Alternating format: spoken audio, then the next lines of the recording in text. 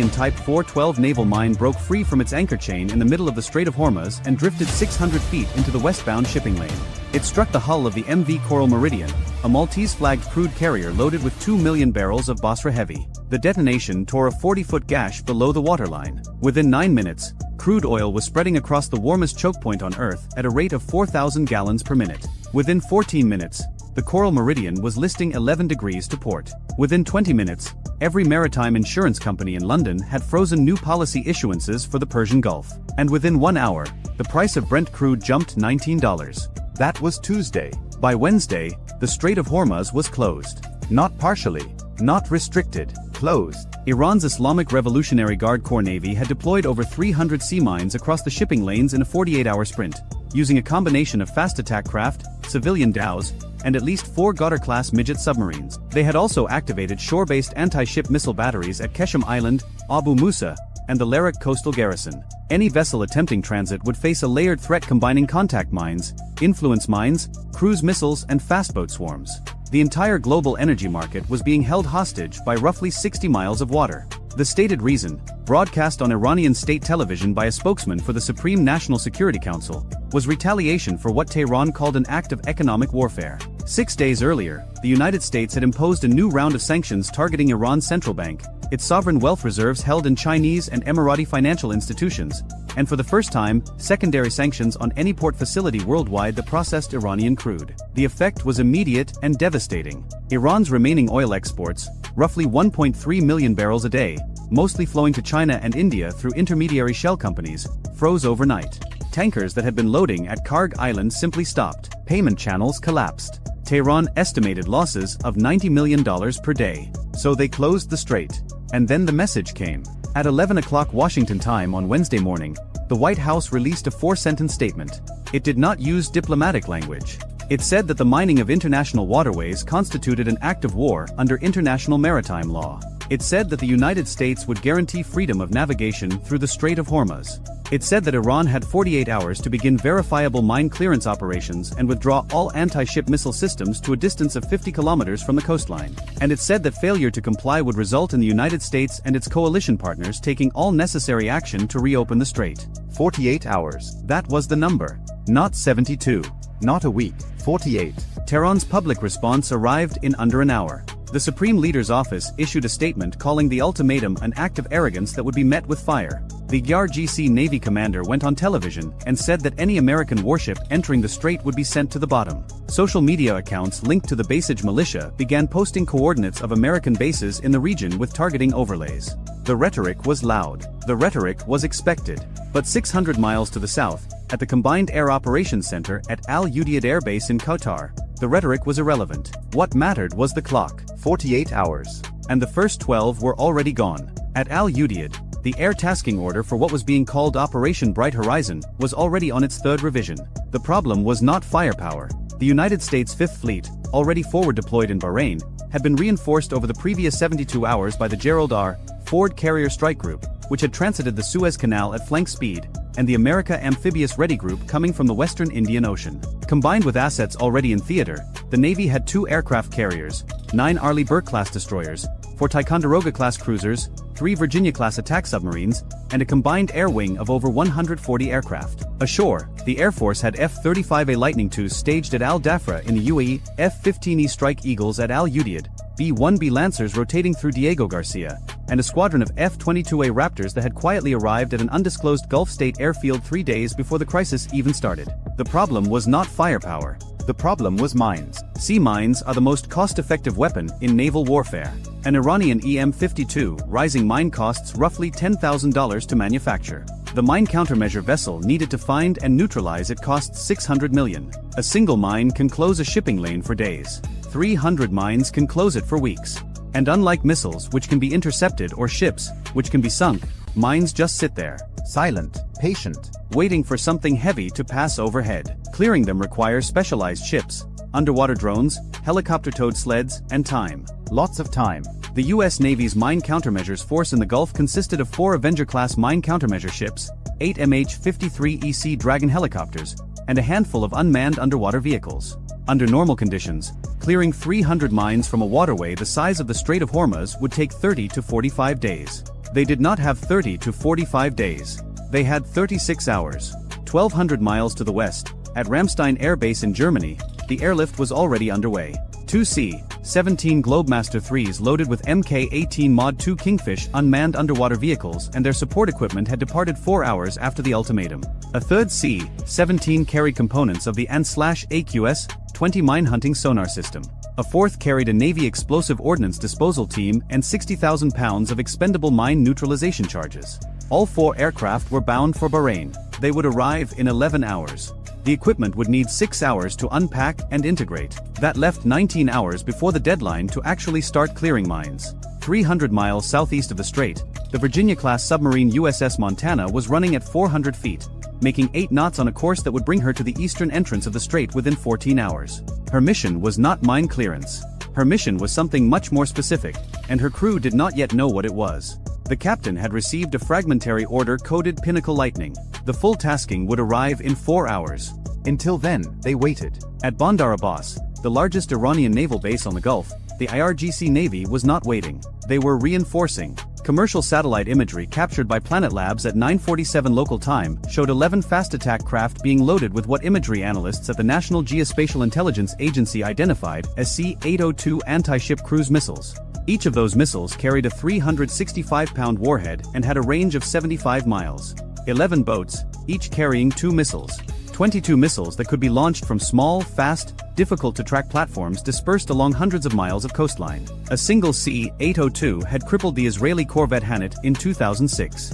22 of them, fired in a coordinated salvo, could overwhelm the defenses of a destroyer. But the fast boats were only one layer. At Jask, 190 miles east of the strait, Iran had positioned its newest coastal defense system, the Khaliji-Fars ballistic anti-ship missile. This was a weapon the Pentagon had been watching for years. A modified Fateh 110 short-range ballistic missile with a terminal guidance seeker designed to hit moving ships. It came down at Mach 3 from the upper atmosphere, giving defenders seconds to react. Each launcher carried 2 missiles. Satellite imagery showed 4 launchers, meaning 8 missiles. The system had never been used in combat. Nobody wanted to find out if it worked the way the Iranians claimed it did. They were about to find out anyway. At 6:30 Wednesday evening, 20 hours into the countdown, the Combined Force Commander at 5th Fleet Headquarters in Bahrain held a video teleconference with CENTCOM in Tampa, the Joint Staff at the Pentagon, and the White House Situation Room. The plan that emerged had 4 phases and 0 margin for error. Phase 1 was suppression. Before a single mine could be cleared, the anti-ship missile threat had to be destroyed. Every known coastal defense site, every mobile launcher hide, every fastboat pen along the Iranian coast from Jask to Bushehr would be hit simultaneously. The Air Force would handle fixed sites with standoff weapons. The Navy would handle mobile targets and pop-up threats. Cyber Command would handle something else entirely. Phase 2 was clearance. The moment air superiority was established over the strait, mine countermeasure assets would begin sweeping a 6-mile-wide safe corridor through the densest minefields. MH-53E helicopters towing Mk-105 magnetic influence sweep sleds would handle the influence mines. Avenger-class ships using hull-mounted sonar would locate contact mines for EOD divers and UUVs to neutralize. The timeline for opening a single safe lane was estimated at 12 to 16 hours after clearance began. Phase 3 was escort. Once the corridor was open, a continuous naval escort operation would guide commercial vessels through the strait under the protective umbrella of Aegis-equipped warships. Phase 4 did not have a name on the briefing slide. It was listed only as contingency. Everyone in the room knew what it meant. If Iran escalated beyond the strait, if missiles started flying at bases or allies, the target list expanded to include Iran's integrated air defense network, its ballistic missile infrastructure, and its command and control nodes. Phase 4 was a regional war. Nobody wanted Phase 4. At 10:15 Wednesday night, 28 hours before the deadline, something changed. An RC-135 Rivet joint electronic surveillance aircraft orbiting at 34,000 feet over the Gulf of Oman detected an unusual communications pattern. Iranian military radio traffic, which had been running at roughly 4 times its normal volume since the crisis began, suddenly dropped. Not gradually, not in stages. It dropped by 80% in under 6 minutes. To a signals intelligence analyst, sudden communications silence means one of 2 things.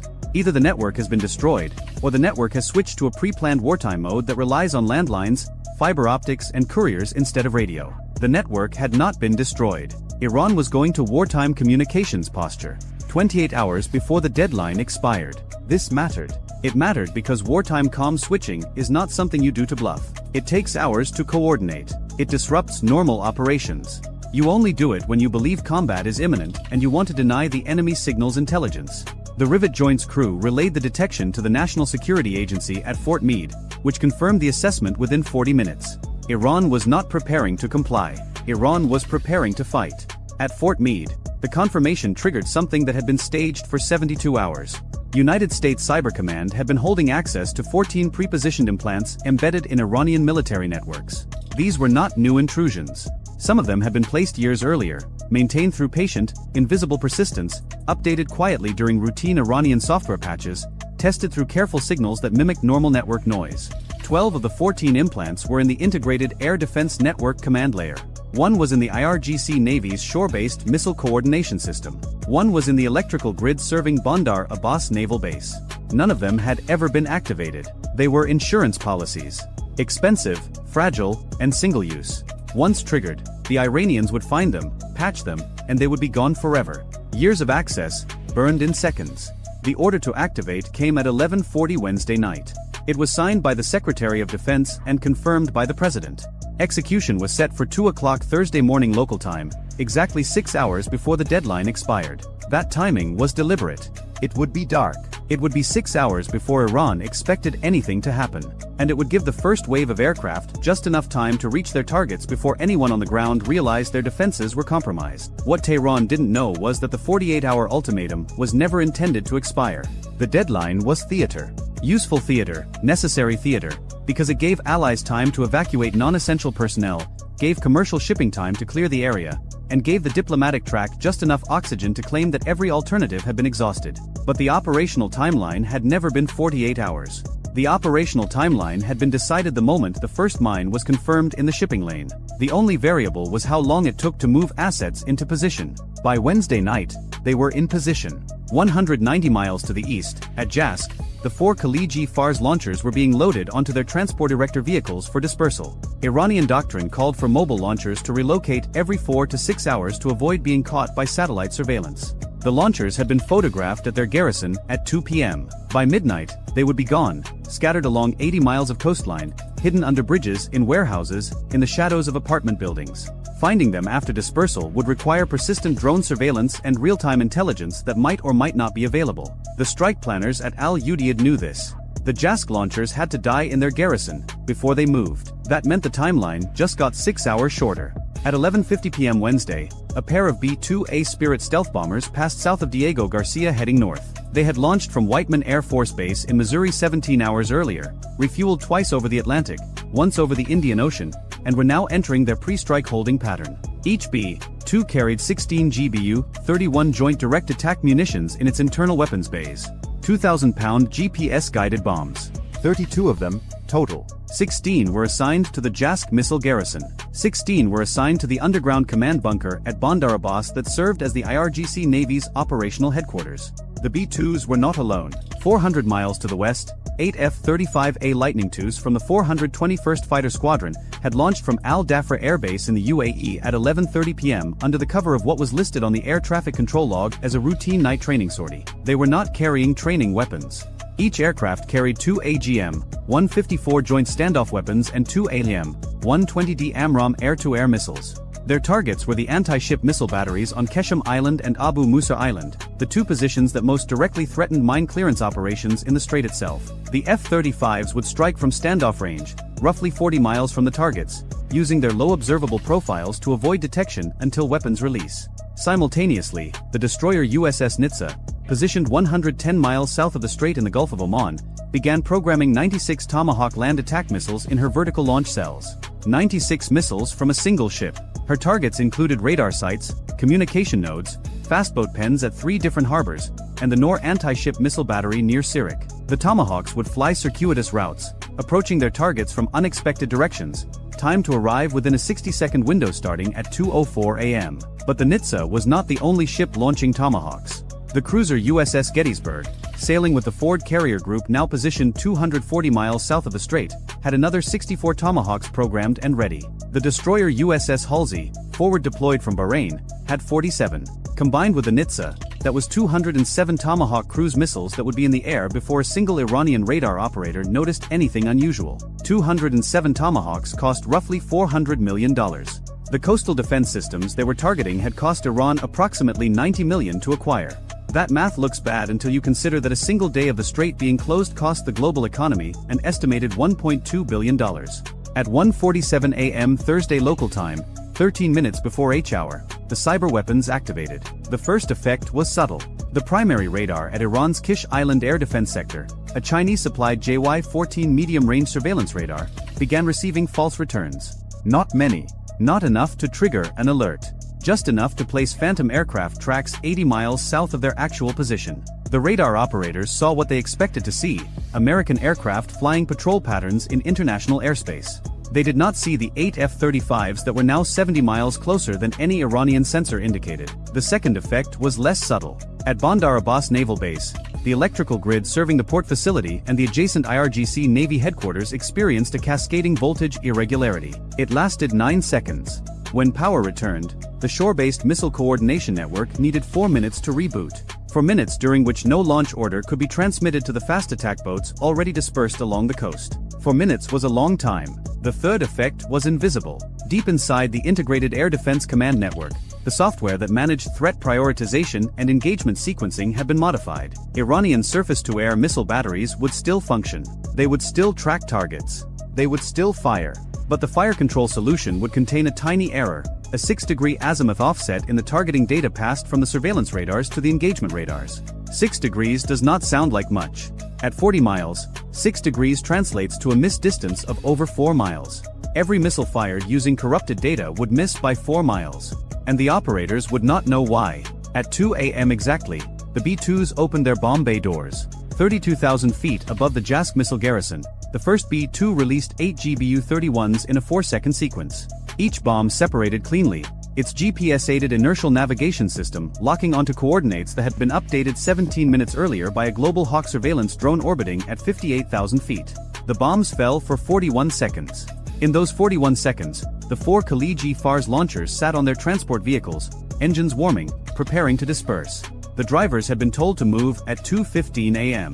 They were 15 minutes from safety. The first bomb struck the vehicle maintenance building adjacent to the launcher parking area. The blast wave knocked 2 of the transport vehicles onto their sides. The second and third bombs hit the road leading out of the garrison, cratering it in 2 places and blocking the only exit. The 4th through 8th bombs walked across the launcher positions themselves. The CIWS missiles carried solid rocket fuel. When the 2,000-pound warheads detonated among them, the secondary explosions were visible from 20 miles away. In 11 seconds, Iran's most advanced anti-ship ballistic missile capabilities ceased to exist. The second B-2 hit the Bandar Abbas command bunker 90 seconds later. The bunker was hardened, built into a hillside with reinforced concrete rated to withstand conventional munitions. The B-2 dropped its 16 bombs in 2 waves of 8, walking them across the same impact point. The first 8 cratered the surface and stripped away the overburden. The second 8 penetrated into the compromised structure. Post-strike assessment would later show that the command center was not destroyed, but it was knocked offline for over 9 hours. During those 9 hours, the IRGC Navy fought without centralized command and control. Every boat, every battery, every unit was on its own. And then the Tomahawks arrived. At 2:04 a.m., the first wave of cruise missiles crossed the Iranian coastline at 480 miles per hour, flying at altitudes between 50 and 100 feet. They came from 3 directions.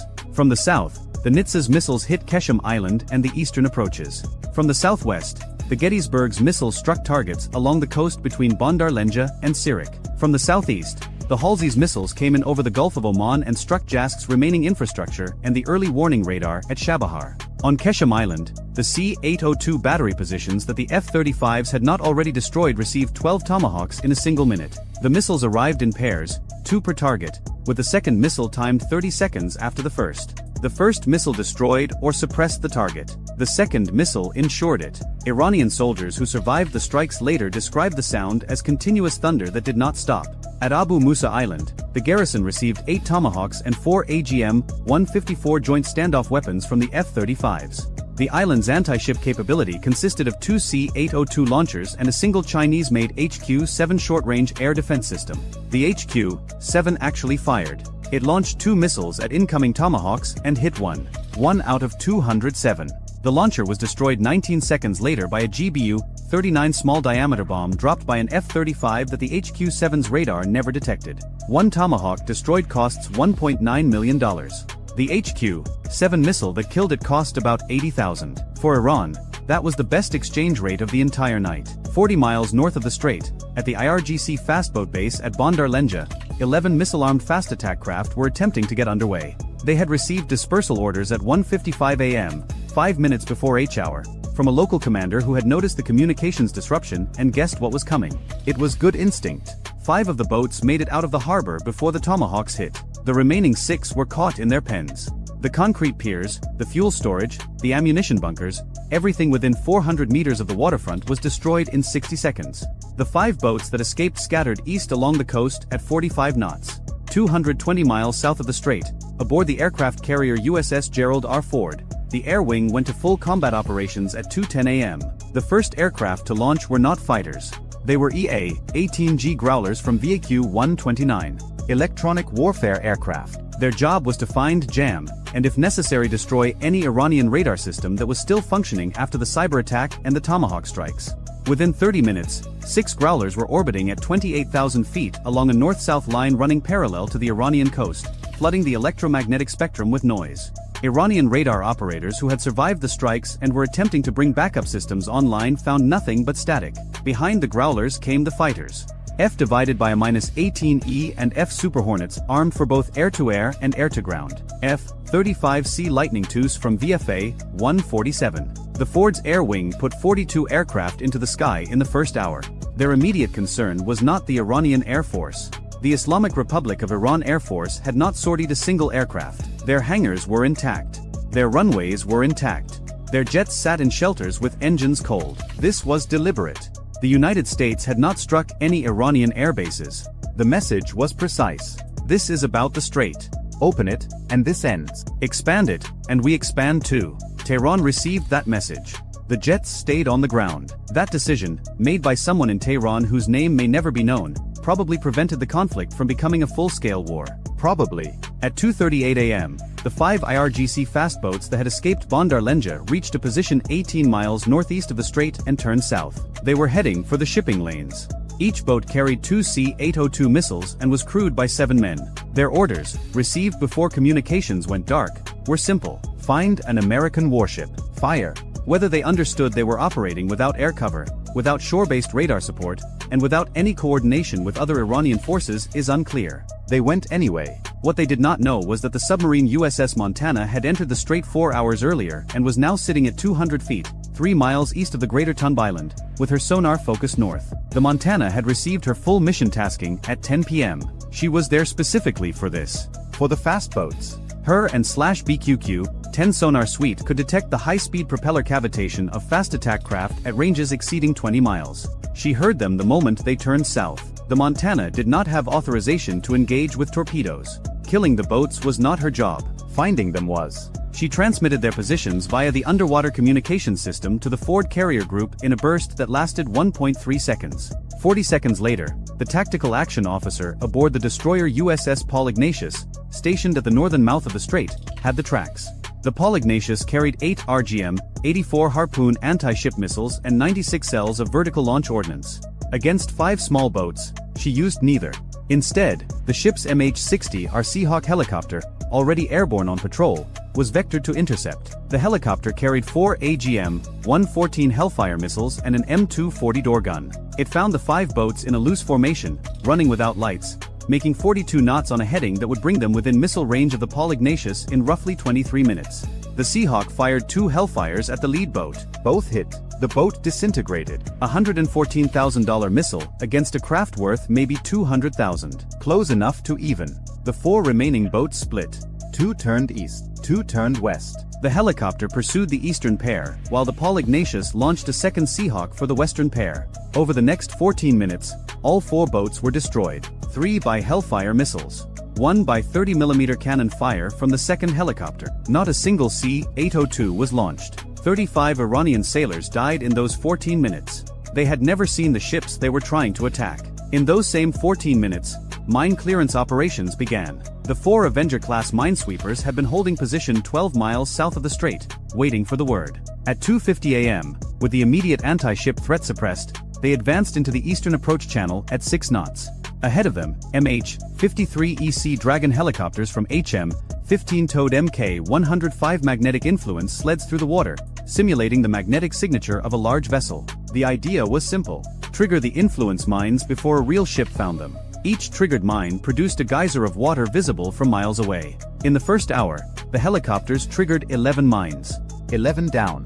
Roughly 289 to go. Simultaneously, the Kingfish UUVs that had arrived from Ramstein were deployed from a support vessel at the western approach. These autonomous underwater drones used side-scan sonar to map the seabed and identify mine-like objects, then transmitted the coordinates to EOD teams following behind. The Kingfish drones worked slowly. Each one could survey roughly 1 square mile per hour. The Strait's shipping lanes covered approximately 42 square miles. The math was not encouraging. At 4:15 a.m., roughly 2 hours into the operation, Iran responded. Not with missiles. Not with boats. With mines. 2 Goddard-class midget submarines, each roughly 120 feet long and carrying a crew of 18, had been lying on the bottom of the strait in 40 meters of water since Monday. They had not moved. They had not transmitted. They had been invisible. Now they began deploying additional mines directly into the clearance corridor. The first indication came when a Kingfish UUV detected a mine that had not been on the previous scan pass. Then a second. Then a third.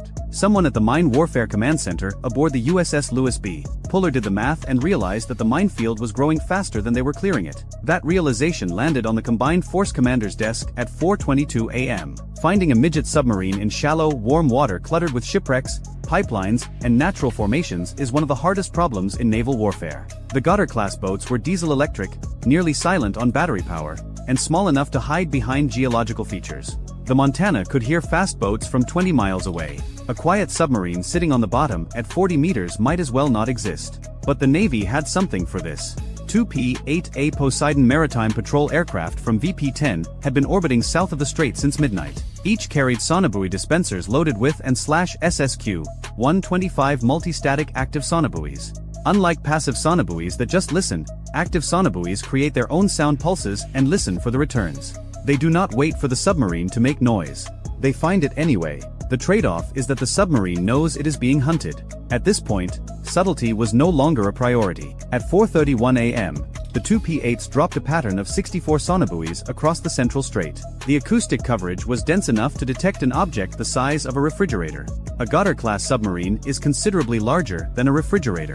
The first submarine was detected at 4:38 a.m., sitting on the bottom 2.7 miles north-northwest of the clearance corridor. It was not moving. The P-8 dropped a Mk-54 lightweight torpedo.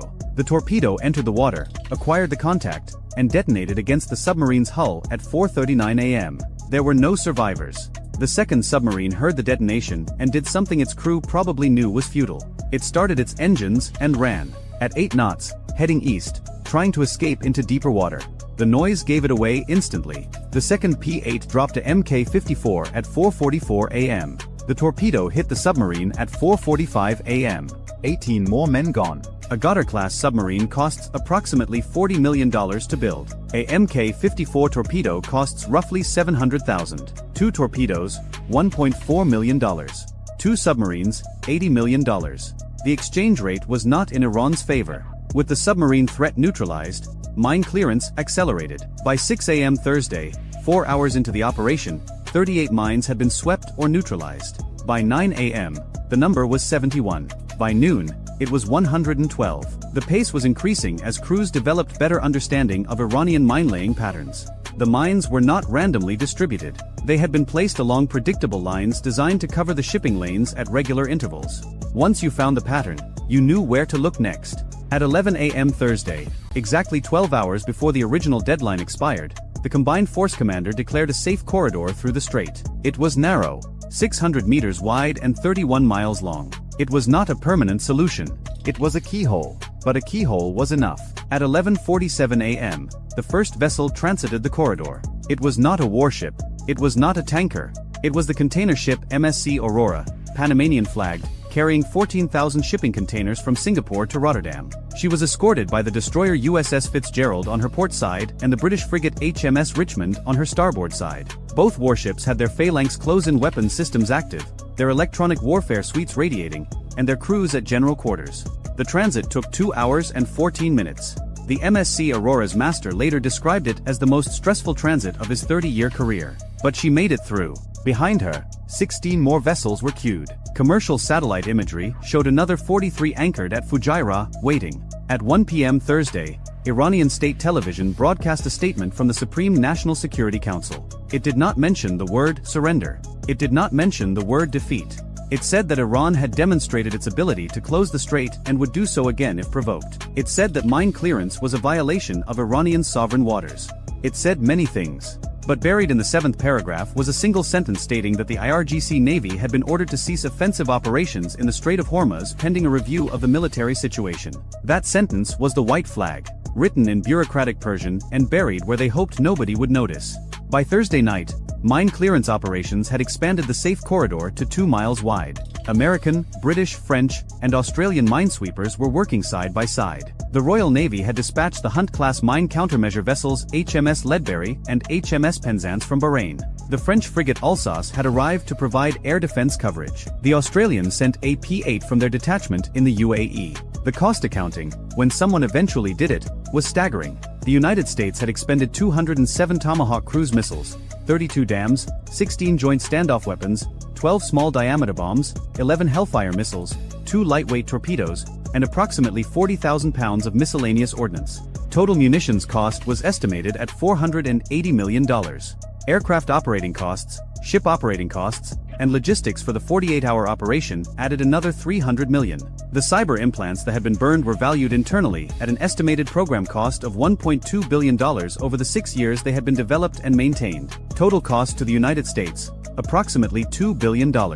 Iran's losses included 4 Khaliji Fars ballistic anti-ship missile launchers, 11 coastal defense C-802 batteries, 6 fast attack craft destroyed in port, 5 at sea, 2 Goddard-class submarines, its IRGC Navy headquarters offline for 9 hours, 60% of its Gulf-facing radar infrastructure, and its mine capability in the strait reduced by 112 weapons. With clearance operations continuing.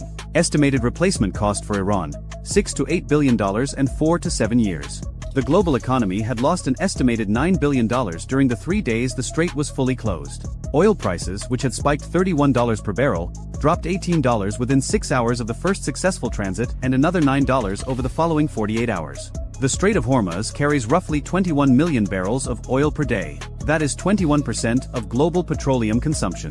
It is the single most important maritime choke point on Earth. Iran had closed it with 300 mines that cost a combined total of roughly $3 million. $3 million held the world economy hostage for 72 hours. That is a return on investment that no weapons system in history has ever matched. And somewhere in Tehran, someone was already ordering 300 more. If you enjoyed this video, check out our other video on what would happen if Iran sank a US aircraft carrier in the Persian Gulf. Bye for now. The radar saw it at 3:14 local time. A small return, low and slow, threading a path between the ridgelines of southern Dagestan. Then another, then 6 more. The operator at the Caspian naval base tried to classify the contacts, but they were already below the tree line on his scope, dipping in and out of ground clutter, moving southwest to northeast at barely 120 km per hour. By the time the air defense battery at the base received the alert, the first drone was 4 minutes out. What was parked at the pier that night, alongside the fuel depot and the ammunition storage bunkers, was a ship that weighed 860 tons and carried enough cruise missiles to flatten a residential district in Kiev. A Project 22800 Karakurt-class corvette, 67 meters long, 8-caliber vertical launch cells. A Panzerem close-in air defense system bolted to the superstructure. The ship was one of 2 Karakurts transferred from the Black Sea Fleet to the Caspian Flotilla in April 2025, sent south through the Volga-Don Canal because Moscow had concluded that the Black Sea was no longer a safe place to park cruise missile carriers. The Caspian was supposed to be different. A landlocked sea, 1,500 kilometers from the nearest Ukrainian-controlled territory, surrounded on all sides by Russian, Iranian, Kazakh, Turkmen, and Azerbaijani territory. The Caspian was supposed to be a sanctuary. On the night of May 7, 2026, that assumption died. The drones that hit the Karakurt at Caspiask were FP-1 models, built by a Ukrainian company called Firepoint. The FP-1 is not a sophisticated weapon by the standards of modern aerospace engineering. It is a plywood-framed, twin-boom airframe powered by a 2-cylinder engine, launched from a sloped ramp with a solid fuel booster, carrying a warhead of approximately 50 kilograms. It costs about $55,000 per unit. Its range, according to Ukrainian sources, is roughly 1,600 kilometers. That range number is the entire story. 1,600 kilometers from Ukrainian-controlled territory puts you deep inside Dagestan. It puts you on the Caspian coastline. It puts you at the pier where Russia had been parking its caliber-armed warships under the assumption that no weapon Ukraine possessed could reach them. The Ukrainian General Staff published the strike footage alongside its announcement. Thermal imagery showed the drone descending on a low approach toward a vessel moored at the quay. The Karakurt was hit. The extent of the damage was described as still being clarified, which in the language of military communiques usually means the strike succeeded, but nobody wants to commit to a number until satellite imagery confirms the outcome. The Kaspisk strike did not happen in isolation. It was the second Karakurt struck in 5 days. 4 nights earlier, on May 3, Ukrainian forces had launched a massive drone wave against the port of Primorsk on the Baltic Sea, Russia's largest oil export terminal, capable of handling 1 million barrels per day. Over 60 drones were sent. The governor of the Leningrad region, Alexander Drozdenko, claimed most were intercepted, but the fires at the terminal told a different story. And parked at the Primorsk pier, apparently deployed there to defend the oil infrastructure from exactly the kind of attack that was now destroying it, sat another Karakurt-class corvette. The ship was the Amur, hull number 803, built at the Zalev shipyard in Kerch, Crimea, commissioned in August 2024, and transferred from the Black Sea Fleet to the Baltic Fleet in October 2025 via the Volga-Don Canal. She was carrying her full combat load of 8 caliber cruise missiles,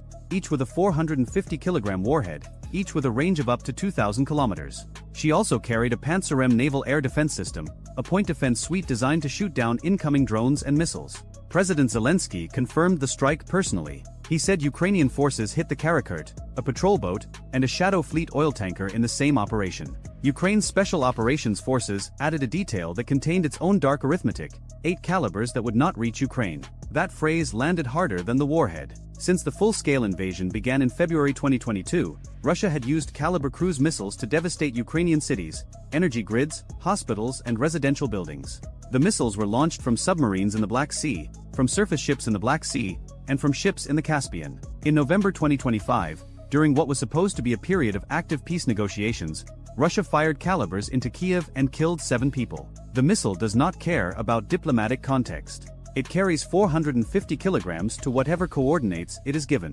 The platform that launches it is, from Ukraine's perspective, a machine that produces dead civilians. Destroying the platform before it fires is not merely a tactical act. It is preemptive self-defense measured in human lives. And so Ukraine had been hunting Karakurts for years. The first one was hit in November 2023, when the Askold, still being built at the Zalev shipyard in Kerch, was struck by what Politico speculated was a French-made Scalp-EG air-launched cruise missile. The damage was severe. Photographs showed a ship that had been opened up from above, its internal compartments exposed to the sky. Askold never entered service. In May 2024, the Karakurt-class Cyclone was sunk by American-supplied ATACMS ballistic missiles while moored at Sevastopol. Russian sources eventually confirmed the loss. After those 2 strikes, Moscow pulled its remaining Black Sea Karakurts out of the theater entirely. The Caspian and the Baltic became their new hiding places. Now both hiding places had been found. The strategic logic of what Ukraine was doing was straightforward, even elegant. Russia had built the Karakurt class as a cheap alternative to larger frigates, a way to put caliber launch capability on a small, relatively affordable hull that could be produced in numbers. 16 were planned. 13 had been completed. Of those, several were now damaged or destroyed. Each one that burned at its pier represented not just a loss of hardware but a subtraction from Russia's total caliber launch capacity, the number of cruise missiles Moscow could put in the air during any given strike package against Ukrainian cities. That capacity was not infinite. Russia had been struggling for years to sustain its missile production rates against the demands of a war that consumed munitions faster than Soviet-era stocks and modern factories could replenish them. Every Karakurt that went up in flames was a permanently cancelled salvo. But Ukraine's reach into the Caspian raised questions that went far beyond the bilateral war. The Caspian Sea is not just a Russian lake. It is bordered by 5 nations. Its southern shore belongs to Iran. And in the spring of 2026, the Caspian had become something it had never been before in modern military history, a contested logistics corridor at the intersection of 2 simultaneous wars. The first war was Russia's invasion of Ukraine, now in its 4th year, grinding through eastern Donetsk, consuming divisions, burning through missile stocks, and slowly eroding the Russian Navy across every fleet. The Second War had begun on February 28, 2026, when the United States and Israel launched joint strikes against Iran. The conflict had reshaped the Persian Gulf's geography in ways nobody in Washington, Tehran, or Riyadh had fully anticipated. Iran had closed the Strait of Hormuz. Over 1,500 commercial vessels were stranded. Oil prices had surged past $120 a barrel. A ceasefire brokered by Pakistan took effect on April 8, but the strait remained closed. Iran continued demanding transit coordination through the IRGC, and the world's energy supply remained hostage to 34 miles of contested water between the Iranian coast and Oman. The connection between these two wars ran directly through the Caspian Sea. Since at least 2022, the Caspian had served as the primary logistics route between Russia and Iran. Iranian-designed Shahid drones, later manufactured in Russia and rebranded as the Garan 2, were shipped northward from the port of Bandari Anzali on Iran's Caspian coast to Astrakhan. The volumes were staggering. Western intelligence estimated over 300,000 artillery shells, 1 million cartridges, and vast quantities of drone components moved along this corridor. In the other direction, Russia sent military technology southward, including air defense components, captured NATO equipment for reverse engineering, and according to reporting from early 2026, Su-35 spare parts and radar systems routed to the Islamic Revolutionary Guard Corps. In December 2025, Russia reportedly concluded an agreement to supply Iran with 500 Verba man-portable air defense systems and 2,500 associated missiles, deliveries scheduled between 2027 and 2029. Israel had noticed. On March 18, 2026, the IDF struck the port of Bandari Anzali directly, hitting Iranian naval vessels, a port command center, and maintenance infrastructure. The stated purpose, according to Israeli sources, was to disrupt the Russia-Iran smuggling route. A former Israeli Navy commander told the Wall Street Journal that the most important goal of the strike was to limit Russian smuggling and show the Iranians that they don't have sea defenses in the Caspian. 3 weeks after that Israeli strike on Iran's Caspian port, Ukraine hit a Russian warship on the opposite side of the same sea. This was not coordination. No evidence has emerged that Ukraine and Israel planned these strikes together or shared operational intelligence for Caspian targeting. But the effect was cumulative. Within a span of 50 days, both the Iranian and Russian ends of the Caspian logistics pipeline had been struck by different countries, using different weapons, for different but convergent reasons. The Caspian sanctuary was being dismantled from multiple directions simultaneously. Meanwhile, in the Strait of Hormuz, the situation was reaching a breaking point of its own. On the evening of May 3, the same night Ukraine was hitting the Amur at Primorsk, President Trump posted on Truth Social that beginning the following morning, the United States military would help guide ships from neutral and innocent countries safely out of the restricted waterway. He called it Project Freedom. He warned that any interference would be dealt with forcefully. On May 4, 2 Arleigh Burke-class guided missile destroyers, the USS Truxtun and the USS Mason, entered the Strait of Hormuz heading northwest. Behind them, 2 US-flagged commercial vessels, including the Maersk-operated Alliance Fairfax, entered the transit lane. Iran fired cruise missiles and sent drones. The IRGC launched its fast attack boats. American Aegis combat systems intercepted every missile. Apache helicopters destroyed 6 Iranian boats with Hellfire missiles. The commercial vessels made it through. Trump paused Project Freedom the next day, citing progress toward a deal. Then, on May 7, things escalated again. 3 destroyers this time. The Truxtun, the Mason, and now the USS Rafael Peralta, DDG-115, were transiting the strait heading from the Persian Gulf to the Gulf of Oman when Iranian forces attacked. CBS News reported the onslaught was fiercer and more sustained than the May 4 engagement. Swarms of IRGC fast attack boats maneuvered close enough that American warships opened fire with their 5-inch naval guns, their Phalanx close-in weapon systems, and small-caliber guns manned by deck crews. Apache helicopters fired Hellfire missiles. 50-caliber machine guns hammered from the ship's rails. Iranian forces launched anti-ship ballistic missiles, cruise missiles, and kamikaze drones simultaneously. CENTCOM's statement was terse.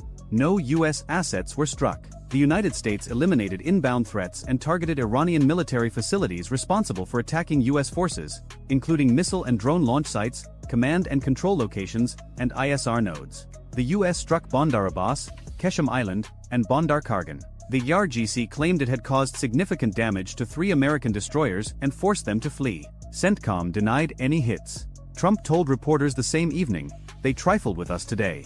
We blew them away. They trifled. I call that a trifle." He said the ceasefire was still in effect. Both sides needed it to be. The alternative, an acknowledged return to open hostilities, would close the door on negotiations neither side had publicly abandoned. 3 senior Iranian officials told the New York Times that Tehran and Washington were discussing a 1-page plan to reopen the strait and end hostilities for 30 days. Secretary of State Marco Rubio had announced that Operation Epic Fury, the U.S. military campaign against Iran, was officially over. The semantic gymnastics required to maintain that fiction while US destroyers were firing 5-inch shells at Iranian boats and American jets were striking Iranian ports represented a kind of diplomatic performance art that only made sense if you understood that both governments were trying to get to a deal while simultaneously demonstrating that they could not be pushed around. The confluence of these events, the Karakurt strikes in the Baltic and the Caspian, the US-Iran clashes in Hormuz, the Israeli strike on Bandari Anzali, was not coincidental in the sense of being coordinated, but it was not coincidental in the sense of being random either. All of these actions were responses to the same structural reality. The Caspian Sea and the Persian Gulf had become two ends of the same strategic corridor, and control of that corridor was being contested by 5 or 6 nations simultaneously, each with different objectives, different timelines and different thresholds for escalation. Russia needed the Caspian to park its cruise missile carriers safely and to move weapons to Iran. Iran needed the Caspian to receive those weapons and to ship drones and ammunition northward. Ukraine needed to destroy the cruise missile carriers before they could fire and to disrupt the pipeline that kept Russian munitions flowing. Israel needed to sever the same pipeline from the other end and degrade Iran's ability to reconstitute its military after the February strikes. The United States needed to reopen the Strait of Hormuz without triggering a full-scale war it had just finished fighting. And every actor on the Caspian's littoral, Azerbaijan, Kazakhstan, Turkmenistan, was watching all of this happen on and around a body of water they shared. The Karakurt class, caught in the middle of this convergence, was never designed for it. These were 860-ton corvettes, 67 meters long, with a crew of 50 to 70, a maximum speed of 30 knots, an endurance of 15 days, and a range of 2,500 nautical miles. Their radar, the Mineral M and the Positive M, could detect air targets at useful ranges. Their Panzer M, on ships that had it installed, provided a competent point defense bubble against incoming missiles and drones. Their primary weapon, the 8-cell UKSK vertical launch system, could fire caliber land attack cruise missiles at targets up to 2,000 kilometers away or Onyx supersonic anti-ship missiles at surface targets. They were designed to be cheap, at roughly $34 million per hull at 2017 prices, and they were designed to be numerous. The concept was sound. Put caliber capability on a small, low-signature platform, build them in quantity, distribute them across multiple fleets, and give the Russian Navy a dispersed cruise missile architecture that was harder to kill than a few large, expensive frigates. The concept did not survive contact with Ukrainian ingenuity. A $55,000 plywood drone had just struck a $34 million warship at a distance of 1,500 kilometers. The cost-exchange ratio was roughly 1 to 600. Even accounting for the drones that didn't make it, the ones intercepted by air defenses, the ones that lost GPS lock or were jammed, the ones that crashed en route, the economics were catastrophic for the defender. Ukraine was producing up to 3,000 FP-1 drones per month. Russia had 13 completed Karakurts and was building 2 more. The math was not subtle. The Primorsk strike on May 3 had proven the concept against a Baltic target at a range of 900 to 1,000 kilometers. The Kaspiysk strike on May 7 extended it to 1,500. Both strikes hit ships at their piers, meaning the Panzer M air defense systems on the corvettes were either not active, not effective, or overwhelmed. The base air defenses at Kaspiysk, which included the 46th and 847th Coastal Missile Divisions armed with ball systems carrying Kh-35 anti-ship missiles, were configured to defend against naval and surface threats, not swarms of low-flying kamikaze drones approaching overland from the northwest. The Grakanok-class anti-saboteur boats at the base were designed to stop underwater divers and small surface craft, not airborne threats. The electronic warfare systems reportedly deployed during drills in September 2025 were either not active or insufficient. Russia's air defense ecosystem, the layered architecture of S-400s, Pantsers, Tors, and Buks that was supposed to make its territory impenetrable, had been failing against Ukrainian drones with accelerating frequency. The problem was not that any individual system was incapable. The problem was saturation, coverage gaps, and the fundamental asymmetry of defending large fixed targets against cheap, numerous, expendable platforms that could fly circuitous routes, hug terrain, and arrive from unexpected vectors. Kaspiysk was over 1,000 kilometers from the nearest Ukrainian-controlled territory. The drones had to fly across occupied Ukrainian territory, across Russia proper, across multiple air defense zones. Some of them made it. That was enough. The Caspian flotilla's response options were limited in a way that no ocean-going navy would face. The Caspian is landlocked. There is no open ocean to disperse into. The sea's maximum width is 435 kilometers. Its length is roughly 1,200 kilometers. Every port, every anchorage, every patrol route is within range of a drone that can fly 1,600 kilometers. If Ukraine could hit Kaspiysk from its own territory, it could hit anywhere on the Caspian. The Volga-Don Canal, the only route out to the Black Sea, requires days of transit and the dismantling of masts and superstructures for some vessels. A flotilla under threat in the Caspian cannot sail away. It must fight where it is or be broken down and moved by canal. The irony was structural. The geography that had made the Caspian a sanctuary, the fact that no NATO submarine or carrier air wing could reach it, was the same geography that made it a trap once long-range drone technology matured. The sanctuary had become a fishbowl. Russia's response in the days that followed was to threaten. Moscow had been issuing increasingly shrill warnings as Victory Day, May 9th, approached. Russian authorities demanded a ceasefire from Ukraine and threatened direct strikes on Kyiv if the parade was attacked. Foreign ambassadors in Kyiv received warnings to evacuate. The British Foreign Office called the threats unwarranted, irresponsible, and completely unjustified. Germany's foreign minister said Berlin would not pull its embassy staff. Zelensky said Moscow wanted a permit from Ukraine to hold their parade, to go out onto the square safely for an hour once a year, and then continue killing. Meanwhile, Zelensky's chief negotiator, Rustem Umerov, was in Miami for meetings with American negotiators. Zelensky had expressed satisfaction at the Caspian strike and in the same breath referenced the path of diplomacy. The strikes were not an alternative to negotiation. They were leverage for negotiation. Every karakurt that burned was a card played before sitting down at the table. On May 8th, the day after the Caspian strike, more Ukrainian drones hit targets near the Caspian. Reports of falling debris in Caspian surfaced again. Moscow's mayor, Sergei Sobyanin, said air defenses had intercepted more than 50 drones headed for the capital over 15 hours. Russia struck Ukraine with 67 drones overnight. The cycle of violence continued uninterrupted by any declaration of ceasefire, by any negotiation, by any meeting in Miami or Beijing or Islamabad. In the Persian Gulf, Trump had declared a pause on Project Freedom but maintained the naval blockade of Iranian ports. 2 more Iranian tankers were disabled by U.S. forces on May 8th. Iran seized a tanker called the Ocean Koi in the Gulf of Oman. The UAE intercepted 2 ballistic missiles and 3 drones launched from Iran. France prepositioned the aircraft carrier Charles de Gaulle near the strait. China's foreign minister met with Iran's Abbas Araghchi in Beijing and called for a complete cessation of hostilities. Pakistan continued mediating. The one-page deal was reportedly still being discussed. Somewhere in that constellation of events, there were 2 burned Karakurt corvettes, one at a Baltic oil terminal and one at a Caspian naval base, and 3 American destroyers that had just run a gauntlet of Iranian missiles, drones, and fast boats without taking a scratch. The ships that mattered most were the smallest ones. The Karakurts, at 860 tons, were a fraction of the size of an Arleigh Burke destroyer at nearly 10,000 tons. They cost a fraction of the price. They carried a fraction of the crew. And yet each one represented something disproportionate to its tonnage. 8-caliber cruise missiles that would either be fired at Ukrainian apartment buildings or would not. The destruction of the platform was the prevention of the atrocity. That was the calculus Ukraine was operating under, and it was a calculus that no amount of diplomatic language could obscure. The Strait of Hormuz remained what it had been for decades, a choke point where geography compressed the world's energy supply into a space smaller than most metropolitan areas. The Caspian Sea had become something new, a landlocked body of water where the weapons pipelines of 2 separate wars intersected, where Ukrainian drones, Israeli jets, Russian cruise missiles, and Iranian logistics convoys all competed for the same strategic space, and where the margin between controlled escalation and something much worse was measured not in nautical miles but in the flight time of a plywood drone carrying 50 kilograms of explosives and a GPS receiver that knew exactly where the pier was.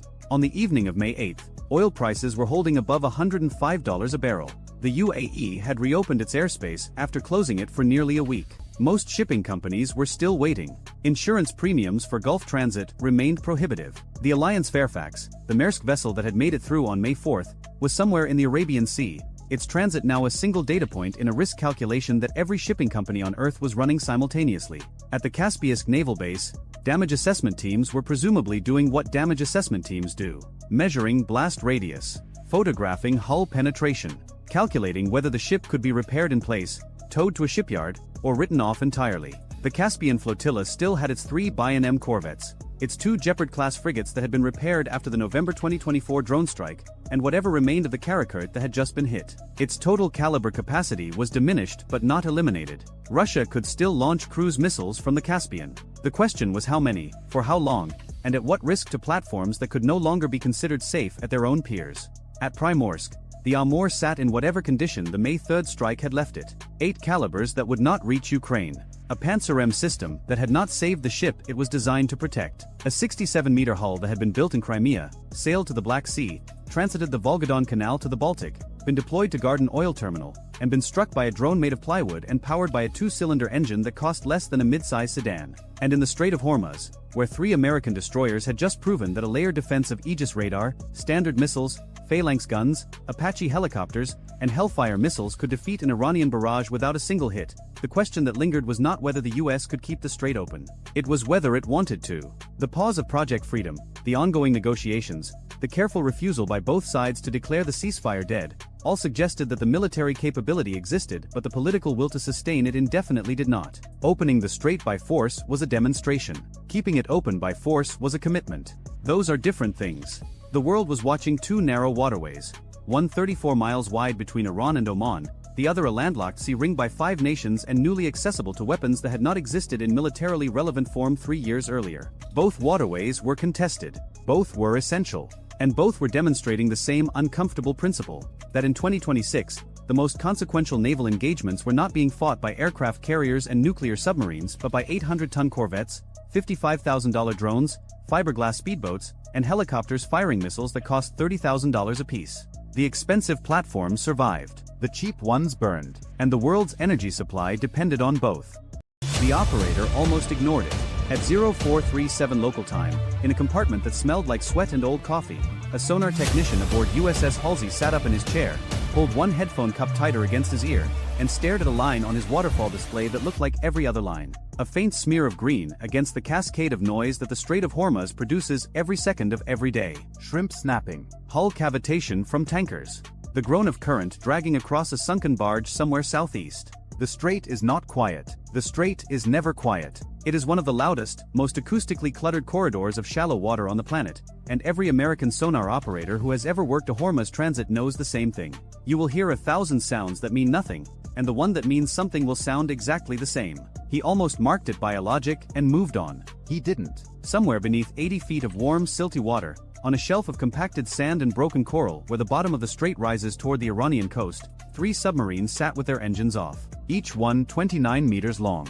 Each one displacing 120 tons submerged. Each one built for approximately $15 million. Gota class. Diesel electric. Iranian. Derived from North Korean designs that were themselves derived from Yugoslav coastal defense boats from the 1970s. They are small. They are cheap. They are not sophisticated. And in the right water, at the right depth, doing absolutely nothing, they are functionally invisible to every major anti-submarine warfare system the United States Navy has spent the last 4 decades perfecting. Because those systems were not built for this. The American anti-submarine playbook is a masterpiece of deep water detection. Towed arrays that can hear a Russian Akula at 40 nautical miles. Hull-mounted sonars that can track a Chinese Jean-class ballistic missile submarine through convergence zones across hundreds of miles of Pacific Ocean. Sonobuoy patterns that can sanitize a box of open water the size of Connecticut in under an hour. In blue water, the United States Navy finds submarines the way a hawk finds mice. Patiently, precisely, and from a distance that makes the kill inevitable before the prey knows it has been seen. The Strait of Hormuz is not blue water. The Strait of Hormuz is a bathtub. The deepest point in the shipping lanes barely reaches 260 feet. The average depth in the traffic separation scheme is closer to 150. The water temperature in summer creates thermal layers so dense that active sonar pulses refract, scatter, bounce off the bottom, bounce off the surface, and return to the transducer as a wall of meaningless noise. The seabed is uneven, cluttered with pipelines, old anchors, debris from decades of tanker traffic, and geological formations that return sonar pings with signatures almost identical to submarine hulls. American sonar operators working the strait have a name for the experience. They call it being deaf in a nightclub. Everything is loud. Nothing is useful. And into this environment, the Islamic Republic of Iran Navy had placed 3 boats with a plan that was not stupid. The plan was, in fact, the kind of elegant asymmetric thinking that keeps war planners in the Pentagon awake in the small hours, staring at ceilings and running cost ratios in their heads.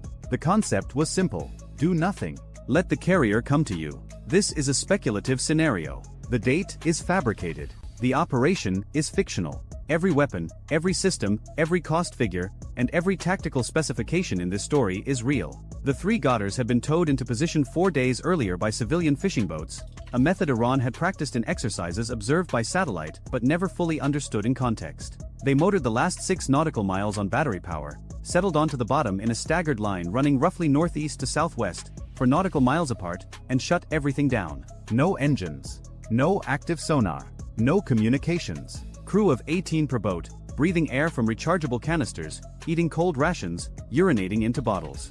Waiting. The only sound each submarine produced was a 47 Hz tonal, a faint low-frequency hum generated by the battery monitoring system, a component that could not be turned off without risking a thermal runaway in the lithium cells. 47 Hz. Buried 30 decibels below the ambient noise floor. Invisible to hull-mounted sonar. Invisible to helicopter dipping sonar.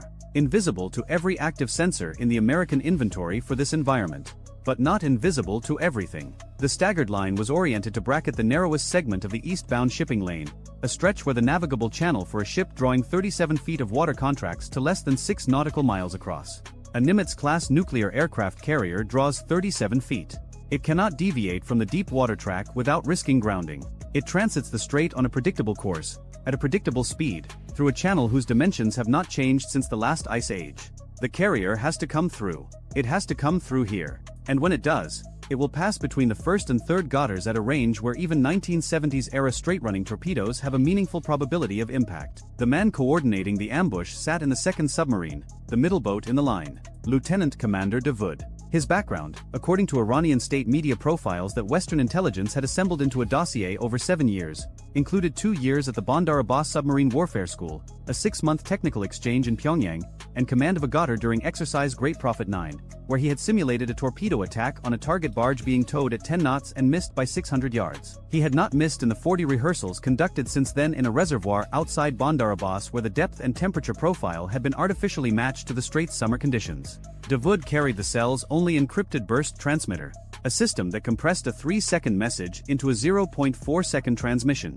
A blip, a flicker of electromagnetic energy so brief that direction-finding equipment needed a minimum of 1.2 seconds of continuous signal to generate a bearing fix. The burst would be over before the American electronic warfare systems could triangulate. That was the theory. 12 nautical miles to the south-southwest, the USS Abraham Lincoln, CVN-72, was making her transit. The Lincoln is a Nimitz-class carrier. She displaces approximately 100,000 tons at full load. Her flight deck is 1,092 feet long. Her crew numbers over 5,000. Her air wing, Carrier Air Wing 7, represents roughly $4.5 billion in aircraft alone. The ship herself cost approximately $13 billion in current replacement value. She was making 12 knots eastbound, surrounded by her escort screen, heading for a deployment in the 5th Fleet area of operations that had been scheduled 9 months earlier and accelerated 3 weeks ago when Iran began moving fast attack craft into formations near Abu Musa Island and publicly threatened to close the strait to military traffic. The strike group formation was textbook.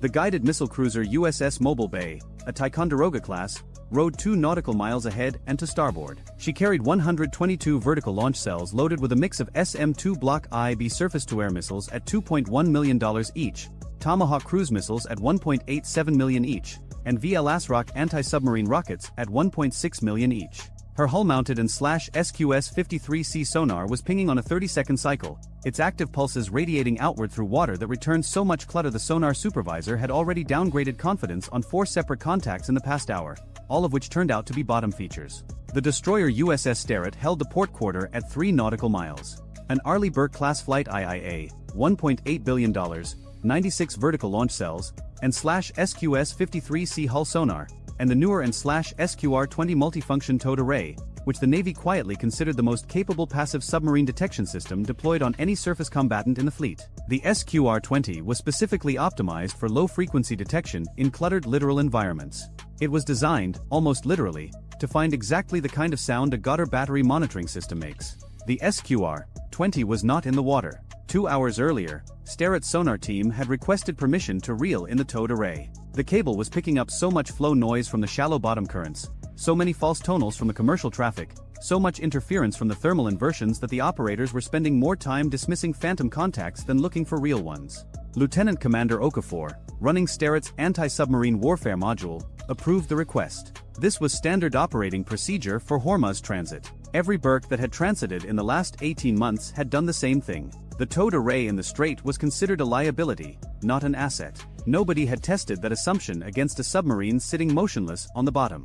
A second destroyer, USS Halsey, trailed 5 nautical miles astern, running the group's other towed array, an older and SQR-19. Halsey's array was still deployed, but the SQR-19 lacked the low-frequency optimization of the SQR-20. It could hear the 47 Hz tonal if conditions were perfect. Conditions in the Strait of Hormuz are never perfect. Above the formation, Two MH-60R Seahawk helicopters from the Lincoln's Air Wing were running a dipping sonar pattern. Seahawk 612 and Seahawk 614, each carrying an AQS-22 airborne low-frequency sonar, had been cycling through predetermined hover points for 90 minutes.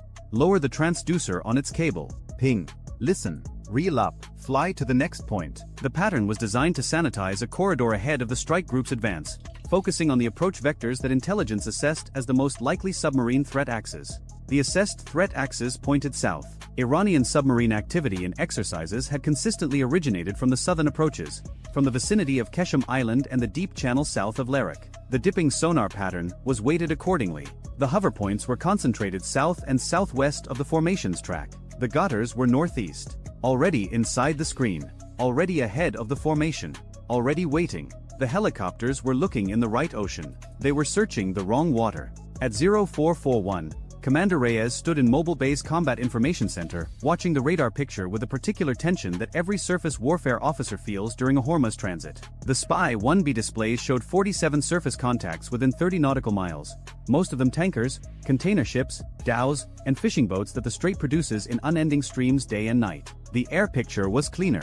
Two Iranian P-3F Orion maritime patrol aircraft orbiting well inside Iranian airspace, watching the carrier group with the same intensity the carrier group was watching the Strait. Everyone was watching everyone. That was normal. What was not normal was the message that had come down from 5th Fleet headquarters in Bahrain 6 hours ago. Intelligence suggested Iran might attempt a demonstration. The word demonstration was doing a lot of work in that sentence, because it could mean anything from a fast attack craft swarm feinting toward the formation to something considerably more serious. Reyes had spent 20 minutes studying the message and concluded it told him nothing he didn't already know, which was that transiting Hormuz was inherently dangerous and that Iran had the tools to make it more so. He was right about that. At 0448, the passive sonar operator in Dawood's submarine touched the commander's arm. Bearing rate shift. The Lincoln had passed the first Gotter's position. The carrier was entering the kill zone. At 12 knots, roughly 1,200 feet per minute, she would be centered between the first and second submarines in approximately 6 minutes. Dawood opened the torpedo tube outer door interlocks. Pneumatic. Nearly silent. Nearly. The tubes flooded with seawater. 2 torpedoes per boat. In the other 2 submarines, captains who had received the prepositioned timing protocol performed the same sequence simultaneously. 6 torpedo tubes opened across 8 nautical miles of seafloor. The sound of the outer doors was a transient, a brief metallic groan that propagated outward through the water at 5,000 feet per second. 9 nautical miles to the south-southwest, aboard USS Halsey, sonar technician second class Rivera heard something. Bearing 027. A transient, metal on metal, faint, brief, gone. In the open ocean, this would trigger an immediate classification effort. In the Strait of Hormuz, you hear transients on every bearing, every few minutes, all watch long. Wrecks settling, anchors dragging, hulls popping in temperature gradients, shrimp colonies snapping in coordinated bursts that can sound remarkably like mechanical events. Rivera logged it. One line. Transient bearing 027, 0449. Possible mechanical, possible biologic. No classification. He did not call it up to the tactical action officer. He almost let it go. Then Dawood made the transmission. At 0453, Dawood picked up the handset for the burst transmitter and sent the execution code. A single compressed word. The signal lasted 0.4 seconds on a frequency that the American Electronic Warfare Library had catalogued and flagged as a known Iranian naval burst communications band. Rivera didn't hear the burst. His equipment wasn't configured for electronic intercept, but Halsey's and /SLQ-32 electronic warfare suite was. The system caught the 0.4 second emission, matched it against its threat library, and flagged it automatically. The display in Halsey's electronic warfare module lit red. Iranian burst communications. Bearing 029. Rivera saw the EW alert come across the tactical display at almost the same moment he remembered the transient from 4 minutes ago. Bearing 027 then. Bearing 029 now. Close enough to be the same contact. He keyed the intercom before the EW operator finished his own report. The 2 data points converged on the tactical action officer's screen simultaneously. Lieutenant Commander Cho, Halsey's TAO, processed the information in approximately 4 seconds. A transient that sounded mechanical, followed by a burst communication on a known Iranian military frequency. Same bearing. Submarines transmit when they are coordinating. Submarines coordinate when they are about to act. Cho patched to the Strike Group Anti-Submarine Warfare Commander aboard Lincoln. The report went up the chain with the speed that only genuine alarm produces. At 0454, Rear Admiral Price, the strike group commander, issued a single command across the ASW net. Prosecute Sierra 47. All units. And now the math that Iran had so carefully constructed began to invert. Seahawk 612, 3 nautical miles west of the Ghoutar's position, banked hard to the east. Lieutenant Junior Grade Pham pushed the helicopter's nose down and accelerated. Petty Officer First Class Gutierrez, her sensor operator, was already reeling the AQS-22 dipping sonar cable back onto its drum. The helicopter crossed the distance in under 4 minutes, arrived on bearing 029 referenced from Halsey's fix, and Gutierrez lowered the transducer back into the water. He went active. A 1,500-watt pulse blasted outward. In 80 feet of water, at this range, the physics are brutal and simple. The sound hits the target and comes back almost instantly. Solid return. Metal object on the bottom. Not a wreck. The signature was too clean, too symmetrical. 29 meters long. Gutierrez called it submarine, diesel, on the bottom. Bearing 031, range 3,200 yards. That was Davoud's boat, the one that had just transmitted. Simultaneously, the active pulse illuminated enough of the surrounding seabed that a second return appeared on the display. Fainter, farther, 4 nautical miles to the southwest. Same profile, same size. 2 submarines. Aboard Strait, Okafor heard the helicopter's report and gave the order that would prove decisive. Deploy the towed array. Now. The SQR-20 began paying out cable. 4 minutes to operating depth. At 0458, the array reached depth and began listening. Within 90 seconds, the sonar operators had the 47 Hz tonal. Bearing 018. Range estimated 11 nautical miles. Northeast of the other 2 contacts. A third submarine. Exactly where a third boat in a staggered ambush line would be positioned. 3 contacts. 3 positions. The geometry of the ambush was now visible, and the Americans could see what it had been designed to do. A bracket shot across the narrowest point of the deep channel, converging on the predicted position of the carrier at the predicted time. The carrier was no longer at the predicted position.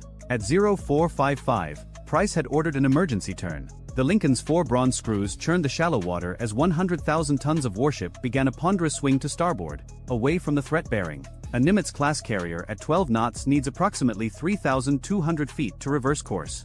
Half a nautical mile of ocean consumed by the simple physics of mass and momentum. She could not stop. She could only bend her track and hope the geometry changed enough to matter. She was also dumping speed, slowing from 12 knots toward 5, reducing her wake signature. The Iranian torpedoes were wake homers, Chinese-derived U-4 variants. Straight runners that relied on detecting the turbulence pattern of a ship's passage and turning into it. Less speed meant less wake meant less for the seekers to find. The Lincoln's SLQ-25 Nixie torpedo countermeasures were already deployed. 2 towed acoustic decoys, 1 off each quarter, each a device that mimicked the acoustic and hydrodynamic signature of the ship's wake. Each Nixie cost approximately $50,000. Against a wake-homing torpedo on a straight approach, the Nixie presented a false target that the torpedo's primitive seeker head could not distinguish from the real thing. $13 billion of aircraft carrier, defended by $100,000 of towed noisemaker. The ratio was absurd. The engineering was sound. At 0458, Davoud ordered tubes fired. Compressed air ejected the first torpedo, then the second. 2 weapons in the water from the command boat, running at 40 knots on preset bearings toward where the carrier should have been. 4 nautical miles southwest, the first Ghoutar fired 2. 8 nautical miles northeast, the third Ghoutar fired 2. 6 torpedoes. Total munitions cost, approximately $3.6 million. Aimed at a formation whose combined replacement value exceeded $22 billion. Each torpedo carried approximately 400 pounds of TNT-equivalent explosive. Against the hull of a Nimitz-class carrier, that warhead could not achieve a kill. The carrier's underwater protection system, a layered arrangement of voids, liquid loading and structural bulkheads, was designed to absorb precisely this kind of threat. But a 400-pound detonation against the hull below the waterline could buckle frames, breach compartments, damage shaft seals, and compromise propulsion. A single torpedo hit would not sink the Lincoln. A single torpedo hit would force the most expensive warship on Earth into a dry dock for months, remove a carrier from the global deployment rotation, and produce an image that would dominate every news cycle on the planet for weeks. Iran did not need to sink the carrier. Iran needed to touch it. The response was immediate and overwhelming. Mobile Bay fired 2 VL-ASROC anti-submarine rockets from her vertical launch cells. Each round, $1.6 million, arced upward on its rocket motor, flew to the designated coordinates, and released a Mark 54 lightweight torpedo by parachute. The Mark 54 is 12.75 inches in diameter. It weighs 608 pounds. It runs at 40 knots. It carries a 96-pound warhead. It costs approximately $400,000. Against a submarine with a thin single-hull construction displacing 120 tons, 96 pounds is catastrophic. The first ASROC targeted Davud. The second targeted the southern Ghawtar. Seahawk 612 dropped a Mark 54 directly. Gutierrez had a precise fix on Davud's boat. The torpedo hit the water, activated its seeker, and began a helical search pattern centered on the Ghawtar's last known position. Davud now had two problems that were going to converge into one. His torpedoes were running. His mission, in a technical sense, was complete, but a Mark 54 was in the water above him in 80 feet of depth. There was nowhere to hide. A Ghawtar-class submarine has a maximum submerged speed of approximately 11 knots. The Mark 54 runs at 40. The submarine could not outrun it. It could not outdive it. The water was too shallow to exploit thermal layers, and the Ghawtar carried no torpedo countermeasures. No decoys, no noisemakers, no expendable jammers. The submarine had been designed for one mission profile: get into position undetected, fire, and run for the coast before anyone figured out what happened. The entire concept depended on not being found before the torpedoes were away. Nobody had adequately planned for what happened after being found. Davud ordered maximum speed southeast. The electric motor wound up. The Ghawtar lurched off the bottom, trailing a cloud of silt, accelerating to 11 knots through water that now contained an active torpedo specifically designed to kill exactly what he was. At 0501, the Mark 54 dropped by Seahawk 612 acquired Davud's submarine at a range of 600 yards. Terminal homing. The torpedo closed the gap in under 30 seconds.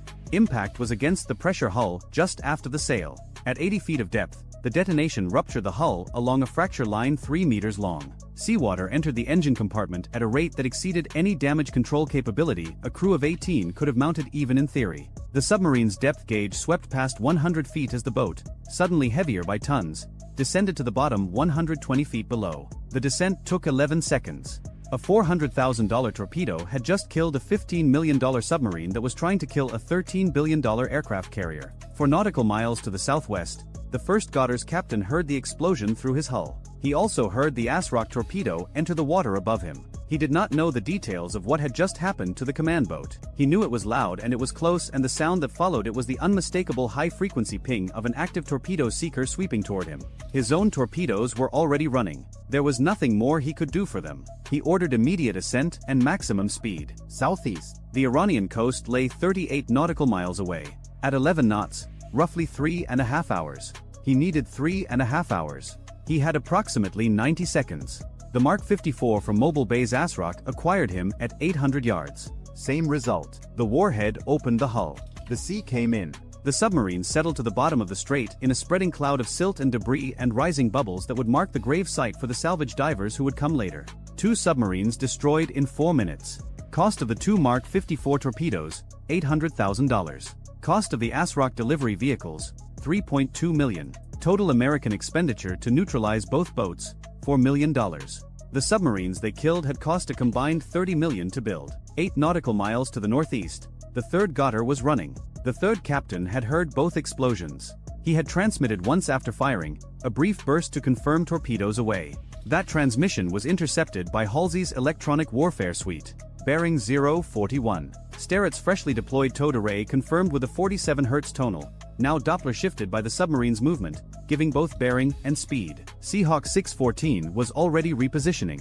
The pilot covered 6 nautical miles in 8 minutes and dropped a pattern of /SSQ 62 die-cast sonobuoys, directional active sonobuoys that cost approximately $2,200 each, across the submarine's predicted escape route. The third Ghawtar was now being tracked simultaneously by passive sonobuoy, towed array, and active dipping sonar. It was the most precisely located object in the Strait of Hormuz. Sterrett fired a VL ASROC.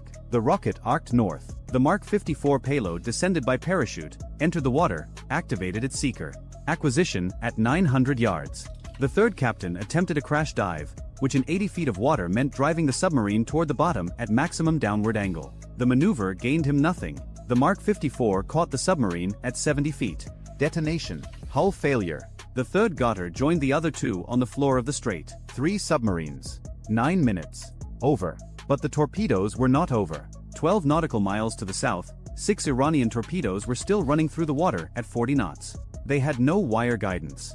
Once fired, they could not be redirected or recalled. They were ballistic in the truest sense, committed to their preset courses, their simple wake-homing seekers scanning for turbulence. 4 of the 6 had been aimed at the carrier's predicted position at 0458. The Lincoln's emergency turn and speed reduction had shifted her nearly a mile from that position. 3 of the 4 torpedoes ran through empty water, their seekers finding nothing, their fuel burning down to nothing, their casings eventually sinking to the bottom as inert metal cylinders that would be recovered by Navy EOD divers over the following week. The 4th torpedo found a wake, not the Lincoln's. The Nixie decoys. The towed device was doing exactly what it was built to do, generating a false wake signature that a simple seeker head could not distinguish from the real thing.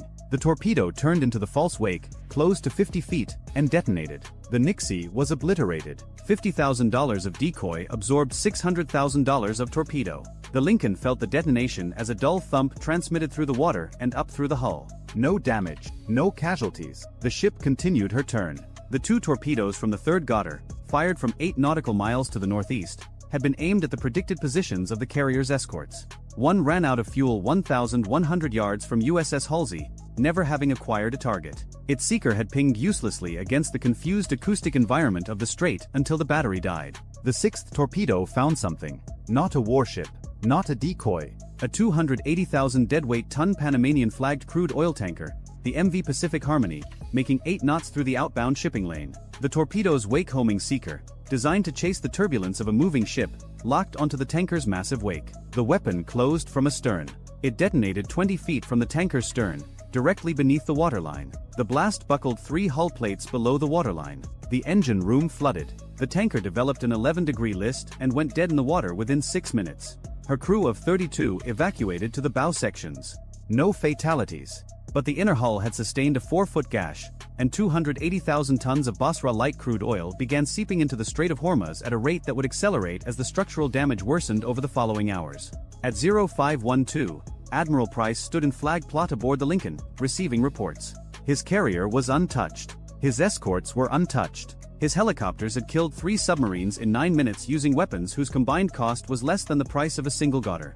By every tactical metric, this was a decisive American victory. The kind of engagement that gets studied at the Naval War College for decades. The kind of kill ratio that makes careers. 3 hours later, CNN opened its broadcast with aerial footage of a black slick spreading across turquoise water. The anchor said the word carrier once in a 12-minute segment. She said the word tanker 14 times. By sunset, the Strait of Hormuz was closed to commercial traffic. Salvage teams needed to stabilize the Pacific Harmony before she broke apart completely. Navy divers needed to survey the 3 submarine wrecks on the bottom for unexploded ordnance. Maritime safety authorities needed to verify that the shipping lanes were clear of torpedo debris. The closure would last 9 days. During those 9 days, approximately 189 million barrels of oil did not transit the strait. At the pre-crisis spot price of $78 per barrel, that represented roughly $14.7 billion in delayed energy shipments. Global oil futures spiked 18% before the New York Stock Exchange opened on the morning after the engagement. Brent crude hit $97 per barrel by close of trading, the highest price in 14 months. The spike rippled through every economy that imports oil, which is nearly every economy. The Pacific Harmony's insurance claim triggered the single largest maritime liability case in Lloyd's of London's history. The cleanup operation, involving specialized skimmer vessels, dispersant aircraft, and environmental remediation teams from 4 countries, would take 14 months and cost in excess of $3 billion. Lawsuits from the governments of Oman, the UAE, and 3 other Gulf states whose coastlines were affected would accumulate for years. Iran spent $45 million on 3 submarines and $3.6 million on 6 torpedoes. Total investment, $48.6 million. The economic disruption from the operation exceeded $17 billion before the insurance claims. Before the diplomatic fallout. Before the emergency session at the UN Security Council. Before the Pentagon was forced to explain to Congress why a carrier strike group that successfully destroyed every threat it encountered had still failed to prevent a catastrophic oil spill in the world's most important maritime choke point. The 3 submarine crews, 54 men, were dead. The carrier was fine. And the side that lost every engagement somehow came out ahead on the ledger. That is the strategic paradox of defending a $13 billion asset in a waterway that carries 20% of the world's daily oil supply. You can detect every submarine. You can sink every submarine. You can execute flawlessly by every measure the Navy uses to evaluate performance. And a single torpedo that misses its intended target and finds a tanker instead can produce consequences that dwarf the entire military engagement in scale, in cost, and in the only metric that ultimately matters in a conflict between a regional power and a global one: political impact. The torpedo that missed the carrier hit something the market cared about more. The 54 men on the seafloor achieved in death what they could not achieve alive. Not the destruction of an American warship, but the demonstration that the strait itself is the weapon, and that any country willing to spend $48.6 million and 54 lives can hold $17 billion hostage with technology from the 1970s. The Lincoln completed her transit 2 days later, after the strait reopened, under escort conditions that had been upgraded to wartime protocols. She arrived in the 5th Fleet area of operations without a scratch on her hull. Her deployment continued as scheduled. Her air wing flew missions for 7 months. None of it made the front page. The oil spill did. The aircraft carrier was already on fire. That's not where this story begins, but it's where the Iranian war planners assumed it would end. The entire doctrine behind what was hidden inside a gorge in the southern Alborz Mountains, less than 40 kilometers northeast of Tehran, was built around a single premise: that the weapons concealed there would never need to be used, because the threat of their existence would be sufficient. And for that premise to hold, the weapons could never be found. They were found on a Wednesday. Not by a spy.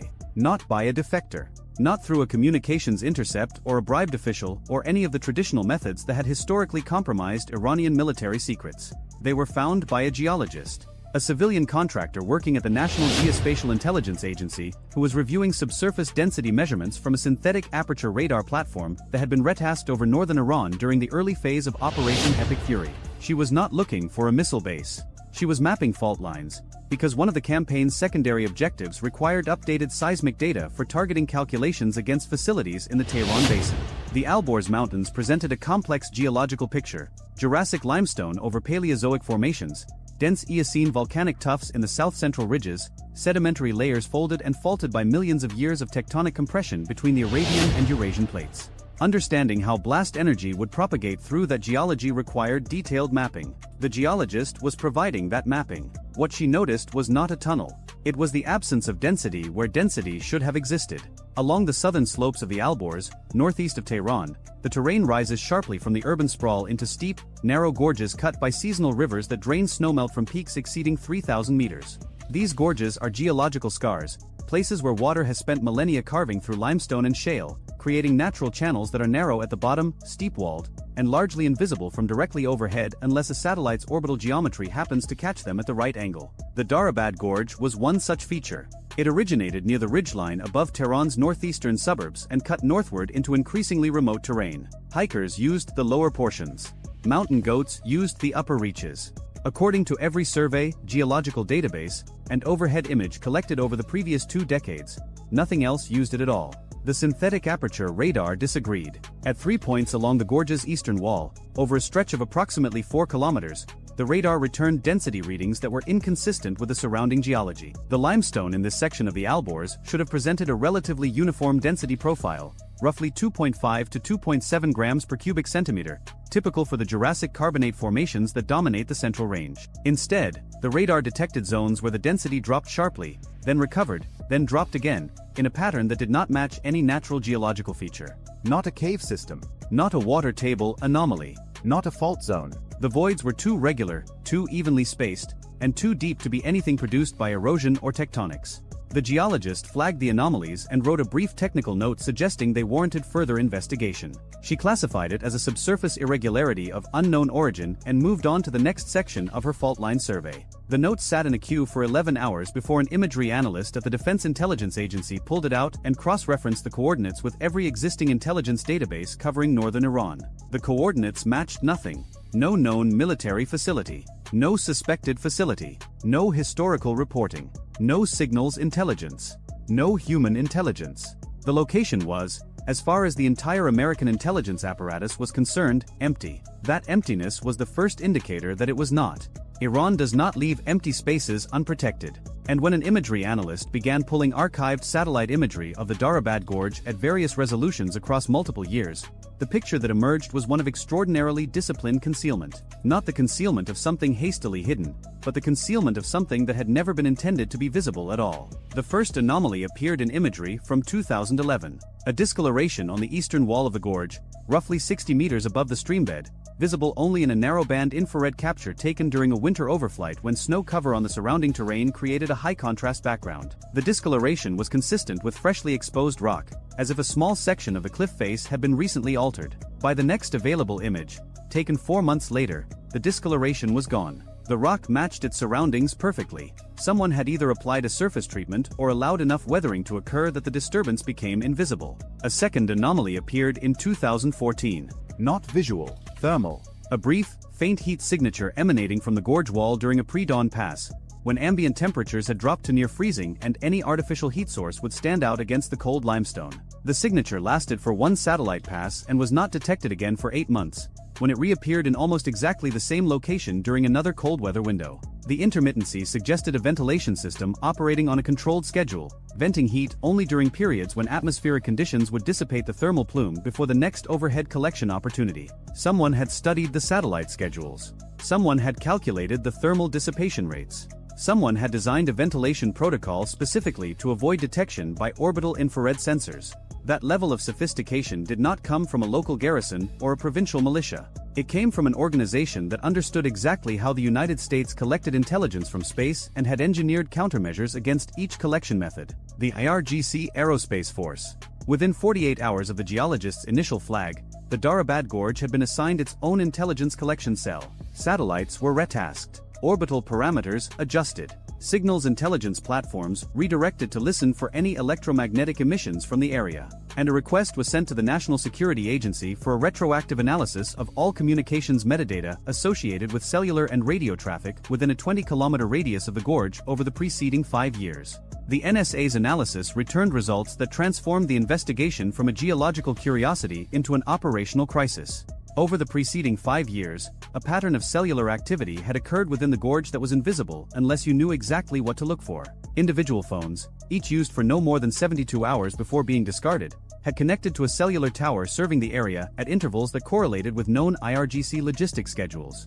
The phones never made calls. They sent brief encrypted data packets to a server that was traced, through a chain of digital cutouts, to an IP address associated with the IRGC Aerospace Force's internal communications network. The content of the packets was unrecoverable, but their timing, their destination, and the pattern of their transmission told a story. Personnel were moving into and out of the gorge on a schedule. Equipment was being delivered. Reports were being sent. And it had been happening for years. The next piece came from the geological analysis itself. The subsurface voids that the synthetic aperture radar had detected were not random cavities. When the geologist refined her density models and applied three-dimensional reconstruction algorithms, the voids resolved into a coherent structure. A main bore, roughly 8 meters in diameter, running parallel to the gorge wall at a depth of approximately 120 meters below the surface. Branching off this main bore at irregular intervals were smaller passages, 4 to 5 meters in diameter, extending both deeper into the mountain and toward the gorge wall itself. At 3 locations along the main bore, the void expanded dramatically into chambers approximately 40 meters wide and 20 meters tall, large enough to house heavy vehicles, industrial equipment, or weapons systems of considerable size. The facility was not a simple storage cache. The dimensions suggested something far more significant. The main bore's 8-meter diameter was precisely the dimension required to accommodate the largest transporter erector launcher vehicles in Iran's inventory, the TEL systems designed to carry the Sejal solid-fuel medium-range ballistic missile. The Sejal, with a range exceeding 2,000 kilometers, was the crown jewel of Iran's indigenous missile program, a 2-stage solid-fuel weapon that could reach any point in the Middle East and much of southeastern Europe. It was faster to launch than liquid-fueled alternatives, harder to intercept due to its depressed trajectory capability, and far more survivable because it did not require the lengthy fueling process that made liquid-fuel missiles vulnerable during preparation. The chambers matched the footprint of missile preparation bays observed at known IRGC facilities. The branching passages aligned with the configuration of TEL staging areas, where launcher vehicles could be loaded, armed, and positioned for rapid deployment. And the main bore's trajectory, running parallel to the gorge before curving toward the northern face of the ridge, suggested concealed exits on the mountain's far side, exits that would allow TEL vehicles to emerge onto pre-surveyed firing positions with direct line of sight to the sky and retreat back underground before counterfire could be directed against them. Iran had built a launch-ready missile base less than 40 kilometers from central Tehran, inside a gorge that hikers walked through on weekends, and no one had known. The proximity to Tehran was itself revealing. Iran's known missile bases were dispersed across the country's provinces, positioned to provide geographic redundancy and complicate targeting. But a facility this close to the capital served a different strategic purpose. It was a weapon of last resort.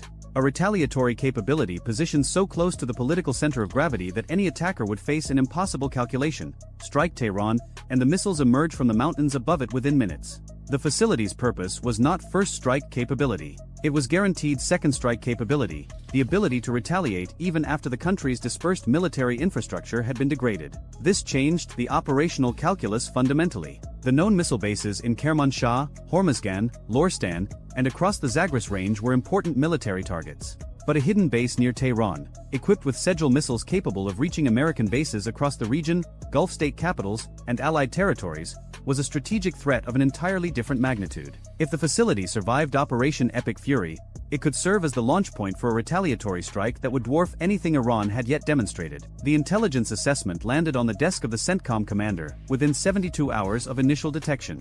The recommendation was immediate. The facility had to be characterized fully and struck before the ceasefire negotiations, which were already underway, could freeze the operational picture. But characterizing a facility buried 120 meters deep in Alborz limestone, accessible only through a narrow mountain gorge, with concealment protocols specifically designed to defeat American intelligence collection, was not a problem that could be solved by simply looking harder.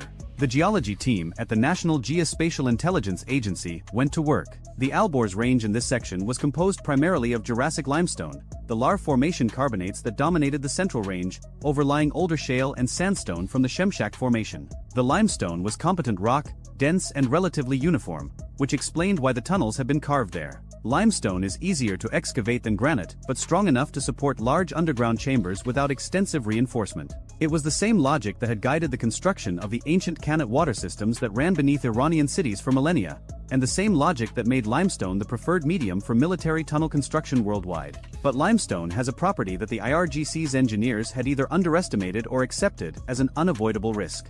It is soluble. Over geological time, water percolating through limestone dissolves calcium carbonate along fracture planes, creating networks of microfissures and enlarged joints that weaken the rock's structural integrity in ways that are invisible to the naked eye but detectable by high-resolution density mapping. These dissolution features act as pre-existing stress concentrators. Apply sufficient force to the rock, a blast wave from a detonation at depth for instance, and the energy propagates preferentially along these weakened planes, creating fractures that extend far beyond what the same blast would produce in homogeneous rock. The geologists identified 3 such dissolution zones along the length of the Darabad facility. Each corresponded to an area where seasonal water infiltration from the gorge above had spent centuries weakening the limestone along natural fracture sets.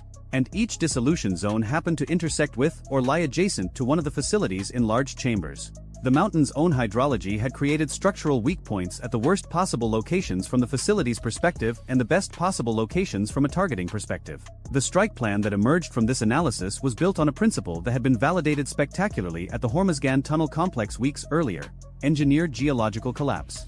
Rather than attempting to penetrate the full 120 meters of overburden to reach the main tunnel bore, the plan targeted the dissolution zones. Each zone represented a natural stress concentrator that, if subjected to sufficient blast pressure, would initiate fracturing along pre-existing weakness planes. The fracturing would propagate downward through the rock column, intersecting with the tunnel chambers below and compromising their structural integrity. The mountain would do the work that the weapon alone could not. 3 GBU, 57 massive ordnance penetrators were allocated to the Darabad target. Each weapon weighed approximately 30,000 pounds and carried over 5,300 pounds of explosive.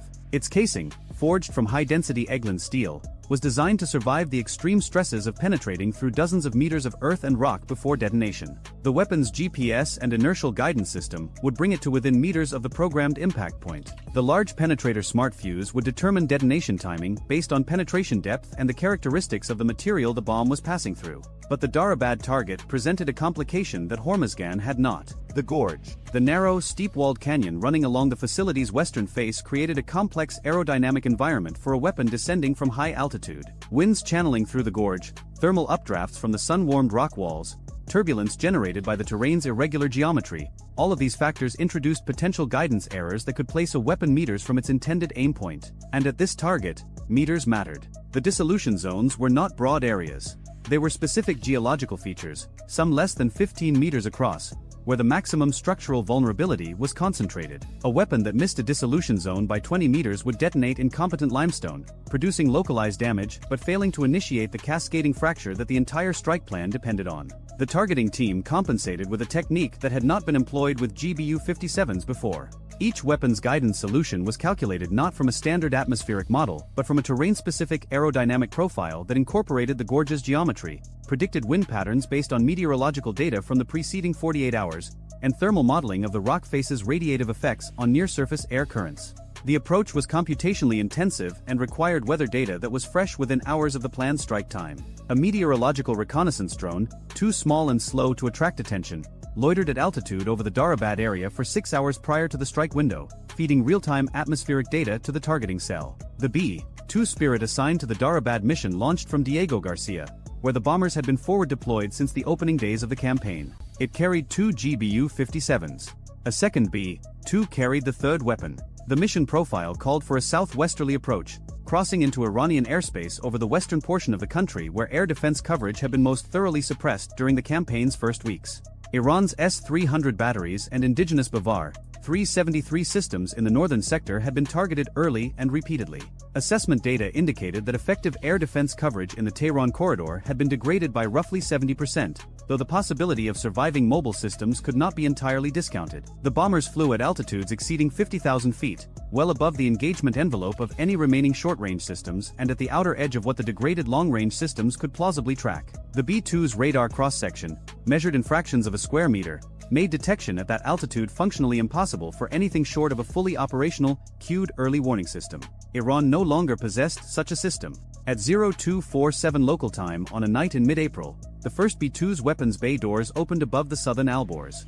The aircraft was positioned approximately 31 kilometers south-southwest of the Darabad Gorge, offset from the target to account for the weapon's ballistic trajectory and the guidance corrections that would be applied during descent. The first GBU-57 separated cleanly and began falling. For the next 93 seconds, 30,000 pounds of steel and explosive dropped through the atmosphere at accelerating velocity. The weapon's grid fins adjusted continuously, making corrections measured in hundredths of a degree as it descended through the turbulent layer above the mountain terrain. The real-time meteorological data proved critical. At approximately 15,000 feet above ground level, a crosswind shear that the standard atmospheric model would not have predicted pushed the weapon 2.7 meters off its programmed trajectory. The guidance system corrected within 4 seconds, bringing the weapon back onto a flight path that would place it within 3 meters of the first dissolution zone. The GBU-57 struck the limestone ridge at a velocity exceeding 1,000 feet per second. It entered the rock like a nail driven by a hydraulic press. The Eglin steel casing fractured through the upper weathered zone, punched through competent Lar Formation limestone, and continued downward. The large penetrator smart fuse registered the changing density of the material and calculated detonation timing. At a depth of approximately 55 meters, the bomb detonated. The blast did not need to reach the tunnel. The geology reached it instead. Over 5,000 pounds of explosive produced a pressure wave that radiated outward from the detonation point in every direction. In competent rock, this wave would have dissipated within a radius of perhaps 50 meters, creating a cavern of shattered limestone but leaving the tunnel chambers at 120 meters depth largely undisturbed. But the dissolution zone changed the equation entirely. The pre-existing network of water-enlarged fractures and weakened joint planes acted as conduits for the blast energy, channeling it downward along paths of least resistance. The pressure wave propagated through the dissolution zone at velocities and pressures far exceeding what the surrounding competent rock experienced. When it reached the boundary of the first enlarged chamber, it encountered the void space that the tunnel's excavation had created. The chamber's ceiling, 120 meters of limestone that had supported itself for geological ages, was now subjected to a dynamic stress load that arrived not uniformly from above, but preferentially along the very fracture planes that were already the weakest elements of the rock mass. The ceiling did not collapse all at once. It failed progressively, as individual fracture planes opened under the stress, connected with adjacent fractures, and created slabs of rock that detached from the ceiling and fell into the chamber below. Each slab that fell removed load-bearing material that had been supporting the slabs above it, creating a cascading failure that propagated upward through the rock column even as the blast energy continued to radiate outward. Within the chamber itself, the pressure wave that entered through the fracture network created overpressure sufficient to destroy anything that was not hardened to military blast resistance specifications. And transporter erector launchers, while robust vehicles, are not blast-hardened structures. They are designed to survive rough terrain, not underground detonations. Any missile system staged in the first chamber would have experienced blast overpressure, fragmentation from the collapsing ceiling, and the secondary effects of their own propellant and warhead materials responding to the thermal and kinetic energy of the event. 40 seconds later, the second weapon struck. The aim point was the second dissolution zone, approximately 1.4 kilometers north along the gorge from the first impact. The timing was not arbitrary. Seismic modeling predicted that at 40 seconds post-detonation, the stress waves from the first strike would have propagated through the rock mass and would be arriving at the second dissolution zone in a compressive phase. The rock was already stressed when the second weapon arrived, already weakened by the passage of energy through its fracture networks. The second detonation exploited this pre-existing stress, compounding it to a degree that exceeded what either weapon could have achieved independently. The second chamber collapse was more violent than the first. The geologists' models had predicted this, because the second dissolution zone was broader and more developed than the first, with fracture apertures that were wider and more interconnected. The blast energy found more pathways, propagated further, and produced structural failure across a larger volume of rock. Satellite-mounted seismometers registered the event as two distinct pulses, the weapon's detonation and the subsequent rock mass failure, separated by approximately 1.3 seconds. The third weapon struck 11 minutes later, after the second B-2 had maneuvered into its release position. This weapon targeted the northernmost dissolution zone, the point where the main tunnel bore curved away from the gorge toward the concealed exits on the mountain's northern face. This was operationally the most critical aim point, because even if the southern chamber survived, the northern exits were where the TEL vehicles would need to emerge to launch. Sealing these exits would trap the surviving weapons inside the mountain as effectively as destroying them. The third GBU-57 detonated at a depth of 48 meters, slightly shallower than the first two because the dissolution zone at this location extended closer to the surface. The resulting collapse was different in character from the first two. Rather than a progressive sealing failure that propagated downward into a chamber, the third strike triggered a lateral collapse along the tunnel bore itself. The fracture network at this location ran roughly parallel to the tunnel's axis, and the blast energy propagating along these fractures produced a shearing failure that displaced an entire section of the tunnel wall inward, filling the bore with thousands of tons of fractured rock across a distance of approximately 300 meters. The concealed exits were not merely blocked. The rock that had contained them was no longer structurally coherent. Reopening them would require not clearing debris from an intact tunnel, but re-excavating through a rock mass that had been converted from stratified limestone into a jumbled aggregate of displaced blocks, some the size of automobiles, compressed together under the weight of the overburden above. Years of work, boring machines, and the certainty that every satellite in orbit would be watching. Post-strike imagery arrived in stages. The first indicator came from seismic monitoring stations across the region, which recorded 3 distinct events at the correct times, locations and magnitudes to confirm successful detonations. The second came from optical satellites passing over the area within hours. The gorge itself showed no dramatic surface changes visible to the casual observer. No Hollywood crater. No mushroom cloud frozen in aftermath. The strikes had occurred deep enough that the surface effects were subtle, but they were measurable. Interferometric synthetic aperture radar, which detects surface displacement measured in millimeters, showed that the ridgeline above the tunnel complex had subsided by approximately 11 centimeters along a 4-kilometer stretch. 11 centimeters does not sound like much until you understand what it represents. The mountain had settled into its own hollowed interior. Chambers that had been open were now closed. Tunnels that had been passable were now rubble-filled voids. Thermal imagery confirmed the assessment from a different angle. In the days before the strike, the faint thermal signatures that had originally betrayed the facility's existence had been detected at low levels, consistent with a facility operating at reduced capacity during wartime conditions. After the strike, the thermal signatures did not diminish. They vanished. The mathematical precision of the disappearance was itself telling. A facility that had been damaged but not destroyed would show residual heat from fires, from trapped machinery still operating, from the slow thermal decay of heated rock. A facility that showed zero residual thermal signature was a facility where the heat-generating equipment had either been destroyed or buried under enough rock that the thermal energy could no longer reach the surface through any pathway. But the most revealing intelligence came from the signals domain, and it arrived not as a dramatic intercept but as an absence.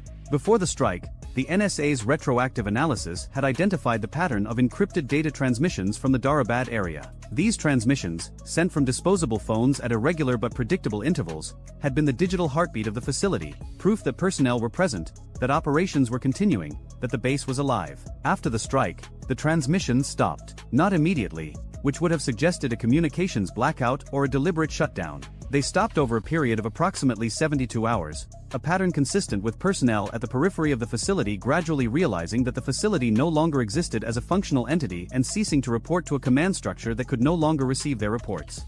One final transmission was detected 41 hours after the strike, originating from a location approximately 3 kilometers north of the gorge. It was sent to the same IRGC Aerospace Force server that had received all previous transmissions from the site. The content, again, was encrypted and unrecoverable, but its metadata was informative. The transmission lasted 14 seconds and was sent from a phone that had never been used before and was never used again. It was, in all probability, a damage report. The last communication from a facility that had operated in complete secrecy for more than a decade and was now nothing more than rubble and silence.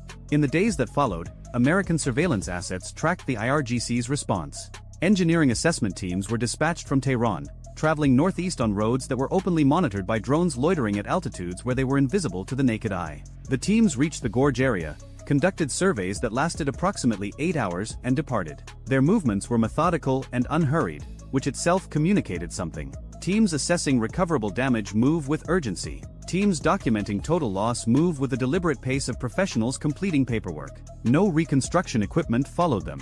No boring machines. No concrete trucks. No earth movers. In the weeks after the Hormuzgan strikes, a similar absence of follow-on activity had been observed, and the interpretation had been the same. The assessment teams had looked, measured, photographed, and concluded that what they found was beyond repair within any time frame that mattered. The IRGC attempted one response that revealed the depth of the strategic loss. Within a week of the Darabad strike, Signals Intelligence detected a dramatic increase in encrypted communications traffic between IRGC Aerospace Force headquarters and the known missile base at Karamabad in Lorestan province, the facility that housed the largest number of missile silos in the country. The traffic pattern was consistent with an attempt to redistribute strategic assets, to compensate for the loss of the Darabad facility by dispersing its assigned mission to surviving sites.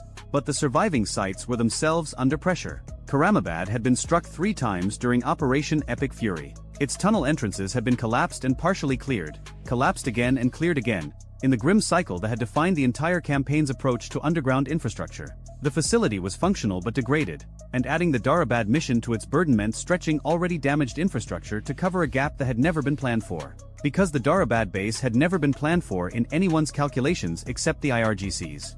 Its existence had been unknown to every intelligence service outside Iran. Its destruction was therefore not merely the loss of a military asset but the loss of a strategic assumption. The IRGC had built its retaliatory doctrine on the certainty that the Darabad facility would survive any first strike because it could not be targeted if it could not be found. The discovery and destruction of the facility in a single operational sequence, from the geologist's initial flag to the last bomb's detonation in less than 3 weeks, invalidated a premise that had shaped Iranian strategic thinking for more than a decade. The deeper tunnels, the ones that extended below the main bore into what the density mapping suggested were secondary chambers or deep storage vaults at depths exceeding 180 meters, were beyond the direct reach of the GBU-57 even through the dissolution zones. But they were not beyond the reach of physics. The cascading collapse that the 3 strikes initiated propagated not just laterally along the tunnel system but vertically through the rock column. The secondary chambers, if they existed, were now sealed beneath hundreds of meters of fractured, displaced rock. Whatever was stored at those depths, if anything was stored there, was entombed in a manner that made recovery a theoretical exercise rather than a practical one. You would need to bore a new shaft through the debris field, through rock that no longer possessed any structural predictability because its internal fracture patterns had been randomized by the blast events. Boring machines operate on the assumption that rock behaves in geologically predictable ways. Post-strike rock does not. The financial dimension of the loss was considerable, but secondary to the strategic one. Iran had invested an estimated amount in the range of hundreds of millions of dollars over more than a decade to excavate, equip, and conceal the Darabad facility. The missiles stored inside, Sejal medium-range ballistic missiles with a unit cost that reflected their status as the most advanced weapons in Iran's indigenous arsenal, represented an additional investment that could not be quickly replaced, particularly given that the production facilities that manufactured Sejal components had themselves been targeted during the campaign. The factory at Isfahan, the engine test facilities, the solid fuel propellant plants, all had been struck repeatedly. The supply chain that would produce replacement missiles was as damaged as the facility that had stored them. But the strategic loss transcended money and material. The Darabad base represented something that cannot be purchased or manufactured: strategic surprise. The IRGC had possessed a hidden retaliatory capability that no adversary knew about. That knowledge gap was, in itself, a weapon. An attacker planning a first strike against Iran would have calculated the number of known missile sites, estimated the number of missiles each could launch, and designed their attack to suppress that known capability. The hidden capability at Darabad existed outside those calculations entirely. It was the punch that the attacker could not plan for because they did not know it existed. Now it was gone. And its loss was not something that could be rebuilt by carving a new tunnel. The next hidden facility, if Iran attempted to build one, would face a surveillance environment that had fundamentally changed. The thermal detection method that had first betrayed Darabad was not a one-time technical achievement. It was a capability that would only improve with time, as sensor resolution increased and as the analytical methods for identifying subsurface thermal anomalies were refined by the very data that Darabad had provided. The geologist who had flagged the density anomaly had developed her techniques as part of a broader analytical framework that was now being applied retroactively to every stretch of Iranian mountain terrain that had not yet been examined. If there were other hidden facilities, they were now being searched for with instruments and methods that had been validated by success. For the defense establishments of nations that maintain their own underground military infrastructure, the Darabad strike added a specific lesson to the broader one that Hormuzgan had established weeks earlier. At Hormuzgan, the lesson was that sequenced detonations could exploit geological stress points to collapse entire tunnel networks. At Darabad, the lesson was different and in some ways more unsettling. You did not need to collapse the entire mountain. You did not need to penetrate to the target's depth. You needed to understand the geology well enough to identify where nature had already done most of the work, where water had spent centuries weakening the rock along fracture planes that extended from the surface to the target depth. Find those planes, strike them with sufficient force, and the geology does the rest. North Korea's tunnel complexes beneath the Korean peninsula are carved into granite, which is harder than limestone but not immune to fracture propagation along joint sets and foliation planes. China's underground submarine base at Yulin on Hainan Island is excavated into coastal rock formations that include both limestone and metamorphic units with known fault structures. Russia's strategic command facilities beneath Mount Yamantau sit in Ural granite that, while extraordinarily hard, contains the same types of natural fracture networks that exist in all crystalline rock masses. Every one of these facilities has its own version of the dissolution zones that doomed Darabad. The question is whether the geological surveys exist to find them. After Darabad, the answer is that they will be looked for. The gorge itself remains. The seasonal river still runs through it in spring. The limestone walls still rise on either side, indifferent to what was built inside them and indifferent to what destroyed it. If you hiked through the lower reaches today, you would see nothing that announced what had happened. No crater, no scorched earth, no monument to the facility that operated in secrecy for over a decade and ceased to exist in 11 minutes.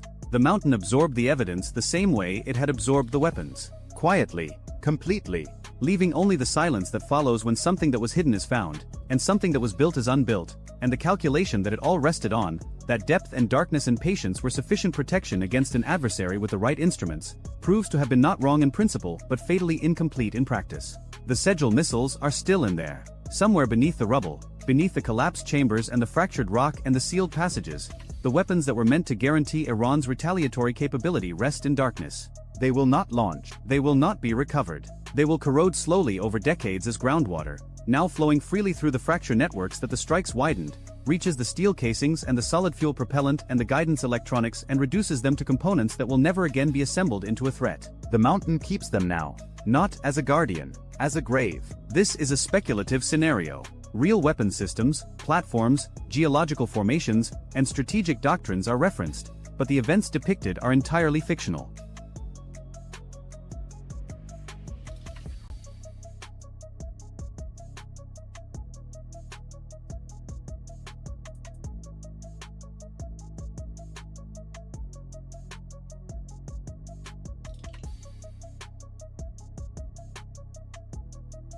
At 0247 local time, a single Nor anti-ship cruise missile leaves its transporter erector launcher on the southern tip of Keshem Island and drops to 8 meters above the waterline, skimming east across the Strait of Hormuz at 540 miles per hour.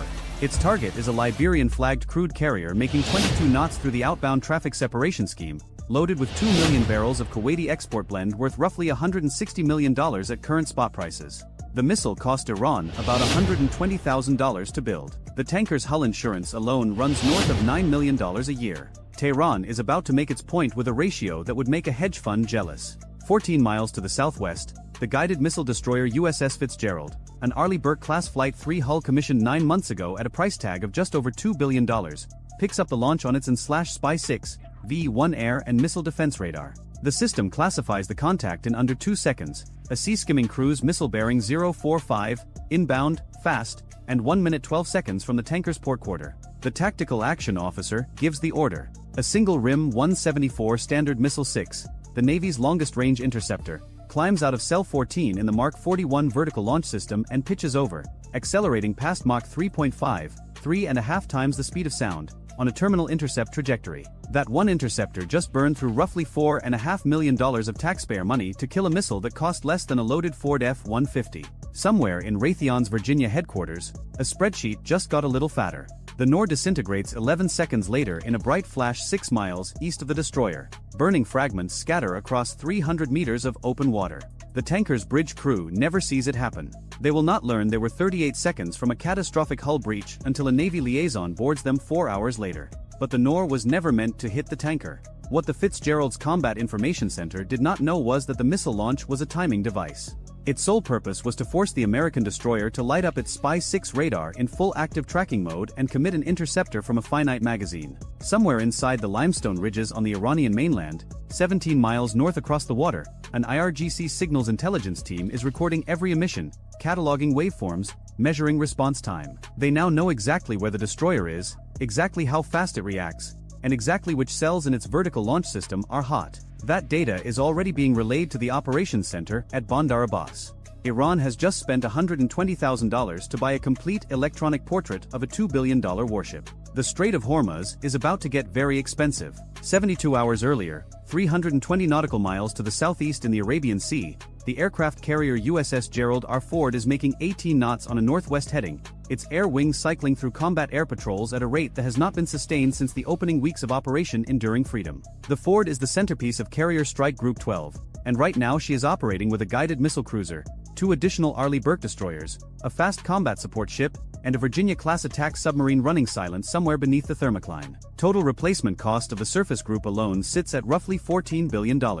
That is before you count the 68 aircraft on the Ford's flight deck, each one worth between $70 and $90 million depending on variant. The entire annual defense budget of Iran is about $25 billion. The United States has parked more than half that figure in hardware on a single patch of ocean. The problem is that hardware has to go through a keyhole. The Strait of Hormuz is 21 nautical miles wide at its narrowest point, but the navigable shipping channels compress that to roughly 6 miles in each direction, separated by a 2-mile median.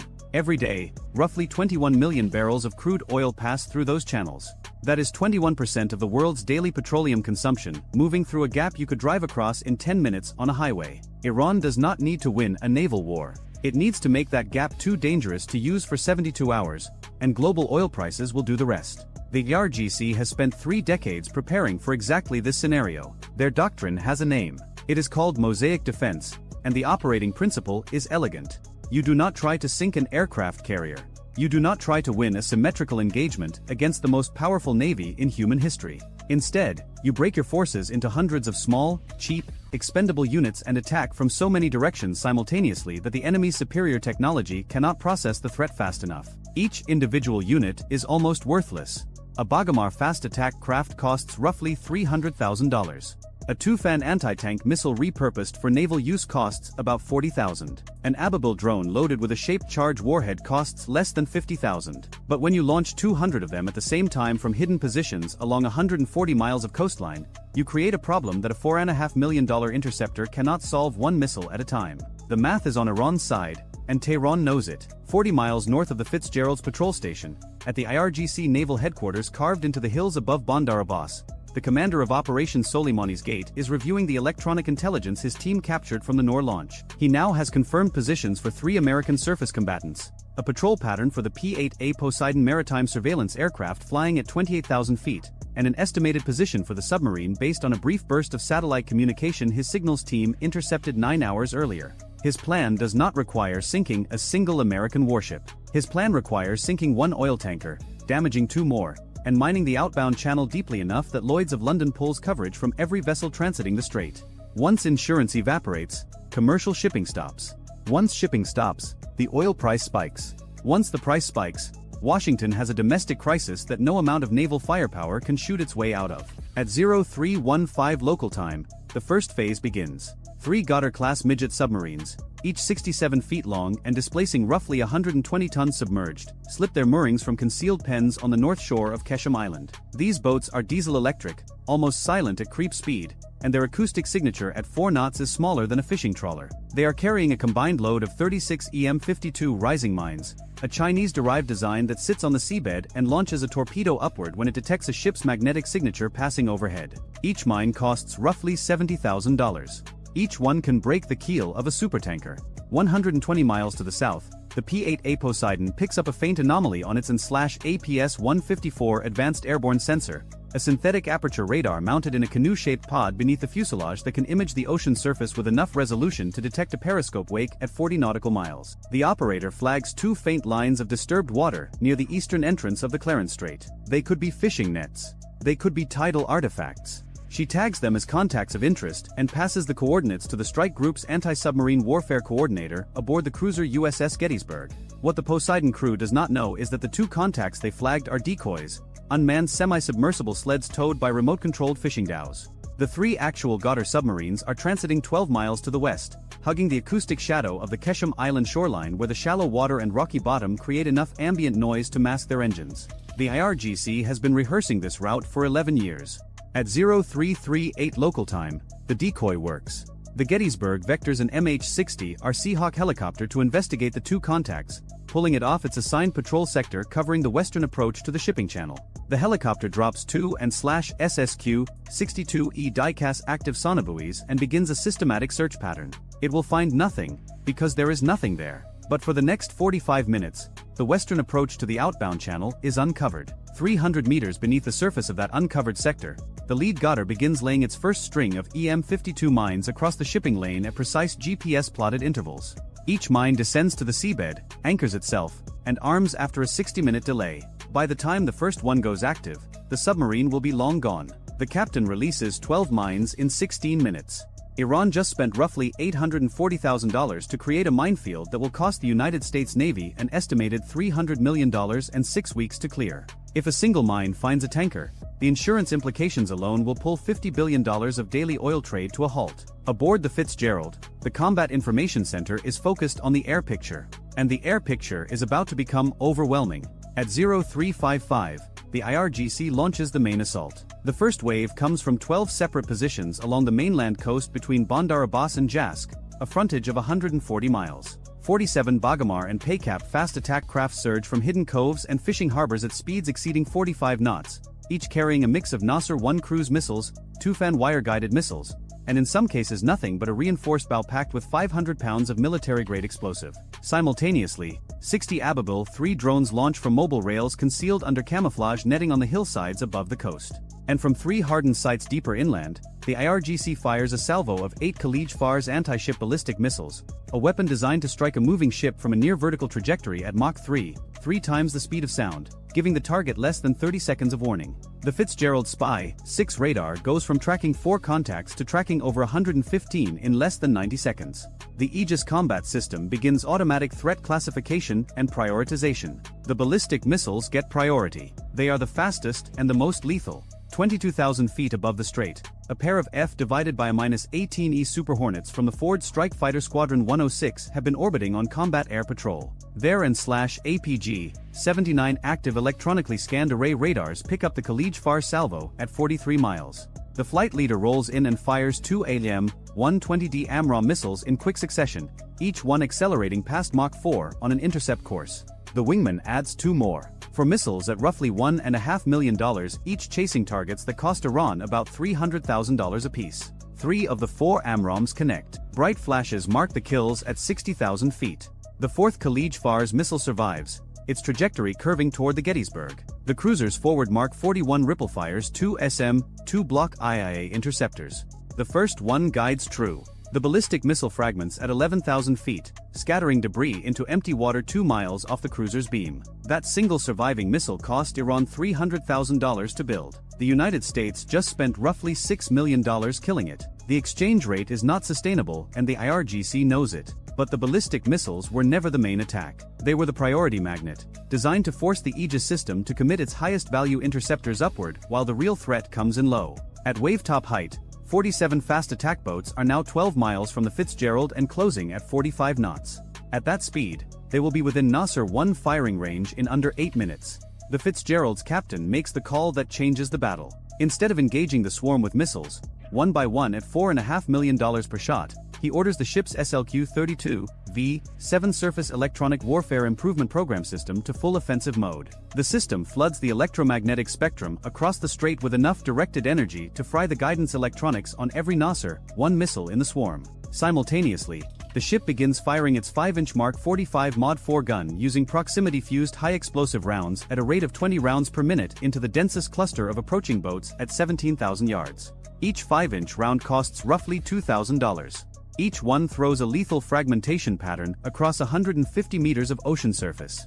In cost per kill terms, the Navy just went from $4.5 million per engagement to $2,000. The accountants at the Pentagon just had the first good news of the evening. 11 miles to the north, the A-10C Thunderbolt IIs arrive. Two of them, launched from Al Dhafra Air Base in the UAE 43 minutes ago, drop below the radar horizon behind Larak Island and emerge at 200 feet over the water. The lead pilot acquires the easternmost group of fast attack boats on his Sniper Advanced Targeting Pod at 9 miles. He selects the GU-8/A Avenger, a 30mm 7-barrel rotary cannon that fires depleted uranium armor-piercing rounds at a rate of 3,900 rounds per minute. Each round costs about $37. The pilot depresses the trigger for a 2-second burst. 130 rounds leave the barrel. The three lead Bagamars disintegrate in a line of white spray and orange fire. Iran just lost $900,000 of fast attack craft to $4,800 of ammunition. The A-10 banks hard left, lines up the next group, and does it again. In the space between 0412 and 0425 local time, the battle collapses for the IRGC. The electronic warfare barrage has severed coordination between the fast attack groups.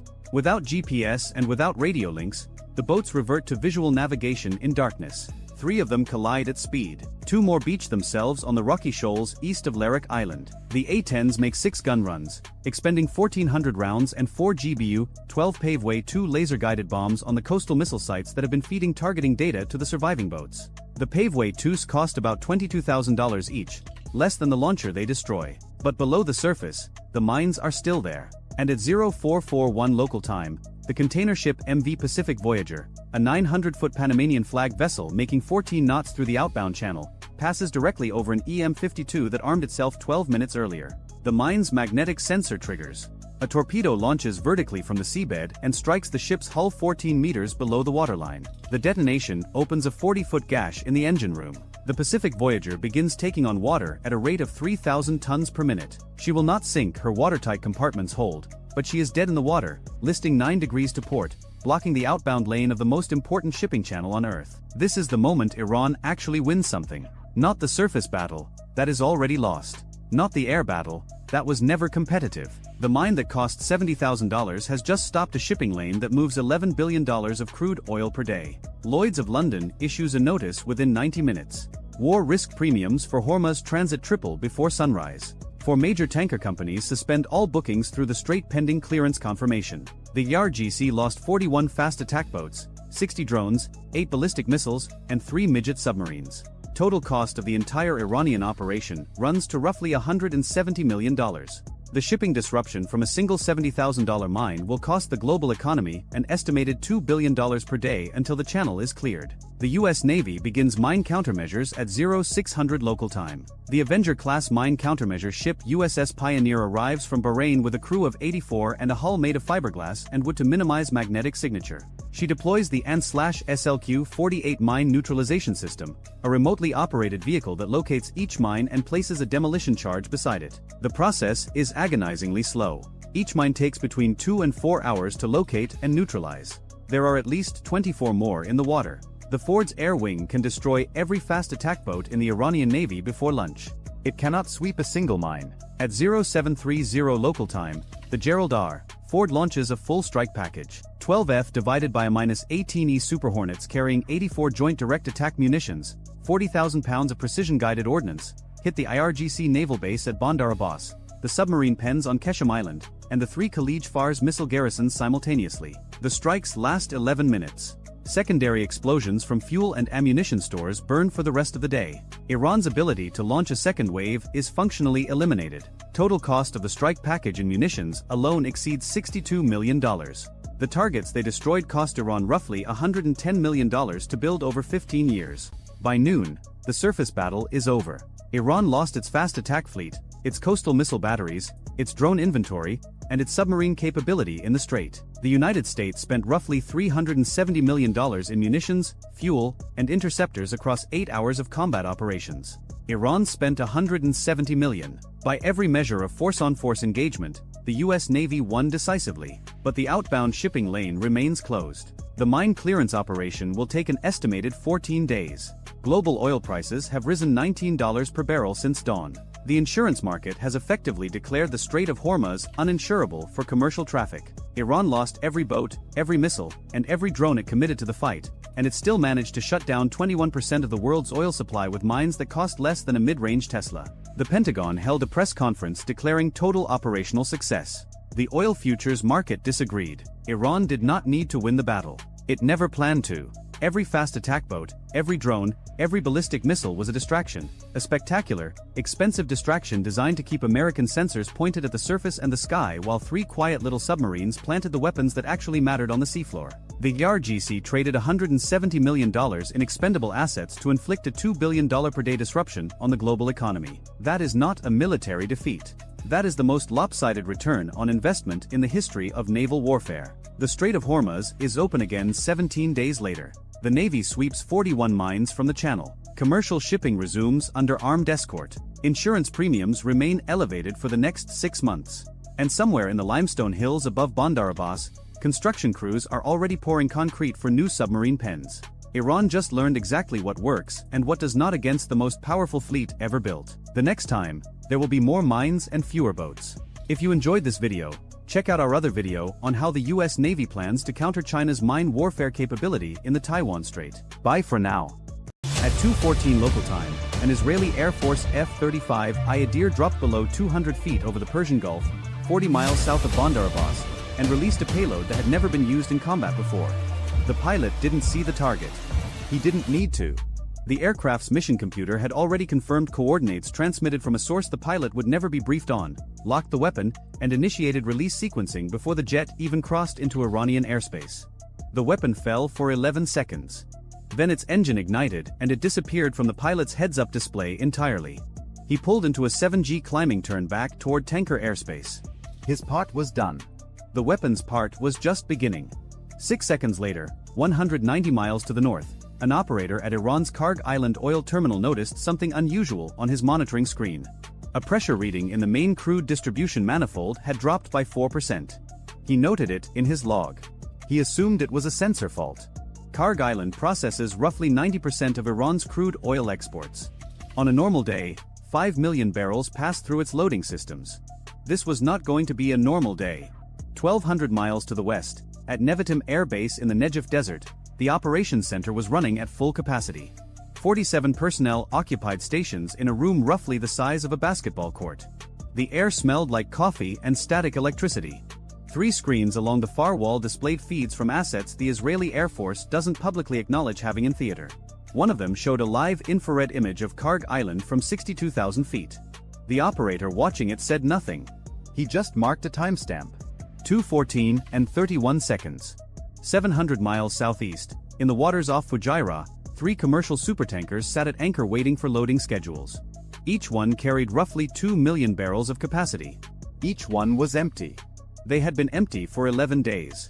The shipping companies that owned them had received quiet advisories from their insurance underwriters to delay Persian Gulf transits. No reason was given. No reason needed to be. When Lloyd's of London tells you to wait, you wait. And in Washington, D.C., where it was still 5:14 in the evening of the previous day, a statement had been drafted but not yet released.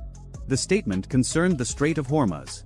It contained exactly one sentence that would rearrange global oil markets within hours of its publication. The sentence had been reviewed by the National Security Council, the Secretary of Defense, and the President himself. It read in part that the United States would consider any hostile interdiction of commercial shipping in the Strait of Hormuz as an act requiring immediate and proportional military response. The word proportional was doing a lot of heavy lifting in that sentence. It was about to do more. Back over the Persian Gulf, the weapon released from the F-35I had covered 140 miles in just under 4 minutes. It was a variant of the Rampage air-to-surface missile, a supersonic precision munition with a range of approximately 190 miles and a warhead designed not for blast damage but for structural penetration. Think of a telephone pole made of tungsten and high explosive moving at Mach 2.4. It doesn't need to destroy everything. It just needs to hit the right thing. At 2:18 local time, it hit the right thing. The target was not a military installation. It was not a nuclear facility. It was not a government building. It was a 36-inch high-pressure crude oil pipeline junction at the southern edge of Karg Island's Tank Farm No. 3. This junction connected the main export pipeline to 3 of the island's 6 single-point mooring buoys, the floating loading stations where tankers connect to take on crude. Without this junction, those 3 buoys were dead metal in the water. Half of Karg Island's export capacity disappeared in a moment measured in milliseconds. The explosion itself was modest. A flash. A pressure wave that broke windows in a control building 400 meters away. Then a fire that burned at 1,100 degrees for the next 14 hours. The operator who had noted the pressure drop 4 minutes earlier now had a very different problem on his screen.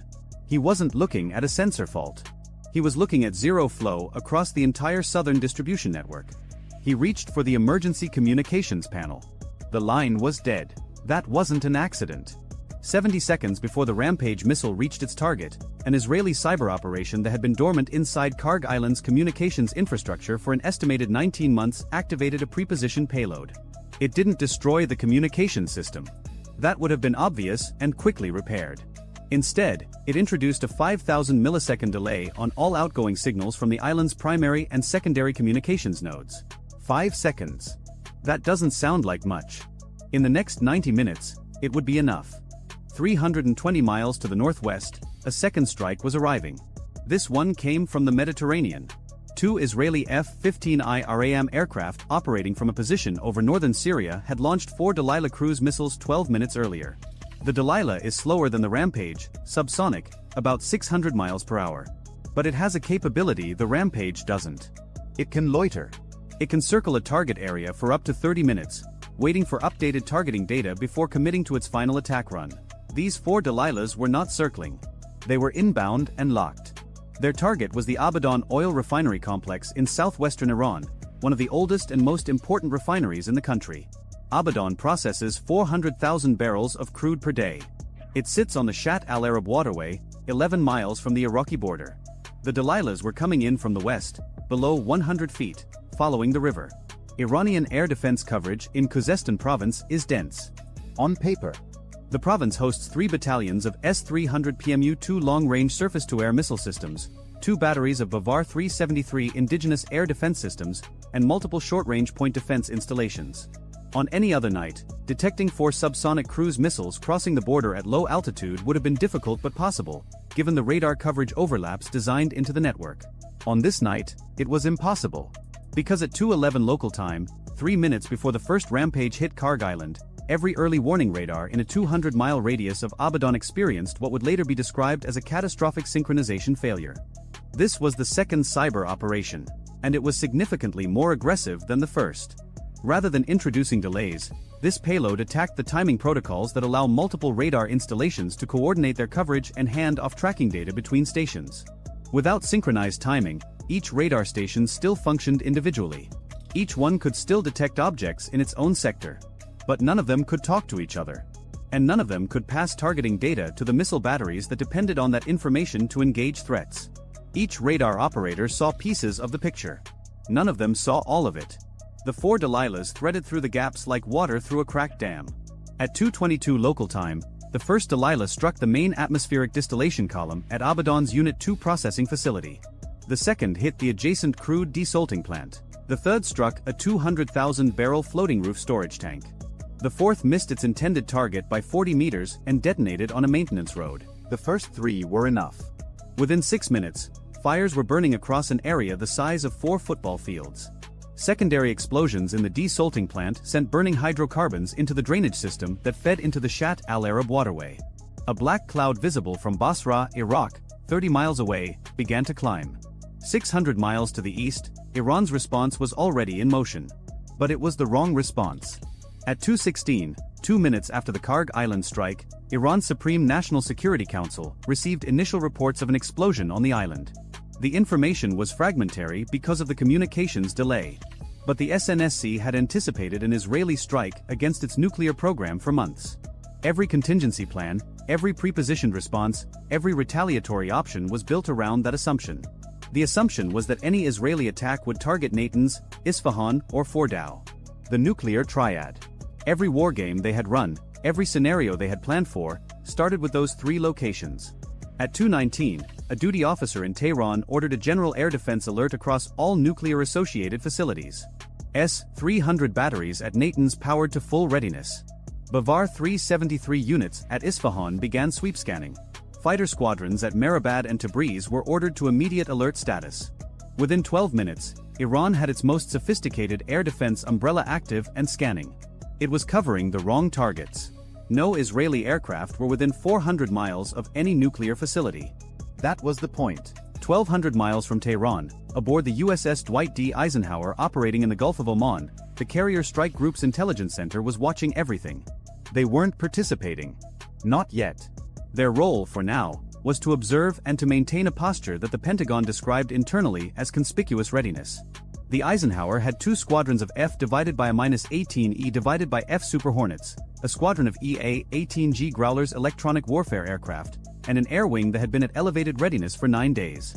Conspicuous readiness meant that Iranian intelligence could see the carrier group, could see its aircraft on the flight deck, could detect the electronic emissions of a strike group preparing for operations. It was meant to be visible. It was meant to create doubt. If Iran retaliated against Israel, would the Americans join? The answer was supposed to be unclear. Unclear is more powerful than certain. What Iran's intelligence services could not see was what was 200 miles behind the Eisenhower. 3 Ohio-class guided missile submarines. Each one carrying 154 Tomahawk cruise missiles.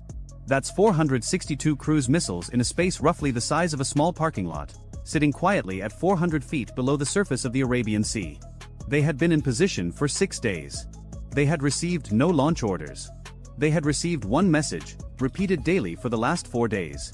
4 words: maintain current posture, stand by.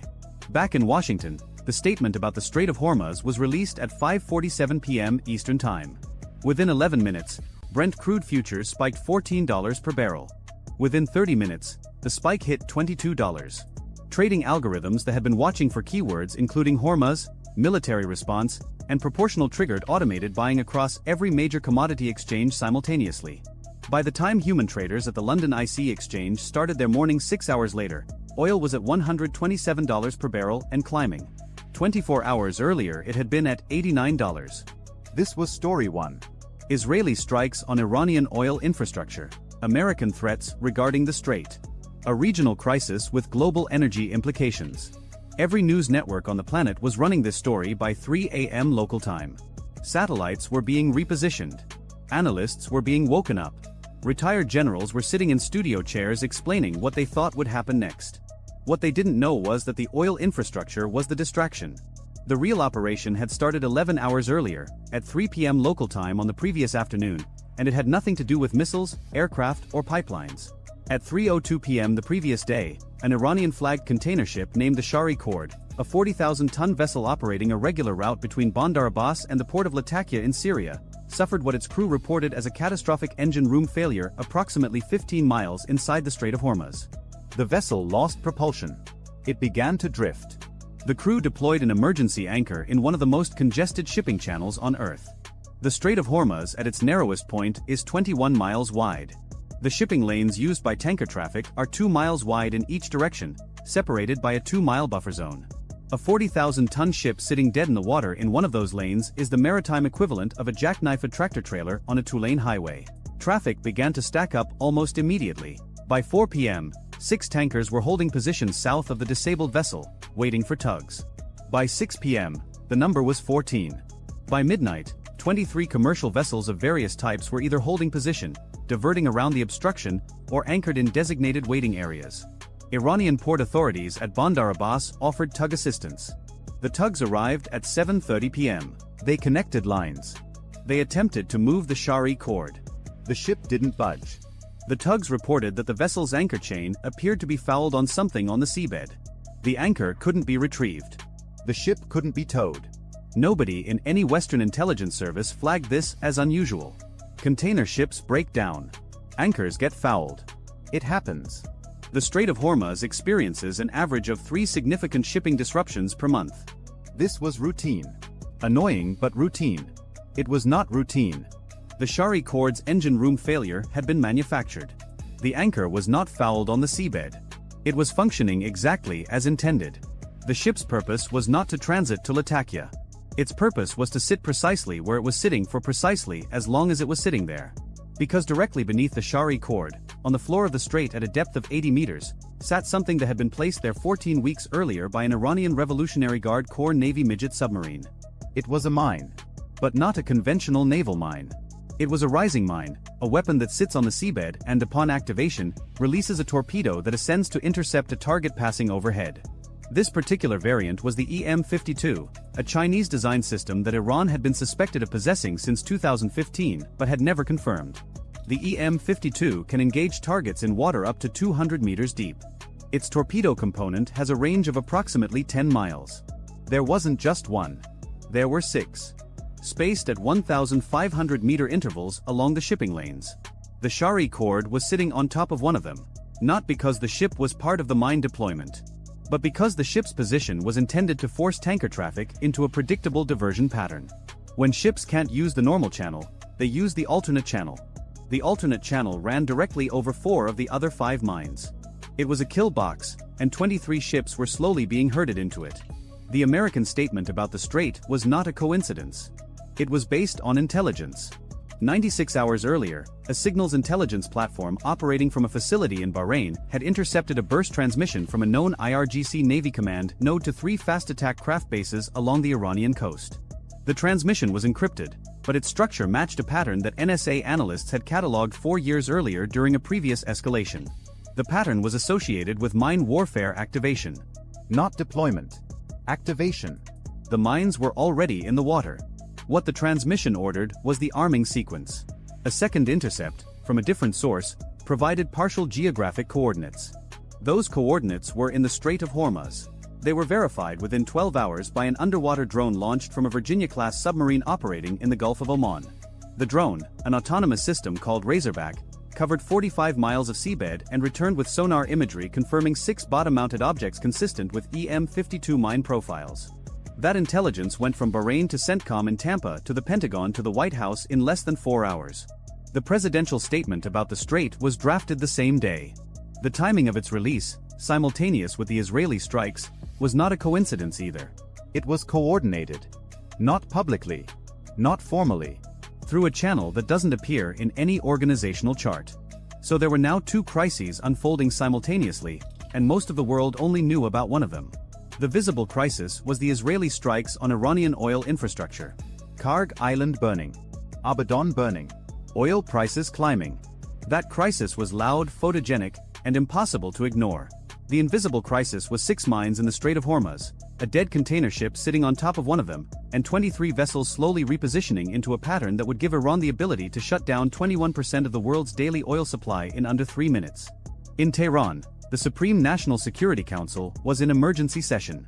The room was divided. The strikes on Karg Island and Abadan were an act of war. There was no ambiguity about that. The damage to Karg alone would reduce Iran's oil export capacity by an estimated 40% for a minimum of 6 months. Abadan would take longer. The economic impact was staggering. Iran's oil revenue for the current fiscal year was projected at approximately $50 billion. 40% of export capacity gone meant roughly $20 billion in lost revenue. Annual. For at least a year. The math was not complicated. The IRGC commander present in the session argued for immediate activation of the strait contingency. The mines were armed. The fast attack craft were loaded with anti-ship missiles. 62 missile boats, each carrying 2 to 4 C-802 anti-ship cruise missiles, were dispersed along the Iranian coastline between Bandar Abbas and Jask. The total missile count exceeded 200. Against commercial shipping, those numbers were overwhelming. Tankers don't have countermeasures. They don't maneuver. They're 1,000-foot steel boxes moving at 15 knots. Even a 20% hit rate would mean 40 missiles finding targets. The strait would be closed within hours. Oil would hit $200 per barrel. Maybe $250. The economic damage to the West would dwarf what Israel had just done to Iran. The foreign minister argued the opposite. The American statement had changed the calculus. Closing the strait would not trigger an American diplomatic protest. It would trigger a military response. And unlike previous administrations that had drawn red lines and then negotiated around them, this White House had positioned assets that made the threat credible. The Eisenhower Strike Group was visible. The statement was public. The word proportional gave the Americans legal and political cover to do almost anything. What the foreign minister didn't know, and what the ARGC commander didn't know, was what was 200 miles behind the Eisenhower. Those 3 Ohio-class submarines. 462 Tomahawk cruise missiles. Proportional is an interesting word when you have 462 cruise missiles available. The debate in Tehran lasted 47 minutes. The decision was to activate Phase 1 of the Strait contingency but not Phase 2. Phase 1 meant the fast attack craft would deploy from their bases and take up pre-assigned positions along the coast, visible to American surveillance, creating a threat posture. The mines would remain armed but not triggered. Phase 2, the actual mining and missile attacks on shipping, would be held in reserve as a deterrent. The logic was that the threat of closing the strait was almost as powerful as actually closing it, and significantly less likely to result in an American attack. It was a reasonable calculation. It had one flaw. The flaw was that Israel already knew about Phase 1. They knew because the communications network that carried the SNSC's orders to IRGC Navy Command was compromised. Not the encryption. The metadata. Israeli signals intelligence didn't know what the order said, but they knew when they were sent, from where, to whom, and the response patterns they generated. When 62 missile boats began leaving their berths within 20 minutes of the SNSC session ending, the pattern matched what Israeli intelligence had predicted for a strait closure posture. At 3:40 local time, roughly 90 minutes after the first strike on Karg Island, the Israeli operation entered its second phase. This phase had no missiles, no aircraft, and no explosions. It was conducted entirely in the electromagnetic spectrum. 4 Israeli Gulfstream G550 aircraft modified for signals intelligence and electronic warfare, known as the Nakhon Shavat and Nakhon Item, had been orbiting in a racetrack pattern over the Red Sea at 41,000 feet since midnight. They had been silent until now. At 3:40, all 4 aircraft activated their electronic warfare suites simultaneously. The effect was immediate. Iranian naval communications along the entire southern coastline degraded by approximately 70%. The 62 fast attack craft that had just deployed from their bases suddenly couldn't talk to their command authority with any reliability. Some lost communications entirely. Others received garbled fragments. The boats were designed to operate independently if necessary, but their commanders had trained for a coordinated missile saturation attack. Without coordination, each boat was a single unit with 2 to 4 missiles. Individually, they were annoying. Collectively, they were devastating. Israel had just turned collectively into individually. At the same time, 400 miles to the east, something happened that nobody in Tehran or Jerusalem had planned for. The Shari Cord, the container ship sitting dead in the Strait of Hormuz, moved. Not because the tugs pulled it free. Because its anchor chain broke. Or more precisely, because the anchor chain was cut. A U.S. Navy explosive ordnance disposal team operating from a rigid hull inflatable boat that had been staged from the USS Nitsa, an Arleigh Burke-class destroyer operating nearby, had placed a small shaped charge on the anchor chain at a depth of 30 meters.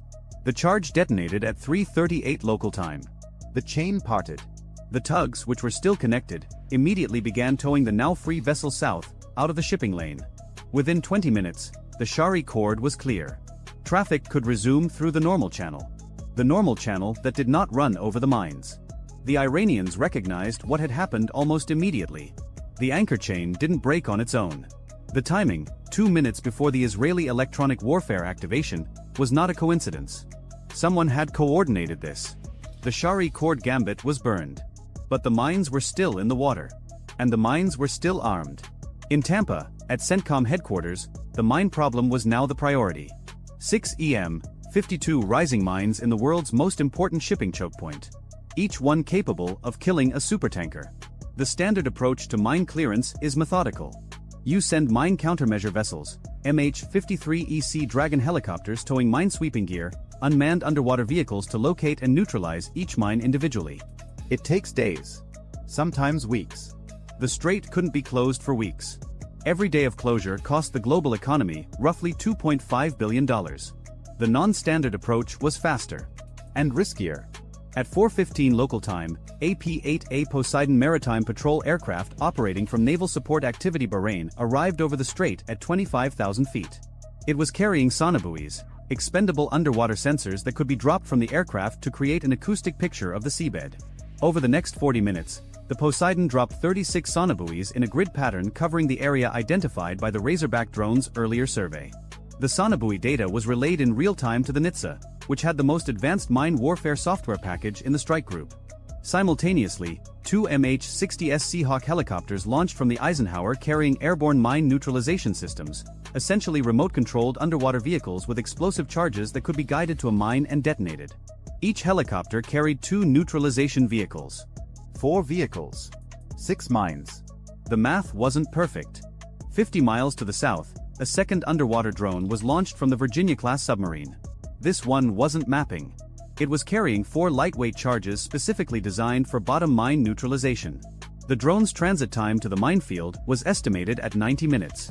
Too long for the first pass. The helicopters would have to do what they could with 4 vehicles and hope the submarine's drone arrived in time for the remaining mines.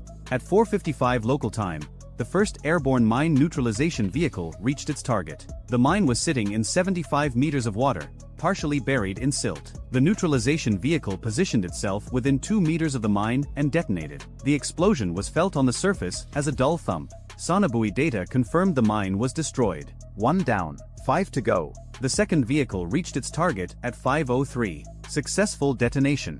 2 down. The third vehicle experienced a guidance malfunction at 5:10 and drifted off course.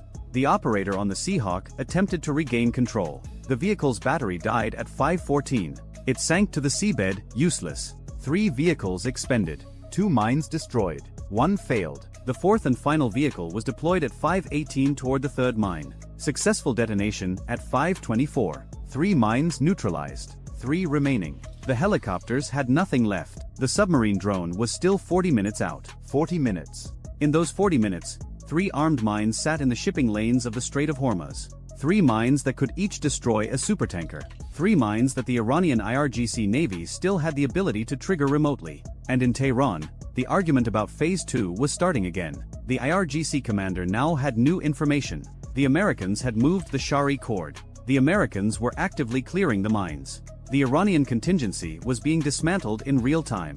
If Phase 2 was going to happen, it needed to happen now, before the remaining mines were neutralized. The window was closing. 62 missile boats were in position, though many had degraded communications. The 3 remaining mines were armed and could be command detonated. The foreign minister's counter-argument was simpler now. The Americans were clearing the mines. That meant the Americans knew about the mines. That meant the American threat about the strait was not hypothetical. It was operational. If Iran triggered those mines or launched anti-ship missiles at commercial shipping, the response would not be a statement. It would be 462 Tomahawk cruise missiles. And those would not be aimed at oil infrastructure. They would be aimed at every IRGC Navy base, every missile storage facility, every command center, and every fast attack craft that could be located. The IRGC Navy would cease to exist as a functional force in approximately 90 minutes. There was also the question of China. China buys roughly 27% of Iran's oil exports.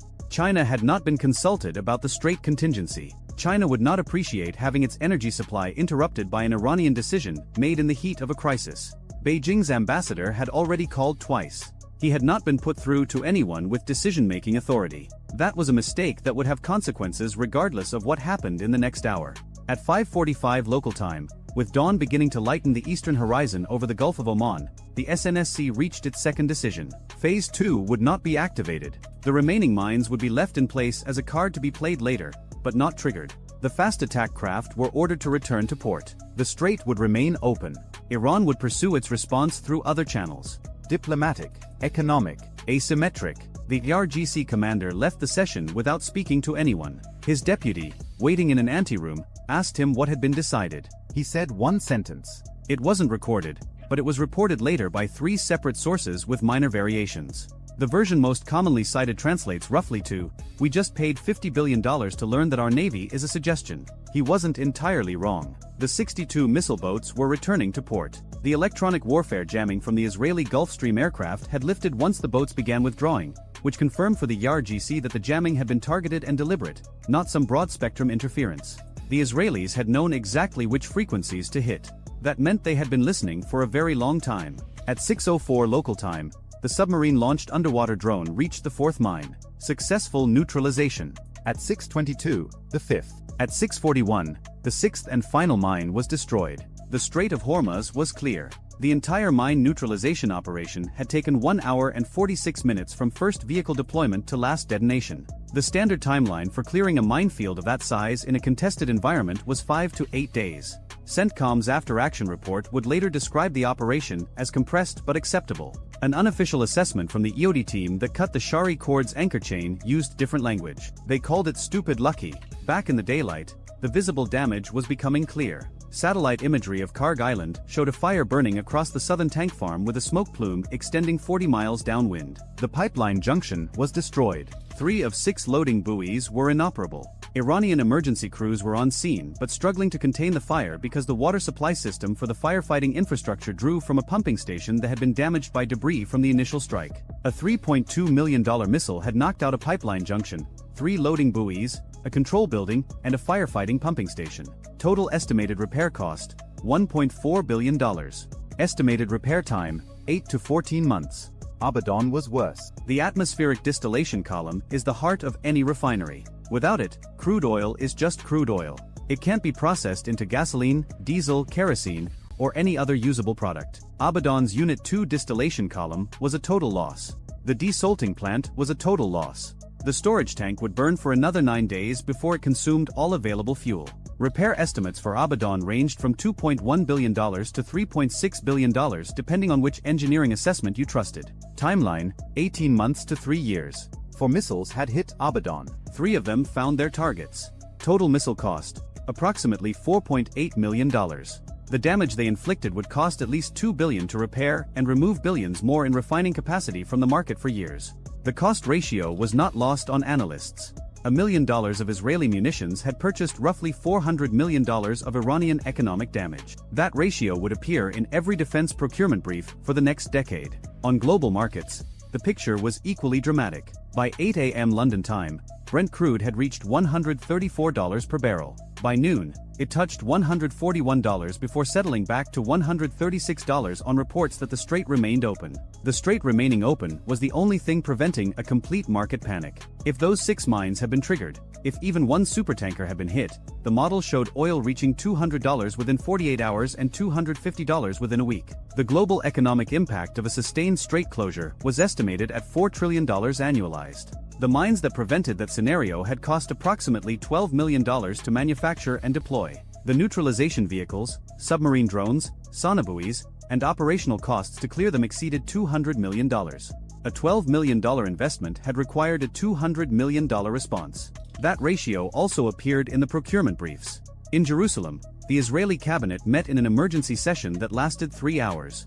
The strikes were described as a limited defensive operation targeting Iran's ability to fund hostile activities against Israel. The phrase economic heart was not used by any Israeli official. It didn't need to be.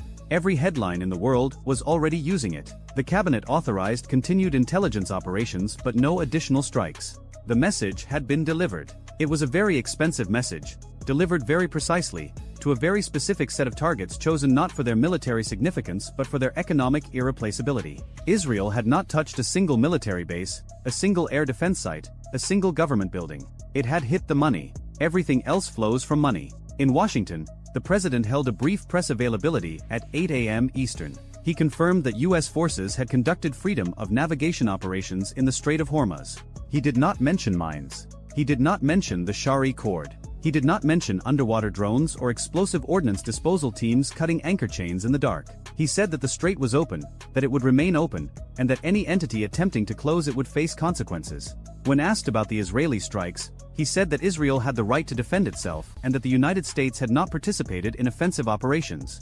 Both statements were technically accurate. The mine clearance was classified as a defensive operation. The electronic warfare aircraft were Israeli, not American. The distinction between participating and coordinating was apparently a matter of interpretation. Beijing's response came at 11 a.m. Beijing time, roughly 12 hours after the first strike. It was unusually blunt by Chinese diplomatic standards. The foreign ministry spokesman described the strikes as reckless and destabilizing and called for all parties to exercise restraint. The interesting word was not reckless. It was all parties. China was not singling out Israel. It was warning Iran as well. Don't close the strait. We need that oil more than you need revenge. The ambassador in Tehran was finally put through to the foreign minister. The conversation lasted 40 minutes.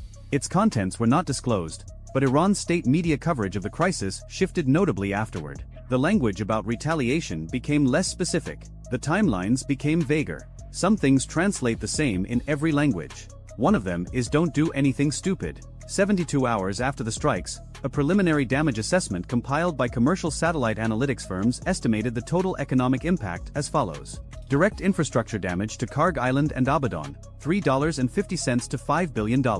Lost oil revenue for Iran over the following 12 months, $18 to $24 billion. Increased global oil costs attributable to the supply disruption, approximately $400 billion annualized, distributed across every oil-importing economy on the planet. Cost of the Israeli munitions used in the strikes, approximately $17 million. Cost of the American mine clearance operation, approximately $200 million. Cost of the mines themselves, approximately $12 million. The most expensive single item destroyed in the entire operation was a crude oil storage tank at Abadan that had been built in 1963. Its replacement cost was estimated at $180 million. The missile that destroyed it cost $1.2 million. The missile that missed its target and hit a maintenance road cost the same $1.2 million. It destroyed approximately $40,000 worth of asphalt. 6 weeks later, the Shari Cord was quietly towed to a shipyard in Bandar Abbas. An inspection of its engine room found nothing wrong with its engines. Both main propulsion diesel engines were fully functional. The engine room failure had been simulated by the crew on orders from IRGC Navy Command. The crew had not been told why. They had been told to fake a breakdown at specific coordinates and deploy their anchor. They did what they were told. They spent 11 hours sitting on top of a weapon that could have killed every person on their ship if something had gone wrong. They were not told about the mine. The IRGC Navy did not consider this relevant to their assignment. The captain of the Shari Cord resigned from the Iranian merchant marine within a month. He did not give a public reason. People who knew him said he had developed a persistent fear of deep water. Nobody else resigned. The oil kept burning. The prices kept climbing. And in shipping offices from Singapore to Rotterdam to Houston, insurance underwriters quietly added a new surcharge to every policy covering Persian Gulf transits. The surcharge was 17%. Nobody argued about it. When the math is that clear, nobody needs to. If you enjoyed this video, check out our other video on how Iran's mine warfare strategy nearly shut down the Persian Gulf in 1988. Bye for now. The operator almost ignored the signal. It came in at 40:14 in the morning, a single contact ping from a Sonobui field that had been sitting quiet for 11 days. Weak return, intermittent, the kind of thing a tired analyst explains away as biological noise or a thermal layer playing tricks on the hydrophone. He flagged it anyway, not because the signal was convincing, because it was consistent. Every 93 seconds, same direction, nothing biological pulses on a clock. By 40:40, two P-8 Poseidons were airborne out of Al Dhafra and turning south toward the Gulf entrance. By 50:02 they had a track. By 50:17, that track had a classification, an Iranian Kilo-class submarine running shallow, moving northeast, almost certainly trailing a convoy of 4 tankers that had departed Fujairah 8 hours earlier under a commercial escort that had since turned back. The submarine never fired. It never had the chance to, but the fact that it was there, 60 feet beneath the surface of a supposedly swept corridor, moving on a targeting solution it had been building for hours, told the operations center at 5th Fleet something that changed the shape of the whole problem. Iran was not trying to win the surface fight. It had already accepted that the surface was lost. It had gone underneath. To understand why that mattered, you have to go back about 6 weeks, to when the whole question of the Strait of Hormuz was still being argued in terms the public understood. Missiles and warships. Headlines about carrier groups and iron domes, and whether the United States was willing to put a destroyer in the line of fire to protect a tanker full of Kuwaiti crude. The political conversation was about commitment. The military conversation was about something older and more basic. It was about the same thing it has always been about in a narrow sea: geometry. The Strait of Hormuz is 21 miles across at its narrowest point. The deep water channel a fully loaded supertanker actually needs to use is a fraction of that. A 2-mile slot, inbound on the north side, outbound on the south, with shallow water and Iranian-controlled islands crowding both shoulders. Every ship that enters is on a known course. It has to be. The physics of a loaded hull in a constrained channel does not leave much room for creativity. You go where the water is deep enough to carry you, and Iran has known where that is for 50 years.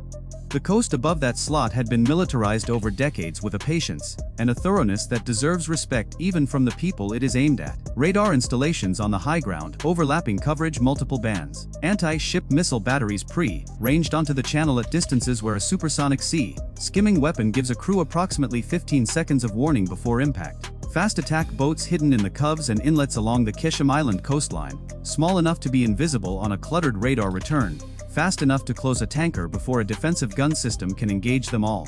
And underneath all of it, the mines. Pressure activated, magnetically triggered, acoustically sensitive. Thousands of them seeded across decades of contingency planning, mapped and positioned and ready to be dropped in a matter of hours once the order came. When the order came in early 2026, it came fast. Within 72 hours of the declaration that the strait was closed to American and Allied shipping, the mine laying was already underway. Within a week, the inbound lane had gone from a busy commercial corridor, moving roughly 15 million barrels of oil a day, to an effectively empty stretch of water that nobody with insurance was willing to enter. The shipping companies did not need to be told twice. When 3 tankers were struck in 4 days, 2 of them losing crew, the market made the decision that navies were still debating. Rates tripled. Then they doubled again. Vessels already inside the Gulf anchored and waited. The ones outside turned around. And the oil price did what oil prices do when a fifth of the world's seaborne supply is suddenly in question. Washington stood up Project Freedom within days. Carrier, escorted convoys, flag on the mast, Navy warships riding the shoulders of the merchant column in broad daylight. Exactly the posture that had worked in 1987 during the tanker war, when a visible American presence was enough to make Iranian fast boats reconsider their career choices. The first convoy assembled. It got as far as the entrance to the strait before the problems announced themselves simultaneously. A harpoon-sized return lit up on the radar of the escorting destroyer before anyone had time to categorize it. The countermeasures fired. The decoy bloomed. The missile followed the decoy. Nobody was hit, but the missile had been fired from 42 miles inland, from a position the carrier strike package had assessed as inactive 20 hours earlier. Iran had moved a mobile launcher overnight, set it up in the dark, and fired it the moment the convoy's radar emissions told them exactly where to aim. The convoy turned back. The flagship of Project Freedom returned to port, having demonstrated, very conclusively, that the old logic no longer applied. Being seen had stopped being a deterrent. It had become a targeting service. The people who rewrote the approach did not hold a press conference about it. The first indication that something had changed came from what stopped appearing, not from what started. The insurance tracking services that monitor AA's transponder data noticed that a category of vessel, large crude carriers of a specific draft range, had simply vanished from their displays in a particular region of the Gulf. Not turned around, not anchored, disappeared. The hulls were still there. The signals were not. This is the part of the operation that looks like a trick and is actually a doctrine. A supertanker in peacetime is a lighthouse that moves. It broadcasts its name, its position, its heading, its destination, its speed, its cargo, its flag, its IMO number, continuously, to any receiver within range because the law requires it to. The automatic identification system exists because ships are very large and the sea is very dark, and running into each other costs lives and money. The AIS is not a vulnerability. It is a safety system. It was designed to prevent accidents, and it is extraordinarily good at that job. It is also, in a war zone, a beacon that tells a missile battery exactly where to aim. Turning it off is illegal under normal maritime law. It is also, in a narrow strait with an active mining operation and an enemy tracking every commercial transponder in the waterway, the only move that makes sense. The lawyers worked that out inside of 48 hours. The operators had already started doing it before the lawyers finished. The discipline that went with the blackout was total. AIS off. Navigation lights off. Radio silence except for encrypted burst transmissions to Fifth Fleet every 30 minutes, position and status, then silence again. Radar emissions minimized because a radar searching for mines throws a signal that a shore-based intercept station can detect and localize and hand off to a targeting cell in about 4 minutes. The crews navigated the outbound leg using gyroscopic compass, chart plottings updated by hand, and GPS inputs that they treated with deep suspicion, because Iran had been spoofing the satellite navigation in the strait since the 3rd week of the crisis, injecting false position signals that could make a bridge display show a ship sailing through downtown Bandar Abbas, while the actual hull was still in the water. More than one crew had caught the spoof only because an experienced officer looked out the bridge window and noticed that the coastline visible through the glass did not match the coastline on the screen. Old eyes over new instruments. There is a lesson in that, though it is not a comfortable one. The crews went back further than they expected to go. Paper charts. Parallel rulers. Dividers stepped across the page to measure distance by hand. a discipline that most of these mariners had learned in school and never used in service, suddenly the only navigation method they trusted inside the strait. The satellite age had folded itself backward by about 60 years because one country had figured out how to poison the signal. Going dark solves one set of problems and creates another one immediately. The human eye on the cliff, the signal intercept station, the night vision watch post, the vessel traffic radar operated by the Revolutionary Guard maritime component. All of those go blind when the ship goes quiet and dark and runs without lights at 1 in the morning. The human visual spectrum, the radio frequency spectrum, the AS data stream, all of it gone. The ship becomes, for those sensors, nothing. What it does not become is invisible to a search radar. A supertanker is approximately 1,000 feet of steel plate arranged in a shape that happens to be nearly optimal for reflecting radar energy. You cannot hide that cross-section. You can paint it any color you like. You can turn off every light and every radio and every electronic system aboard. The hull is still there, and the radar pulse that bounces back off it is enormous. Any coastal search radar within 40 miles would see it instantly. This is where the operation stops being a shipping problem and starts being an air power problem. The USS Abraham Lincoln had been on station in the North Arabian Sea for the better part of 3 months before the strait closed. The USS George H.W. Bush arrived 7 weeks into the crisis and took up position roughly 240 miles to the southwest. The two carriers operating on a rotation that kept continuous flight operations going between them without either crew burning out completely. Between the two decks, the air wing cycles available were sufficient to maintain a near continuous presence over the Gulf, rotating squadrons in and out, keeping at least some aircraft airborne at any given hour. What those aircraft were doing over the Gulf in the relevant hours was not a combat air patrol in the traditional sense. The strikes had already happened. Iran's coastal radar infrastructure had been struck repeatedly over the preceding weeks in a campaign that was methodical rather than theatrical. Not trying to destroy everything at once and accept the political cost. Instead, hitting specific nodes. The high ground radar sites that covered the southern transit corridor. The command relay stations that connected the missile batteries to their targeting feeds. The maintenance facilities for the fast attack boat flotilla at Bandar Abbas and Kishim. Hitting them, watching the Iranians try to rebuild or relocate, hitting them again before the new position was fully operational. The math of that exchange was deliberately asymmetric. An Iranian coastal radar installation costs tens of millions of dollars and takes months to make fully operational. A JDAM guidance kit costs roughly $30,000 and takes about 45 minutes to arrive. Iran could not replace things faster than the air wing could knock them down, and the air wing had 2 carriers worth of ordnance to draw from. But the aircraft over the Gulf in the hours a tanker was transiting were not primarily there to strike. They were there to see and to blind.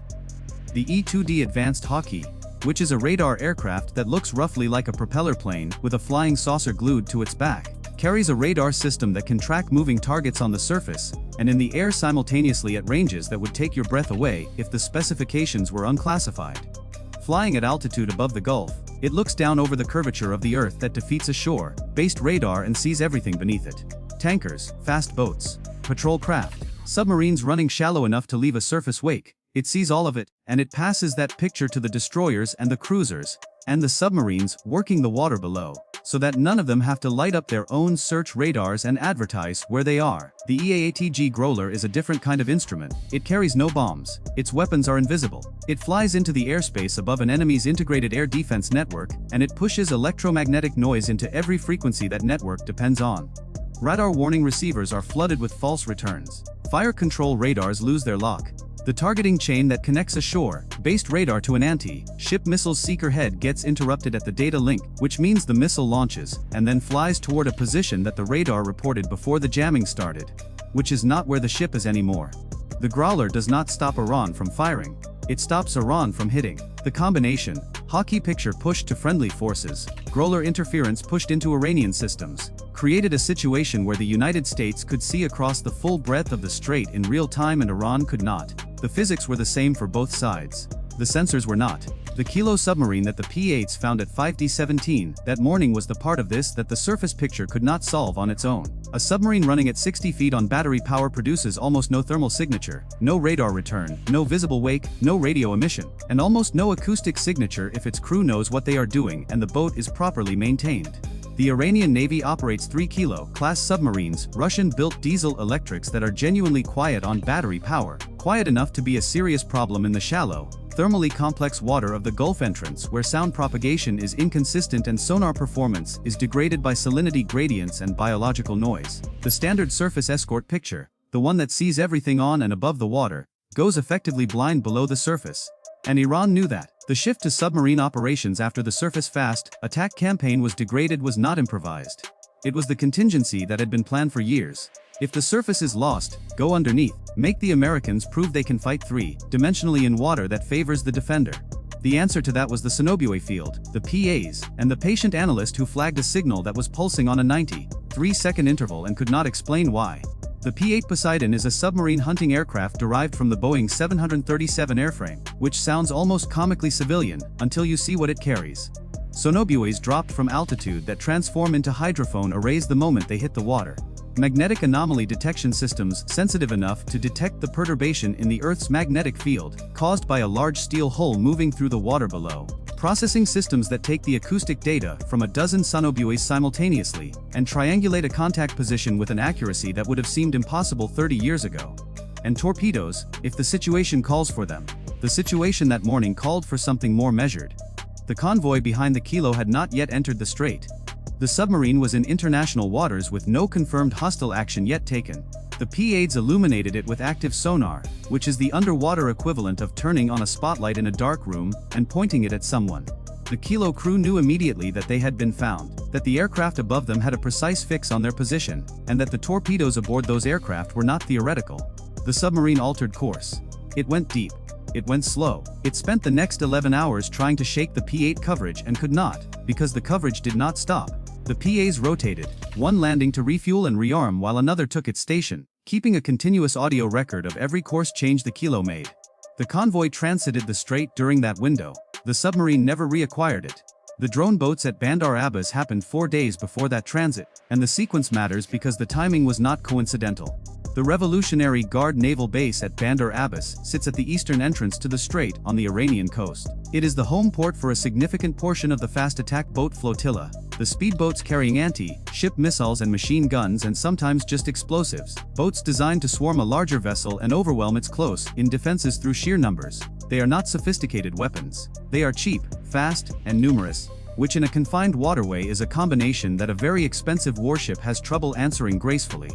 The base itself was not a viable target for a conventional airstrike in the conventional sense. Iran's shore-based air defense around Bandar Abbas was layered, overlapping, and specifically optimized to engage aircraft approaching from the south, which is the direction any carrier-launched strike would come from. Sending a strike package in against a defended harbor, where the defenders have had 50 years to sight their guns, was a cost-benefit calculation that the targeting cell did not love the look of. The aircraft that would be at greatest risk on ingress were also among the most expensive and irreplaceable assets in the theater. An unmanned surface vessel costs roughly $3 million at the current production rate for the systems the Navy was fielding in the Gulf. It carries no crew. It does not care about the air defense network because it travels on the surface of the water, below the radar horizon of systems designed to engage aircraft. And it can be steered by an operator sitting in a trailer in Bahrain with a joystick and a data link, with no physical risk to any American service member. 3 of them went in on a moonless night. They ran dark, transponders off, engines throttled to reduce their acoustic signature, approaching the harbor entrance from the northeast, where the coastline's radar geometry created a shadow. The harbor's own radar coverage had been partially degraded by a growler pass 40 minutes earlier that scrambled the frequencies the shore radar used to filter surface clutter. The boats got inside the harbor perimeter before any alarm was raised that was acted on. 2 of them reached the pier where 3 fast attack boats were moored. The third was intercepted by a guard patrol boat and destroyed by gunfire about 200 meters short of its target. The 2 that reached the pier were not recovered. The fast attack boats they hit were not subsequently operational, and the base's command and control facility, which was located in a building adjacent to the main pier, sustained damage from secondary explosions that disrupted operations for approximately 72 hours. 72 hours, that was the window. The mine-cleared southern corridor, the blinded coastal radar network, the hockey overhead, the PAs on the submarine contact. All of it time to move a convoy through while the most dangerous section of the Iranian coastal response capability was degraded and disorganized. The drone boats were not a statement. They were a scheduling tool. 4 tankers made that transit.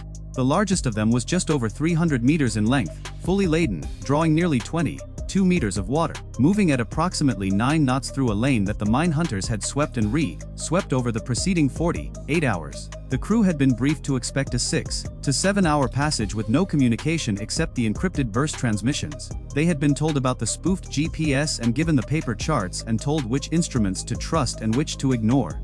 They had been told that they would have air cover they could not see and naval support they could not contact, and that this was deliberate, because the thing protecting them was its own invisibility, and anything they did to make themselves feel less alone was a risk they could not afford. One of the officers later described the experience as navigating inside a blackout curtain with the sound turned off. No lights visible in any direction except the stars. No radio traffic on any channel. No other ships visible. The radar screen showing them a picture they had been told not to fully trust. The paper chart spread across the chart table with pencil marks being updated every few minutes by hand. The magnetic compass, a technology that has not changed in any meaningful way since the 12th century. The most reliable instrument on the bridge. They came through on schedule, all 4 of them. No contacts on the visual watch, no vessels approaching, no radar locks detected, no missiles fired. The kilo that had been running a targeting solution on them from below never got close enough to be relevant. The fast attack boats that would normally have been dispersed across the southern corridor to intercept were either destroyed, still assessing the damage at the base, or unable to get a firing solution through the electronic interference above them. The Hawkeye that saw everything and said nothing to anyone who was not supposed to hear it watched them clear the strait exit and logged the time. The convoy formed up in safer water on the other side and eventually, over the next several hours, the AIS transponders came back on one by one as each vessel crossed outside the boundary the lawyers had defined, and they reappeared on the world's shipping displays as if they had never been gone. The insurance tracking services logged the returns. No one outside the relevant operations centers knew the route those hulls had taken, the assets that had been cleared from in front of them, the submarine that had been parked on their track until a patient analyst and a rotating pair of aircraft had sat on it for 11 hours and refused to let it move. The broader picture from that operation did not resolve the crisis in the Strait overnight. Iran retained its capacity, its mines, its missile batteries, its submarines, its fast attack flotilla, most of which survived the conflict intact and dispersed. What changed was more specific and more durable than a weapons count. The coast's ability to convert that capacity into effective action against a transiting hull had been demonstrably broken, not permanently and not completely, but broken enough that the math of the interdiction had shifted in the wrong direction for anyone trying to enforce a blockade. A blockade is, at its operational core, a detection and engagement system. You have to see the ship to stop the ship. Everything else, the missiles, the mines, the fast boats, the submarines, is downstream of that first requirement. Take away the detection, degrade it, jam it, destroy the infrastructure it runs on, put your own sensors above the horizon, so you see everything your enemy cannot, and what remains of their blockade is a coastline full of weapons pointed at an empty sea. Iran still owns that coast. The geography has not moved. The weapons are still there. But a weapon pointed at nothing is a storage problem, not a military capability. The supertanker that came through dark and silent at 1 in the morning was not hiding from the blockade. It was demonstrating that the blockade's first principle, the idea that owning the coast meant controlling who crossed the water, was no longer a reliable assumption. Each hull that transited was a data point in an argument the Navy was making not to the press but to every operational planner on the Iranian side. The argument was simple. We can see you better than you can see us. We can be invisible when it costs you to find us. And we have already demonstrated what we do to the assets you need to maintain the sightline. The submarine contact from that morning sits in that argument too, because the PAs that found it were not there by accident, and were not there alone. The Sonobue field that caught the initial ping had been laid 3 days earlier, maintained continuously, data processed ashore and flagged for human review by an analyst who noticed a 93-second interval that could not be explained away. The entire detection chain, the buoys, the aircraft, the analyst, the communications back to the operations center, the P8 dispatch, the active prosecution that ran for 11 hours, existed because someone had decided weeks earlier that the submarine threat to the corridor was the detection problem that the surface picture could not solve on its own, and had built a layered response to it before it became an emergency. That is the part of the operation that does not make headlines. Not because it is less important, because it looks like administrative work until you understand that the tanker convoy running dark through a swept corridor, at 9 knots with a kilo-class submarine somewhere behind it is the reason the Sonobue field had to exist at all. One last detail that tends to get lost in the larger shape of the story. The mine hunters who cleared the southern corridor spent 11 days on that work before the first convoy was authorized to transit. 11 days of slow, methodical, unglamorous operations. Unmanned underwater vehicles working the bottom systematically, one grid square at a time. Helicopter, deployed sonar systems searching the water column. Human divers in some cases, when a contact required close investigation and the unmanned systems had given an ambiguous return. Neutralization operations that were individually unremarkable and collectively essential. The mines that were found and destroyed during those 11 days were not exotic. They were pressure-activated moored mines and bottom mines of types that have existed in various forms since the First World War. Iran's mining capability is extensive and well-practiced, but the fundamental technology is not new. What made it dangerous was not the sophistication of the mine. It was the volume of water that needed to be cleared, and the time pressure under which the clearing had to happen, and the fact that a single miss meant a hole in a tanker hull and a crew in the water. Every one of those days, and every one of those mine hunters grinding through the grid, was a prerequisite for the night the supertankers ran dark through the channel they had opened. The drone strike at Bandar Abbas got the headline. The mine hunters got the job done. Control of the strait, in the end, came down to that same equation it always does in a narrow sea. Not who owns the water, who can see across it, and who can do something about what they see. The Navy found a way to extend its own sight to every altitude and depth the fight required, while systematically shortening the range at which Iran could reliably find and fix a target. That gap, between what one side could see and what the other could, was the Strait of Hormuz in the spring of 2026. It was not closed, it was just dark, and dark, it turned out, was something the Navy had spent decades learning to work in. The radar operator almost missed it. Not because the signal was weak, because it arrived exactly where nothing was supposed to be. At 2014 in the morning, a ground-based sensor array positioned along Iran's Makran coast picked up the first thermal anomaly. Not a missile, not a drone, something else. A shape moving at altitude, slow and deliberate, in a corridor that hadn't been active in weeks. The operator flagged it, ran his secondary check, and then sat very still for a moment. Because what he was looking at wasn't supposed to exist in that airspace, and the system he was operating wasn't supposed to be able to see it. This is the story of the night Iran lost the one thing it spent 40 years building, and never once believed it would lose in a single evening. Not a ship, not a city, not an oil field, its confidence. The Islamic Revolutionary Guard Corps Navy had rehearsed the Gulf scenario in some form or another since the tanker war of the 1980s. The core premise never changed. Iran's geography is the weapon. The Strait of Hormuz is 21 miles wide at its narrowest point. The coastline is 800 miles of inlets, islands, and shallow water that big American surface ships can't enter without becoming targets. And between those coastlines, Iran had spent 4 decades stacking every advantage it could afford. Coastal missile batteries, swarm boat doctrine, underground hardened shelters carved into the rock of Keshem and Hormuz Islands. A layered system designed around one strategic truth. America would come from the sea, and the sea is where Iran would bleed it. What they had not fully accounted for was what happens when America doesn't come from the sea at all. At least, not only from the sea. Back to that thermal anomaly. The sensor operator's flag traveled up the chain quickly, because the chain had been on elevated alert since the early evening, when satellite imagery had shown unusual activity at several American air bases in the region. The flag reached the duty officer at the Integrated Air Defense Coordination Center, just outside Bandar Abbas at 2:21. The duty officer looked at the data, reached for his phone, and made the call that would define the next 4 hours.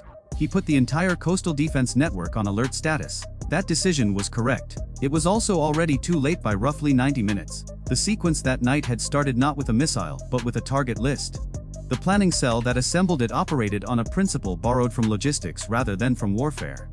You categorize by what the mission requires. Some targets need to be erased. Some need to be disabled. Some need to be put in a condition where they can't be used for weeks, long enough for a specific diplomatic window to open or close.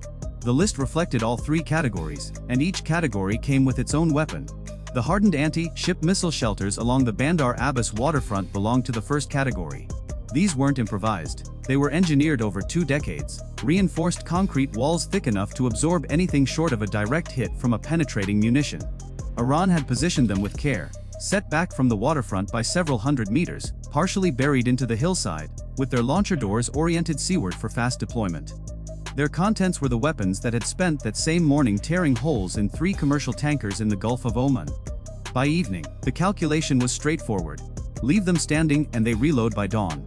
The coastal radar network belonged to the second category. Destroying it was unnecessary and potentially counterproductive. A blind coast generates unpredictable behavior. A degraded coast can be managed. The goal was suppression, not elimination. Keep it noisy enough, long enough for the first wave to cross unmolested. The port operations infrastructure belonged to the third category. Command nodes, fuel storage, the logistics chain that moved weapons from storage to launcher. Disable the system and the hardware becomes irrelevant even if it survives. 9 BGM-19 Tomahawk cruise missiles launched from 2 surface ships in the Gulf of Oman at 9:47 in the evening local time. The BGM-109 is a weapon that has aged into its role like a piece of furniture that turns out to be load-bearing.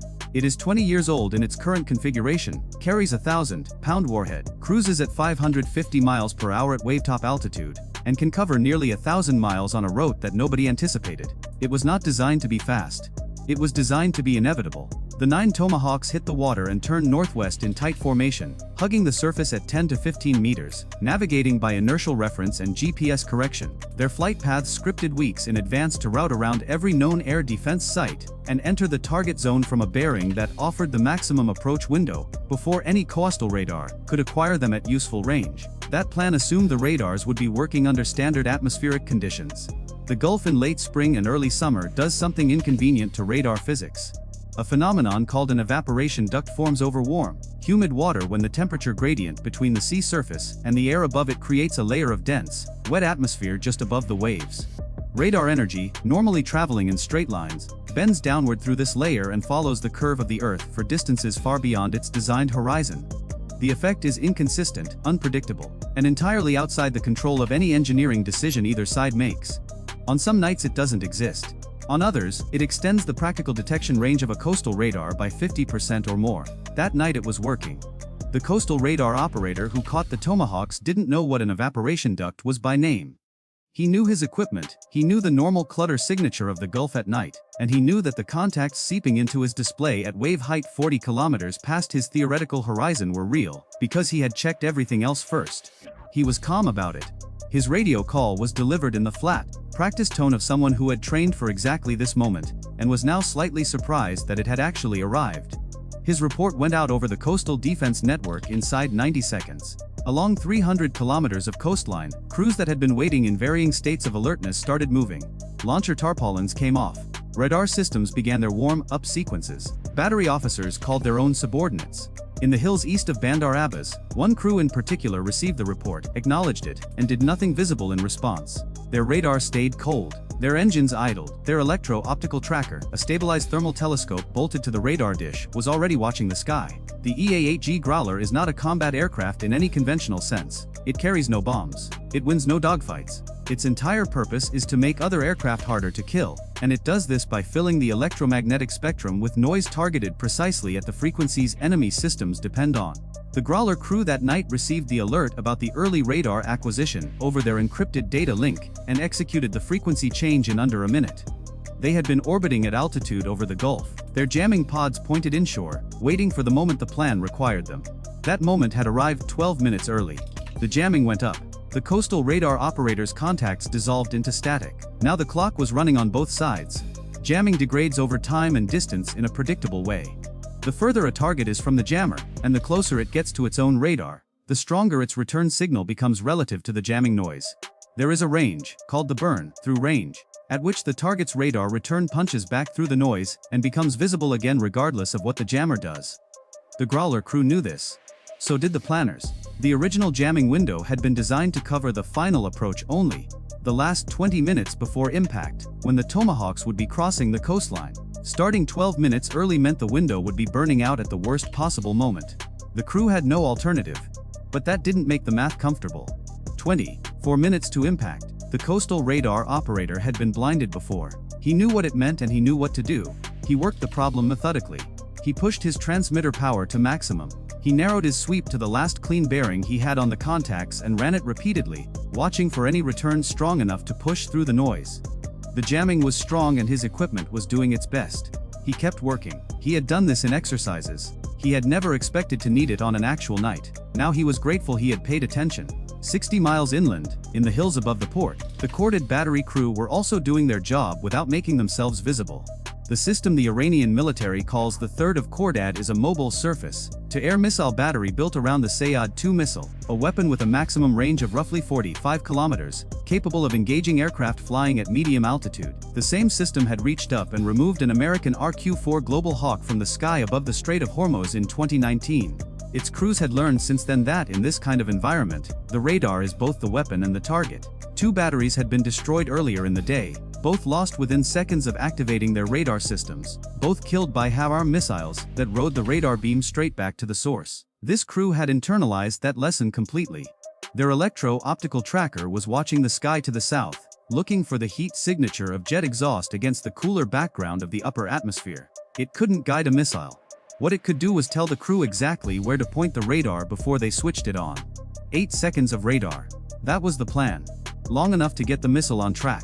Short enough that a higher M launched the instant the emission appeared couldn't fly the distance back before the radar went cold again. The FK-18 pilot the strike planners had designated as Uppercut 2. One had known there was a Cordad somewhere in the hills east of the port. His pre-mission intelligence package had placed it at a position 15 kilometers south of his planned route, confirmed by satellite imagery taken the previous afternoon. He had designed his ingress specifically to route around the threat box it defined. The additional distance had cost him 40 miles and nearly 2,000 pounds of fuel. He had absorbed the cost without complaint because the alternative was flying through a known engagement envelope.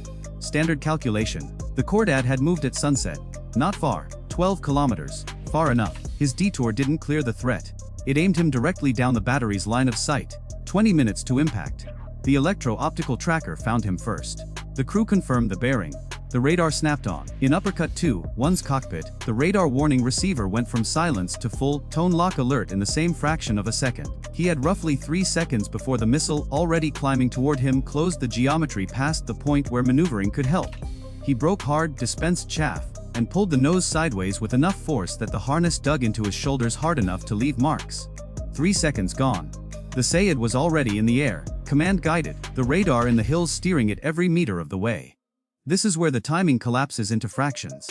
The Growler carrying the escort mission had been listening on all active frequencies since the evening began. The moment the Cordad's radar emission appeared, the AGM-88G under its wing had the coordinates memorized before the missile finished its launch sequence. The HARM is a weapon designed to kill radars. It doesn't wait for guidance. Its seeker memorizes the last known position of an emission even after the source goes quiet, and it drives to that position regardless. The Cordad crew had planned to be dark in 8 seconds. The ESH-ARM covered the geometry in 27, 3 seconds short of their safety margin. The radar in the hills cut out mid-track. The Sayed, with no one steering it, went ballistic and wide. Uppercut 2-1 rolled wings level, checked his fuel state, looked at the bearing to his designated targets, and pressed on. 15 minutes to impact. The coastal radar operator had been building toward his own solution, with the patience of someone who understood that he was the last functioning sensor on his section of coast. He couldn't guide missiles. He couldn't intercept anything. What he could do was communicate. His radar had been fighting the jamming for 20 minutes, and the burn-through effect was beginning to work in his favor. Faint returns pushing through the static on the bearing he'd been watching. Enough. Not a precise track. Enough to know the direction and the rough corridor. He dropped to a low, band frequency. Below the threshold the American receivers were optimized to hunt, and passed his last clean plot by voice to every station within reach. Strike aircraft bearing 160, inbound on the port approach corridor. That message reached the surviving batteries in time to be useless. The one battery that mattered, the Cordad, was already a burning truck in the hills.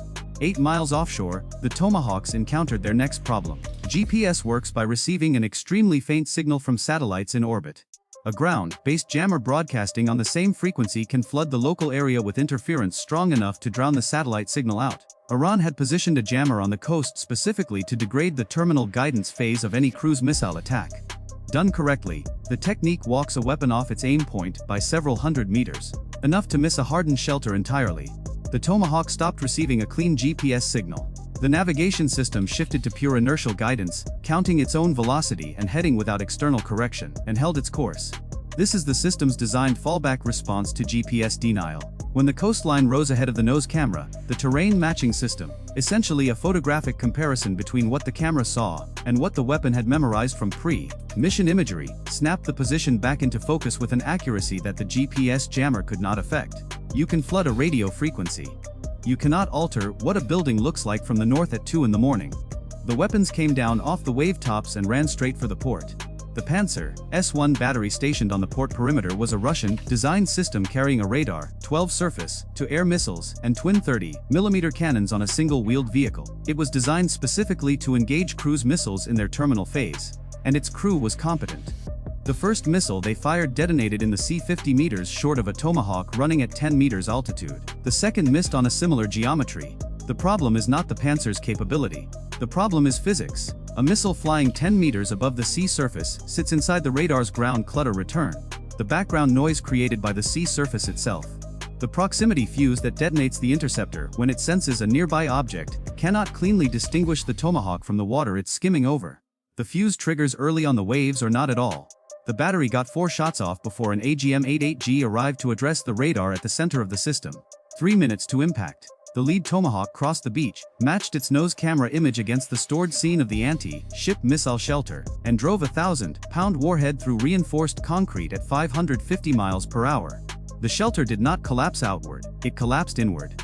3 more arrived on interval, spaced to prevent debris from one impact interfering with the next. The command and control node that coordinated the coastal battery network took 2 direct strikes and stopped functioning as a building.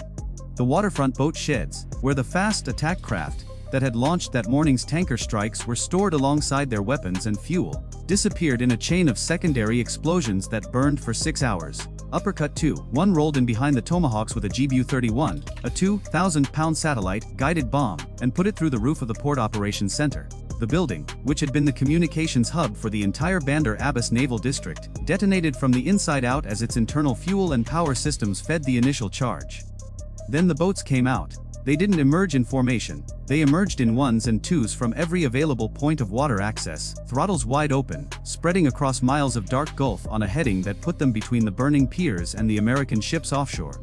Dozens of them, small fast, dispersed across a corridor of open water too wide for any single weapons system to cover efficiently. This was the doctrine Iran had rehearsed since the 1980s. Make the attacker solve 30 separate problems simultaneously. Make every solution expensive.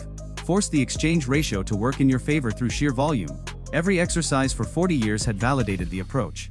The umpires always ruled the swarm successful, because the swarm had always been evaluated against systems that were looking at it from sea level. On the lead boat, the coxswain had the throttle against its stop and the bow lifting and slamming across 4-foot chop. The piers behind him were a wall of orange light. Ahead was black water.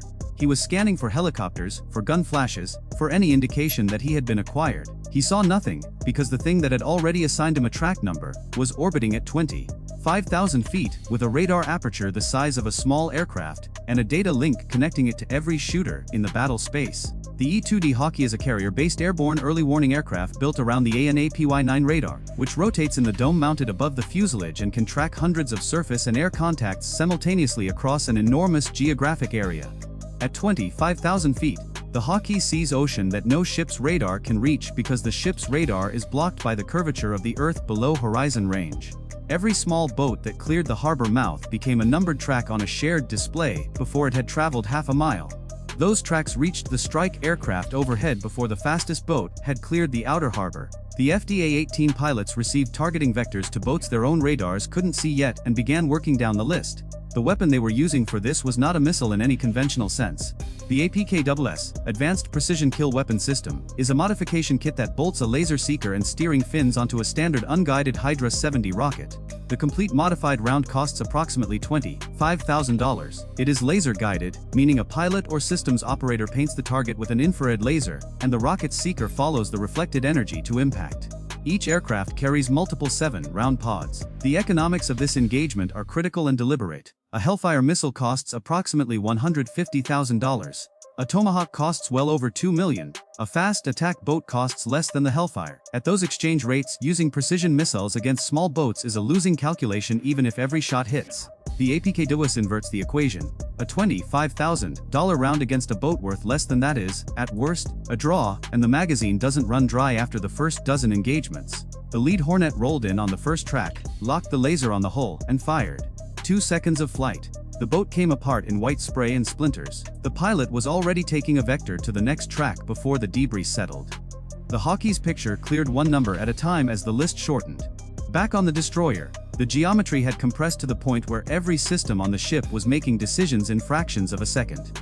A missile launcher on the forward deckhouse slewed hard onto a contact crossing the bow at low altitude, moving fast. The mount's identification system interrogated the contact automatically and encrypted digital handshake that every American aircraft answers without pilot input.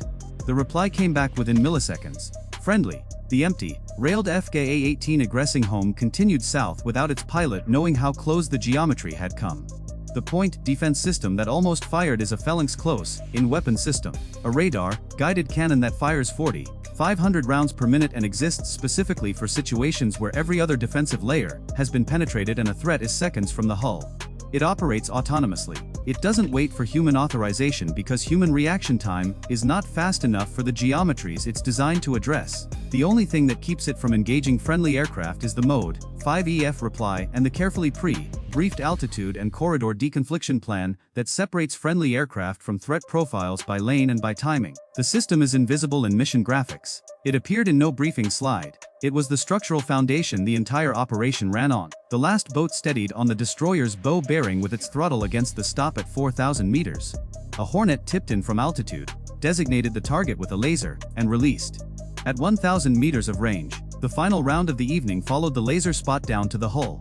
The Hawkeye's picture went quiet.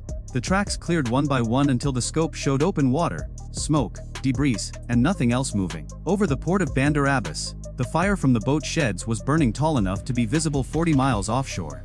A container ship inbound from Fujairah on a standard commercial transit watched the smoke column climb for the better part of an hour before its bow crossed the longitude where the strait begins to narrow. The ship's master logged the observation and held his course. Commercial traffic continued. The strait remained open. That was, in the end, the specific outcome the operation had been designed to produce. Not the destruction of a city, not the collapse of a government. A demonstrated cost for a specific behavior, delivered against a specific capability, at a specific time, with the strait still open when the sun came up. Iran had built its Gulf strategy around one foundational assumption: that the cost of defending against a sustained American conventional strike would be prohibitive, and that the threat of retaliation against commercial shipping would make that cost politically unacceptable before it was ever paid. The assumption was reasonable. It had been reasonable for decades. It was based on accurate analysis of American political risk tolerance, and accurate understanding of the economic pressure that disrupting the Strait of Hormuz places on global energy markets. What the assumption couldn't account for was an administration that decided the political cost of inaction had become higher than the political cost of action, and a military that had spent 20 years building the systems, the doctrine, and the ammunition stockpiles to execute a campaign that left the strait open and the shelters closed in a single night. The sensors that saw through the evaporation duct, the network that rewrote the jamming plan mid-flight, the seeker that remembers coordinates after the radar that provided them goes dark, the inertial system that holds course through GPS denial until the nose camera finds the building it was looking for, the cheap rocket that made the boat swarm a solvable problem instead of a prohibitive one, the encrypted handshake that kept the point defense cannon from firing on the pilot flying home with empty rails. None of these are dramatic individually. Together, at 2 in the morning over the Strait of Hormuz, they were the answer to 40 years of rehearsal. The coxswain on the lead boat had been right about one thing: disperse and close fast, make them solve 30 problems at once. That part worked exactly as designed. The problem was the 30 problems all had pre-assigned numbers, and the solution was already airborne before the first throttle opened. 12 hours earlier, in a planning room 300 miles south of Bandar Abbas, the doctrine was rehearsed like scripture. 3 submarines, different classes, different roles, one mission. The Iranians had spent almost a decade studying the American carrier strike group, watching the repetition of its patrols, the rhythm of its escorts, the predictable way it advanced through choke points, and showed its silhouette to anyone patient enough to wait. They had modeled the distances at which destroyers could hear, the angles at which towed arrays performed best, the way a carrier's own massive weight created a sound shadow that quiet submarines could press against. Every detail had been refined, then refined again, across exercises in the Caspian, in the southern Gulf, in places where Iranian submarine crews were trained to think slowly, breathe slowly, and make no noise at all. Their 3 boats came from different streams of Soviet and Chinese parentage. The lead submarine was a Kilo, Russian-built, diesel-electric, deep-running, a hull optimized for long endurance and patient waiting. Its captain, a man named Hossein Falaki, had been running this kind of mission since the early 2000s. Never in combat, never against an American carrier, but inside every operational rehearsal his Navy possessed. The second boat was a newer Type ZO-33, lighter, faster, designed for coastal ambush, with a thin hull that could push shallow and disappear under surface noise. Its captain was younger, more aggressive, more willing to gamble speed for surprise. The third submarine was older, smaller, an old midget boat intended neither to outrun anything nor outfight anything. It was the bait, the distraction, the piece the plan counted on the American defenders to chase. Iran's logic was clean enough to be dangerous. Most carrier strikes never started close enough for submarines to matter. Aircraft and cruise missiles did the opening work. But Iran's arsenal of long-range attack missiles was aging, monitored, and increasingly visible to satellites and radar picket ships. If war came, Tehran knew the first hours would be a contest of pre-planned strikes, not improvised ambushes. The submarines were meant to be the second move, the one that came after American airpower had already been spent and American attention had already been pulled elsewhere. They were meant to find a carrier that was tired, blind in one direction, and surrounded by a screen that had been chasing decoys and noise in the wrong quadrant. Phalanx had walked through this plan a dozen times. He did not believe in luck. Luck was for fleets that had not properly accounted for the geometry of their own failure. He walked one more time. At 2300 hours, the three boats slipped from their pens in sequence. No horns, no flags, no surface lights. Each boat dived within sight of the harbor wall, ran shallow toward the first waypoint, and then went deep into the thermal layer where the warm surface water met the cold deep ocean, and created a barrier thick enough to bend sonar away from it. Above the layer, the sea sounded like a city in restless sleep. Below it, sound behaved differently. It bent, scattered, sometimes vanished. A submarine hiding here could disappear if everything else went right. Everything did not go right, but not in the way the Americans would eventually decide. Far to the north, the USS Gerald R. Ford was supposed to be a routine presence. She had left the Mediterranean through the Suez Canal 6 days earlier, transited the Red Sea at standard cruise speed, made her way down the Bab el-Mandeb into the Gulf of Aden, and was now cutting east through waters that Iran's submarines understood better than almost any American captain alive. Her flight schedule was full. Her air wing was loaded with fuel, heavy strike configurations. Her escorts were led by 3 Arleigh Burke-class destroyers, a Ticonderoga-class cruiser, and a pair of fast attack submarines that no Iranian surface sensor had ever caught. Iran's planners had watched her transit through the northern Arabian Sea 2 days earlier. They had plotted her likely course. They had estimated her arrival near the Strait of Hormuz. They had even guessed, correctly, that she would hold a screening posture shaped for threat from fast attack craft, not submerged submarines. Carrier strike groups in this part of the world did not usually fear submarines. They feared missile boats, mines, fast inshore patrol craft, and the sprawling, layered threat that Iran's Revolutionary Guard Navy had built along its own coast. Iranian diesel-electric submarines had been studied more than they had been hunted, and the difference between the two was a gap that Iran's admirals had quietly built into their doctrine. Phalanx counted on that gap. He did not count on an American P-8 Poseidon that was scheduled for an unrelated maritime patrol flight at the same time. He also did not count on the captain of the USS Mason, an Arleigh Burke-class destroyer sailing on the carrier's port quarter, who had spent the last 36 hours running a quiet sonar drill with nothing to do with Iran. The drill had ended 6 hours earlier. The sonar operators were still sharp. At 23:30, 8 hours, 2 hours before the ambush was scheduled to begin, the Poseidon dropped its first passive search buoy.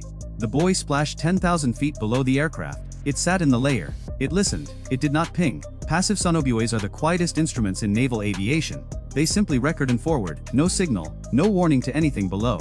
The aircraft that dropped them passes overhead like any other wide body at altitude, indistinguishable from a commercial flight on radar, and the buoys themselves can be retrieved later, by anyone who knows where to look. This one was placed in a pattern designed not to find any specific boat, but to define the acoustic floor of an entire box of water.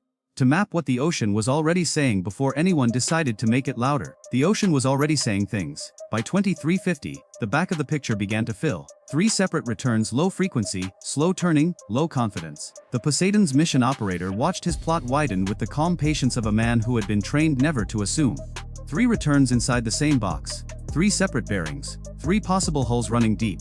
He correlated. He cross-checked. He waited. By 2355, the confidence rating crossed the threshold. At midnight, the Poseidon sent one encrypted message up the protected chain. It was not an alert, it was an observation. 3 submerged contacts, slow speed, parallel heading, consistent with submarine movement on a coordinated course. No weapons signatures. No active sonar returns. No urgency in the language. The Poseidon's crew did not mention Iran by name. They did not need to. The carrier strike group commander, watching the message arrive inside the ship's secure tactical terminal, immediately recognized the geometry for what it was: 3 boats, 3 bearings, 3 different speeds, heading in a shape that, if continued, would put all 3 inside possible weapon range of the USS Gerald R. Ford within 6 hours. The carrier did not turn, the carrier did not yaw, the carrier did not send an outward signal of any kind to anyone. Iranian, commercial neutral. She continued on her declared track at her declared speed, exactly as before. The only change was internal. Watch teams sharpened. Sonar operators switched from routine to operational. The Seahawks parked in their hangars released deck crews and pre-flighted engines. Decoy launchers were checked. Towed arrays were streamed. The cruiser on the carrier's starboard bow oriented her bow, mounted sonar deeper than her standard posture allowed, listening into the layer where Iranian submarines preferred to hide. The trap had not been set by the Americans. It had been set by the ocean itself, and a Poseidon that happened to be in the right place because someone had scheduled a routine patrol hoping to detect drug smugglers. Phalanx learned none of this yet. By 100 hours, his Kilo-class submarine was inside the strike group's outer screen at a range that looked impossible on paper. Diesel-electric submarines do not have the range to chase an American carrier group across open ocean. They need to be carried, towed, or staged. Phalanx had been staged, sitting on the bottom of a narrow trench in the Strait of Hormuz, conserving battery power for almost 3 days, listening to the ambient hum of distant surface traffic until the Ford's group came within striking distance. His orders were simple. Reach the carrier's acoustic shadow. Hold there. Wait for the second boat to draw attention. Wait for the third boat to bait an escort. Fire when the geometry allowed. By 120 his second boat, the lighter Type 033, slid into position from the south. Its captain was younger, faster and less patient. He pushed ahead of his assigned timeline to claim a better firing angle. He moved at 4 knots instead of the planned 2. He crossed the thermal layer twice. The P-8 heard him. The MH-60R Seahawk dropped from the carrier's flight deck 12 minutes later, dipped its sonar head into the water, and triangulated the second boat's machinery signature with the kind of precision that only comes from years of practice against Soviet-designed hulls. The signature was unmistakable. A Type 033, lightweight, operational, dangerous only because of where it was trying to be.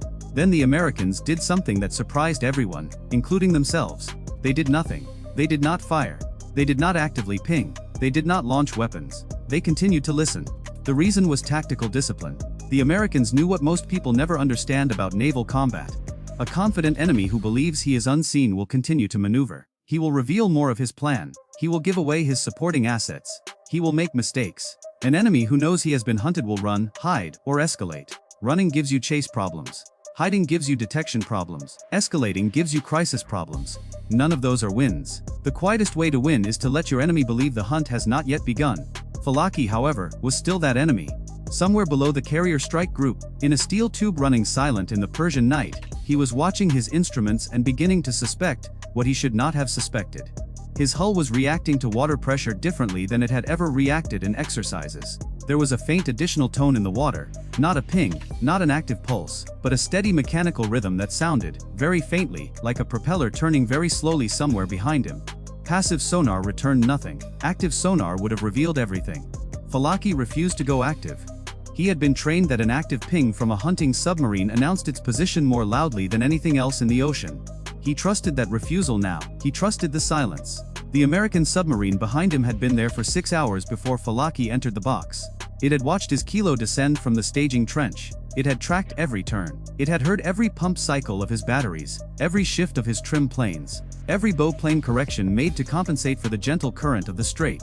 It had done all of this without firing a single active pulse. It had done all of this while the Ford strike group steamed overhead without ever knowing the silent hunter was there. This was the part the Iranians had forgotten. They had modeled the surface screen. They had measured the destroyers. They had estimated the helicopters. They had accepted, almost as doctrine, that American fast attack submarines did not escort carriers into the Persian Gulf anymore, because the Gulf was shallow, noisy, and unsuitable for submarines that needed depth to hide. They had not accounted for the fact that the United States had been quietly shifting posture, including a Los Angeles-class fast attack boat inside the strike group screen specifically to deter Iranian submarine activity. That boat had been there for months. Phalanx heard what he wanted to hear. The background noise of a strike group that did not know he was close. What he did not want to hear was the rhythm behind him. He kept listening to it. He could not identify it. He could not localize it. He could not decide if it was the carrier's wake pushing back against him or some phantom of the layer or his own hull playing tricks on his operator. He logged the sound. He flagged it. He asked his sonar chief whether it might be an American hunter. The sonar chief was a veteran. He had listened to American submarines during a joint exercise years earlier. He remembered the way they sounded. He remembered the long, slow turning of their propellers, the gentle wash of their hulls, the way they breathed when they sat still. He told his captain that he did not know what the sound was, which was the most honest answer a sonar chief could ever give. At 02:15, the carrier strike group pivoted. It was not dramatic. There were no flashing lights on the bridge, no horn blasts, no radio chatter. The Arleigh Burke on the port quarter turned first, opening a torpedo decoy range behind her as casually as a swimmer adjusting direction in a current. The cruiser pulled tighter to the carrier's centerline. The Seahawk gained altitude, then dropped again, sonar still wet. The second Seahawk lifted off the destroyer's flight deck and orbited south, dropping an additional line of sonobuoys across the path the second Iranian submarine had been following for the last 40 minutes. The P-8 widened its field. Everything moved at once. Nothing made enough noise to disturb a prayer. Phalanx saw the geometry change, but he could not read it perfectly. To him, it looked like a defensive rotation in response to the second boat's pressure. The American screen was tightening in front of him. The escort on the carrier's port side was moving into a position that would, eventually, fold between Phalanx and his target. He could still fire. He could still attempt a shot. The geometry was getting worse, but it was not yet impossible. At 02:23, the second Iranian submarine tried to bait an escort. It deployed a noisemaker, a small, towed acoustic device designed to imitate a much louder propeller signature and draw a destroyer or helicopter toward it. The decoy bloomed bright on the passive sonar of every ship in the group. For 10 seconds, it was the loudest thing in the water. The American anti-submarine warfare commander watched it bloom, classified it, and refused to take the bait. He told his team to ignore the loud track and continue tracking the quieter, real track hidden behind it. That was the moment Iranian operational doctrine began to collapse. The whole ambush had been structured around the assumption that American screen discipline would crack under the pressure of fast, moving decoys and the temptation to drive down a bearing. The screen had not cracked. The Americans had listened through the noise, found the real hole, and marked it. At this point, Phalanx's mission had failed in everything but outcomes. 3 submarines had entered the carrier's vicinity with a layered plan. 2 of them had been tracked since before they arrived at their firing lines. The third, the older midget submarine acting as bait, had been marked on a piece of paper in the operations center aboard the P-8 for almost 2 hours. None of them knew they had been seen from the moment they crossed the box's outer boundary. Phalanx could still fire. He chose not to. Not because he was afraid, but because his instruments were showing him something his training could not dismiss. The sound behind him had grown louder, not in volume, but in clarity. It was no longer ambiguous. It was the rhythmic pulse of a propeller turning slowly behind his own stern. It was the kind of sound that comes from a submarine that has been trailing for hours, and no longer needs to be silent because it already knows exactly where its target is. He held his tubes. He held his fire. At 02:40, the Iranian Type Zevran 33 broke first. Its captain was younger, less patient, less willing to gamble on a plan that was clearly not unfolding the way it had been briefed. He swung his bow toward the carrier's stern and accelerated. He crossed a sound threshold the American sonobuoys had been waiting for. They recorded his propeller cavitation, the formation of tiny vapor bubbles around fast, spinning blades, and forwarded the trace through the tactical network in seconds. The P-8 marked him. The destroyer's bow sonar locked him. The Seahawk reoriented south. 3 torpedoes were never launched from American tubes. None needed to be. The carrier strike group simply closed the geometry, sealed the firing lanes, and made every shot the Iranian submarine could attempt geometrically improbable. If he fired toward the carrier, his torpedo would have to cross 3 separate sonar barriers filled with decoys, into water dominated by the wake of a moving carrier group, into a screen tightened by 2 destroyers and a helicopter armed with active sonar. If he fired at anything, he would reveal his exact position to the submarine behind him, and that submarine, the American hunter he had not been told about, would have its own shot at a range so close the kill would be mechanical. The Type So-33 turned away. It dived deeper. It ran. Phalanx watched the second boat run, and for the first time, he felt the plan break inside his own head. Not panic, not despair, just the slow, cold recognition that whatever was happening beneath the sea tonight had not been planned by anyone in Bandar Abbas. The Americans were not reacting. They were anticipating. He had not walked into a carrier group that was unaware. He had walked into a kill box that had been waiting for him since before he left the trench.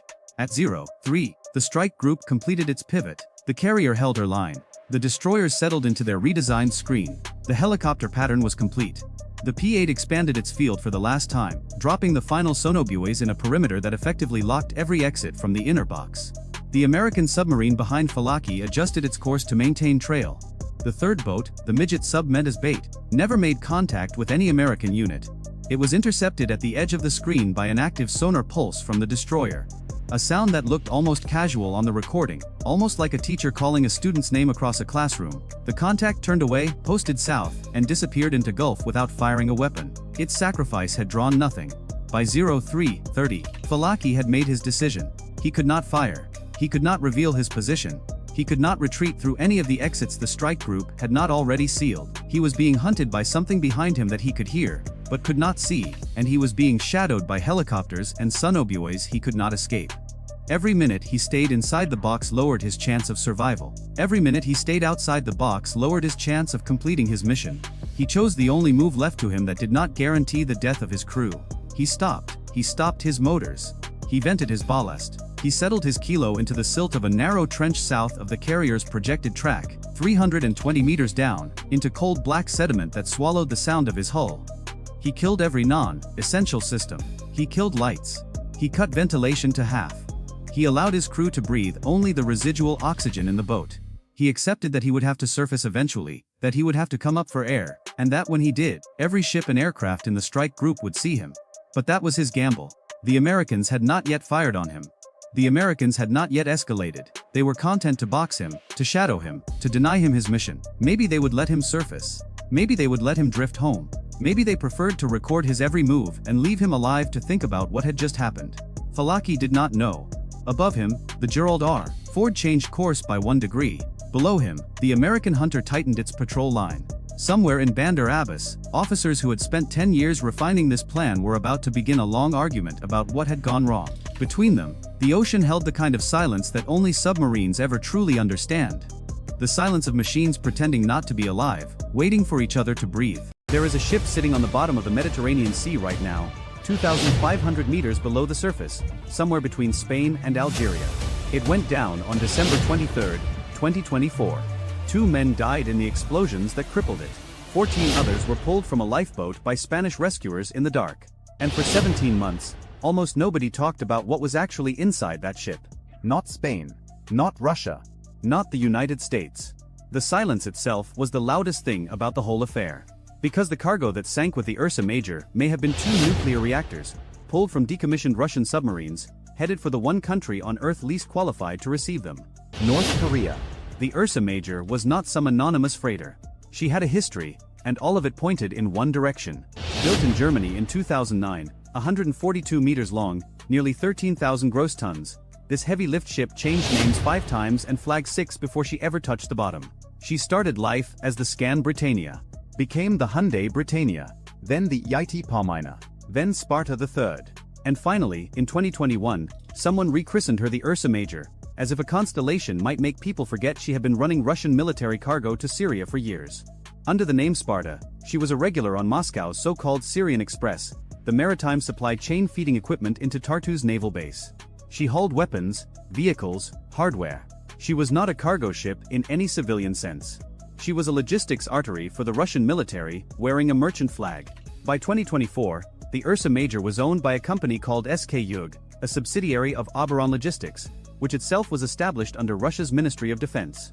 The United States had sanctioned the ship. The European Union had sanctioned the company. None of that stopped her from loading cargo in early December at the fuel port of Ust Luga, on the Gulf of Finland, before moving to a container terminal in St. Petersburg. CNN later obtained satellite imagery showing her docked at Ust Luga on December 4. Time-lapse video, posted by Oberon Logistics themselves, showed containers being loaded into the hull with a gap left below. A gap just the right size for something heavy, something shaped like a lid, something that was not on the official manifest. The manifest said the Ursa Major was carrying 129 empty shipping containers, 2 large Liebherr cranes, and 2 items described as manhole covers. Manhole covers. That was the word used. The destination listed was Vladivostok, Russia's eastern port on the Pacific. A 15,000-kilometer voyage by sea, from one Russian city to another, to deliver empty containers and manhole covers. Russia has the longest rail network on the planet.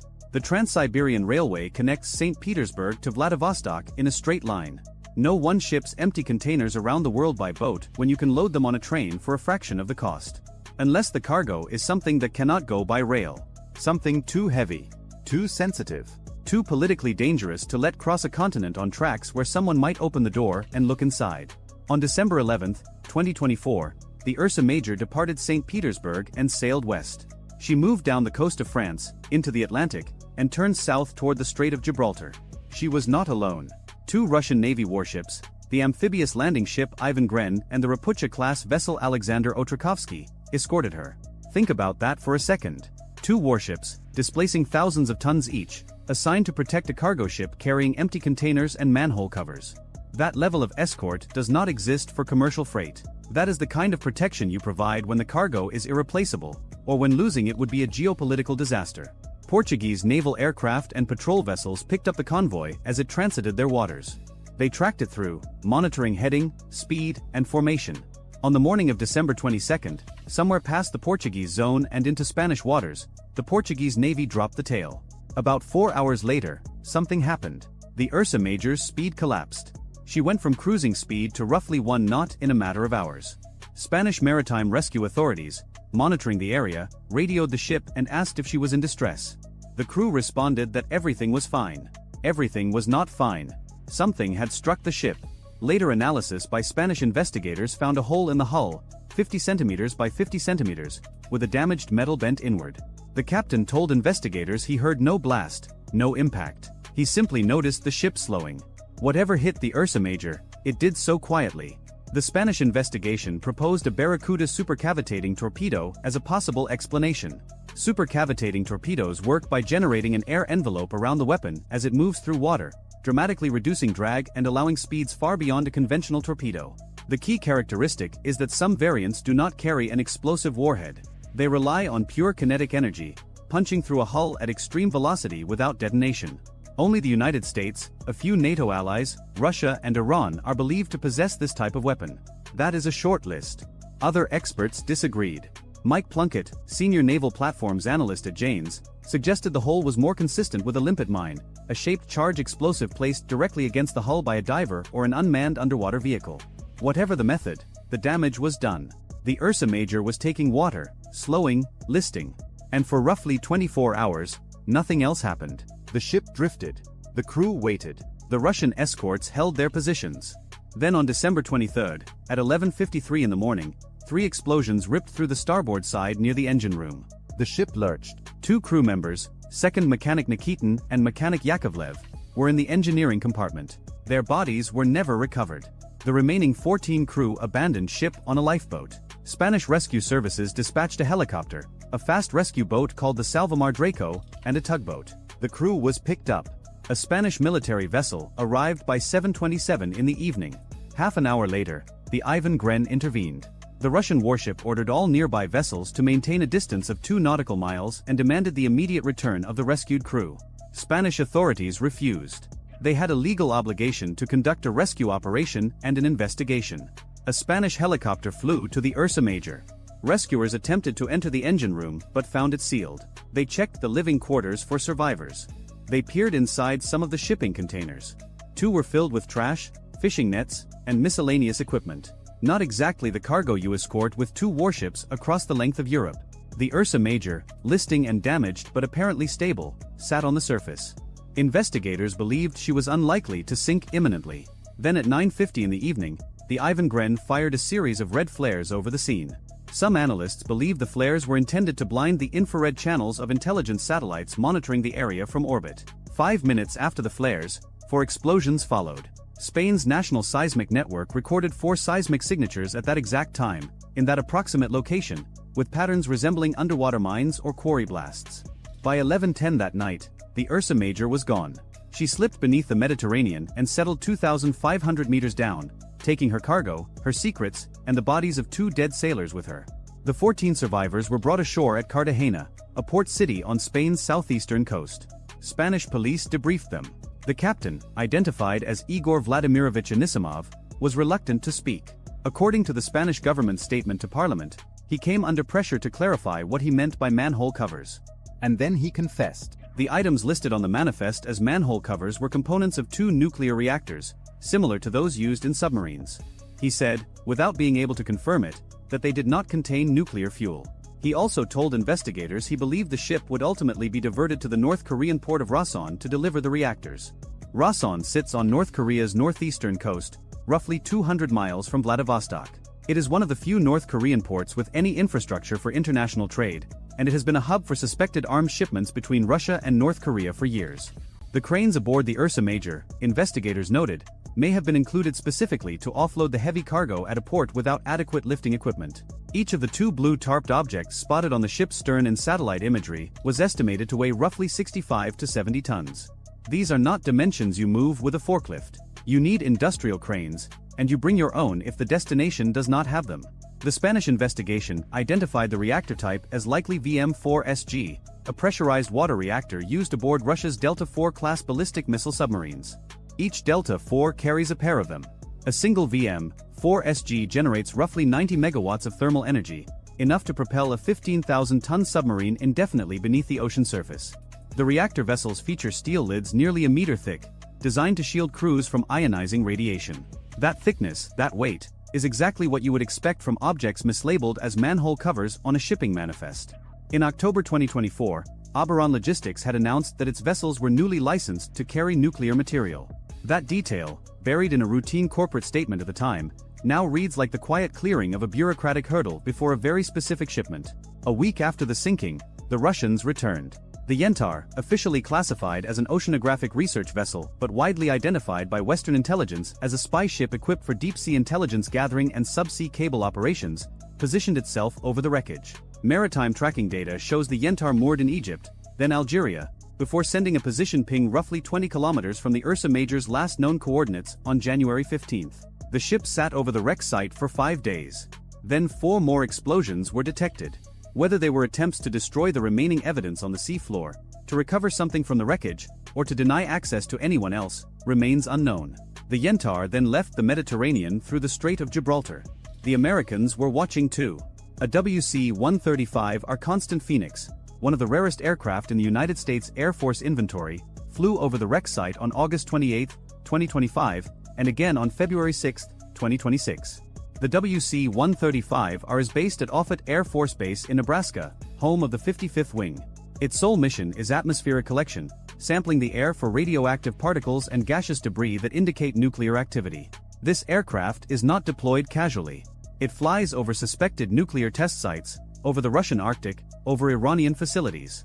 The fact that it was sent twice to circle a patch of ocean off the Spanish coast tells you everything about what the United States believes is sitting on the sea floor down there. Chris Pierce, a spokesman for the 55th Wing, confirmed the aircraft's role supports nuclear debris collection and analysis but declined to comment on specific flight routing, mission findings, or any partner-related coordination. Another WC-135R had flown a relatively similar path 13 months before the Ursa Major sank, suggesting either prior interest in the region or routine monitoring. Either way, the United States was not flying 2 multi-million-dollar sorties over empty water for exercise. Now connect the timeline. In October 2024, North Korea deployed an estimated 10,000 troops to Russia to fight in the Kursk region against Ukraine's incursion. This was a massive escalation of cooperation between Pyongyang and Moscow. Troops for technology had been the suspected exchange framework for months. Munitions and soldiers flowing east to west, and in return, North Korea expected something. In December 2025, 1 year after the Ursa Major sank, North Korean state media released photographs of Kim Jong-un inspecting what Pyongyang claimed was its first nuclear-powered submarine. The images showed a completed hull at an indoor construction facility, displacement listed at 8,700 tons, comparable to a United States Virginia-class attack submarine. The pictures showed only the outer shell. No evidence of a functioning reactor was visible. If the reactors aboard the Ursa Major were meant to power that submarine, they never arrived. The decision by Russia to transfer nuclear propulsion technology to North Korea, if that is indeed what was happening, would represent one of the most significant acts of nuclear proliferation in decades. Mike Plunkett of Janes described it as something not undertaken lightly, something only done between very close allies. He called the implications very troubling, particularly for South Korea. NATO Secretary General Mark Rutte, speaking after a December 2024 Foreign Ministers Summit, put it more bluntly. In return for troops and weapons, Russia is providing North Korea with support for its missile and nuclear programs. These developments could destabilize the Korean peninsula and even threaten the United States. The Spanish government has maintained that recovering the Ursa Major's data recorder from 2,500 meters is not possible without significant technical resources and risks. Experts have questioned that claim. Modern voyage data recorders are designed to survive exactly this kind of event. Many float to the surface with locator beacons. Juan Antonio Rojas Manrique, a Spanish opposition lawmaker and former merchant marine captain, told CNN he believes someone already has the black box. Whether that someone is Spain or Russia, he could not say. Russia's official position has been minimal. Oberon Logistics called the sinking a targeted terrorist attack and described 3 explosions and shrapnel strewn across the deck. Kremlin spokesman Dmitry Peskov told reporters he had not seen the reports and had nothing to comment on. The Russian state newspaper Kommersant reported the Ursa Major was carrying port cranes and hatches for a new icebreaker being built in Vladivostok. That story made no mention of the 2 massive blue tarped objects on the stern, each weighing 70 tons, each shaped precisely like the pressure vessel housing of a VM-4SG submarine reactor. The Ursa Major lies in the dark now, crushed under the pressure of 2.5 kilometers of saltwater. Whatever she was carrying, whoever stopped her, and whatever the Yentaur did to her remains when it returned, those answers sit on the sea floor of the Western Mediterranean. The ship that was built in Germany, that hauled weapons to Syria, that changed its name 5 times and its flag 6, that loaded something in the dark at US Teluga and sailed with a warship escort into the Atlantic, did not reach its destination. 2 reactors that might have given North Korea its first nuclear-powered submarine are either scattered across the seabed or were destroyed by the very country that sent them, rather than let anyone else recover the evidence. Somewhere in Pyongyang, the hull of that submarine still sits in its construction hall, waiting for a heart that will not come by sea. Not this time. If you found this story as gripping as we did, check out our other video on how Russia's shadow fleet is reshaping global maritime security. See you there. The aircraft carrier was already on fire.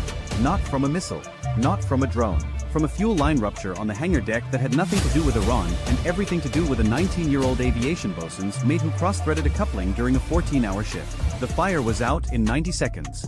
Damage was cosmetic. But for 11 minutes, the strike group's launch cycle froze, and during those 11 minutes, the thing that was supposed to stay classified for another 6 months rolled out of a C-5M Galaxy's cargo bay at Al Udeid Air Base and onto a runway that had been cleared of every aircraft, every vehicle, and every human being without a Yankee White clearance. The ground crew called it the coffin, not because of what it looked like, but because of what it did to anything on the other end. Officially, it doesn't have a name. The program designation is an alphanumeric string that even the pilots aren't briefed on. What the mission planners called it, in the only unclassified reference that would ever exist, was Longbow 6, a unmanned low-observable penetration vehicle built around a single purpose: deliver a weapon package deep inside integrated air defense networks that would shred anything else the United States owns. Iran had spent 11 years and somewhere north of $9 billion building those networks. Russian S-300 PMU-2 batteries around Isfahan, domestically produced Bavar 373 units ringing Tehran, third Khordad medium-range systems layered between them like concentric walls.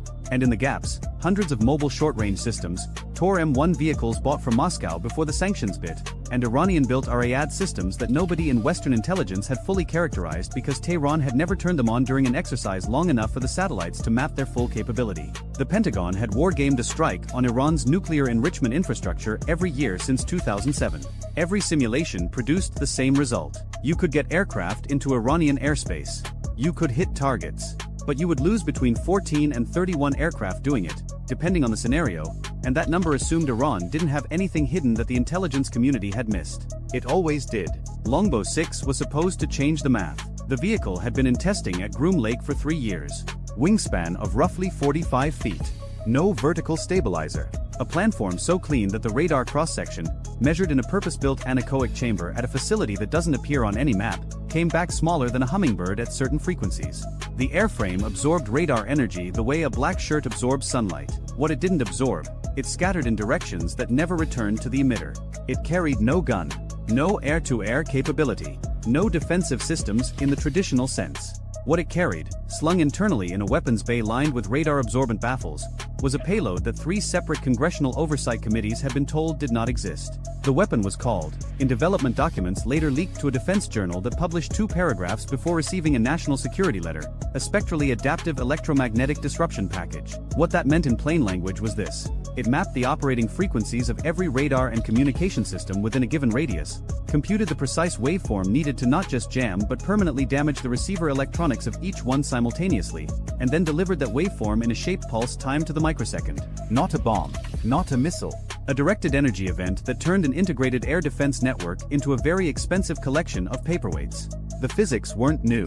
The concept of burning out radar receivers with targeted electromagnetic energy dates back to the late Cold War. What was new was the ability to do it to dozens of systems operating on different frequency bands at the same time, from a single airborne platform, without the platform being detectable before, during, or after the pulse.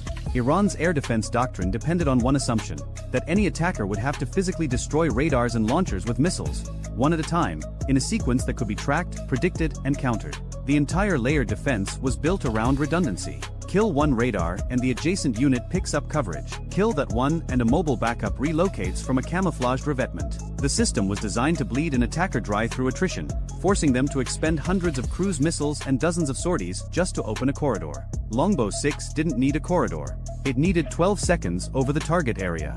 At 0347 local time, the vehicle launched from Al Udeid on a trajectory that took it south over the Gulf of Oman, east toward the Pakistani border, and then north into Iranian airspace from a vector that Iran's coastal radar network wasn't optimized to cover. The southern and western approaches to Iran are where the threat lives. That's where the S-300 batteries face. That's where the search radars concentrate their scan volumes. The eastern border with Pakistan and Afghanistan is mountainous, remote, and covered primarily by aging early warning systems that Iran has never fully modernized because the threat from that direction has historically been smugglers and narcotics traffickers, not stealth aircraft. Longbow 6 entered Iranian airspace at 58,000 feet, above the ceiling of every interceptor in the Iranian Air Force inventory. The MiG-29s top out around 55,000 in a clean configuration. The F-14 Tomcats, the ones still flying, haven't reliably reached 50,000 since the mid-90s. And the domestically produced Kawsar fighter, which Tehran had paraded on television with great fanfare, had a combat ceiling that classified U.S. assessments placed at 45,000 feet on a good day with a tailwind and a prayer. The vehicle crossed the Zagros Mountains at a point where two radar coverage zones met. There's always a seam.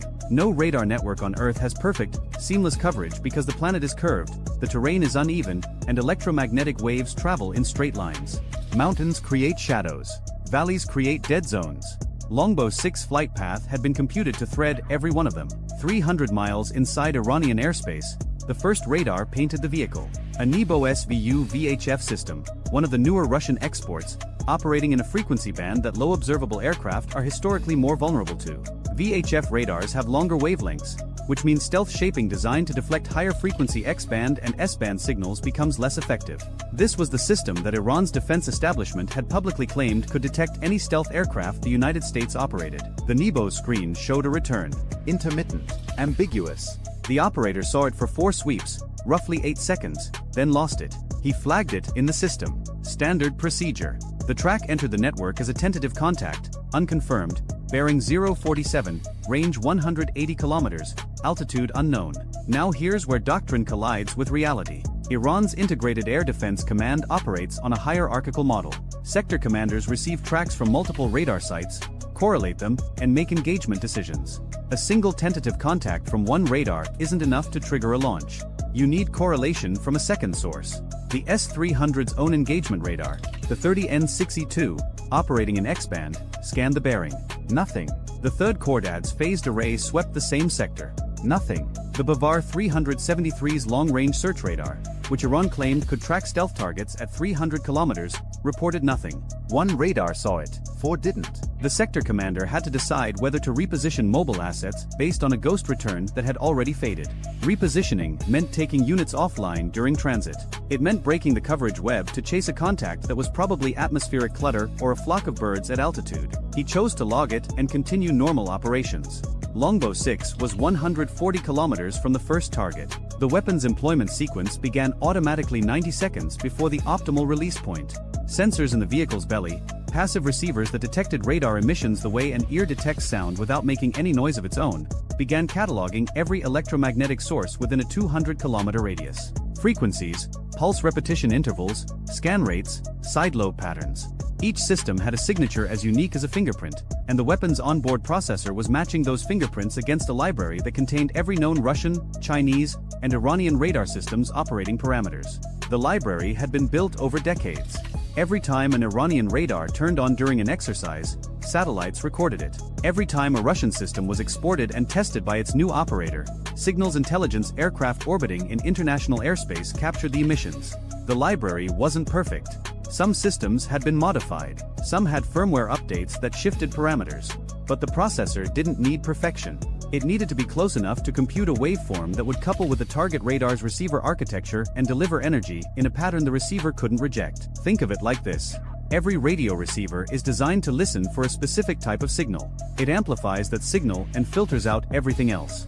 The weapon computed a signal so precisely matched to each receiver's acceptance parameters that the receiver would amplify it eagerly, the way a microphone amplifies the sound of a hand clap.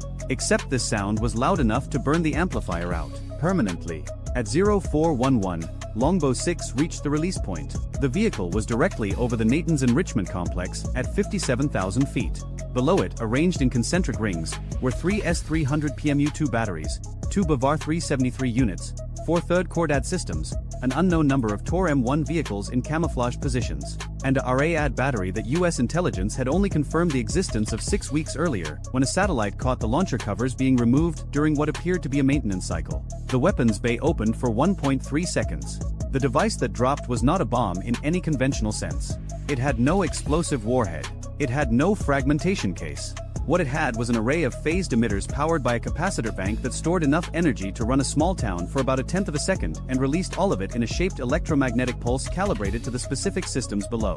The device functioned at 41,000 feet, still well above the engagement envelope of every short-range system on the ground. On the S-300's 30N62 engagement radar, the pulse arrived as a signal indistinguishable from a legitimate return, amplified through the receiver chain, and overloaded the front-end low-noise amplifier in a cascade that propagated through the signal processing boards like electrical fire through dry timber. The system didn't explode. It didn't smoke. The screen simply went dark, and when the operators attempted to restart, the system reported a fault code that wasn't in the manual because the failure mode had never been anticipated by the designers. The Bavar 373 died the same way. Different frequency, different waveform, same result. The phased array elements, hundreds of individual transmit-receive modules, each received a pulse tuned to their specific operating band. 31% of the modules failed instantly. The system's built-in redundancy was designed to handle up to 20% module loss before degradation became operationally significant. At 31%, the radar's beam couldn't form properly. It could see the sky the way a person sees the world through a shattered windshield. Shapes, light, movement, but no resolution, no track, no fire control solution. The third Cordad systems experienced something different and in some ways worse. The pulse didn't kill the radar outright. It corrupted the signal processing software by introducing false data through the receiver that the system interpreted as legitimate contacts. The screens lit up with hundreds of tracks, a swarm of phantom aircraft that didn't exist, each one triggering engagement protocols that the operators couldn't override fast enough. The system began auto-cycling between targets, slewing the antenna to track contacts that vanished the moment it looked at them and reappeared the moment it looked away. The third Cordad wasn't dead. It was hallucinating. And in the confusion, the sector commander's data feed turned into noise. Every unit reporting something different.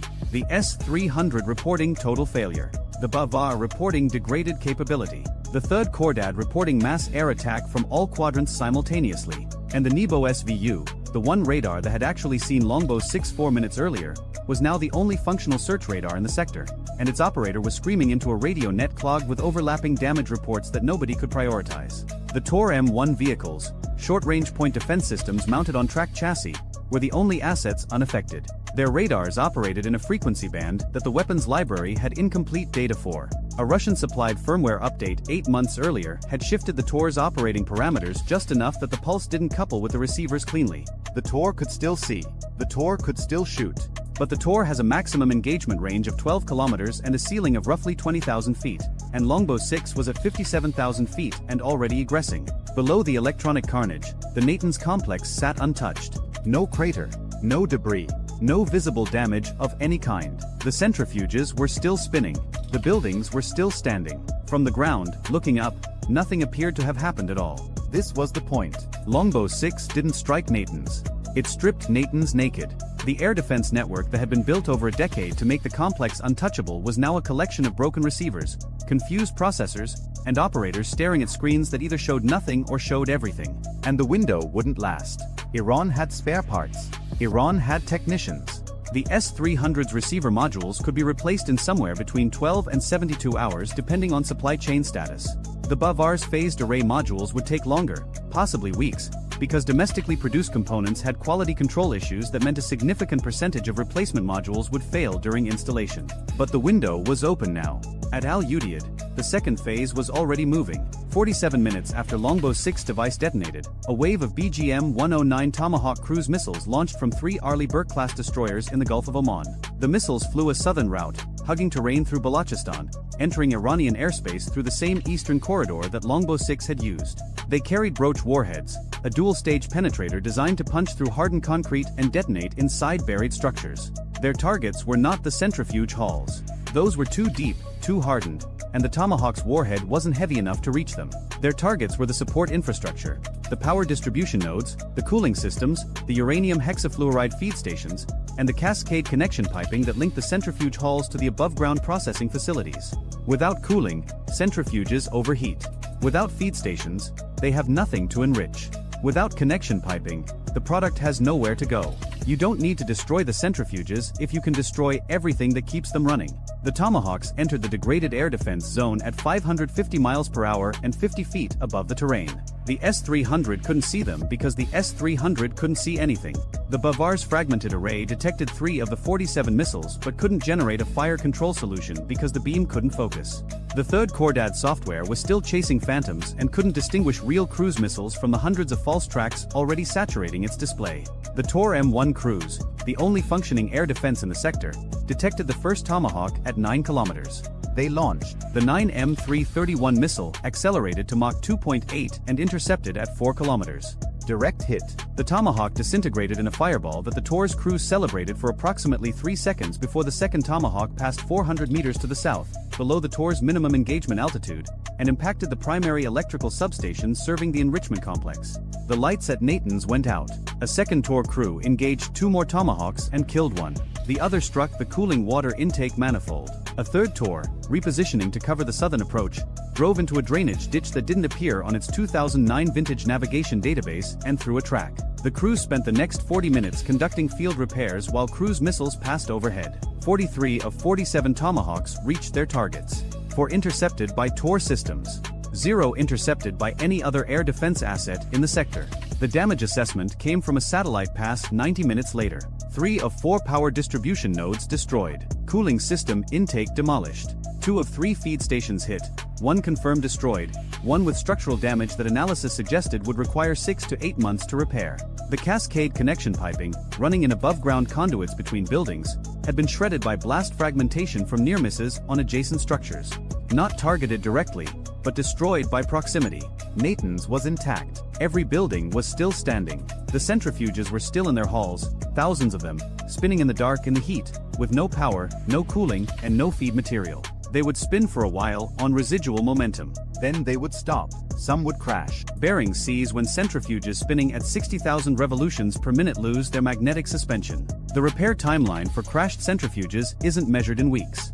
It's measured in years, because Iran manufactures them domestically at a rate that US intelligence estimates at somewhere between 100 and 200 per month, and the complex held more than 5,000. 300 miles northwest, the same sequence was unfolding at Fordow, the enrichment facility buried under a mountain near Qom. A second Longbow 6 vehicle had entered from the north, threading the Alborz mountain passes where radar coverage was thinnest, and delivered its payload over the facility at 0419. Fordow's air defenses, a mix of Bavar 373 and domestically produced systems, experienced the same cascade of failures.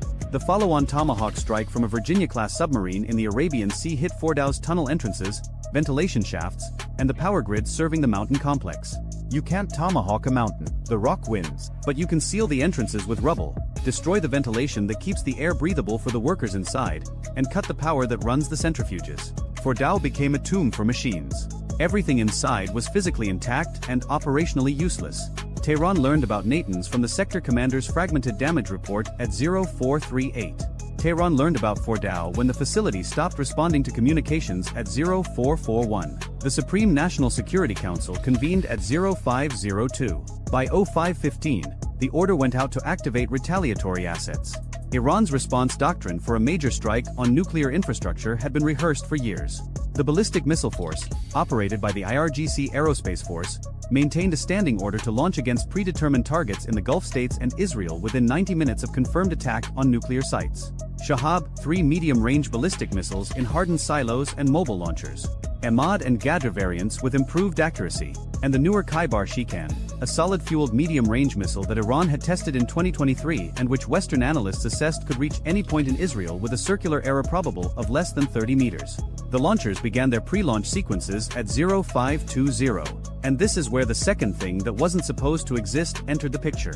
The US had repositioned 2 THAAD batteries to the Gulf region over the preceding weeks, along with Patriot PAC-3 MSE batteries at multiple locations. Standard defensive posture.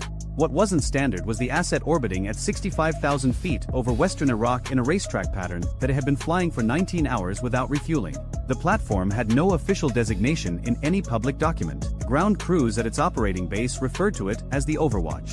It carried a sensor suite that could detect the infrared bloom of a ballistic missile launch within 2 seconds and a communications package that transmitted targeting data directly to Aegis-equipped ships and THAAD batteries faster than Iran's missiles could clear their boost phase.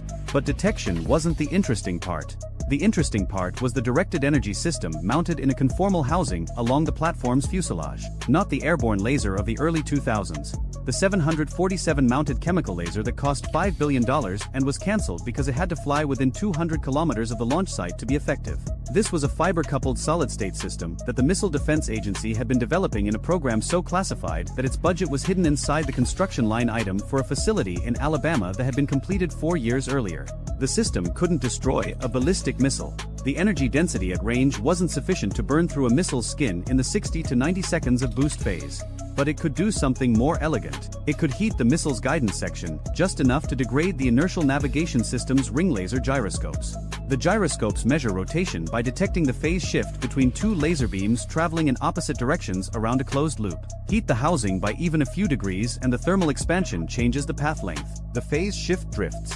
The missile thinks it's on course when it's not. By the time it reaches the terminal phase, the accumulated error translates to hundreds of meters of missed distance on a target that the missile's designers assumed would be hit within 30.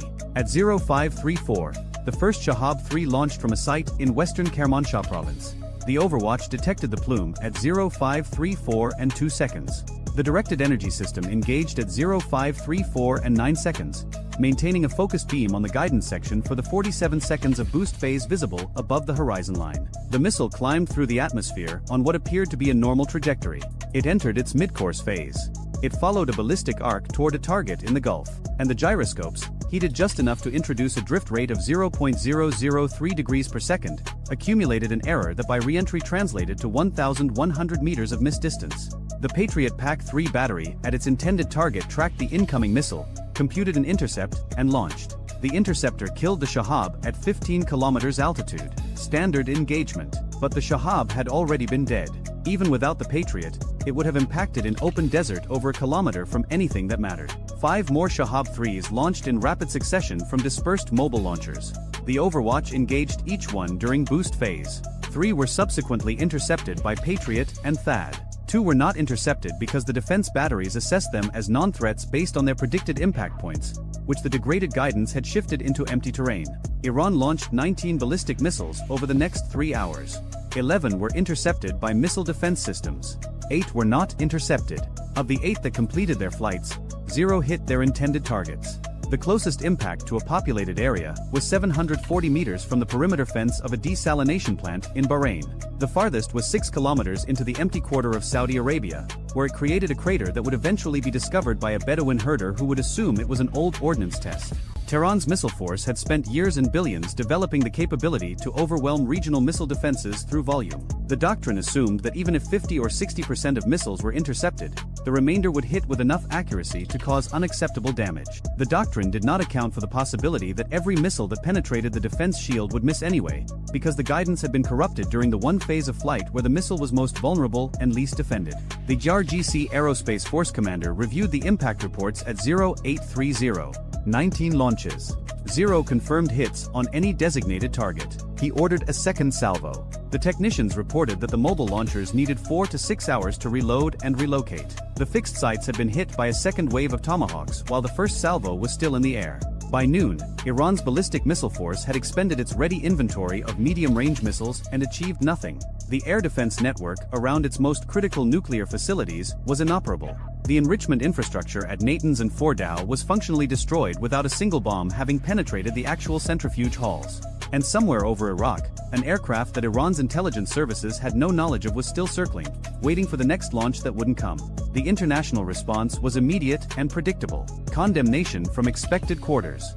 Backchannel communications through Oman. Oil futures spiked 14% at opening and then settled to 8% by close as the market realized the Strait of Hormuz was still open and Iran's retaliatory capability appeared to have been a fraction of what everyone had assumed. The classified after-action review, which would eventually be briefed to the president and a total of 11 other people, contained one assessment that the participants would later describe as the most significant conclusion. The operation had demonstrated that the United States possessed the capability to suppress a peer-level integrated air defense network, strike-hardened infrastructure, and defeat a ballistic missile counterattack simultaneously, without a single manned aircraft entering contested airspace and without a single American service member being placed at risk. The briefing slide that summarized this conclusion contained 6 words that none of the 11 people in the room would ever repeat publicly. The slide read, "Deterrence has been replaced by denial."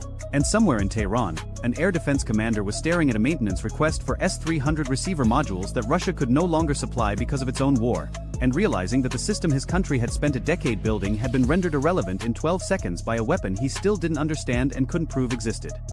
3:15 in the morning. The Strait of Hormuz. On the bridge of the USS Preble, an Arleigh Burke-class destroyer riding point for the entire Fifth Fleet, the surface radar screen is doing something no captain wants to see. It is bleeding contacts. 240 commercial ships, oil tankers, container carriers, LNG haulers, small dhows moving between Bandar Abbas and Qasab, all of them are dropping their transponders in a rolling wave from east to west. It looks like a power outage rolling through a city, except this is happening across 60 miles of open water. The physical returns are still there. The radar can still see the hulls. What it cannot do anymore is tell which of those hulls belongs to a Greek-flagged crude carrier and which one belongs to an Iranian Revolutionary Guard fast attack boat packed to the gunnels with C4. The captain of the Preble is 38 years old, on his first deployment as a commanding officer, and he has exactly 7 seconds to decide whether to go to general quarters or wait for confirmation from the strike group commander sitting on the Truman 50 miles behind him. He does not wait. The klaxon starts screaming through the ship before his hand comes off the button.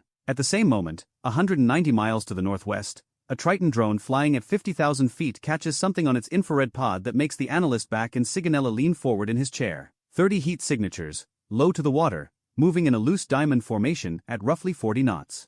They are coming out of a small inlet near Bandari Lenja, and their heading, if projected forward 12 minutes, terminates on the port side of the USS Harry S. Truman. The Truman launches 2 Super Hornets off the waste catapults inside of 90 seconds. The pilots, still buckling in as the aircraft accelerate down the deck, are given a target brief that is essentially 2 words. Fast boats. Kill them. But this is where the trap begins to close, and nobody on the American side has realized it yet. A Nor anti-ship missile, Iran's domestic version of the Chinese C-802, lifts off from a concealed rail battery hidden inside a limestone quarry 12 miles inland from Bandar Abbas. The rail was covered with a fabric tarp painted to match the surrounding rock. Satellite imagery had passed over that quarry 41 times in the last 6 months and never flagged it. The missile clears the ridge, drops to 16 feet above the water, and begins its terminal run at just under the speed of sound. The Preble sees it. Of course it sees it. The SBY-1D radar on an Arleigh Burke can pick up a soccer ball moving at Mach 1 from 60 miles away. But to actually kill the Nor,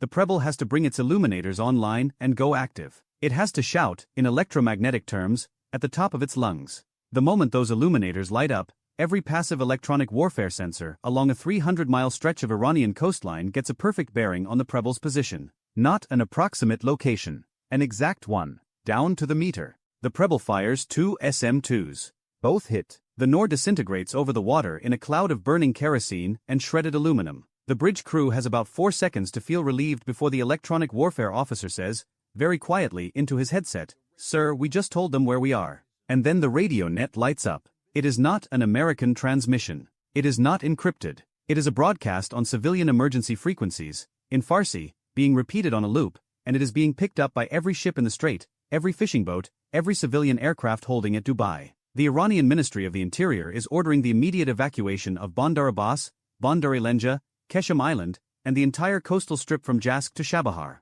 Women and children first. Move inland. Do not stop for possessions. Do not wait for organized transport. An intelligence officer on the Truman, listening to the translation come through in real time, sets down his coffee and says something that gets repeated up the chain within 90 seconds. Iran does not evacuate its coast to prevent American strikes.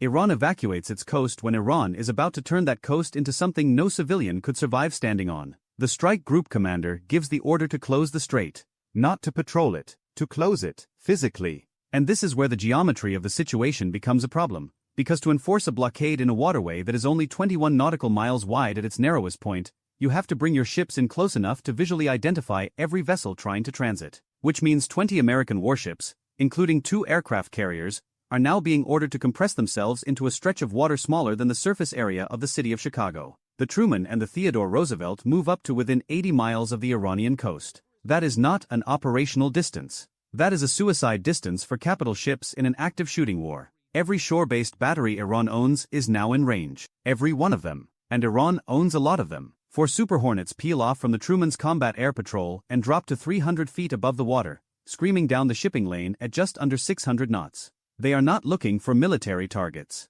They are herding tankers.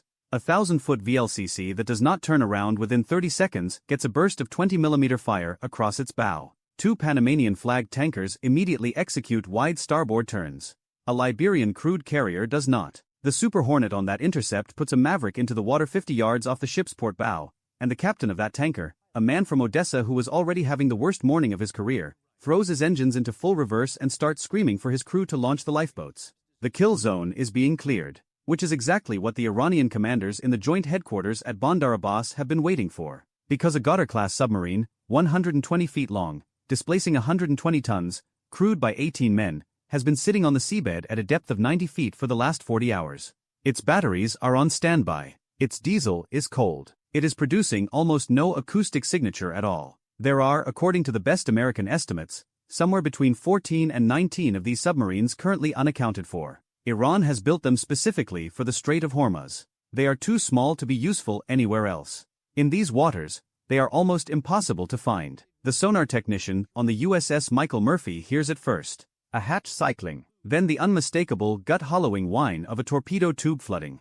The contact appears on his screen as a thin, angry line moving at 45 knots. It is not aimed at any of the destroyers. It is not aimed at the Truman. It is aimed at the USNS Supply, a 50,000-ton fast combat support ship carrying 9 million gallons of JP-5 jet fuel, 4,200 tons of ordnance, and enough food to keep the entire strike group operational for 6 weeks. The supply's captain deploys the AN/SLQ-25 Nixie decoy. The Nixie is a torpedo countermeasure system that trails behind the ship on a long cable and broadcasts loud artificial engine sounds, trying to convince an incoming torpedo that the decoy is the target. Against most torpedoes, it works. Against a Russian-designed wake-homing torpedo, which is what a 53-65 KE is, it does absolutely nothing. The 53-65 KE does not care about sound. It has a sensor on its nose that detects the turbulence pattern left behind by a ship's propellers, and it zigzags across that turbulence trail like a dog following a scent. The torpedo hits the supply 17 feet below the waterline,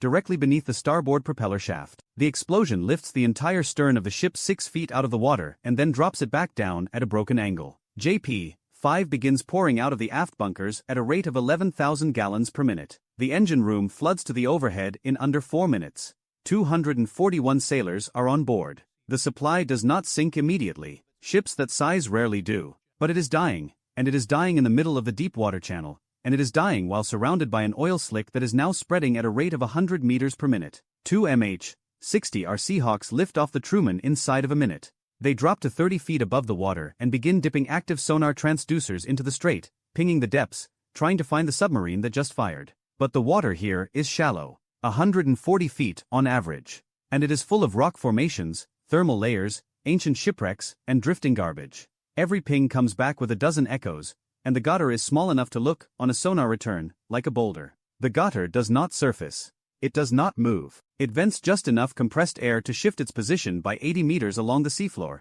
and then it goes silent again. The Seahawks pass directly over it twice and find nothing. On the bridge of the Truman, the strike group commander looks at the tactical display and sees the problem laid out in front of him with brutal clarity. He cannot leave the supply. There are hundreds of survivors in the water and a burning oil slick that could ignite the entire southern approach to the strait. But if he stays to defend the supply, his 20-ship flotilla becomes a stationary target inside the range envelope of every anti-ship battery Iran owns. He orders the group to push forward anyway, deeper into the strait, toward the choke point. And this is where the second layer of the trap opens up. The seabed of the Strait of Hormuz has been salted with EM-52 rocket-propelled mines. These are Chinese-designed weapons that Iran began purchasing in the mid-90s and has been quietly manufacturing under license ever since. An EM-52 sits on the bottom in up to 180 feet of water. It waits. It has a magnetic sensor, an acoustic sensor and a pressure sensor, all three of which have to agree that a large warship is passing overhead before it triggers. When it triggers,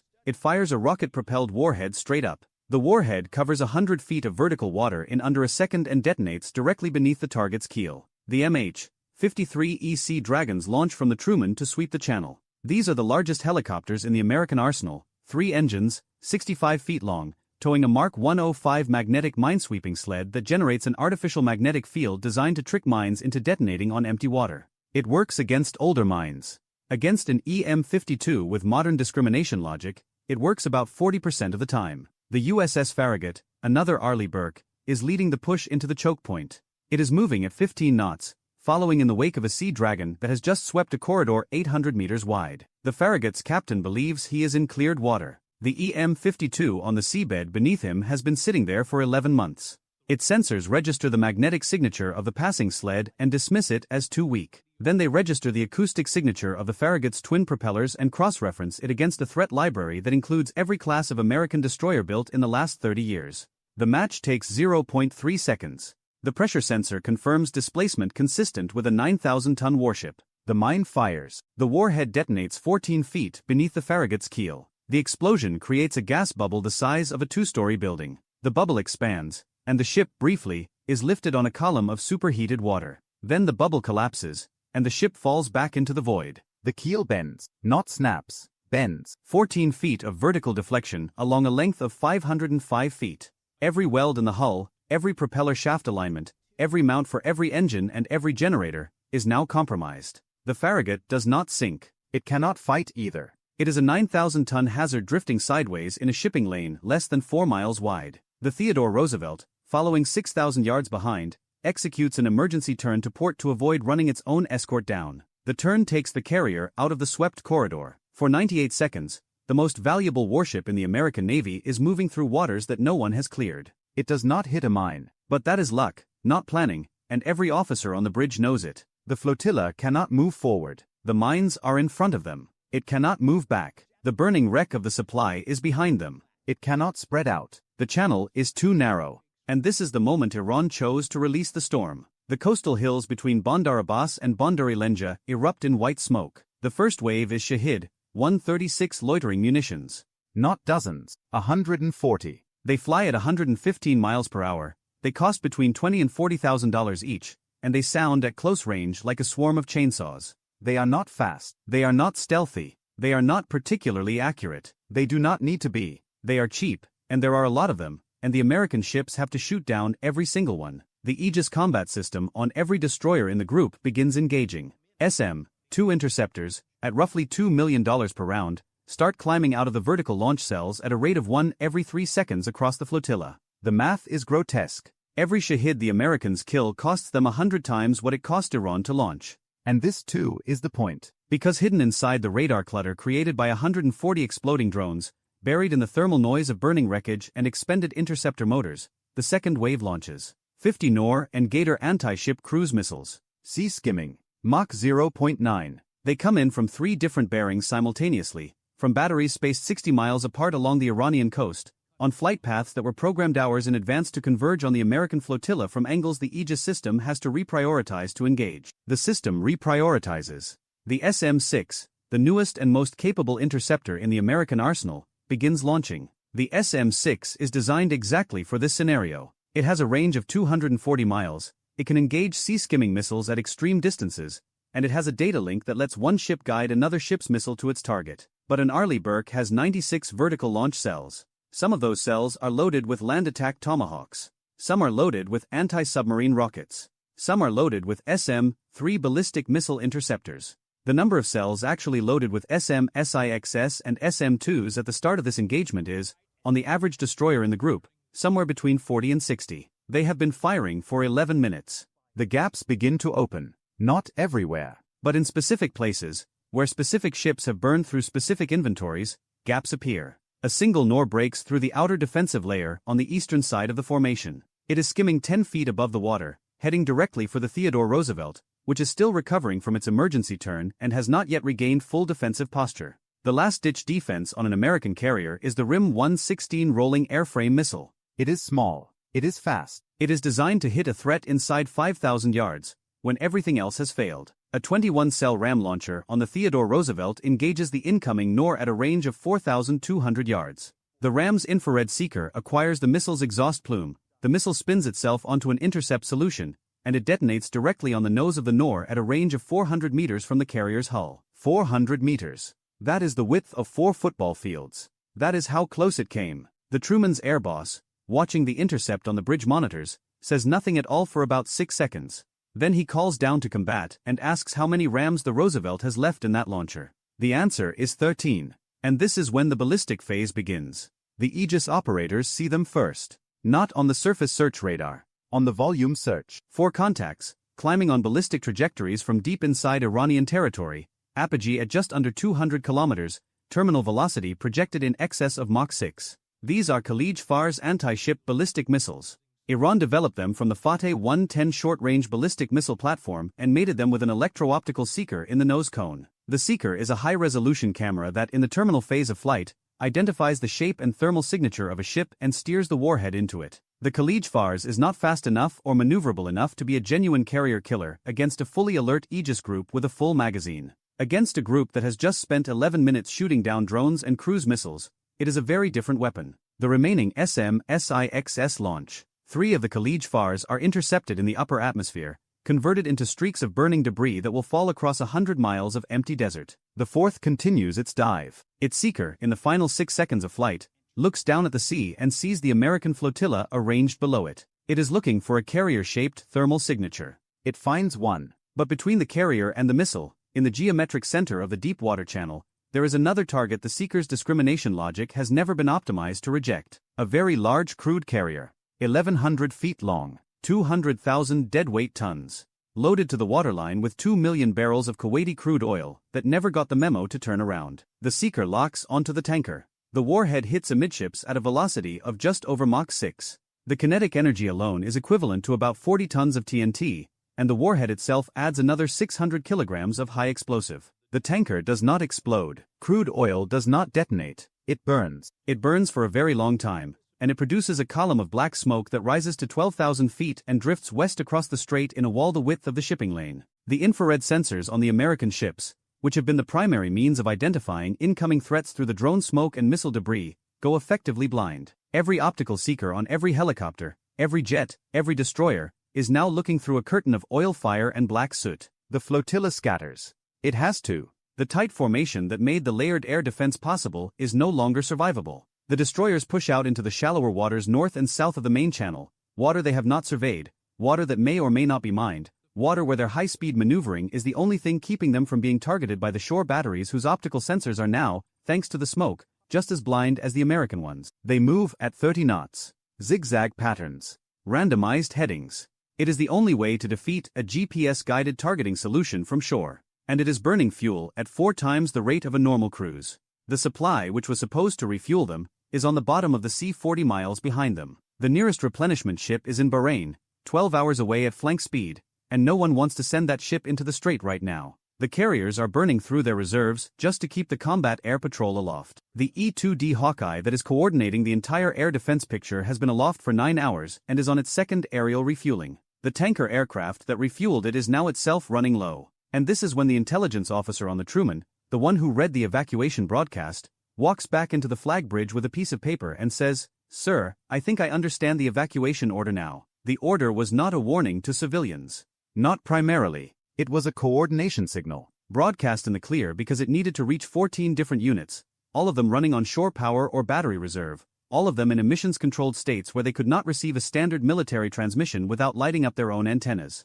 The units on the receiving end of that signal were the Goddard-class submarines. All of them, sitting on the seabed, waiting. The one that killed the supply was the first. The intelligence officer, tracing the geometry of the flotilla's advance against the underwater terrain of the strait, believes there may be as many as 9 more of them, arranged in a rough arc along the 50-mile stretch of water the American ships have just sailed into. The strike group commander looks at the tactical display for a long time. The Roosevelt has 13 rams left in its portside launcher. The average destroyer in the group is down to 20% of its interceptor loadout. Fuel is bleeding out of every ship at unsustainable rates.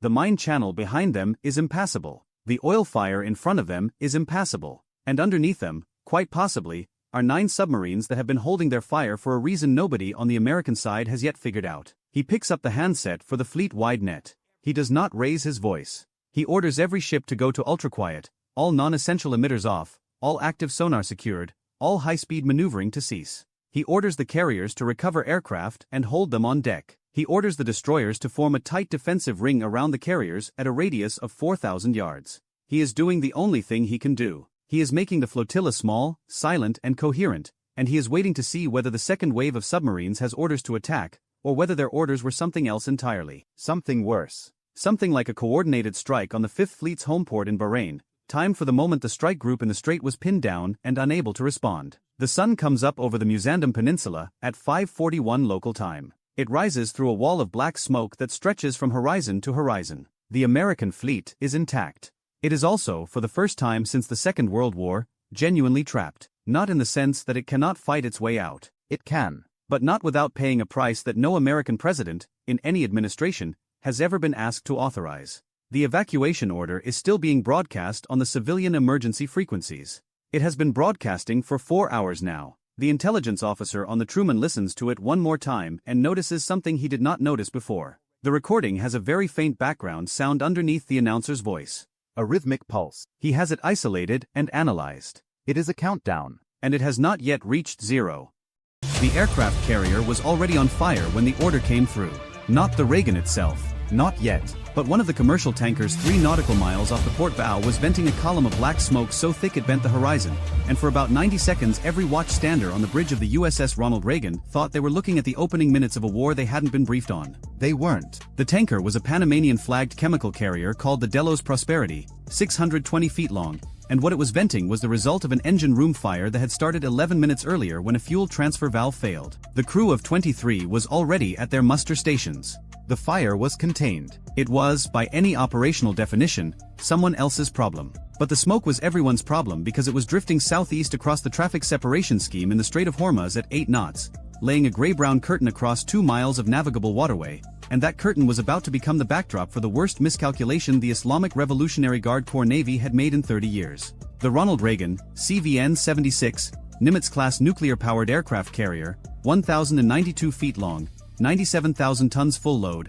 was transiting the strait on a Wednesday morning that should have been routine. The ship was eastbound, heading out of the Persian Gulf into the Gulf of Oman, running at 18 knots through water that was 200 feet deep and the color of poured concrete. The air wing wasn't flying. The weather was 104 degrees with visibility dropping because of the smoke, and the strait was doing what the strait always does, trying to kill everyone in it through sheer geometric inconvenience. 34 miles wide at the narrowest point. 2 miles of inbound lane. 2 miles of outbound lane. 2 miles of separation zone. And crammed into those lanes on this particular morning, 9 commercial tankers, 14 cargo vessels, 2 container ships, 6 dhows of various registration, and somewhere in the neighborhood of 140 small craft contacts that the Spy-6 V-1 radar aboard the escort destroyer USS John Finn, DDG-113, was dutifully tracking as it steamed 3 nautical miles ahead of the Reagan on the threat axis. The John Finn was an Arleigh Burke-class Flight 3 destroyer, the newest variant, carrying the AN/Spy-6 V-1 air and missile defense radar,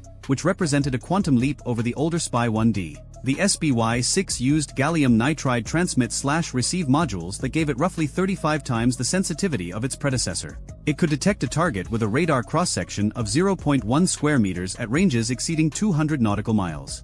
It could track ballistic missiles in the upper atmosphere while simultaneously maintaining a surface picture dense enough to count fishing boats. It was, by a considerable margin, the most capable naval radar ever put to sea on a destroyer hull. And on this particular morning, it was staring north into the Iranian coastline, painting every square foot of water between Keshem Island and the Musandam Peninsula, and the picture it was painting was about to get very crowded. On the Reagan's flag bridge, Rear Admiral Catherine Harlow, commander of Carrier Strike Group 7, was halfway through her second cup of coffee and reviewing the morning intel brief. The brief mentioned increased IRGC Navy activity at Bandar Abbas over the past 72 hours. It mentioned that Iranian state media had been running footage of fast attack craft exercises for 3 days straight, which was the kind of signal that usually preceded either a genuine provocation or a domestic propaganda cycle. The brief assessed probability of a harassment approach at elevated, probability of a kinetic engagement at low. Harlow read both assessments, noted the delta between them, and called down to the Combat Direction Center to ask a question that would prove more important than anything else she did that day. She asked what the MQ-4C Triton was showing. The MQ-4C Triton is a high-altitude, long-endurance unmanned surveillance aircraft built by Northrop Grumman. It has a wingspan of 131 feet, larger than a Boeing 757, and it operates at altitudes above 50,000 feet for missions lasting more than 24 hours. Its primary sensor is the AN/ZPY-3 multifunction active sensor, a 360-degree active electronically scanned array radar that can surveil more than 2 million square nautical miles in a single mission. It also carries an electro-optical/infrared sensor suite and an automatic identification system receiver. The Navy operates it specifically for maritime domain awareness, which is a polite way of saying it watches the ocean and tells you everything that's moving on it. The Triton orbiting over the northern Gulf that morning had been on station since 2200 the previous night. Its radar had been building a comprehensive surface picture for over 8 hours, layering pass after pass into a track history so detailed that analysts at the Maritime Operations Center in Bahrain could see not just where every vessel was, but where it had been, how fast it had moved, when it had stopped, and in several cases which pier it had departed from. The answer to Harlow's question came back in 4 minutes. The Triton was showing 52 fast surface contacts forming up in the anchorage east of Bandar Abbas. 52. Not a drill formation. Not a transit column. 52 boats in 3 distinct clusters, each cluster arranged in a wedge, and all 3 wedges oriented on a southbound heading directly into the strait. Harlow set her coffee down. The boats were a mix of types the IRGC Navy had been accumulating for 2 decades. The backbone was the Bagamar-class fast patrol craft, the same fiberglass speedboats Iran had been using since the tanker war in the 1980s, updated with newer engines but fundamentally the same design philosophy: small, fast, cheap, expendable. Mixed in were several larger Paycap-class missile boats and at least 6 of the newer Zulfiqar-class fast attack craft, which were 16-meter catamaran hulls capable of 65 knots and equipped with Nasser-1 anti-ship cruise missiles. The Nasser-1 was an Iranian development of the Chinese C-704, a sea-skimming missile with a range of about 22 miles, a speed of roughly Mach 0.8, and a 330-pound semi-armor-piercing warhead. Not sophisticated by Western standards. Not precision-guided in the way an American weapon was.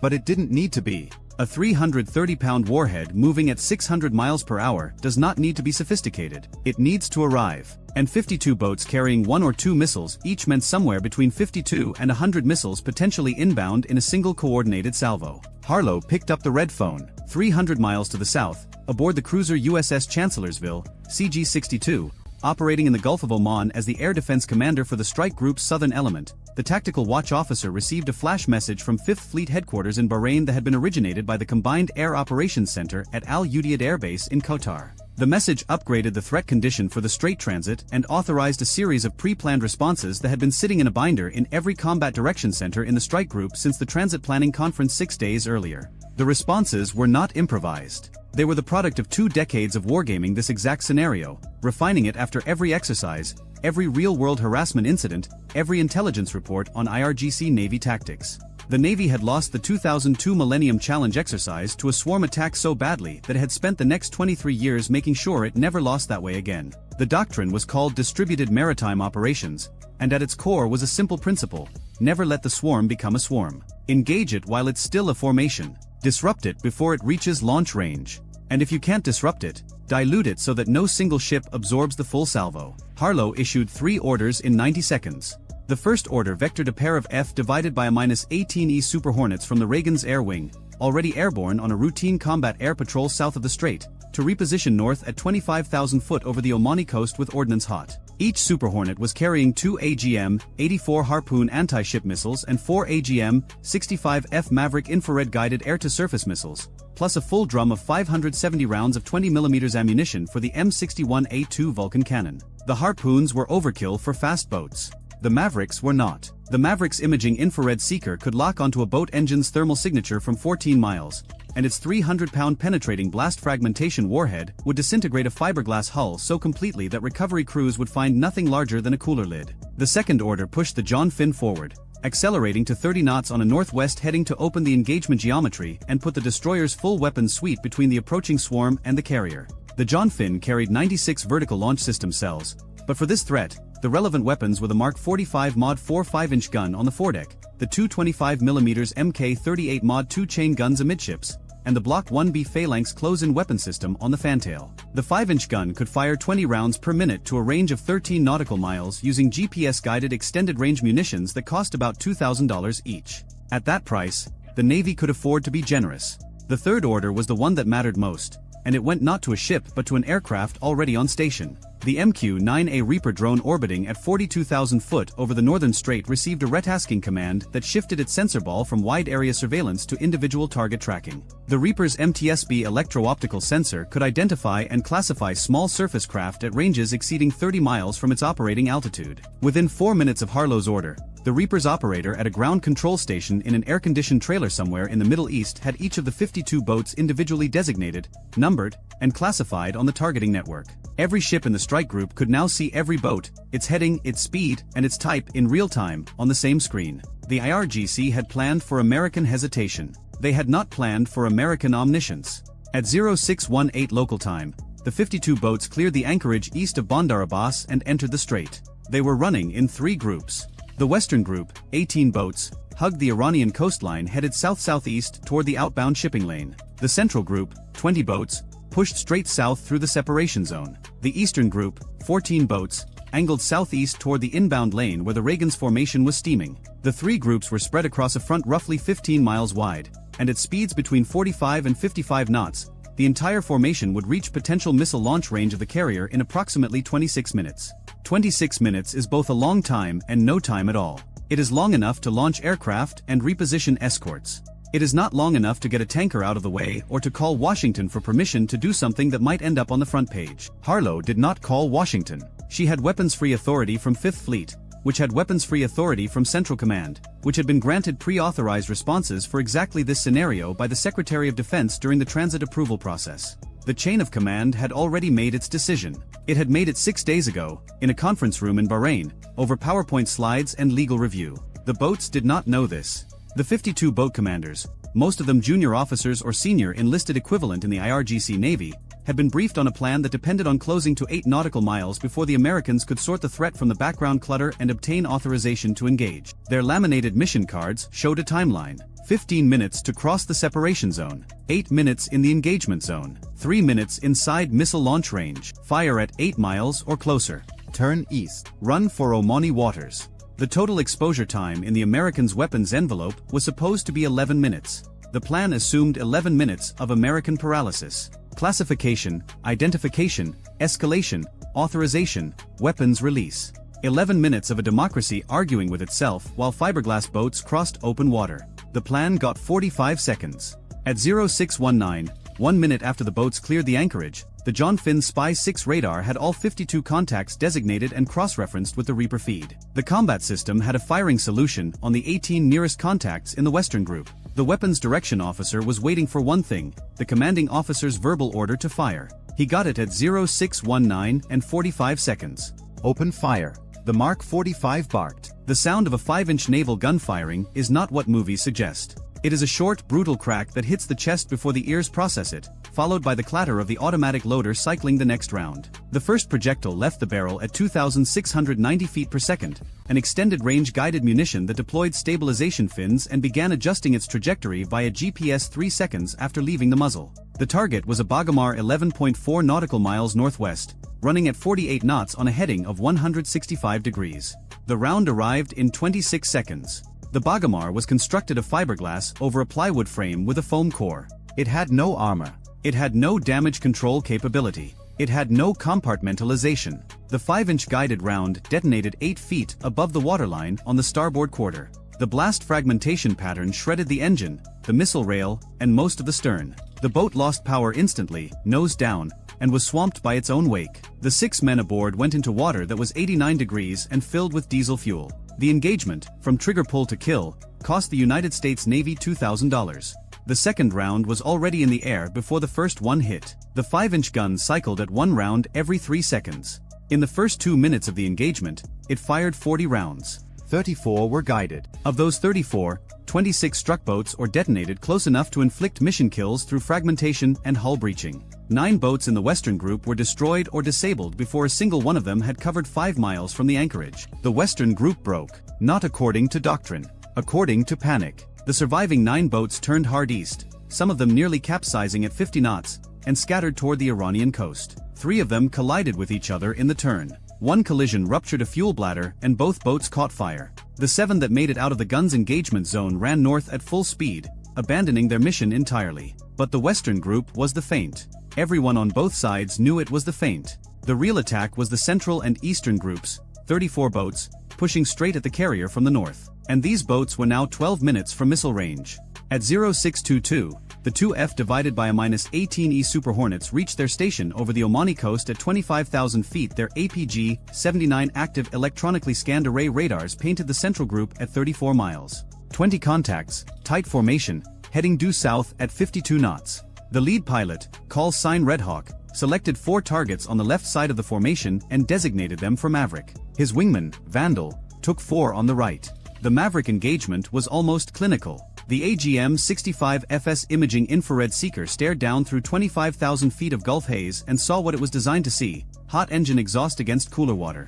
The seeker locked. The symbology went steady. Red Hawk pickled 4 Mavericks in 8 seconds, each one separating from the wing pylon with a thump and a smoke trail before its rocket motor ignited and pushed it to just under 700 miles per hour. The 4 missiles covered 14 miles in 72 seconds. 4 Bagamars ceased to exist. The kills were not gentle. A 300-pound warhead impacting a fiberglass boat at 700 miles per hour does not leave a boat. It leaves a debris field the size of a tennis court. The shockwave from each impact was visible on the Reaper's feed as a white flash followed by a rapidly expanding ring of spray. The infrared sensor showed each impact point cooling from white-hot to ambient in under 10 seconds. There was nothing left to burn. Vandal's 4 Mavericks hit 7 seconds later.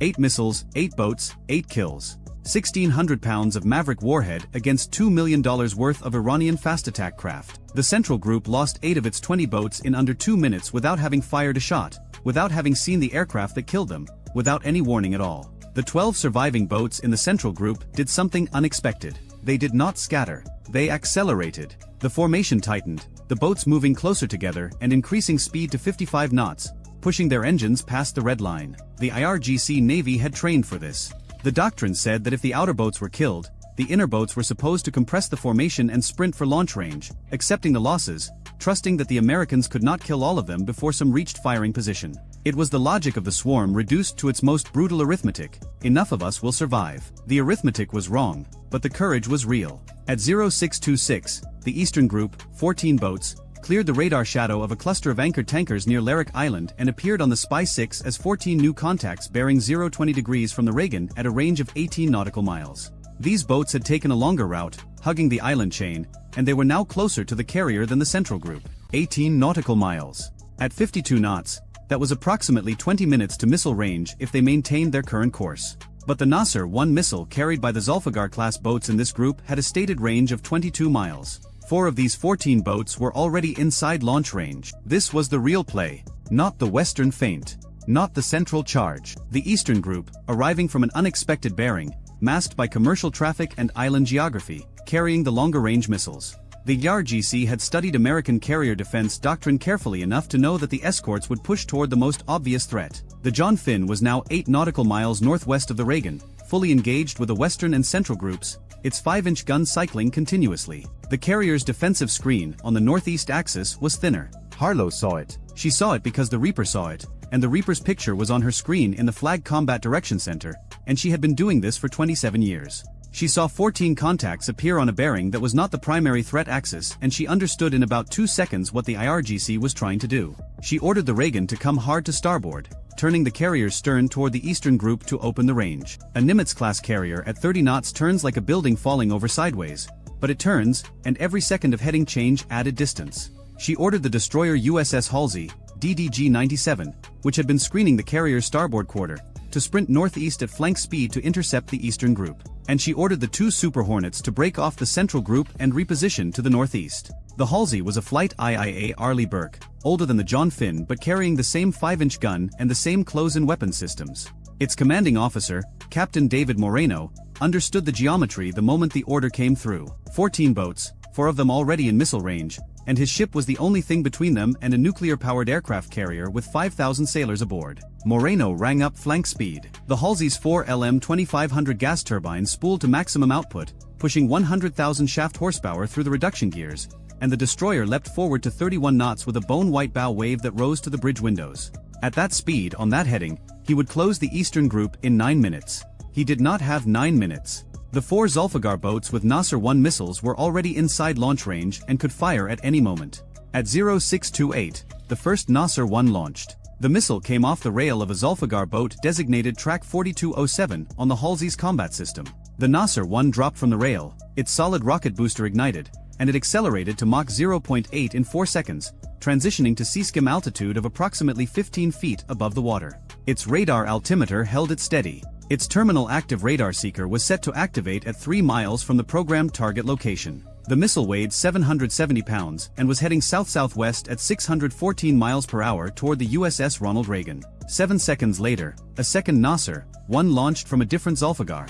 Then a third, then a fourth. 4 anti-ship cruise missiles, sea-skimming, inbound on the carrier from the northeast. Aboard the Reagan, the Spy-6 radar on the John Finn detected the missile launches within 2 seconds of booster ignition. The thermal bloom of a rocket motor is unmistakable on a phased array radar, and the system automatically classified the contacts as ASCMs, anti-ship cruise missiles, and generated engagement quality tracks. The data flowed through the Cooperative Engagement Capability Network to every Aegis-equipped ship in the strike group simultaneously. The Halsey's Aegis system had the tracks before the missiles had covered their first mile. The Halsey responded with a weapon designed for exactly this moment. 2 RIM-162 Evolved Sea Sparrow missiles erupted from the forward VLS cells in a cloud of white exhaust, accelerating vertically before tipping over and screaming toward the inbound Nasser ones at Mach 4. The ESSM cost about $2.5 million per round. It used X-band semi-active radar homing in its earlier variants and active radar homing in the Block 2, which was what the Halsey carried. The Block 2 ESSM could engage sea-skimming targets at ranges up to 30 nautical miles and had demonstrated a kill probability against subsonic cruise missiles that the Navy described as very high in unclassified briefings and that was rumored to be above 95% in classified ones. The first ESSM intercepted the lead Nasser, 1 at a range of 6.4 nautical miles from the Reagan. The engagement happened at a closing speed of roughly Mach 4.8 combined. The 86-pound blast fragmentation warhead on the ESSM detonated within lethal radius. The Nasser 1 disintegrated. The debris fell into the strait from an altitude of 12 feet, which meant it simply became part of the water. The second ESSM killed the second Nasser 1 4 seconds later. Range 5.8 miles from the carrier. Clean kill. Debris in the water. The third Nasser 1 was killed by the Reagan's own close-in defense. The ship's self-defense system aboard the carrier detected the inbound missile, classified it, and automatically engaged it with a RIM-116 rolling airframe missile fired from one of the 2 Mk-49 launchers mounted on the carrier sponsons. The RAM is a small, fast, infrared homing missile that costs about $1 million and was specifically designed to kill the missile that gets past everything else. It killed the third Nasser 1 at a range of 1.9 nautical miles. Close enough that several sailors on the carrier's weather decks saw the flash. The fourth Nasser 1 was killed by the Phalanx CIWS on the Reagan's starboard quarter. The Block 1B Phalanx tracked the incoming missile with its Ku-band search and track radar, calculated a firing solution in 0.3 seconds, and opened fire with its 20mm M61A1 Gatling gun at a range of 1,600 yards. The gun fired 270 rounds in 3.6 seconds. 11 of them struck the missile. At 3,650 feet per second, each tungsten penetrator carried enough kinetic energy to punch through an engine block. They punched through the Nasser 1's airframe, its fuel section, and its warhead casing. The missile tumbled, broke apart, and impacted the water 890 yards from the carrier's hull. Close. Too close. Close enough that the spray from the impact was visible from the flight deck. Close enough that the after-action report would later describe the engagement as inside minimum acceptable engagement range. 4 missiles fired. 4 missiles killed. 0 hits on the carrier. But the margin had been measured in hundreds of yards and single-digit seconds, and every officer in the Combat Direction Center knew that if there had been 10 missiles instead of 4, the math might have been different. The Zulfiqar boats that had fired were now empty. Their one contribution to the fight had been launched, intercepted, and destroyed. They had nothing left. The IRGC doctrine at this point called for them to turn east and run for Omani territorial waters. 3 of the 4 did exactly that, peeling off at maximum speed. The 4th did something no one anticipated. It turned toward the Halsey and accelerated. Track 4207, the first boat that had launched, was now heading directly at the destroyer at 62 knots. The Zulfiqar class was faster than the Bagamar, and this one had shed the weight of its missile and most of its fuel. It was running lighter and faster than anything in the IRGC inventory was rated for. The range was 4 nautical miles and closing. Moreno did not hesitate. He didn't have time to wonder whether this was a suicide run or a navigation error or a mechanical failure that had locked the helm. 4 miles at 62 knots was 3 minutes and 40 seconds. He ordered the Mk-38 25mm chain gun to engage. The Mk-38 Mod 2 is a stabilized remotely operated weapon that fires 25mm high-explosive incendiary rounds at a rate of 180 per minute, accurate to 2,500 meters against surface targets. The gun costs about $500,000. Each round costs about $25.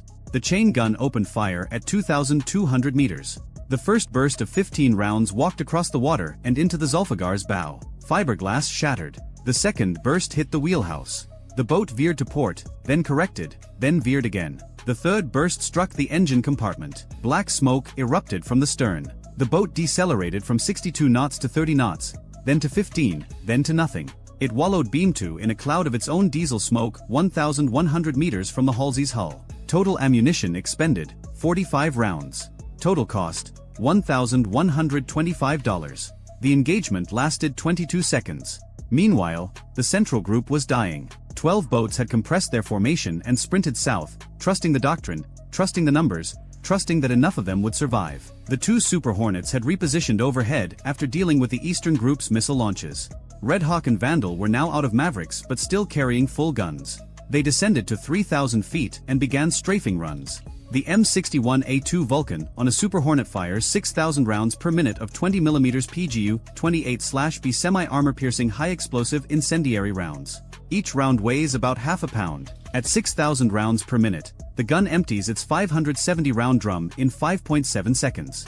A 1-second burst puts 100 rounds into an area the size of a car at a range of 2,000 feet against a fiberglass boat. A 1-second burst is excessive. A half-second burst is excessive. But at 480 knots and 3,000 feet, the geometry of a strafing run does not allow for surgical precision. The pilots took what the physics gave them. Red Hawk's first pass destroyed 2 Bagamars and damaged a third. The damaged boat lost power and began circling to port with its helm jammed. Vandal's first pass killed 1 boat and set another on fire. The burning boat's crew went over the side. They were in the water for 40 minutes before an Omani Coast Guard cutter picked them up. The 5-inch gun on the John Finn was still firing. It had been firing for 12 minutes. It had expended 147 rounds. The barrel was approaching its recommended sustained fire limit, and the gun captain was monitoring barrel temperature with the focus of a man who understood that a cracked gun tube meant losing the ship's primary surface weapon in the middle of a fight. He slowed the rate of fire to 12 rounds per minute. At that rate, the barrel would hold. The central group was down to 5 boats.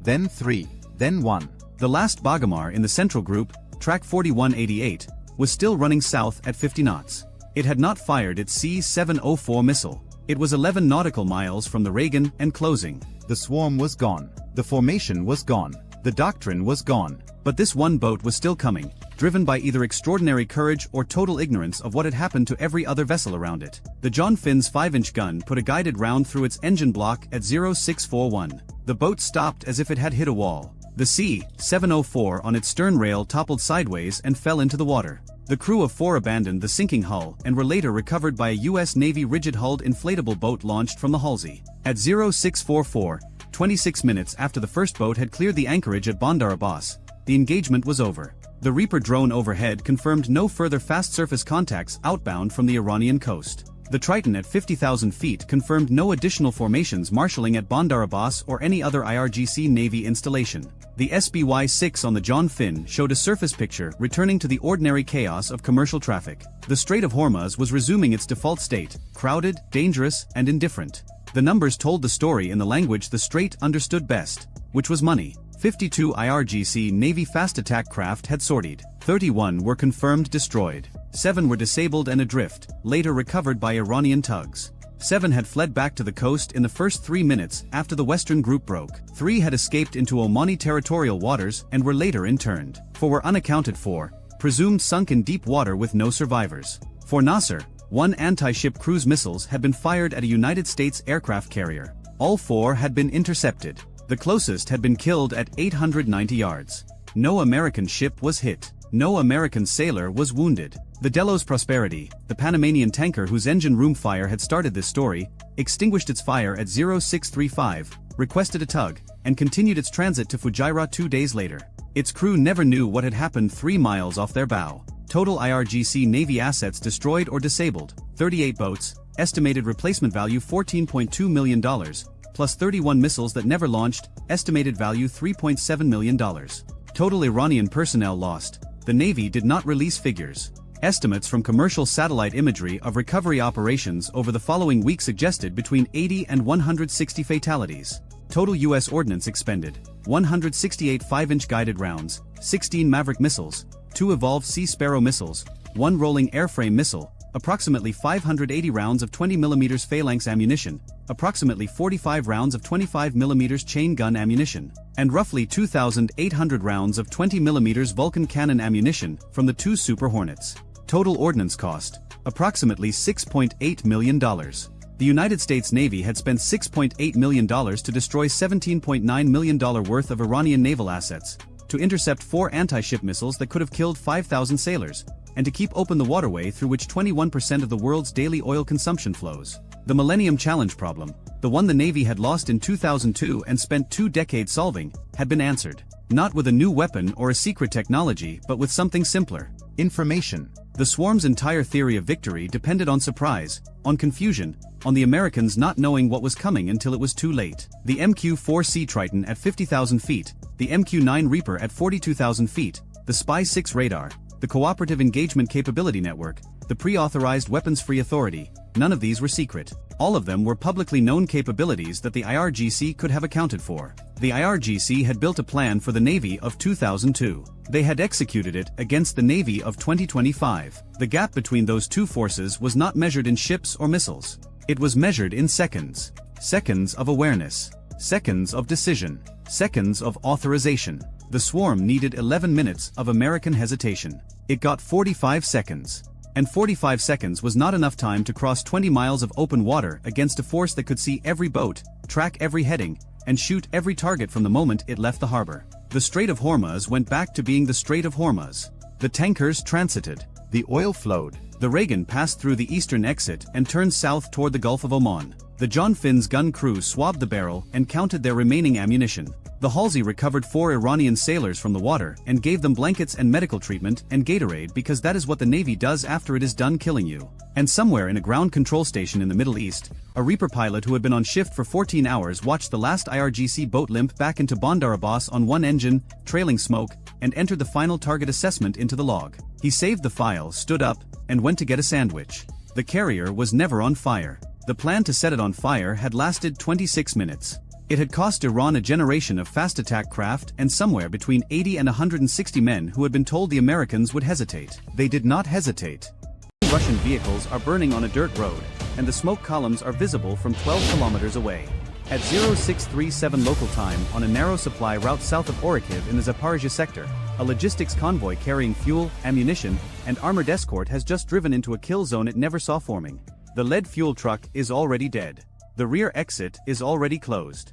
And somewhere above the rising dust, a Ukrainian reconnaissance drone is still circling, still watching, still feeding coordinates to a team that has not yet finished. This was not a firefight. This was arithmetic. 9 vehicles worth a combined estimated $14 million in hardware, fuel, and munitions, undone by a swarm of first-person view drones that cost roughly $400 each. That is not a fair trade. That is a business model. The column had departed from a staging area near Tokyo, roughly 45 kilometers southeast of the ambush point. The route followed a compacted dirt track that Russian logistics units had used before, a path chosen not for safety but for speed. The vehicles moved in tight formation. A Euro 43-20 fuel tanker sat near the front. A Kamaz ammunition carrier held the middle. 2 BMP-3 infantry fighting vehicles flanked the softer trucks, and the rest of the line filled with supply and recovery vehicles spaced no more than 30 meters apart. From the cab of any truck in that column, The formation probably felt like protection. Every driver could see the vehicle ahead. Every crew knew the route. The engines held a steady 40 kilometers per hour, and the convoy moved with the kind of mechanical rhythm that comes from repetition. They had driven this road before. Shift 14 kilometers northwest.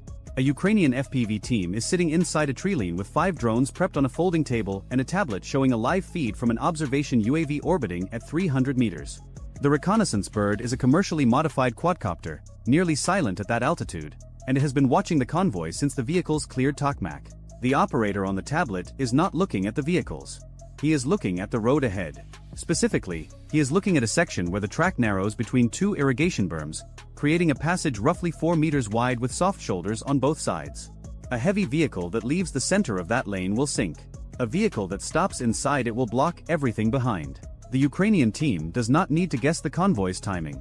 The drone gives them speed, spacing, and direction in real time. They know the fuel truck will reach the narrows in approximately 6 minutes. They know the ammunition carrier will be inside the choke point 90 seconds after that. They know the BMP-3s cannot swing wide because the soil beyond the berms will not support 21 tons of armored vehicle. The road is about to do most of the work for them. What the Russian convoy commander did not know was that this stretch of road had been under Ukrainian surveillance for 11 days. Every column that used it had been logged. Every pattern had been recorded. The ambush was not a reaction. It was a reservation. The first FPV lifts off and stays low, barely 2 meters above the ground, threading between dead sunflower stalks at a speed of 110 kilometers per hour. The operator does not aim for the lead vehicle. He aims for the KAMAZ ammunition carrier sitting dead center of the column, now fully committed inside the narrow corridor. The drone covers the distance in under 20 seconds and strikes the cab from the left quarter. The detonation is sharp and immediate. The KAMAZ lurches sideways, its front axle broken, and stops diagonally across the lane. Smoke begins climbing. Behind the KAMAZ, every vehicle in the rear half of the convoy compresses. The gap between machines shrinks from 30 meters to 10 in under 4 seconds as drivers brake at different rates. The Ural fuel tanker at the front is now 200 meters ahead of the wreck, still rolling, unaware for a critical few seconds that the column behind it has just stopped existing as a formation. Shift back to the tree line. The second drone is already airborne. This one targets the rearmost BMP-3, which has begun to reverse. The crew inside know something is wrong but cannot see through the dust cloud expanding from the KAMAZ strike. The BMP-3 weighs 21 tons and carries a crew of 3 plus 7 infantry. Its 2 A-42 autocannon can engage aerial targets, but only if the crew can identify them. At 2 meters altitude and closing at 115 kilometers per hour, the FPV does not give them that chance. The drone hits the engine deck from behind. The vehicle shudders and stalls. Black smoke joins the brown dust. The rear exit is now physically blocked by 35 tons of dead metal split between 2 wrecked vehicles less than 150 meters apart. Inside the kill zone, the convoy begins to fragment. One Ural truck tries to edge onto the right shoulder. The soil holds for 2 meters, then the rear wheels sink to the axle. The driver guns the engine. The wheels dig deeper. That truck is now a stationary target sitting half on the road, half in the mud, going absolutely nowhere. A second supply vehicle stops behind it. The driver opens his door and looks back toward the burning KAMAZ. He has perhaps 8 seconds of confused visibility before the third FPV arrives. This drone takes a different angle. It comes in from the east, perpendicular to the road, and strikes the exposed fuel tanker that had continued rolling toward the front of the column. The Ural 4320 carries up to 5,000 liters of diesel. The explosion is not cinematic. It is thermal. A massive bloom of orange and black rolls upward, and the heat wave reaches vehicles 50 meters behind. That fuel was destined for armored units near the front line at Robotyne, roughly 30 kilometers west. Those units will not be refueled today. Shift 30 kilometers west to a Russian forward position near Robotyne. A platoon of T-72B3 tanks is waiting in covered positions for the resupply that was scheduled to arrive before 0800. Their fuel levels are at roughly 40%, enough to hold position but not enough to execute any planned repositioning. The ammunition carrier that just burned on the road behind them was carrying 125mm tank rounds. Without that delivery, the platoon's rate of fire drops by a third within 24 hours. The convoy's destruction is not just a loss on the road. It is a subtraction from the next 72 hours of Russian offensive capability in the sector. Back at the ambush site, the remaining vehicles are now fully trapped. 2 BMP-3s are trying to create a defensive posture, rotating turrets and scanning the sky. But an FPV drone at low altitude against a cluttered background of smoke, dust, and burning vehicles is a nearly impossible intercept problem for a crew relying on optical sighting. The Tu-A-42 fires a burst. It misses. The rounds chew dirt 40 meters behind the incoming drone. The operator on the Ukrainian side adjusts by 2 degrees and drops the drone onto the turret ring. The BMP-3's cannon stops moving. The fifth and final prepped FPV launches from the Trilene. Its target is the second BMP-3, the last piece of armor still functional in the convoy. The crew has done everything right. They have rotated to face the most likely threat axis. They have their engine running. They are attempting to push through the wreckage ahead to create an exit corridor. The vehicle lurches forward, tracks grinding over debris, and for a moment it looks like one machine might actually escape. It does not. The drone catches it from the right side at the turret joint. The impact jams the turret traverse and disables the vehicle's ability to engage anything above or beside it.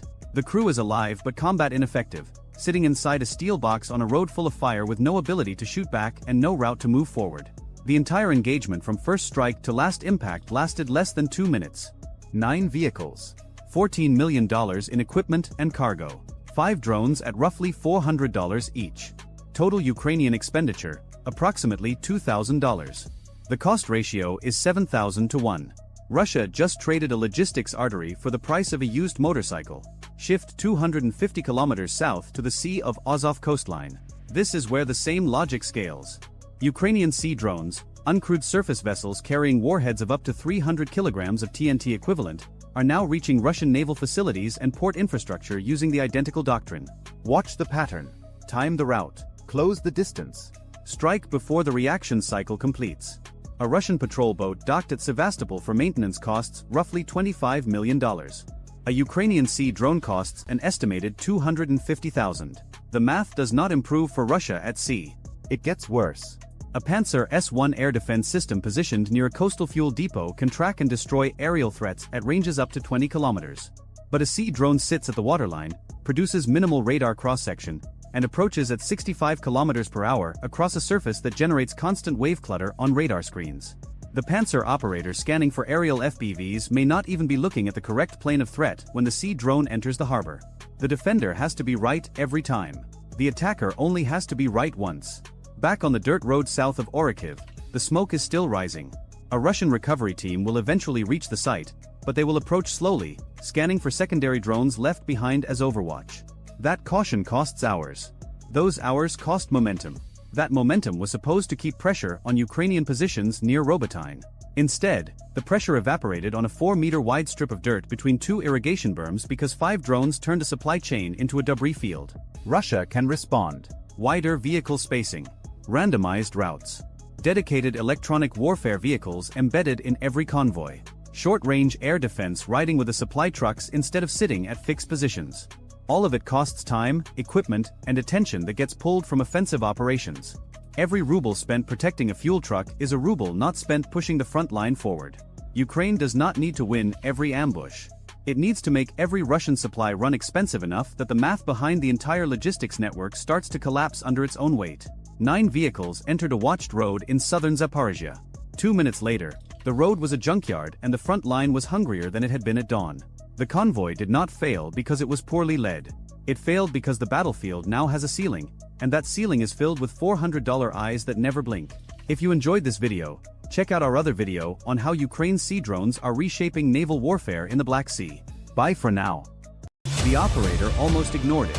At 0437 local time, in a compartment that smelled like sweat and old coffee, a sonar technician aboard USS Halsey sat up in his chair, pulled one headphone cup tighter against his ear, and stared at a line on his waterfall display that looked like every other line. A faint smear of green against the cascade of noise that the Strait of Hormuz produces every second of every day. Shrimp snapping. Hull cavitation from tankers. The groan of current dragging across a sunken barge somewhere southeast. The strait is not quiet. The strait is never quiet. It is one of the loudest, most acoustically cluttered corridors of shallow water on the planet, and every American sonar operator who has ever worked a Hormuz transit knows the same thing. You will hear 1,000 sounds that mean nothing, and the one that means something will sound exactly the same.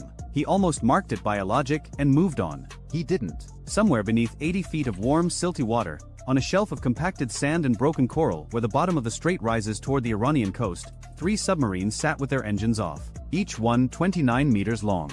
each one displacing 120 tons submerged. Each one built for approximately $15 million. Gotha class. Diesel-electric. Iranian. Derived from North Korean designs that were themselves derived from Yugoslav coastal defense boats from the 1970s. They are small. They are cheap. They are not sophisticated. And in the right water, at the right depth, doing absolutely nothing, they are functionally invisible to every major anti-submarine warfare system the United States Navy has spent the last 4 decades perfecting. Because those systems were not built for this. The American anti-submarine playbook is a masterpiece of deep water detection. Towed arrays that can hear a Russian Akula at 40 nautical miles. Hull-mounted sonars that can track a Chinese Jean-class ballistic missile submarine through convergence zones across hundreds of miles of Pacific Ocean. Sonobuoy patterns that can sanitize a box of open water the size of Connecticut in under an hour.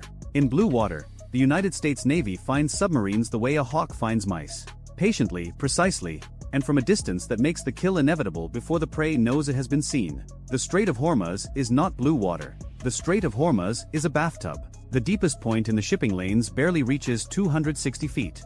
The average depth in the traffic separation scheme is closer to 150. The water temperature in summer creates thermal layers so dense that active sonar pulses refract, scatter, bounce off the bottom, bounce off the surface, and return to the transducer as a wall of meaningless noise. The seabed is uneven, cluttered with pipelines, old anchors, debris from decades of tanker traffic, and geological formations that return sonar pings with signatures almost identical to submarine hulls. American sonar operators working the strait have a name for the experience. They call it being deaf in a nightclub.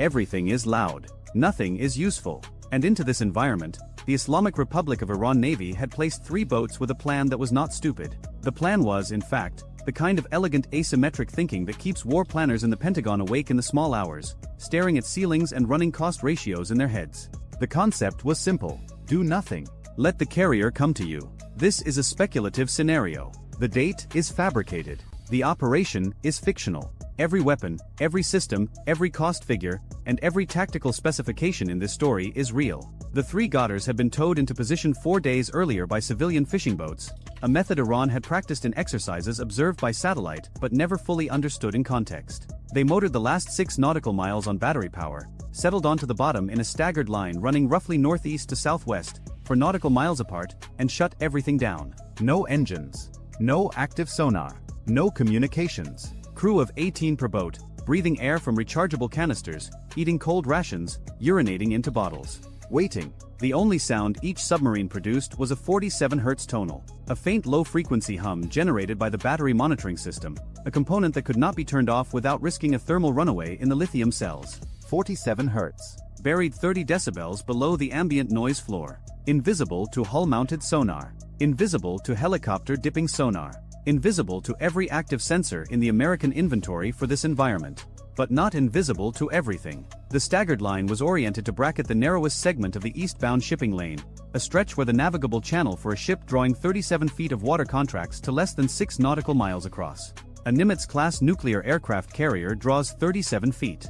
It cannot deviate from the deep water track without risking grounding. It transits the strait on a predictable course, at a predictable speed, through a channel whose dimensions have not changed since the last ice age. The carrier has to come through. It has to come through here. And when it does, it will pass between the 1st and 3rd Godders at a range where even 1970s-era straight-running torpedoes have a meaningful probability of impact. The man coordinating the ambush sat in the 2nd submarine, the middle boat in the line, Lieutenant Commander Davoud. His background, according to Iranian state media profiles that Western intelligence had assembled into a dossier over 7 years, included 2 years at the Bandar Abbas Submarine Warfare School, a 6-month technical exchange in Pyongyang, and command of a Goddard during Exercise Great Prophet 9, where he had simulated a torpedo attack on a target barge being towed at 10 knots and missed by 600 yards. He had not missed in the 40 rehearsals conducted since then in a reservoir outside Bandar Abbas where the depth and temperature profile had been artificially matched to the strait's summer conditions. Davoud carried the cell's only encrypted burst transmitter, a system that compressed a 3-second message into a 0.4-second transmission.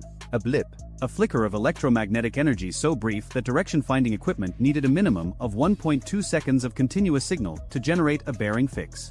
The burst would be over before the American electronic warfare systems could triangulate. That was the theory. 12 nautical miles to the south-southwest, the USS Abraham Lincoln, CVN-72, was making her transit. The Lincoln is a Nimitz-class carrier. She displaces approximately 100,000 tons at full load. Her flight deck is 1,092 feet long. Her crew numbers over 5,000. Her air wing, Carrier Air Wing 7, represents roughly $4.5 billion in aircraft alone. The ship herself cost approximately $13 billion in current replacement value. She was making 12 knots eastbound, surrounded by her escort screen, heading for a deployment in the 5th Fleet area of operations that had been scheduled 9 months earlier and accelerated 3 weeks ago when Iran began moving fast attack craft into formations near Abu Musa Island and publicly threatened to close the strait to military traffic.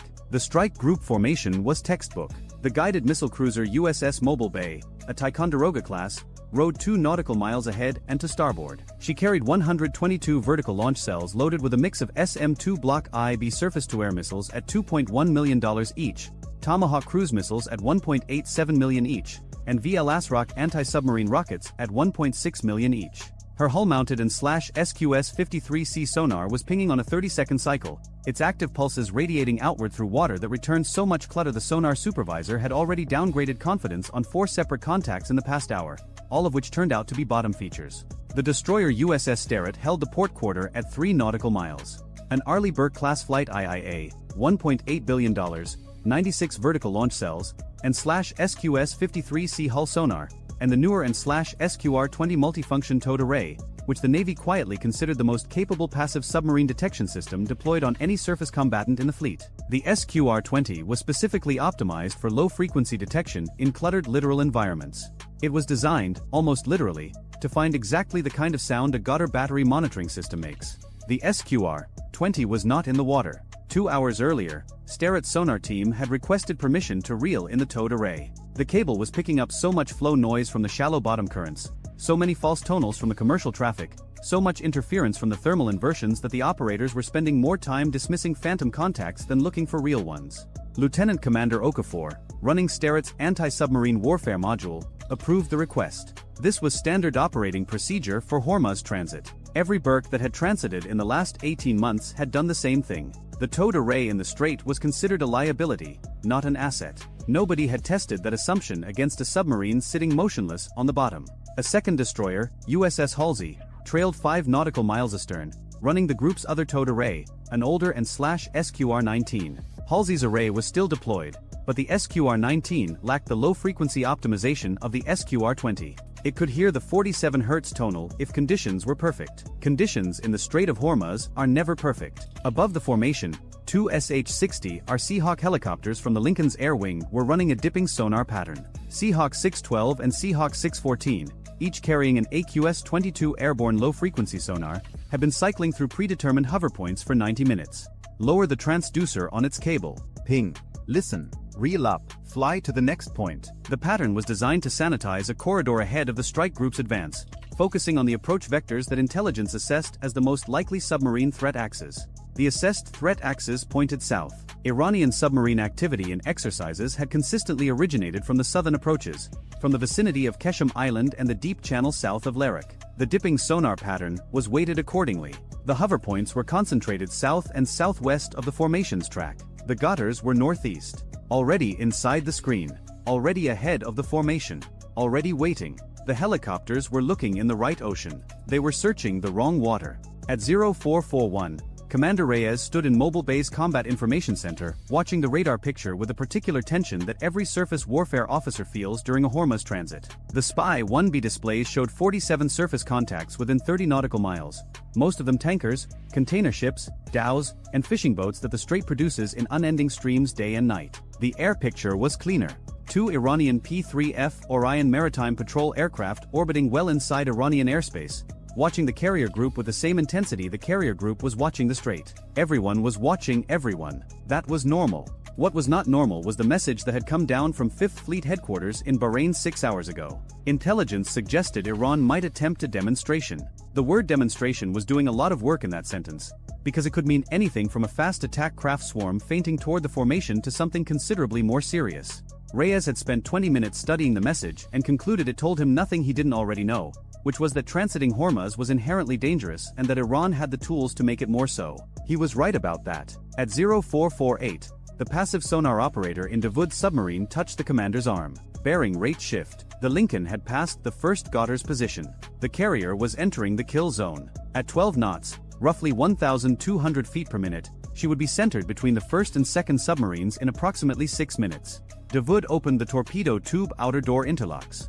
Pneumatic, nearly silent, nearly. The tubes flooded with seawater. 2 torpedoes per boat. In the other 2 submarines, captains who had received the prepositioned timing protocol performed the same sequence simultaneously. 6 torpedo tubes opened across 8 nautical miles of seafloor. The sound of the outer doors was a transient, a brief metallic groan that propagated outward through the water at 5,000 feet per second. 9 nautical miles to the south-southwest, aboard USS Halsey, sonar technician 2nd class Rivera heard something. Bearing 027. A transient. Metal on metal, faint, brief, gone. In the open ocean, this would trigger an immediate classification effort. In the Strait of Hormuz, you hear transients on every bearing, every few minutes, all watch long. Wrecks settling, anchors dragging, hulls popping in temperature gradients, shrimp colonies snapping in coordinated bursts that can sound remarkably like mechanical events. Rivera logged it. 1 line. Transient bearing 027, 0449. Possible mechanical, possible biologic. No classification. He did not call it up to the tactical action officer. He almost let it go. Then Davoud made the transmission. At 0453, Davoud picked up the handset for the burst transmitter and sent the execution code. A single compressed word. The signal lasted 0.4 seconds on a frequency that the American Electronic Warfare Library had catalogued and flagged as a known Iranian naval burst communications band. Rivera didn't hear the burst. His equipment wasn't configured for electronic intercept, but Halsey's and /SLQ-32 electronic warfare suite was. The system caught the 0.4 second emission, matched it against its threat library, and flagged it automatically. The display in Halsey's electronic warfare module lit red. Iranian burst communications. Bearing 029. Rivera saw the EW alert come across the tactical display at almost the same moment he remembered the transient from 4 minutes ago. Bearing 027 then. Bearing 029 now. Close enough to be the same contact. He keyed the intercom before the EW operator finished his own report. The 2 data points converged on the tactical action officer's screen simultaneously. Lieutenant Commander Cho, Halsey's TAO, processed the information in approximately 4 seconds. A transient that sounded mechanical, followed by a burst communication on a known Iranian military frequency. Same bearing. Submarines transmit when they are coordinating. Submarines coordinate when they are about to act. Cho patched to the Strike Group Anti-Submarine Warfare Commander aboard Lincoln. The report went up the chain with the speed that only genuine alarm produces. At 0454, Rear Admiral Price, the Strike Group Commander, issued a single command across the ASW net. Prosecute Sierra 47. All units.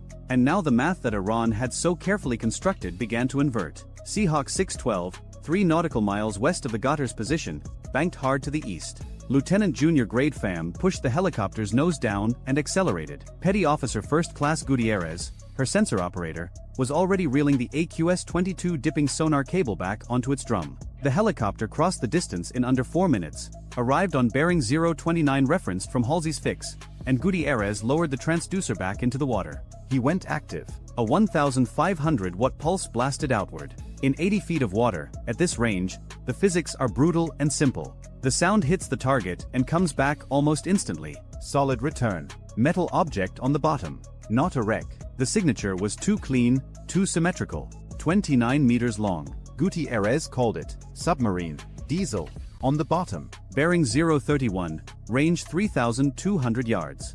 That was Davoud's boat, the one that had just transmitted. Simultaneously, the active pulse illuminated enough of the surrounding seabed that a second return appeared on the display. Fainter, farther, 4 nautical miles to the southwest. Same profile, same size. 2 submarines. Aboard Strait, Okafor heard the helicopter's report and gave the order that would prove decisive.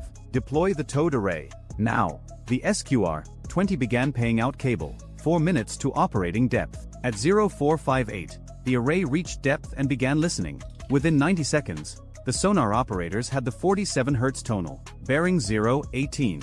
Range estimated 11 nautical miles. Northeast of the other 2 contacts. A 3rd submarine. Exactly where a 3rd boat in a staggered ambush line would be positioned. 3 contacts. 3 positions. The geometry of the ambush was now visible, and the Americans could see what it had been designed to do. A bracket shot across the narrowest point of the deep channel, converging on the predicted position of the carrier at the predicted time. The carrier was no longer at the predicted position. At 0455, Price had ordered an emergency turn. The Lincoln's 4 bronze screws churned the shallow water as 100,000 tons of warship began a ponderous swing to starboard, away from the threat bearing. A Nimitz-class carrier at 12 knots needs approximately 3,200 feet to reverse course. Half a nautical mile of ocean consumed by the simple physics of mass and momentum. She could not stop. She could only bend her track and hope the geometry changed enough to matter. She was also dumping speed, slowing from 12 knots toward 5, reducing her wake signature. The Iranian torpedoes were wake homers, Chinese-derived U-4 variants. Straight runners that relied on detecting the turbulence pattern of a ship's passage and turning into it. Less speed meant less wake meant less for the seekers to find. The Lincoln's SLQ-25 Nixie torpedo countermeasures were already deployed. 2-towed acoustic decoys, one off each quarter, each a device that mimicked the acoustic and hydrodynamic signature of the ship's wake. Each Nixie cost approximately $50,000. Against a wake-homing torpedo on a straight approach, the Nixie presented a false target that the torpedo's primitive seeker head could not distinguish from the real thing. $13 billion of aircraft carrier, defended by $100,000 of towed noisemaker. The ratio was absurd. The engineering was sound. At 0458, Dawood ordered tubes fired. Compressed air ejected the first torpedo, then the second. 2 weapons in the water from the command boat, running at 40 knots on preset bearings toward where the carrier should have been. 4 nautical miles southwest, the first Goddard fired 2. 8 nautical miles northeast, the third Goddard fired 2. 6 torpedoes. Total munitions cost approximately $3.6 million. Aimed at a formation whose combined replacement value exceeded $22 billion. Each torpedo carried approximately 400 pounds of TNT equivalent explosive. Against the hull of a Nimitz-class carrier, that warhead could not achieve a kill. The carrier's underwater protection system, a layered arrangement of voids, liquid loading and structural bulkheads, was designed to absorb precisely this kind of threat. But a 400-pound detonation against the hull below the waterline could buckle frames, breach compartments, damage shaft seals, and compromise propulsion. A single torpedo hit would not sink the Lincoln. A single torpedo hit would force the most expensive warship on Earth into a drydock for months, remove a carrier from the global deployment rotation, and produce an image that would dominate every news cycle on the planet for weeks. Iran did not need to sink the carrier. Iran needed to touch it. The response was immediate and overwhelming. Mobile Bay fired 2 VL ASROC anti-submarine rockets from her vertical launch cells. Each round, $1.6 million, arced upward on its rocket motor, flew to the designated coordinates, and released a Mark 54 lightweight torpedo by parachute. The Mark 54 is 12.75 inches in diameter. It weighs 608 pounds. It runs at 40 knots. It carries a 96-pound warhead. It costs approximately $400,000. Against a submarine with a thin single-hull construction displacing 120 tons, 96 pounds is catastrophic. The first ASROC targeted Dawood. The second targeted the southern Goddard. Seahawk 612 dropped a Mark 54 directly. Gutierrez had a precise fix on Dawood's boat. The torpedo hit the water, activated its seeker, and began a helical search pattern centered on the Goddard's last known position. Dawood now had 2 problems that were going to converge into one. His torpedoes were running. His mission, in a technical sense, was complete, but a Mark 54 was in the water above him in 80 feet of depth. There was nowhere to hide. A Goddard-class submarine has a maximum submerged speed of approximately 11 knots. The Mark 54 runs at 40. The submarine could not outrun it. It could not outdive it. The water was too shallow to exploit thermal layers, and the Goddard carried no torpedo countermeasures. No decoys, no noisemakers, no expendable jammers. The submarine had been designed for one mission profile: get into position undetected, fire, and run for the coast before anyone figured out what happened. The entire concept depended on not being found before the torpedoes were away. Nobody had adequately planned for what happened after being found. Dawood ordered maximum speed southeast. The electric motor wound up. The Goddard lurched off the bottom, trailing a cloud of silt, accelerating to 11 knots through water that now contained an active torpedo specifically designed to kill exactly what he was. At 0501, the Mark 54 dropped by Seahawk 612 acquired Dawood submarine at a range of 600 yards. Terminal homing. The torpedo closed the gap in under 30 seconds. Impact was against the pressure hull just after the sail. At 80 feet of depth, the detonation ruptured the hull along a fracture line 3 meters long. Seawater entered the engine compartment at a rate that exceeded any damage control capability a crew of 18 could have mounted even in theory. The submarine's depth gauge swept past 100 feet as the boat, suddenly heavier by tons, descended to the bottom 120 feet below. The descent took 11 seconds. A $400,000 torpedo had just killed a $15 million submarine that was trying to kill a $13 billion aircraft carrier. 4 nautical miles to the southwest, the first Godder's captain heard the explosion through his hull. He also heard the Asrock torpedo enter the water above him. He did not know the details of what had just happened to the command boat. He knew it was loud and it was close, and the sound that followed it was the unmistakable high-frequency ping of an active torpedo seeker sweeping toward him. His own torpedoes were already running. There was nothing more he could do for them. He ordered immediate ascent and maximum speed. Southeast. The Iranian coast lay 38 nautical miles away. At 11 knots, roughly 3.5 hours. He needed 3.5 hours. He had approximately 90 seconds. The Mark 54 from Mobile Bay's Asrock acquired him at 800 yards. Same result. The warhead opened the hull. The sea came in. The submarine settled to the bottom of the strait in a spreading cloud of silt and debris and rising bubbles that would mark the grave site for the salvage divers who would come later. 2 submarines destroyed in 4 minutes. Cost of the 2 Mark 54 torpedoes, $800,000. Cost of the Asrock delivery vehicles, $3.2 million. Total American expenditure to neutralize both boats, $4 million. The submarines they killed had cost a combined $30 million to build. 8 nautical miles to the northeast, the third Godder was running. The third captain had heard both explosions. He had transmitted once after firing, a brief burst to confirm torpedoes away. That transmission was intercepted by Halsey's electronic warfare suite. Bearing 041. Sterrett's freshly deployed towed array confirmed with a 47 Hz tonal, now Doppler shifted by the submarine's movement, giving both bearing and speed. Seahawk 614 was already repositioning. The pilot covered 6 nautical miles in 8 minutes and dropped a pattern of /SSQ 62 die-cast sonobuoys, directional active sonobuoys that cost approximately $2,200 each, across the submarine's predicted escape route. The third Godder was now being tracked simultaneously by passive sonobuoy, towed array, and active dipping sonar. It was the most precisely located object in the Strait of Hormuz. Sterrett fired a VL Asrock. The rocket arced north. The Mark 54 payload descended by parachute, entered the water, activated its seeker. Acquisition at 900 yards. The third captain attempted a crash dive, which in 80 feet of water meant driving the submarine toward the bottom at maximum downward angle. The maneuver gained him nothing. The Mark 54 caught the submarine at 70 feet. Detonation. Hull failure. The third Godder joined the other 2 on the floor of the strait. 3 submarines. 9 minutes. Over. But the torpedoes were not over. 12 nautical miles to the south, 6 Iranian torpedoes were still running through the water at 40 knots. They had no wire guidance. Once fired, they could not be redirected or recalled. They were ballistic in the truest sense, committed to their preset courses, their simple wake-homing seekers scanning for turbulence. 4 of the 6 had been aimed at the carrier's predicted position at 0458. The Lincoln's emergency turn and speed reduction had shifted her nearly a mile from that position. 3 of the 4 torpedoes ran through empty water, their seekers finding nothing, their fuel burning down to nothing, their casings eventually sinking to the bottom as inert metal cylinders that would be recovered by Navy EOD divers over the following week. The 4th torpedo found a wake, not the Lincoln's. The Nixie decoys. The towed device was doing exactly what it was built to do, generating a false wake signature that a simple seeker head could not distinguish from the real thing. The torpedo turned into the false wake, closed to 50 feet, and detonated. The Nixie was obliterated. $50,000 of decoy absorbed $600,000 of torpedo. The Lincoln felt the detonation as a dull thump transmitted through the water and up through the hull. No damage, no casualties. The ship continued her turn. The 2 torpedoes from the third Godder, fired from 8 nautical miles to the northeast, had been aimed at the predicted positions of the carrier's escorts. One ran out of fuel 1,100 yards from USS Halsey, never having acquired a target. Its seeker had pinged uselessly against the confused acoustic environment of the strait until the battery died. The 6th torpedo found something. Not a warship. Not a decoy. A 280,000 deadweight ton Panamanian flagged crude oil tanker, the MV Pacific Harmony, making 8 knots through the outbound shipping lane. The torpedo's wake-homing seeker, designed to chase the turbulence of a moving ship, locked onto the tanker's massive wake. The weapon closed from astern.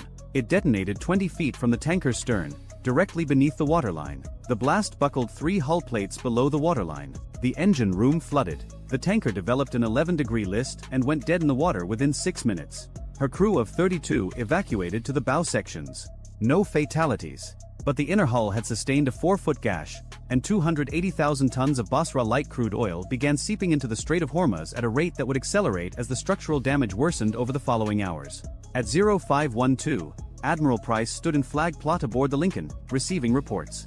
His carrier was untouched. His escorts were untouched. His helicopters had killed 3 submarines in 9 minutes using weapons whose combined cost was less than the price of a single Ghawtar. By every tactical metric, this was a decisive American victory. The kind of engagement that gets studied at the Naval War College for decades. The kind of kill ratio that makes careers. 3 hours later, CNN opened its broadcast with aerial footage of a black slick spreading across turquoise water. The anchor said the word carrier once in a 12-minute segment. She said the word tanker 14 times. By sunset, the Strait of Hormuz was closed to commercial traffic. Salvage teams needed to stabilize the Pacific Harmony before she broke apart completely. Navy divers needed to survey the 3 submarine wrecks on the bottom for unexploded ordnance.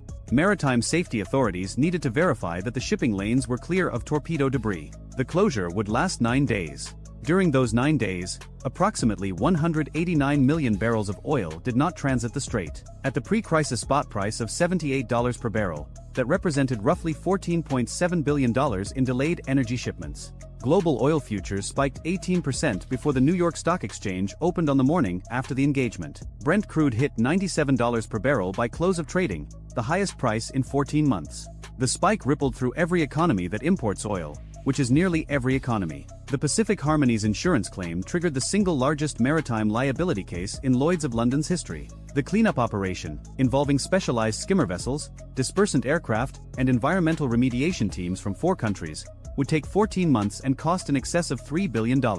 Lawsuits from the governments of Oman, the UAE, and 3 other Gulf states whose coastlines were affected would accumulate for years. Iran spent $45 million on 3 submarines and $3.6 million on 6 torpedoes. Total investment, $48.6 million. The economic disruption from the operation exceeded $17 billion before the insurance claims.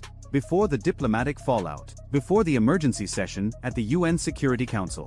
Before the Pentagon was forced to explain to Congress why a carrier strike group that successfully destroyed every threat it encountered had still failed to prevent a catastrophic oil spill in the world's most important maritime choke point. The 3 submarine crews, 54 men, were dead. The carrier was fine. And the side that lost every engagement somehow came out ahead on the ledger.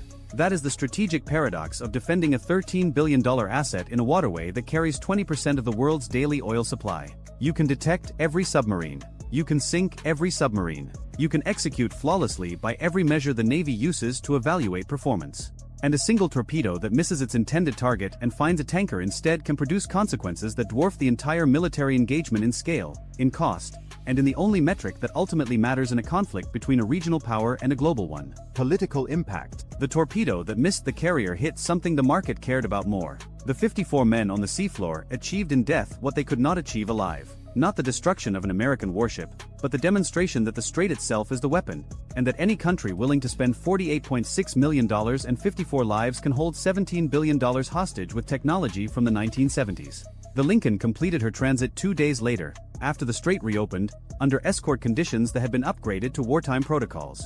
She arrived in the 5th Fleet area of operations without a scratch on her hull. Her deployment continued as scheduled. Her air wing flew missions for 7 months. None of it made the front page. The oil spill did. The radar operator at Bandar Menja stared at his screen and saw nothing where something should have been. At 0237 local time, 90 miles north of the Iranian oil terminal at Karg Island, the entire southern air defense sector of the Islamic Republic of Iran had just gone dark. The first Scalp cruise missile was already 11 minutes into its terrain-hugging flight, and the Emirati pilots who launched it were turning for home before Iran knew a war had started. Shift 340 miles south to Al Dhafra Air Base, just outside Abu Dhabi. 8 UAE Rafale F-4 fighters sat on the apron 90 seconds earlier with their canopies already closing. Each aircraft carried 2 Black Shaheen cruise missiles, the Emirati designation for the Scalp EG, a 2,900-pound stealth-shaped cruise missile with a published range of 250 miles and a unit cost of roughly $3 million. The Rafale F-4 itself runs about $115 million per airframe. The terminal they were about to hit, by contrast, handles 90% of Iran's crude oil exports and pumps an estimated $1.5 billion of revenue per week into the Iranian treasury. 8 jets, 16 missiles. 1 island holding up the entire Iranian economy. The lead pilot pushed the throttles. Wheels up. Radio silence. Shift 1,100 miles west to Washington, D.C. In the Situation Room, the president had already signed off on the operation 14 hours earlier under a classified annex to a maximum pressure directive.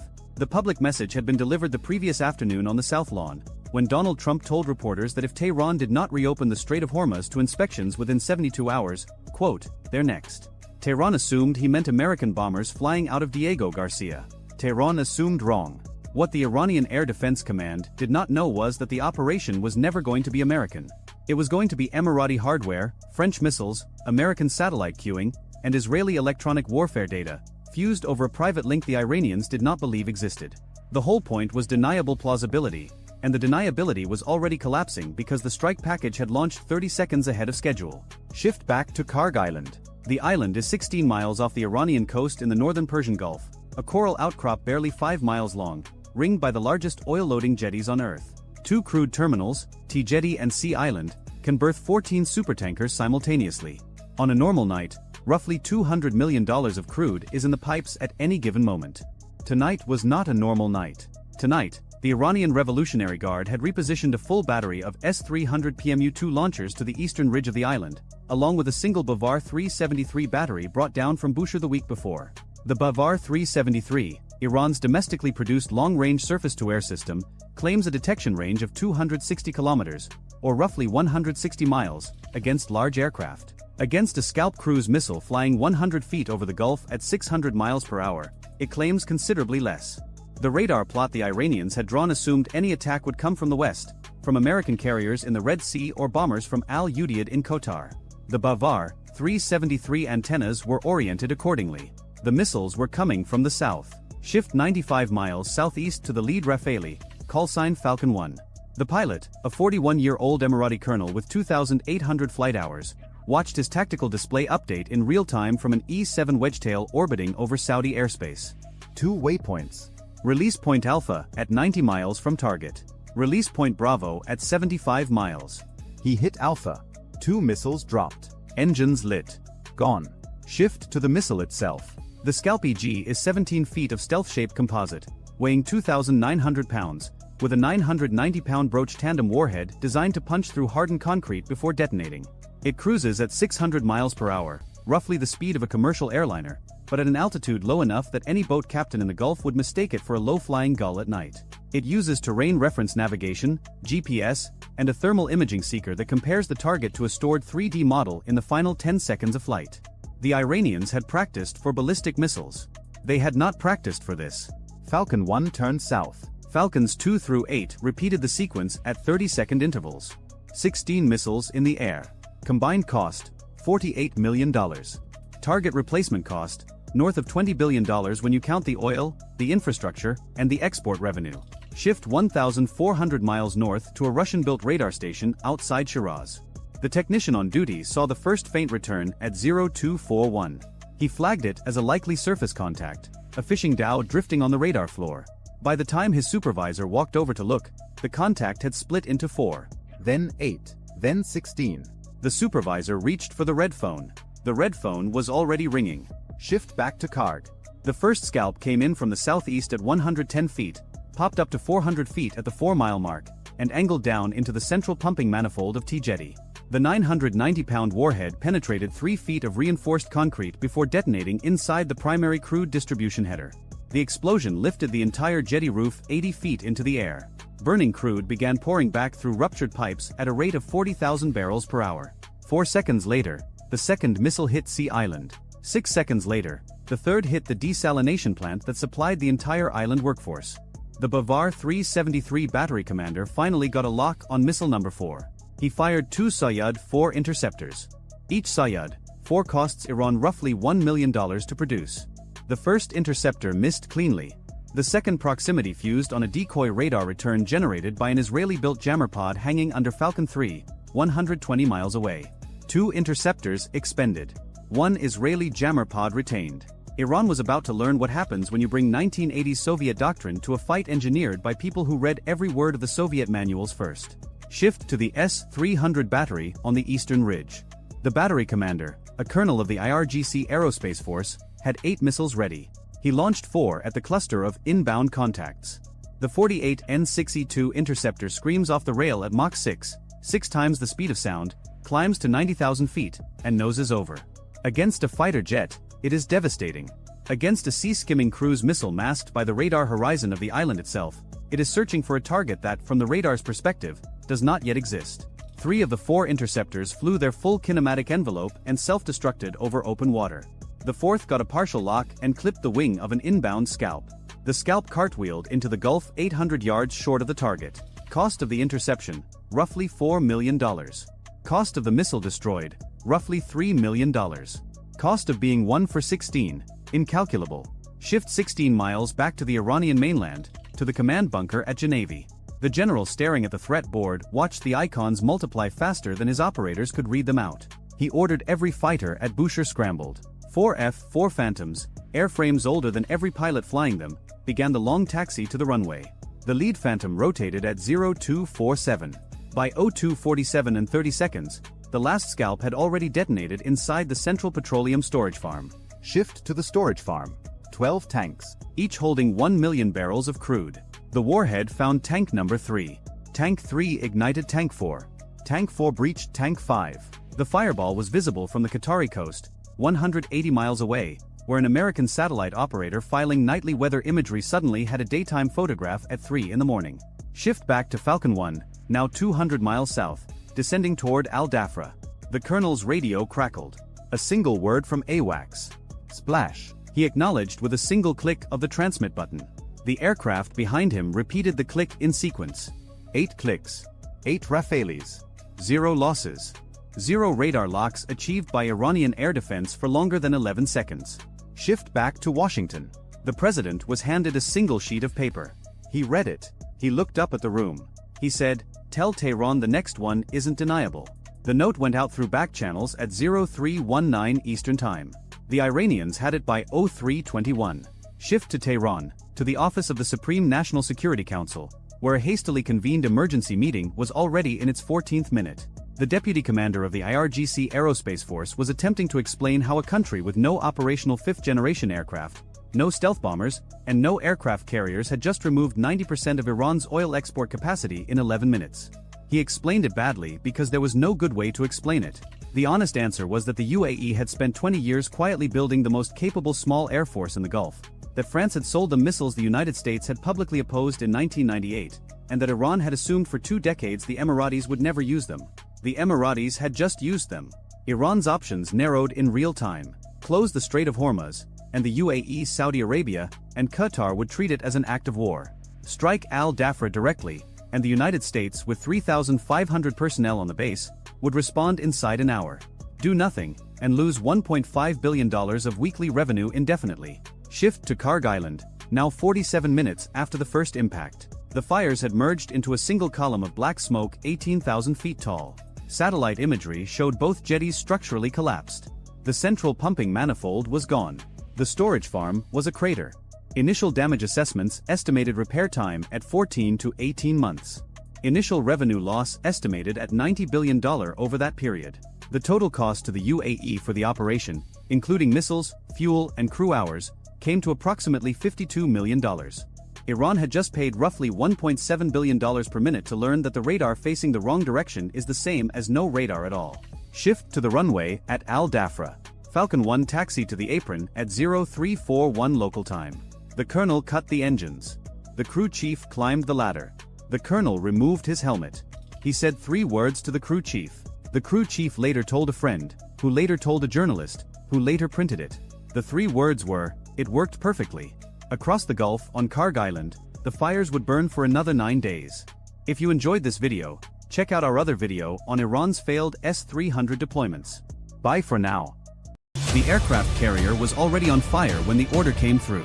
Not the Reagan itself. Not yet. But one of the commercial tankers 3 nautical miles off the port bow was venting a column of black smoke so thick it bent the horizon, and for about 90 seconds every watchstander on the bridge of the USS Ronald Reagan thought they were looking at the opening minutes of a war they hadn't been briefed on. They weren't. The tanker was a Panamanian-flagged chemical carrier called the Delos Prosperity, 620 feet long, and what it was venting was the result of an engine room fire that had started 11 minutes earlier when a fuel transfer valve failed. The crew of 23 was already at their muster stations. The fire was contained. It was, by any operational definition, someone else's problem. But the smoke was everyone's problem because it was drifting southeast across the traffic separation scheme in the Strait of Hormuz at 8 knots, laying a gray-brown curtain across 2 miles of navigable waterway, and that curtain was about to become the backdrop for the worst miscalculation the Islamic Revolutionary Guard Corps Navy had made in 30 years. The Ronald Reagan, CVN-76, Nimitz-class nuclear-powered aircraft carrier, 1,092 feet long, 97,000 tons full load, was transiting the strait on a Wednesday morning that should have been routine. The ship was eastbound, heading out of the Persian Gulf into the Gulf of Oman, running at 18 knots through water that was 200 feet deep and the color of poured concrete. The air wing wasn't flying. The weather was 104 degrees with visibility dropping because of the smoke, and the strait was doing what the strait always does, trying to kill everyone in it through sheer geometric inconvenience. 34 miles wide at the narrowest point, 2 miles of inbound lane, 2 miles of outbound lane, 2 miles of separation zone, and crammed into those lanes on this particular morning, 9 commercial tankers, 14 cargo vessels, 2 container ships, 6 dhows of various registration, and somewhere in the neighborhood of 140 small craft contacts that the Spy-6 V1 radar aboard the escort destroyer USS John Finn, DDG-113, was dutifully tracking as it steamed 3 nautical miles ahead of the Reagan on the threat axis. The John Finn was an Arleigh Burke-class Flight 3 destroyer, the newest variant, carrying the AN/Spy-6 V1 air and missile defense radar, which represented a quantum leap over the older Spy-1D. The SPY-6 used gallium nitride transmit/receive modules that gave it roughly 35 times the sensitivity of its predecessor. It could detect a target with a radar cross-section of 0.1 square meters at ranges exceeding 200 nautical miles. It could track ballistic missiles in the upper atmosphere while simultaneously maintaining a surface picture dense enough to count fishing boats. It was, by a considerable margin, the most capable naval radar ever put to sea on a destroyer hull. And on this particular morning, it was staring north into the Iranian coastline, painting every square foot of water between Keshem Island and the Musandam Peninsula, and the picture it was painting was about to get very crowded. On the Reagan's flag bridge, Rear Admiral Catherine Harlow, commander of Carrier Strike Group 7, was halfway through her second cup of coffee and reviewing the morning intel brief. The brief mentioned increased IRGC Navy activity at Bandar Abbas over the past 72 hours. It mentioned that Iranian state media had been running footage of fast attack craft exercises for 3 days straight, which was the kind of signal that usually preceded either a genuine provocation or a domestic propaganda cycle. The brief assessed probability of a harassment approach at elevated, probability of a kinetic engagement at low. Harlow read both assessments, noted the delta between them, and called down to the Combat Direction Center to ask a question that would prove more important than anything else she did that day. She asked what the MQ-4C Triton was showing. The MQ-4C Triton is a high-altitude, long-endurance unmanned surveillance aircraft built by Northrop Grumman. It has a wingspan of 131 feet, larger than a Boeing 757, and it operates at altitudes above 50,000 feet for missions lasting more than 24 hours. Its primary sensor is the AN/ZPY-3 multifunction active sensor, a 360-degree active electronically scanned array radar that can surveil more than 2 million square nautical miles in a single mission. It also carries an electro-optical/infrared sensor suite and an automatic identification system receiver. The Navy operates it specifically for maritime domain awareness, which is a polite way of saying it watches the ocean and tells you everything that's moving on it. The Triton orbiting over the northern Gulf that morning had been on station since 2200 the previous night. Its radar had been building a comprehensive surface picture for over 8 hours, layering pass after pass into a track history so detailed that analysts at the Maritime Operations Center in Bahrain could see not just where every vessel was, but where it had been, how fast it had moved, when it had stopped, and in several cases which pier it had departed from. The answer to Harlow's question came back in 4 minutes. The Triton was showing 52 fast surface contacts forming up in the anchorage east of Bandar Abbas. 52. Not a drill formation. Not a transit column. 52 boats in 3 distinct clusters, each cluster arranged in a wedge, and all 3 wedges oriented on a southbound heading directly into the strait. Harlow set her coffee down. The boats were a mix of types the IRGC Navy had been accumulating for 2 decades. The backbone was the Bagamar-class fast patrol craft, the same fiberglass speedboats Iran had been using since the tanker war in the 1980s, updated with newer engines but fundamentally the same design philosophy: small, fast, cheap, expendable. Mixed in were several larger Paycap-class missile boats and at least 6 of the newer Zulfiqar-class fast attack craft, which were 16-meter catamaran hulls capable of 65 knots and equipped with Nasser-1 anti-ship cruise missiles. The Nasser-1 was an Iranian development of the Chinese C-704, a sea-skimming missile with a range of about 22 miles, a speed of roughly Mach 0.8, and a 330-pound semi-armor-piercing warhead. Not sophisticated by Western standards. Not precision-guided in the way an American weapon was.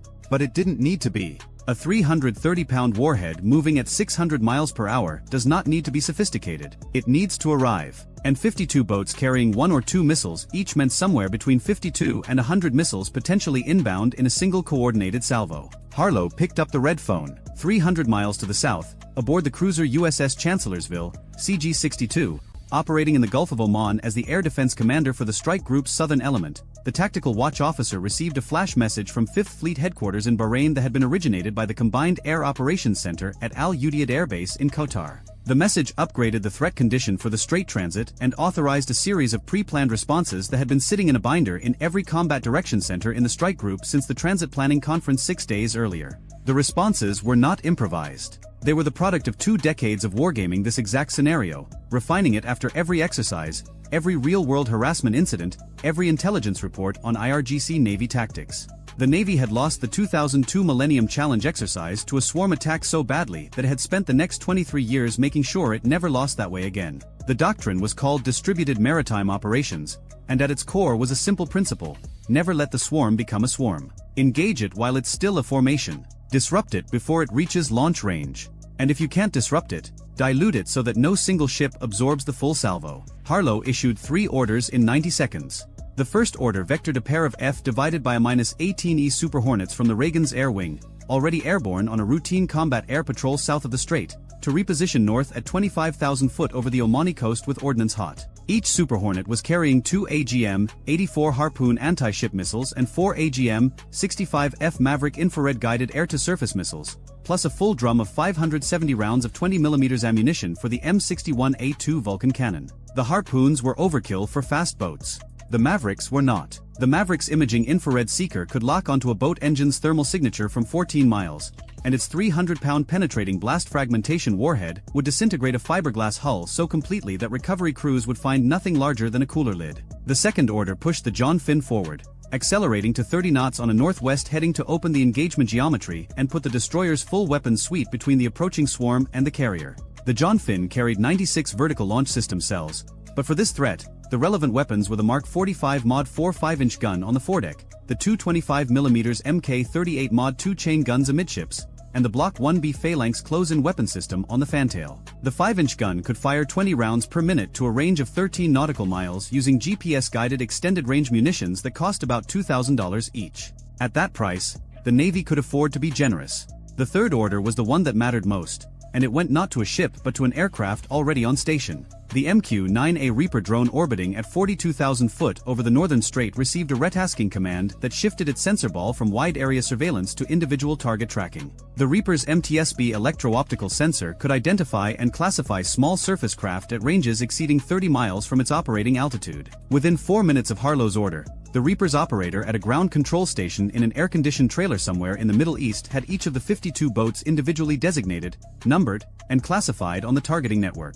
Every ship in the strike group could now see every boat, its heading, its speed, and its type in real time on the same screen. The IRGC had planned for American hesitation. They had not planned for American omniscience. At 0618 local time, the 52 boats cleared the anchorage east of Bandar Abbas and entered the strait. They were running in 3 groups. The western group, 18 boats, hugged the Iranian coastline headed south-southeast toward the outbound shipping lane. The central group, 20 boats, pushed straight south through the separation zone. The eastern group, 14 boats, angled southeast toward the inbound lane where the Reagan's formation was steaming. The 3 groups were spread across a front roughly 15 miles wide, and at speeds between 45 and 55 knots, the entire formation would reach potential missile launch range of the carrier in approximately 26 minutes.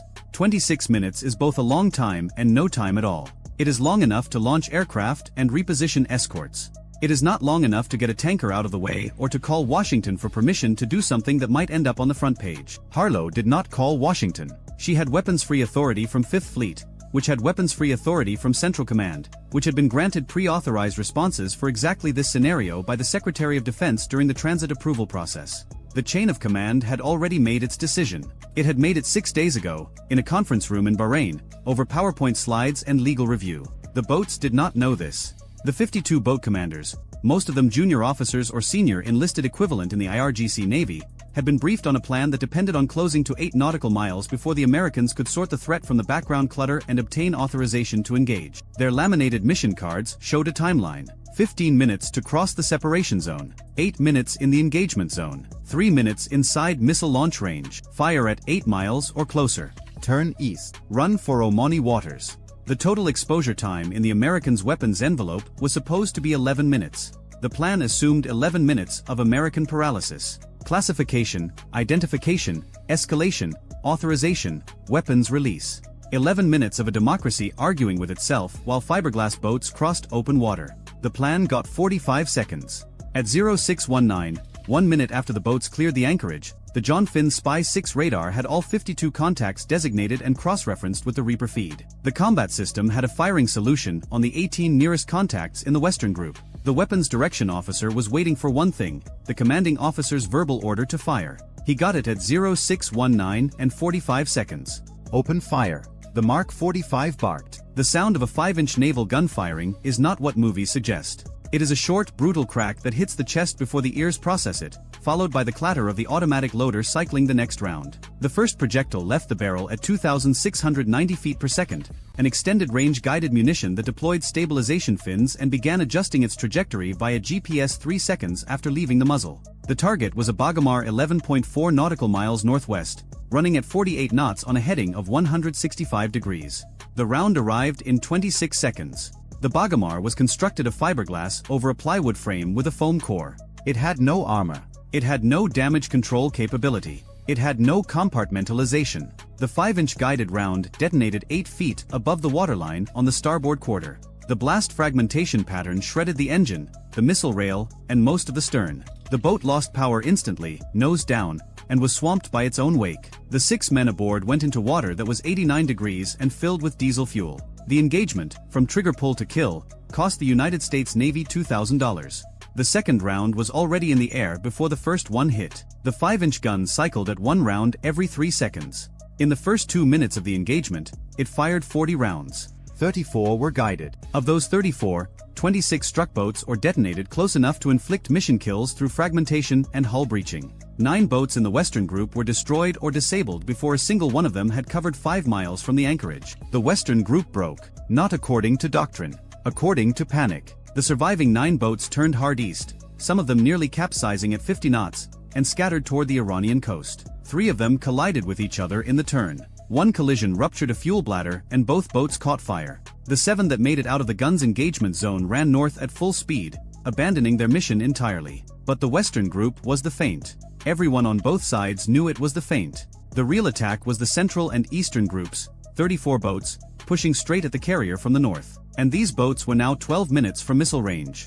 At 0622, the 2F divided by a -18E Super Hornets reached their station over the Omani coast at 25,000 feet. Their APG-79 active electronically scanned array radars painted the Central Group at 34 miles. 20 contacts, tight formation, heading due south at 52 knots. The lead pilot, call sign Red Hawk, selected 4 targets on the left side of the formation and designated them for Maverick. His wingman, Vandal, took 4 on the right.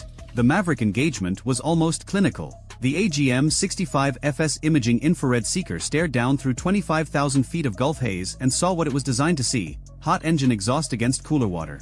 The seeker locked. The symbology went steady. Red Hawk pickled 4 Mavericks in 8 seconds, each one separating from the wing pylon with a thump and a smoke trail before its rocket motor ignited and pushed it to just under 700 miles per hour. The 4 missiles covered 14 miles in 72 seconds. 4 Bagamars ceased to exist. The kills were not gentle. A 300-pound warhead impacting a fiberglass boat at 700 miles per hour does not leave a boat. It leaves a debris field the size of a tennis court. The shockwave from each impact was visible on the Reaper's feed as a white flash followed by a rapidly expanding ring of spray. The infrared sensor showed each impact point cooling from white-hot to ambient in under 10 seconds. There was nothing left to burn. Vandal's 4 Mavericks hit 7 seconds later. 8 missiles, 8 boats, 8 kills. 1,600 pounds of Maverick warhead against $2 million worth of Iranian fast attack craft. The Central Group lost 8 of its 20 boats in under 2 minutes without having fired a shot, without having seen the aircraft that killed them, without any warning at all. The 12 surviving boats in the Central Group did something unexpected. They did not scatter. They accelerated. The formation tightened, the boats moving closer together and increasing speed to 55 knots, pushing their engines past the red line. The IRGC Navy had trained for this. The doctrine said that if the outer boats were killed, the inner boats were supposed to compress the formation and sprint for launch range, accepting the losses, trusting that the Americans could not kill all of them before some reached firing position. It was the logic of the swarm reduced to its most brutal arithmetic: enough of us will survive. The arithmetic was wrong, but the courage was real. At 0626, the Eastern Group, 14 boats, cleared the radar shadow of a cluster of anchored tankers near Lyric Island and appeared on the Spy 6 as 14 new contacts bearing 020 degrees from the Reagan at a range of 18 nautical miles.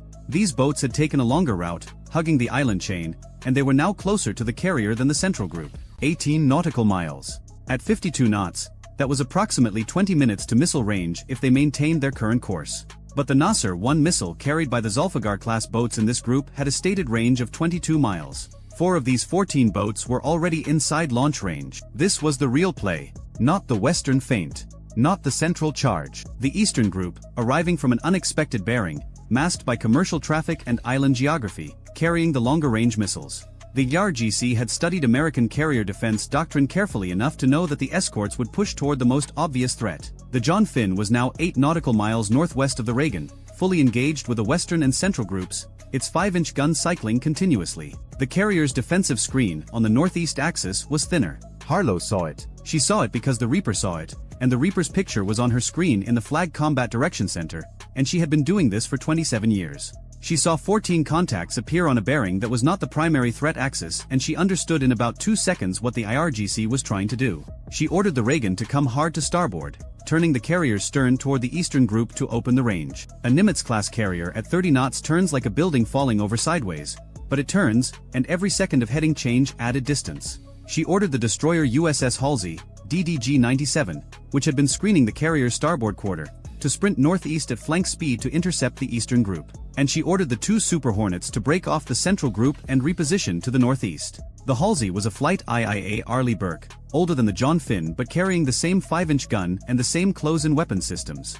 Its commanding officer, Captain David Moreno, understood the geometry the moment the order came through. 14 boats, 4 of them already in missile range, and his ship was the only thing between them and a nuclear-powered aircraft carrier with 5,000 sailors aboard. Moreno rang up flank speed. The Halsey's 4 LM-2500 gas turbines spooled to maximum output, pushing 100,000 shaft horsepower through the reduction gears, and the destroyer leapt forward to 31 knots with a bone-white bow wave that rose to the bridge windows. At that speed, on that heading, he would close the Eastern Group in 9 minutes. He did not have 9 minutes. The 4 Zulfiqar boats with Nasser 1 missiles were already inside launch range and could fire at any moment. At 0628, the first Nasser 1 launched. The missile came off the rail of a Zulfiqar boat designated Track 4207 on the Halsey's combat system. The Nasser 1 dropped from the rail, its solid rocket booster ignited, and it accelerated to Mach 0.8 in 4 seconds, transitioning to sea-skim altitude of approximately 15 feet above the water. Its radar altimeter held it steady. Its terminal active radar seeker was set to activate at 3 miles from the programmed target location. The missile weighed 770 pounds and was heading south-southwest at 614 miles per hour toward the USS Ronald Reagan. 7 seconds later, a second Nasser, 1 launched from a different Zulfiqar, then a third, then a fourth. 4 anti-ship cruise missiles, sea-skimming, inbound on the carrier from the northeast. Aboard the Reagan, the Spy 6 radar on the John Finn detected the missile launches within 2 seconds of booster ignition. The thermal bloom of a rocket motor is unmistakable on a phased array radar, and the system automatically classified the contacts as ASCMs, anti-ship cruise missiles, and generated engagement quality tracks. The data flowed through the Cooperative Engagement Capability Network to every Aegis-equipped ship in the strike group simultaneously. The Halsey's Aegis system had the tracks before the missiles had covered their first mile. The Halsey responded with a weapon designed for exactly this moment.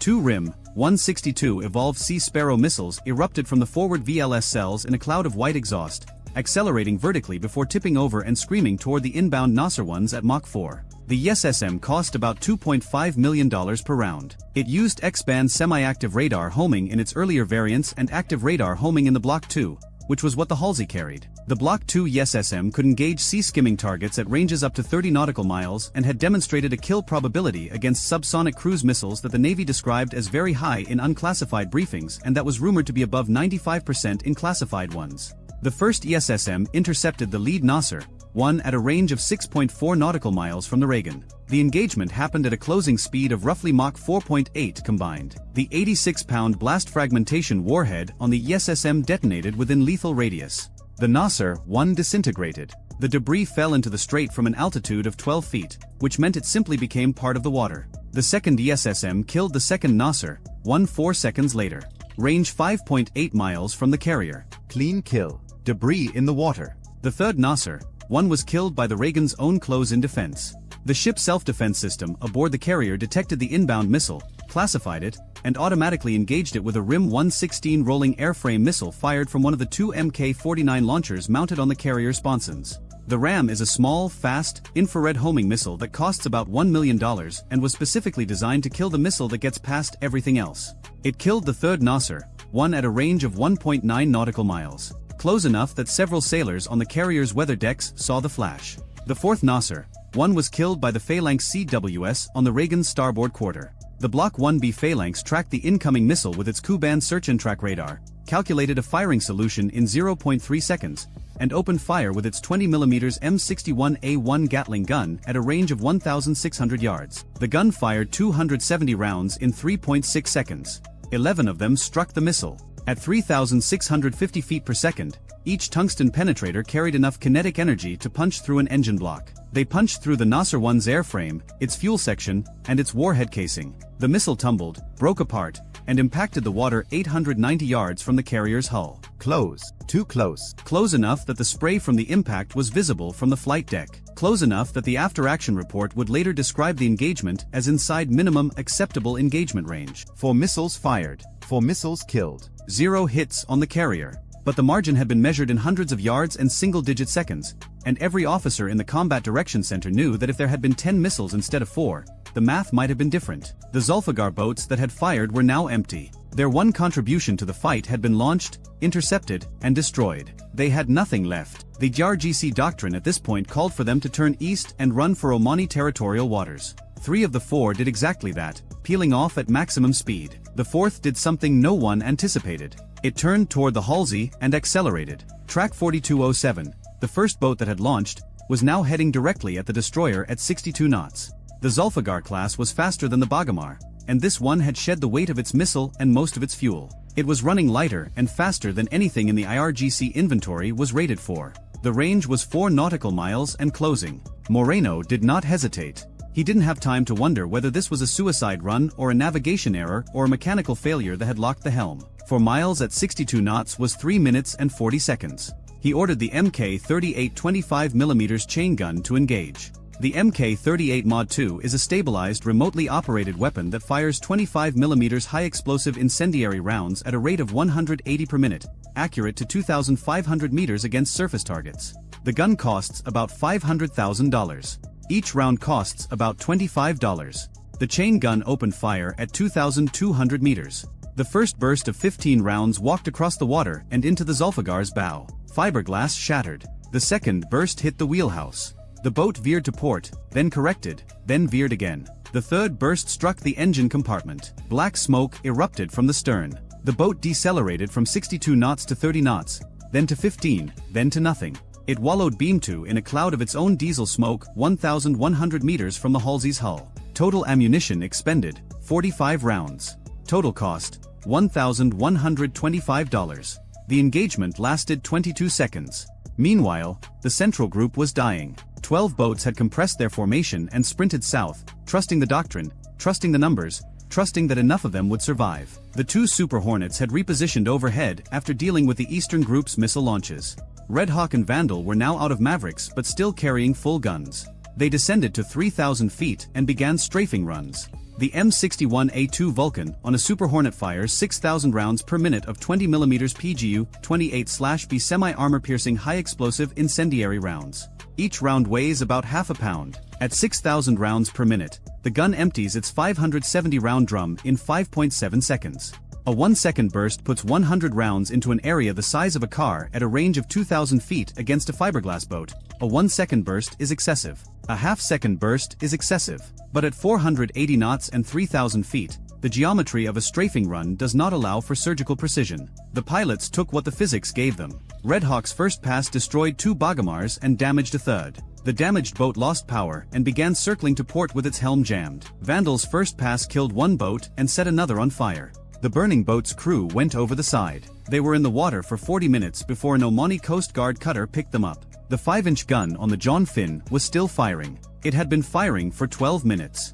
It had expended 147 rounds. The barrel was approaching its recommended sustained fire limit, and the gun captain was monitoring barrel temperature with the focus of a man who understood that a cracked gun tube meant losing the ship's primary surface weapon in the middle of a fight. He slowed the rate of fire to 12 rounds per minute. At that rate, the barrel would hold. The central group was down to 5 boats. Then 3, then 1. The last Bagamar in the central group, track 4188, was still running south at 50 knots. It had not fired its C-704 missile. It was 11 nautical miles from the Reagan and closing. The swarm was gone. The formation was gone. The doctrine was gone. But this one boat was still coming, driven by either extraordinary courage or total ignorance of what had happened to every other vessel around it. The John Finn's 5-inch gun put a guided round through its engine block at 0641. The boat stopped as if it had hit a wall. The C-704 on its stern rail toppled sideways and fell into the water. The crew of 4 abandoned the sinking hull and were later recovered by a U.S. Navy rigid-hulled inflatable boat launched from the Halsey.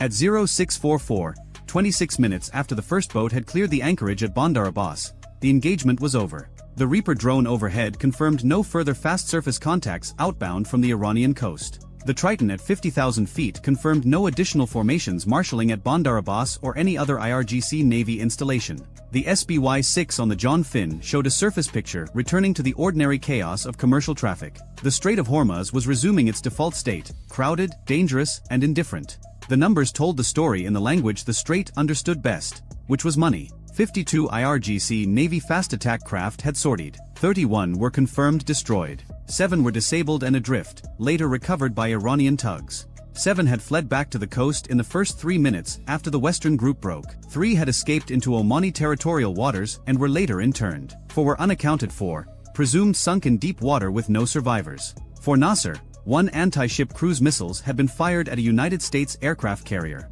All 4 had been intercepted. The closest had been killed at 890 yards. No American ship was hit. No American sailor was wounded. The Delos Prosperity, the Panamanian tanker whose engine room fire had started this story, extinguished its fire at 0635, requested a tug, and continued its transit to Fujairah 2 days later. Its crew never knew what had happened 3 miles off their bow. Total IRGC Navy assets destroyed or disabled, 38 boats, estimated replacement value $14.2 million, plus 31 missiles that never launched, estimated value $3.7 million.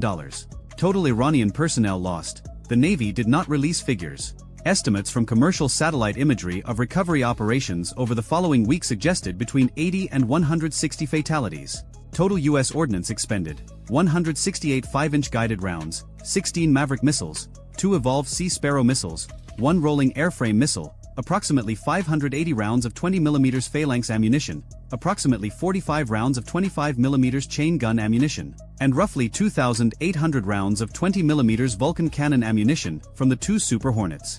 Total ordnance cost: approximately $6.8 million. The United States Navy had spent $6.8 million to destroy $17.9 million worth of Iranian naval assets, to intercept 4 anti-ship missiles that could have killed 5,000 sailors, and to keep open the waterway through which 21% of the world's daily oil consumption flows. The Millennium Challenge problem, the one the Navy had lost in 2002 and spent 2 decades solving, had been answered. Not with a new weapon or a secret technology, but with something simpler: information. The swarm's entire theory of victory depended on surprise, on confusion, on the Americans not knowing what was coming until it was too late. The MQ-4C Triton at 50,000 feet, the MQ-9 Reaper at 42,000 feet, the Spy-6 radar, the Cooperative Engagement Capability Network, the Pre-Authorized Weapons-Free Authority, none of these were secret. All of them were publicly known capabilities that the IRGC could have accounted for. The IRGC had built a plan for the Navy of 2002. They had executed it against the Navy of 2025. The gap between those two forces was not measured in ships or missiles.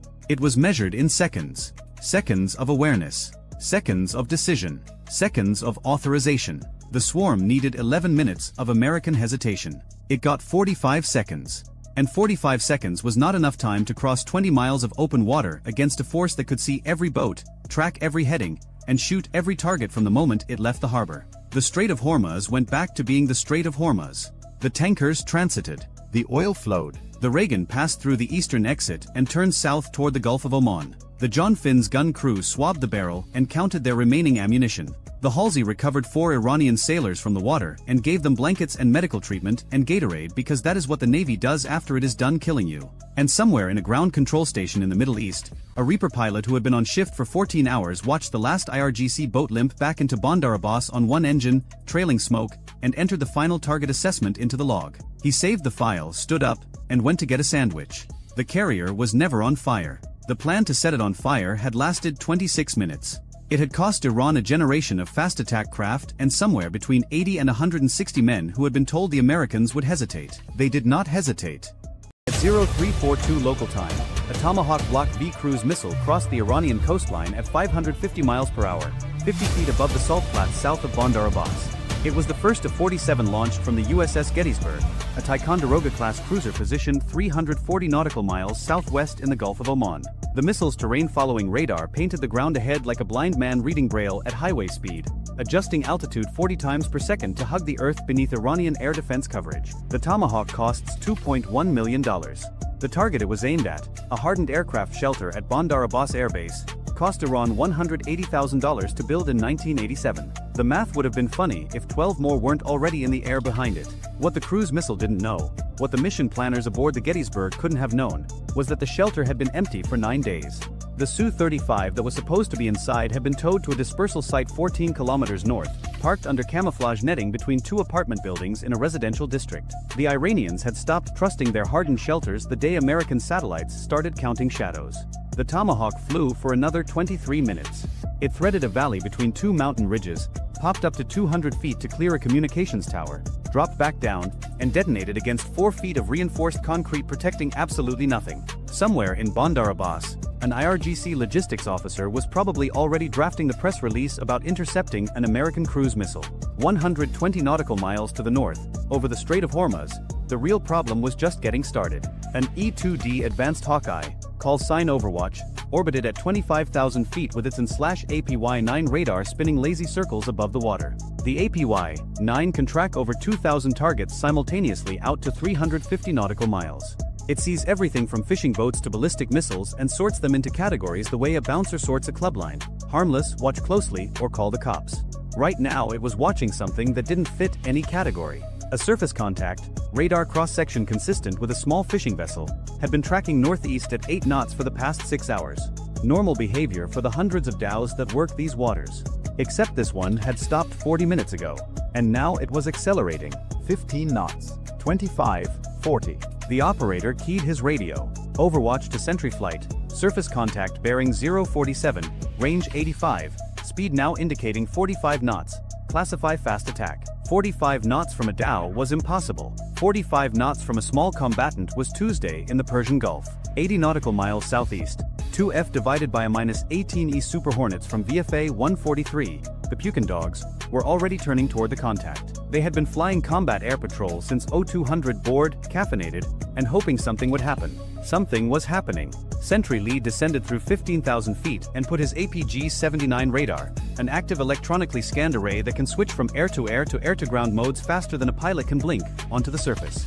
The contact resolved. Small hull, deck-mounted structure. Thermal bloom consistent with gas turbine exhaust. Paycap class fast attack craft. Iranian Revolutionary Guard Navy. 76 feet long, armed with 2 Chinese C-701 anti-ship missiles, capable of 52 knots in calm water. The ARGC had 14 of them scattered across the Gulf, and they used them the way insurgents use car bombs.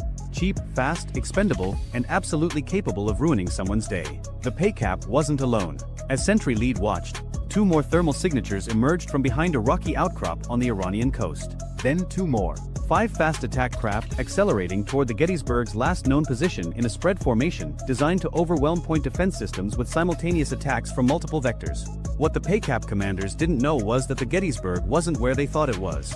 The cruiser had displaced 30 nautical miles west 4 hours ago, standard operating procedure after a Tomahawk launch to avoid exactly this kind of retaliation. The Iranians were charging toward a patch of empty ocean where an American warship had been yesterday. But 30 nautical miles west put the Gettysburg directly in line with something else. the USNS Rappahannock, a fleet replenishment oiler, currently transferring 400,000 gallons of JP-5 aviation fuel to the USS Bataan, an amphibious assault ship carrying 1,800 Marines and the aviation assets to support them. 2 ships connected by fuel lines, dead in the water, 95 nautical miles from 5 inbound missiles on hulls. The geometry was about to get very personal. Overwatch plotted the intercept. At current speeds, the PACAP formation would reach the replenishment group in 47 minutes. The Gettysburg could engage with SM-6 missiles at 130 nautical miles. The Super Hornets could engage with Harpoons at 70. The problem wasn't range. The problem was identification. Rules of engagement required positive identification before weapons release. A PACAP looked exactly like a civilian speedboat on radar until it launched a missile or opened fire. The C-701 had a range of 15 nautical miles. A PACAP could close to launch range, fire, and be turning away before a pilot confirmed it was military. And the Strait of Hormuz at any given moment contained somewhere between 200 and 400 civilian vessels that looked exactly the same size on radar. Sentry lead descended to 8,000 feet and slaved his targeting pod to the lead contact. The Fleur, a camera system that can read a license plate from 10 miles away in daylight, showed a gray hull, no flag, deck-mounted launcher that could have been a missile rail or a fishing net crane. He needed closer. 5 miles from the contact, doing 400 knots, Sentry lead rolled wings level and let the Fleur build a picture. 2 tubes angled forward on the bow. Definitely military. Definitely armed. He keyed the radio. Sentry lead, Overwatch, tally hostile, PACAP class, weapons visible, requesting clearance to engage. The response took 11 seconds. In those 11 seconds, the formation covered another half-mile toward the replenishment group. Sentry flight, Overwatch, cleared to engage, weapons free on hostile surface contacts. The lead Hornet was carrying 2 AGM-84D Harpoon anti-ship missiles. The Harpoon costs $1.4 million, flies at 530 miles per hour, carries a 488-pound warhead, and was designed during the Cold War to sink Soviet cruisers. Using it on a 76-foot patrol boat was like hunting rabbits with a howitzer. Effective? Certainly. Cost-efficient? Absolutely not. Sentry lead pickled the first Harpoon at 18 nautical miles. The missile dropped from the centerline station, turbofan ignited, and accelerated toward the sea surface while its radar seeker searched for the largest metal object in its field of view. The PACAP's radar warning receiver screamed. At 52 knots, the patrol boat commander had roughly 90 seconds to decide between evasion and acceptance. He chose evasion. Hard turn to port, chaff blooming behind the boat like metallic confetti, a maneuver that might have worked against an older missile. The Harpoon's seeker wasn't fooled. It ignored the chaff cloud, adjusted course 3 degrees, and impacted the PACAP's stern at 530 miles per hour. A 488-pound warhead against a 76-foot hull is less a naval engagement than a magic trick. The boat was there, then it wasn't. Fire, debris, and 6 crew members scattered across a quarter-mile of water. 4 PACAPs remaining. 42 minutes to the replenishment group. What the American pilots didn't know was that the PACAP attack was a diversion. The real threat was already inside the engagement envelope, and it had been there for 3 hours. A Goddard-class midget submarine, 29 meters long, diesel-electric, virtually silent at creep speed, had been loitering 8 nautical miles southwest of the replenishment group's current position since before dawn. The Goddard was designed for exactly this mission: shallow water ambush in the crowded shipping lanes of the Gulf, where thermal layers and biological noise made submarine detection a nightmare. The Goddard carried 2 heavyweight torpedoes. Either one could break a ship's back, both could sink an oiler full of aviation fuel and the 400 men aboard it. Aboard the Rappahannock, the unrep was 60% complete. Fuel hoses stretched between the 2 ships like umbilical cords, JP-5 flowing at 800 gallons per minute. The ships moved at 12 knots, slow enough to maintain the connection, fast enough to keep steerage way. Neither captain knew what was 8 miles behind them. The Goddard commander had been watching through his periscope for 20 minutes, building a firing solution on the larger of the 2 contacts. The torpedo run would take 4 minutes at high speed. Once he fired, the Americans would know exactly where he was. He would have perhaps 90 seconds before every sonobuoy and dipping sonar in the Gulf converged on his position. 1 shot, maybe 2. Then run for shallow water and pray. He flooded the tubes. 30,000 feet above, an MQ-4 Sea Triton, the Navy's high-altitude surveillance drone, detected something that shouldn't have existed. A momentary thermal anomaly on the water surface, 8 nautical miles from the replenishment group, consistent with a submarine's diesel exhaust venting. The Goddard had snorkeled 6 hours ago to recharge batteries. The Triton's multispectral sensors caught the residual heat signature where the exhaust had warmed the surface water. The algorithm flagged it. A human analyst in a ground station 7,000 miles away looked at the flag, cross-referenced it with acoustic data from a distributed sonobuoy field, and made a phone call. Overwatch received the flash traffic 47 seconds later. The E-2D operator stared at his screen. The submarine contact was behind the replenishment group, inside minimum torpedo range, positioned for an ambush shot on the oiler's vulnerable stern. The paycaps charging from the northeast weren't the attack. They were the distraction, forcing American assets to focus north while the real threat crept in from the south. Two problems. One airframe available to solve them. An MH-60R Seahawk, call sign Hunter 2-1, was orbiting 15 nautical miles east of the replenishment group, originally tasked with surface search along the shipping lanes. The Seahawk carried two Mk-54 lightweight torpedoes, a dipping sonar, and a crew of 4 who were about to have a very busy morning. Hunter 2-1, Overwatch, Retask immediate, subsurface contact bearing 195 from Hotel Alpha, range 8, classify hostile, cleared hot. The pilot banked hard, dropped the nose, and started toward the contact at 140 knots. The tactical coordinator in the back began programming the sonar, while the sensor operator readied a torpedo. They had maybe 6 minutes before the Goddard was in optimal firing position. Maybe less. 40 nautical miles north, the remaining paycaps were spreading further apart, each boat now a separate threat axis requiring individual tracking. Sentry 2 engaged the second contact with a harpoon at 15 miles. Impact. 3 remaining. The Super Hornets were running low on anti-ship missiles. 2 harpoons remaining between them, 3 targets, and the rules of engagement didn't allow gun runs on surface contacts that hadn't fired first. The math wasn't working. Overwatch made a call. Sentry flight, break off surface engagement, redirect to subsurface prosecution support. The paycaps would have to be someone else's problem. The submarine was 6 minutes from a firing solution on an oiler carrying enough fuel to burn for a week. Hunter 2-1 arrived over the datum point and deployed the dipping sonar. The AQS-22 dropped into the water on 200 feet of cable, its transducer pinging active pulses into the thermocline while passive arrays listened for engine noise, prop cavitation, anything that sounded like a submarine instead of a shrimp bed. Contact. Bearing 210, range 2,400 yards, depth 80 feet, moving slowly northeast. The Goddard commander heard the dipping sonar the moment it went active. He had roughly 30 seconds before the helicopter prosecuted. He could fire now, accept the counterattack, and hope the torpedo reached its target before his boat was destroyed. Or he could go deep, run silent, and try to escape into the acoustic clutter of the shipping lanes. He fired both torpedoes. The acoustic signature of a torpedo launch is unmistakable. 2 distinct splashes, followed by the high-frequency whine of contra-rotating propellers accelerating toward 45 knots. The Seahawk crew heard it instantly. Hunter 2-1, torpedo in the water, 2 fish, bearing 030, speed 45, depth 40 feet. The sensor operator dropped a Mk-54 on the submarine's position, while the pilot keyed the guard frequency to warn the replenishment group. The torpedo entered the water, acquired the Goddard screw noise, and started its terminal run. 4 miles north, aboard the Rappahannock, alarm sounded. Emergency breakaway. The fuel hoses disconnected automatically, valves slamming shut to prevent spills, while both ships went to flank speed and diverged. A replenishment ship emergency breakaway takes approximately 2 minutes. The incoming torpedoes would cover 4 miles in 5 minutes. The math was close. The Batan's SLQ-32 electronic warfare suite detected the torpedo seekers and began jamming, filling the water with acoustic noise designed to confuse the guidance systems. The Rappahannock had no such system. It had a hull full of aviation fuel and a top speed of 20 knots.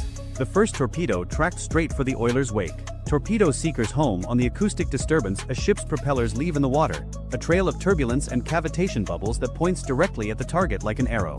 The Rappahannock was making 20 knots, generating exactly the kind of wake a torpedo loves. 900 yards out, the torpedo's seeker locked onto the bubble trail and accelerated for terminal attack. The Batan launched a Nixie torpedo decoy, a towed noisemaker designed to sound more like a ship than the ship itself.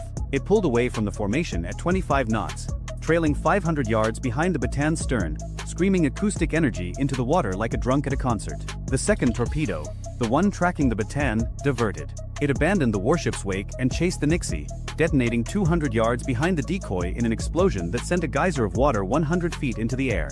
The concussion rattled windows aboard the Batan but caused no damage. The first torpedo didn't have a decoy to chase. The Rappahannock didn't carry Nixie. It carried fuel. 400 yards. 300. The Seahawk's Mk-54 impacted the Goddard at the same moment. The midget submarine, running shallow to escape, took a 96-pound warhead through its pressure hull. The explosion broke the boat in half. Both sections sank in water too shallow to hide them. 200 feet down, visible on sonar as two distinct debris fields. 29 Iranian sailors died without ever knowing if their torpedoes hit. They didn't. At 150 yards, the Iranian torpedo's guidance system suffered a failure that the after-action report would later attribute to thermal gradients near the surface. The weapon passed 40 yards ahead of the Rappahannock's bow, continued northeast for another mile, exhausted its fuel, and sank. The oiler's captain was about to need new underwear. Everyone aboard the Rappahannock was about to need a drink. But 400,000 gallons of aviation fuel continued floating on the surface of the Gulf, unburned, because a torpedo seeker hiccuped at the wrong moment. Luck is not a military strategy, but it is occasionally a military outcome.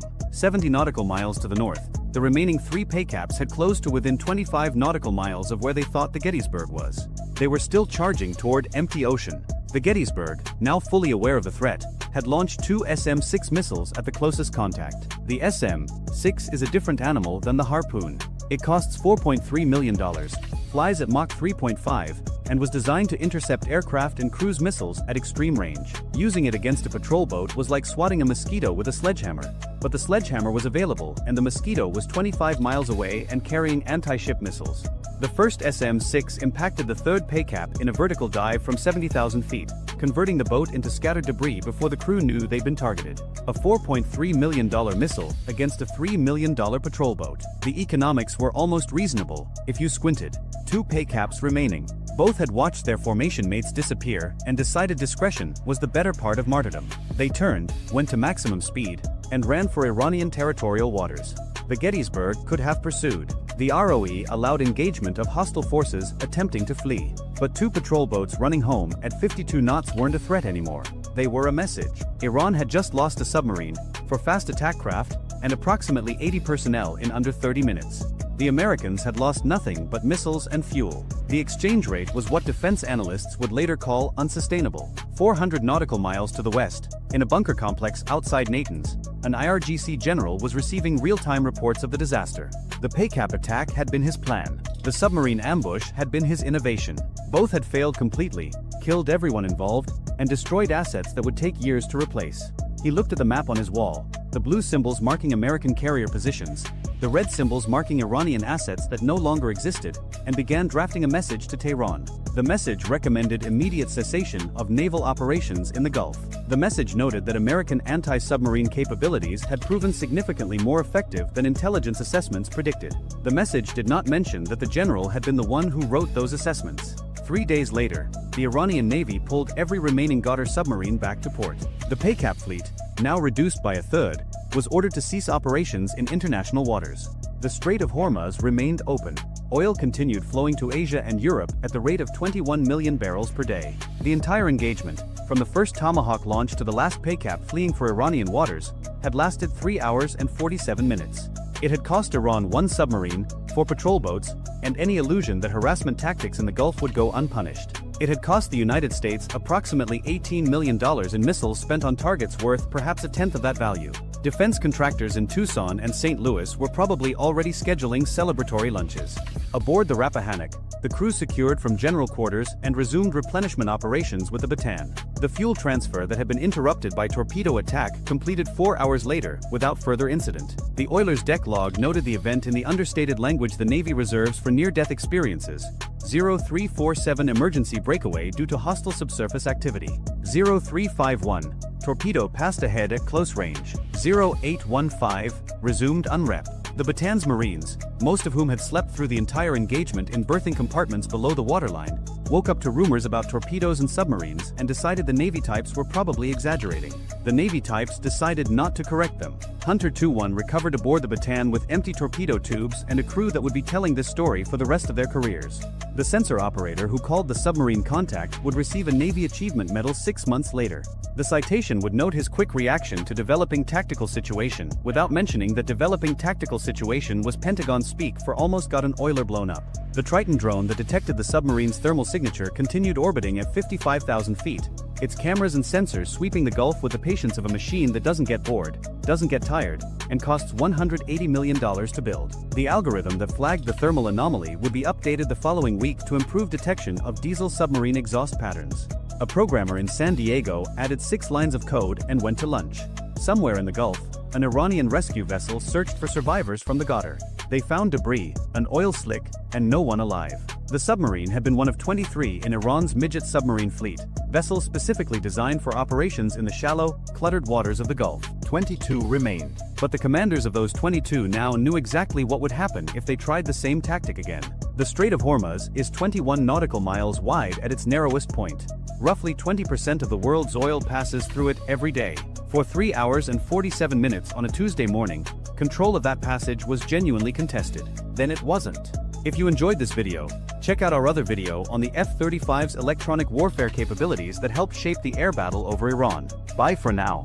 At 4:12 local time, 2 CIWS anti-ship ballistic missiles leave their transporter erector launchers from a ridgeline above Bandar Abbas and accelerate through the pre-dawn darkness over the Strait of Hormuz. Their target is 120 kilometers to the south, moving at 18 knots through international waters. It weighs 104,000 tons. It carries 90 aircraft, and it has no idea that the next 6 minutes are about to rewrite every assumption the Islamic Revolutionary Guard Corps has held about what it means to strike an American aircraft carrier. The USS Abraham Lincoln, CVN-72, is the 4th Nimitz-class carrier to rotate through the 5th Fleet area of operations this year. Her flight deck stretches 1,092 feet. Her 4 catapults can throw a 50,000-pound aircraft from 0 to 165 miles per hour in under 3 seconds. Her air wing, Carrier Air Wing 7, includes 44F divided by a -18E and F Super Hornets, 5EA, 18G Growler electronic warfare aircraft, and an assortment of helicopters and surveillance platforms that give her the ability to see, jam, and kill anything within a 500 nautical mile radius. She costs $8.5 billion. The 2 missiles heading toward her cost $3 million combined. Somebody in Tehran looked at that math and thought it was a bargain. The strike group surrounding the Lincoln is not a single ship. It is a floating fortress spread across 40 nautical miles of dark water.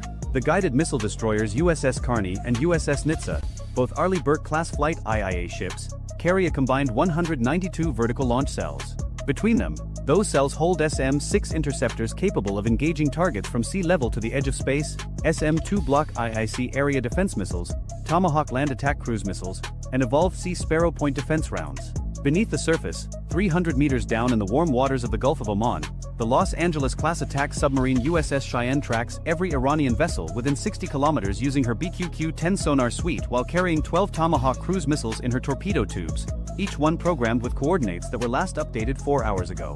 This is the most capable naval formation on Earth. And in the mountains above Bandar Abbas, the IRGC Aerospace Force battery commander who just launched those 2 ballistic missiles believes he has found its weakness. He is not entirely wrong. 130 kilometers north of the Lincoln, along 3 separate stretches of Iranian coastline, 12 Shahed 238 jet-powered attack drones ignite their turbojet engines 40 seconds after the ballistic missiles launch. These are not the lumbering Shahed 136 one-way attack drones that became famous over Ukraine, the ones that sound like lawnmowers and fly at 115 miles per hour. The Shahed 238 is a different animal entirely. Turbojet-powered, radar-guided, capable of Mach 0.8, roughly 600 miles per hour at wave-top altitude. They cross the radar horizon with less than 90 seconds of warning time. Each one costs approximately $50,000. All 12 together cost less than a single SM-6 interceptor, which runs the United States Navy $4.3 million per round. Every missile fired to stop a $50,000 drone is a financial victory for Tehran before a single warhead detonates. The Lincoln's Spy-6 radar, the most advanced naval search radar ever deployed, detects the 2 ballistic missiles at a range of 270 kilometers. The system classifies the threat, computes an intercept solution, and passes it to the Aegis Combat System aboard USS Carney in under 2 seconds. The alarm sounds across every ship in the strike group simultaneously. Battle stations. The entire carrier defense architecture shifts to full engagement posture in 11 seconds. Sailors who were asleep 15 seconds ago are running to their stations in the dark, pulling on flash gear, strapping into chairs.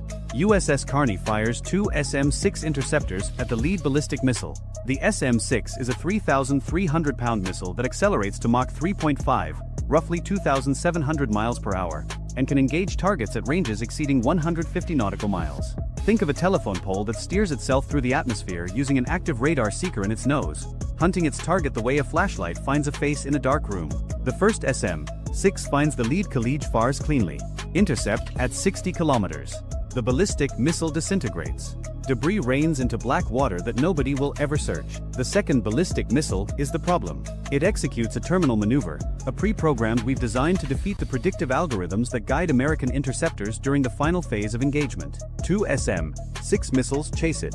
The first loses tracking during the maneuver and self-destructs. The second detonates close enough to shred the seeker head and damage the guidance fins, but the warhead survives. The missile transitions from a guided weapon to a 1,500-pound piece of debris falling along a degraded ballistic arc, and that arc intersects the flight deck of the USS Abraham Lincoln. At 4:16 local time, 4 minutes and 44 seconds after launch, the damaged Khalij-Fars strikes the Lincoln's flight deck at an angle, punches through the armored steel plating, and detonates inside the hangar bay. The warhead is a unitary high-explosive penetrator. The fireball reaches 60 feet. 3F divided by a -18E Super Hornets parked in the hangar bay are destroyed instantly. Shrapnel tears through bulkheads. The concussion wave throws sailors against walls, into equipment, onto the deck. 9 American sailors in the hangar bay die in the first second. 27 more are wounded by blast, burns, and fragmentation. The flight deck buckles across a 40-meter section. The number 3 catapult is offline. Fire suppression systems activate automatically, but the hangar bay fire has already found aircraft fuel, and the drones are 30 seconds out. What the IRGC planners understood, what made their attack architecture genuinely brilliant, was sequencing. The ballistic missiles were never meant to sink the Lincoln. They were meant to saturate the Aegis engagement timeline at exactly the moment the low-altitude drone swarm crossed the radar horizon. Every SM-6 fired upward at a ballistic missile is an SM-6 that cannot be fired laterally at a sea-skimming drone. Every second the fire control system spends computing a ballistic intercept solution is a second it is not tracking the wave-top threats approaching from 3 different azimuths. It is the right idea. It has been the right idea in every simulation the IRGC has run for the past decade. And in this moment, it is working. 12 Shahed 238 drones cross the radar horizon at 18 kilometers. The Aegis systems aboard Carney and Nitsa detect them, but the engagement windows are compressed. 7 drones are intercepted, 5 by SM-2 missiles, 2 by the Phalanx CIWS close-in weapon systems, the automated 20mm Gatling guns that serve as the final layer of defense. Each Phalanx fires 75 rounds per second, throwing a wall of tungsten into the path of an incoming threat at a range of less than 2 kilometers. 5 drones penetrate. 2 strike the Lincoln's Island superstructure, the command tower rising above the flight deck. 1 hits the forward flight deck near the damaged section, compounding the structural failure. 2 hit USS Nitsa. Her bridge is destroyed. Her commanding officer, executive officer, and 6 watchstanders are killed instantly. 8 more American sailors dead. At 4:17 local time, 5 minutes into the attack, the toll stands at 17 American sailors killed and 62 wounded across 2 ships. The Lincoln's flight deck is burning. Nitsa is combat effective from her secondary control station, but her command structure has been decapitated. Carney is undamaged but has expended 23 SM-6 interceptors, each one worth $4.3 million. The math so far: Iran spent roughly $6.6 million in weapons. The interceptors alone cost $98.9 million. Tehran's procurement office could call that a win even if every weapon missed.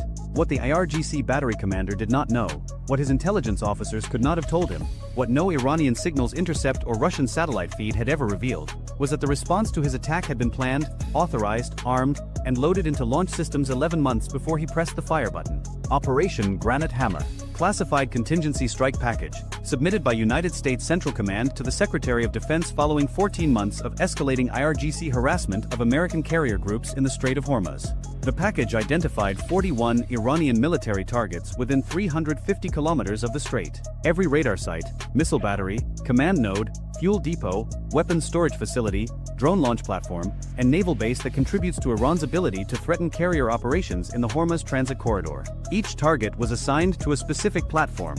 Each platform was assigned specific weapons.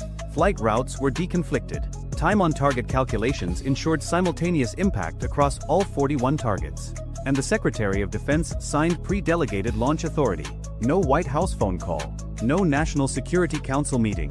No congressional notification before execution. The trigger condition was simple: confirmed hostile fire from Iranian territory resulting in American casualties aboard a United States warship. Iran satisfied that condition at 4:16 local time. The execution order reaches 5 platforms simultaneously at 4:18, 2 minutes after the Lincoln took her first hit. 180 nautical miles to the southeast, in the deep water of the Gulf of Oman, the USS Florida surfaces to launch depth. Florida is not a regular submarine. She is an Ohio-class guided missile submarine, originally built as a ballistic missile boat, converted to carry 154 Tomahawk cruise missiles in 22 vertical launch tubes. She is the most heavily armed conventional strike platform in the United States Navy. Her crew has been at modified battle stations for 9 days, waiting for a message exactly like the one that just arrived. Beneath the strike group, USS Cheyenne acknowledges her portion of the strike package. Her 12 Tomahawks are already warm. 2,100 nautical miles to the south, over the central Arabian Sea, 2 B-2 Spirit stealth bombers from the 509th Bomb Wing, operating out of Diego Garcia, have been holding in a racetrack orbit for 6 hours. Each carries 16 GBU, 57 massive ordnance penetrators, bunker-busting bombs weighing 30,000 pounds each, designed to penetrate 200 feet of reinforced concrete before detonating. They were built for exactly 3 categories of targets on Earth: North Korean tunnels, Iranian mountain bunkers, and Chinese underground facilities. Today they have Iranian addresses.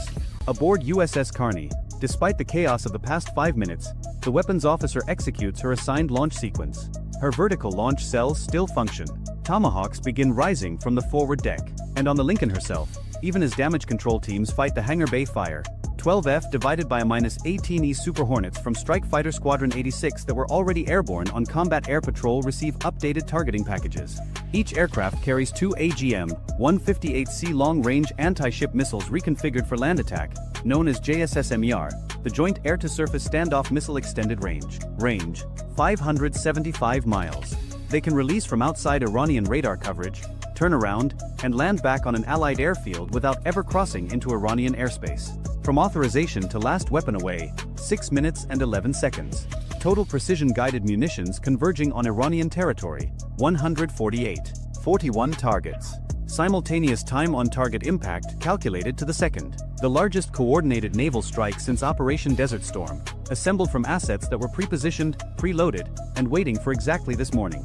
Somewhere in a Raytheon boardroom, the next quarterly earnings call just wrote itself. First impacts begin at 4:27 local time, 11 minutes after the Lincoln took her hit. Bandar Abbas Integrated Missile Command Center. This is the brain.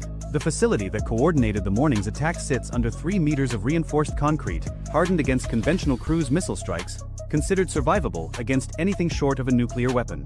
2 GBU, 57 massive ordnance penetrators arrive 0.4 seconds apart. The first punches through the roof and buries itself in the operations level. The second follows through the entry hole and detonates at a depth of 40 feet. 30,000 pounds of guided American steel moving at 700 miles per hour does not care about reinforced concrete.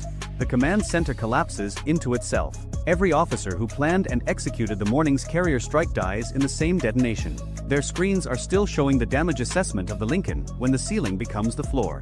90 kilometers east, at Bandar Jask, the Khalij Fars battery that launched the 2 missiles at the Lincoln this morning is still repositioning its transporter erector launchers for a second salvo.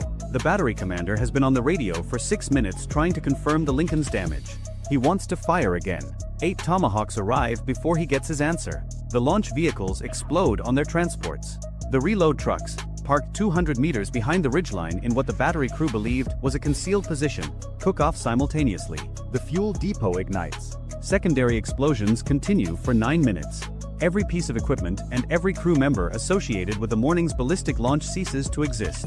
Iran's carrier killer battery program just became a $400 million debris field. 200 kilometers to the west, Kish Island Air Defense Radar Complex. This is the installation that provided the Lincoln's coordinates to the missile battery. Without its long-range phased array radar feeding targeting data in real time, the ballistic strike could not have been coordinated. 12 Tomahawks are allocated. The phased array antenna, a structure the size of a 3-story building, disappears in the first 4 impacts. The command building takes 3 direct hits through its roof. Backup generators, communication towers, the vehicle park, all destroyed within 40 seconds. Iranian maritime surveillance across a 200-kilometer sector of the strait goes permanently dark. The operators who spent 9 hours tracking the Lincoln and feeding her position to the missile crews have the same amount of warning time their targets did. Which is to say, none. Keshem Island IRGC Naval Base. Iran's forward operating position for fast attack boat operations in the strait. 47 missile-armed speedboats are tied to their moorings. Each boat carries 2 C-802 anti-ship missiles, a Chinese-derived weapon with a range of 120 kilometers.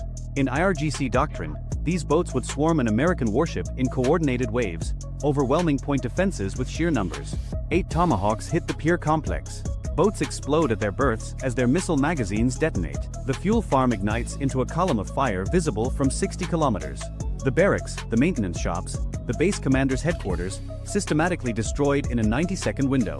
47 boats that were supposed to be Iran's insurance policy against American naval power burn at the waterline. It turns out the swarm doctrine works better when the swarm survives to launch. Shahid Bayhoner Naval Base. Iran's primary IRGC naval headquarters for Strait of Hormuz operations. 18 Tomahawks. The four-story headquarters building, the operational brain of Iran's entire Hormuz defense strategy, receives 4 cruise missiles through its facade in a 2-second sequence. The building pancakes. The operations center that was monitoring the Lincoln's damage and drafting follow-up strike orders is buried under 20 meters of concrete. The weapons storage facility takes 3 hits. Stored NOR anti-ship missiles detonate in a chain reaction that destroys 4 adjacent structures and starts fires that will burn for 2 days.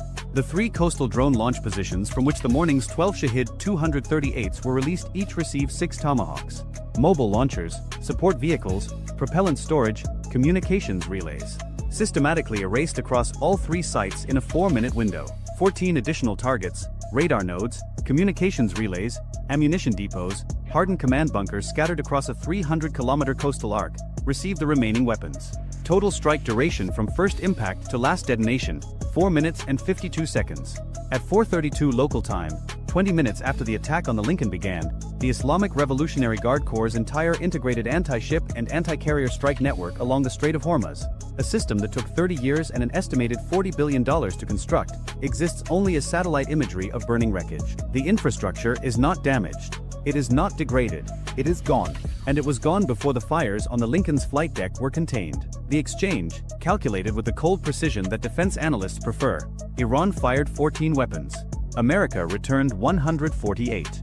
Iran killed 17 American sailors. An estimated 670 Iranian Revolutionary Guard personnel died across 41 facilities. Iran damaged 1 carrier and 1 destroyer, both reparable. America destroyed 41 installations, none rebuildable under current sanctions in any timeline that matters. Iran spent $6.6 million in munitions. The American response cost approximately $320 million in weapons expenditure, roughly the cost of 3 days of carrier operations in the 5th Fleet area of responsibility. Iran traded 30 years of military infrastructure for 6 minutes of footage showing smoke rising from an American flight deck. That footage will play on Iranian state television for decades. But the satellite images of 41 burning facilities will play in every IRGC planning room for longer. The diplomatic aftermath unfolds with mechanical predictability. Iran's foreign ministry claims the Lincoln violated an Iranian maritime exclusion zone, a zone that does not exist under international law and has never been recognized by any nation including Iran's own allies. The United States releases full radar tracks proving the Lincoln's position in international waters, communications intercepts confirming attack authorization from IRGC headquarters, and satellite imagery of every destroyed facility. The evidence package reaches the United Nations, NATO, and every Gulf capital within 3 hours. Saudi Arabia calls the Iranian attack unprovoked aggression. The UAE offers expanded port access for American ship repairs. Bahrain reaffirms its defense cooperation agreement. Even Oman, Tehran's traditional back-channel partner, issues a statement expressing deep concern. The regional message is unanimous and clear. Nobody is mourning Iran's missile batteries. The Lincoln returns to Bahrain under her own power. Flight deck repairs are estimated at 11 months. The 17 sailors killed are transported home with full military honors. Their families receive notification before any public statement. They were 21 years old, 23 years old, 34 years old. They had plans they had not yet finished making. And in every IRGC command post from Bandar Abbas to Tehran, the officers who survived the morning of the Lincoln incident now carry one piece of knowledge they did not have 24 hours ago. The American response to a carrier attack is not a decision. It is not a debate. It is not a proportional, calibrated, diplomatically sensitive reply designed for international optics.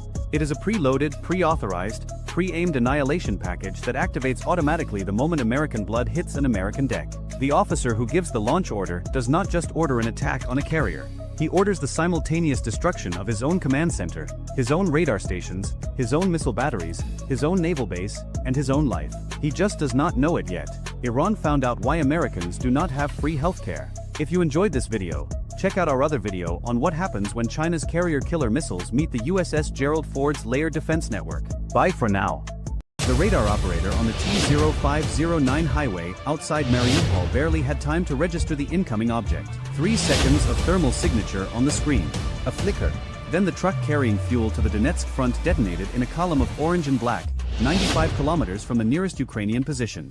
The drone that killed it had been in the air for over 40 minutes, threading through gaps in Russian air defense coverage that no longer existed. This is how wars pivot. Not with a single decisive battle, but with the systematic dismantling of everything that feeds one. The liberation of the Donbass didn't begin with a grand charge across open ground. It began with a truck on fire on a highway that Russia thought was safe. Let's rewind to the math, because the math is where Russia's spring-summer 2026 campaign started dying before it ever had a chance to live. In April 2026, the Institute for the Study of War recorded something that hadn't happened since Ukraine's Kursk incursion in August 2024.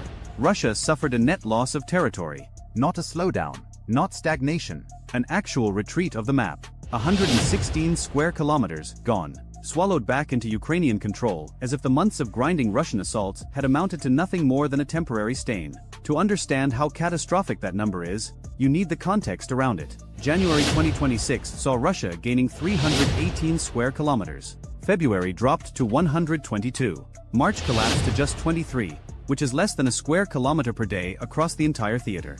And then April arrived, and the number went negative. The trend line doesn't just suggest that Russia's offensive is faltering. It proves it. The Kremlin poured more soldiers, more drones, more glide bombs into the Donbass than at any point since the full-scale invasion began, and the battlefield responded by handing them less than nothing. But this isn't a story about numbers on a chart. This is a story about a system that is breaking apart at every seam, from the frontline assault teams dying in waves against Ukrainian kill zones to the supply trucks being picked off by drones nearly 100 kilometers behind what Russia assumed was a secure rear area. And the breakage is accelerating. Start in the north, at Sloviansk. This city, along with its twin Kramatorsk, represents the beating heart of the fortress belt, the chain of fortified urban centers that Ukraine has spent 12 years turning into a defensive nightmare. Every road into Sloviansk passes through terrain that is mined, surveilled, and covered by overlapping fields of drone fire. Russia has been probing this area for months, and the results are exactly what you would expect when a force attempts to breach prepared defenses without the element of surprise. The chief of staff of a Ukrainian air defense battalion operating in the Sloviansk and Kramatorsk directions reported in early May that Russian assaults had actually decreased in the area. That might sound like good news for Russia, like a tactical pause to regroup. It isn't. Russian aerial reconnaissance and glide bomb strikes indicate that Russia is preparing for larger mechanized assaults as warmer weather dries out the mud and hardens the ground. They tried this before. In March, Russia launched a reinforced company-sized assault near Shandryholov, northwest of Lyman. It was an attempt to probe Ukrainian defenses, to find the weak points before the big push. The assault failed. The probing found nothing but drones and death. Now the spring is here, the ground is dry, and Russia is gearing up to try again. But the conditions that destroyed their March probe haven't changed. What has changed is that Ukraine now deploys 30% more strike drones than Russia across multiple sectors of the front, a reversal that would have been unthinkable a year ago. Slide south to Chasiv Yar, where the story of Russia's Donbass failure takes on an almost tragic repetition. For over 2 years, Russian forces have been trying to punch through this battered town to reach Kostiantynivka, 7 kilometers to the west. Kostiantynivka leads to Kramatorsk. Kramatorsk leads to Sloviansk. That's the sequence. That's the plan. And it has been stuck on step 1 for 26 months. In late April, the Russian 70th Motor Rifle Division threw an assault group at Ukrainian positions in western Chasiv Yar. 1 tank, 5 infantry fighting vehicles, 10 motorcycles, assorted all-terrain vehicles. Ukraine's 24th Mechanized Brigade met them with drones, artillery, and entrenched infantry. The result was predictable. The attack was repelled. Enemy armored vehicles, transport, and assault troops were destroyed. The brigade's after-action summary read like a receipt for the obliteration of an entire combined arms element. The next day, Russia tried the same thing. Same composition, same sector, same result. 2 days of mechanized assault, 2 days of total failure. And the 24th Mechanized Brigade went back to doing exactly what it had been doing before, holding. Russia's problem at Chasiv Yar is structural. Their mechanized columns are too noisy, too visible, and too slow against a defense optimized for exactly this kind of attack. Ukrainian drones detect the formations before they reach the line of contact, and then the kill chain activates. Artillery, first-person view kamikaze drones. Overhead surveillance drones directing adjustments in real time. By the time the Russian vehicles reach the Ukrainian positions, assuming they reach them at all, the assault teams have already been shredded. So Russia is pivoting. The same infiltration tactics that eventually cracked Pokrovsk are now being attempted at Chasiv Yar. Small groups of infantry, sometimes just 3 or 4 soldiers, moving on foot or on motorcycles through the gaps between Ukrainian surveillance zones. The goal is to slip past the Chasiv Yar defenders and entrench in Novodmitrivka, a village just east of Kostantinivka. If enough Russian troops can dig in there, they cut the resupply route to Chasiv Yar and gain access to the H-20 road running north to Kramatorsk. But enough Russian troops is doing a lot of heavy lifting in that sentence. The infiltration has started. Ukrainian military analyst Konstantin Mashevets has confirmed ongoing Russian attempts to seize Novodmitrivka. So far, those attempts are being met by the same drone-saturated defense that stopped the mechanized assaults. Geolocated footage from early May shows Ukrainian forces striking Russian positions in northeastern and southern Kostantinivka after what analysts assess were failed infiltration missions. The SW reported on May 8 that footage showed Ukrainian forces hitting Russian service members along the T-0504 Pokrovsk-Kostantinivka highway in southern Kostantinivka, again after an infiltration attempt. The pattern is consistent. Russia sends small groups. Ukraine finds them. The drones do the rest. Here is where the geometry of the Donbass becomes a trap for Russia rather than a corridor to victory. Russia is trying to advance on Kramatorsk and Sloviansk from multiple directions simultaneously. From the east through Chasiv Yar, from the south through the Pokrovsk axis, from the southeast through Kostantinivka. Each of these axes demands a massive commitment of troops, drones, artillery, and logistics. And Russia simply does not have enough of any of these things to sustain simultaneous pressure across all of them. The consequences of that overextension are playing out in real time. Ukraine's commander-in-chief, General Oleksandr Syrsky, reported on May 2 that Russian forces intensified activity in the Kostantinivka-Drushkivka tactical area in April, attacking 83 times in the Kostantinivka direction in the final week of the month alone. That is an enormous number of assaults for a single sector. And yet, Ukrainian forces recently advanced in southern Dovabaka, southwest of Kostantinivka, according to geolocated footage. Russia is pouring in attacks, and Ukraine is gaining ground. That is not how a successful offensive works. The reason why becomes clearer when you look at what is happening behind Russia's lines.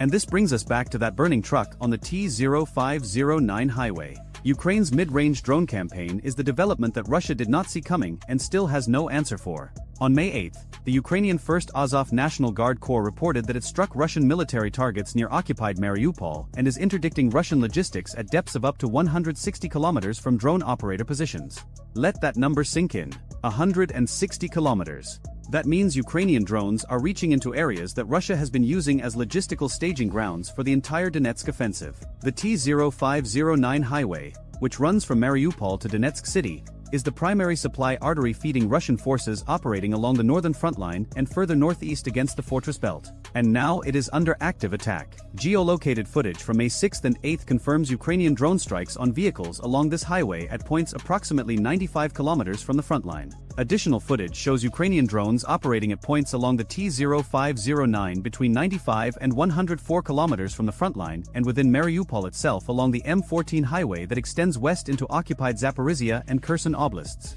This isn't harassment.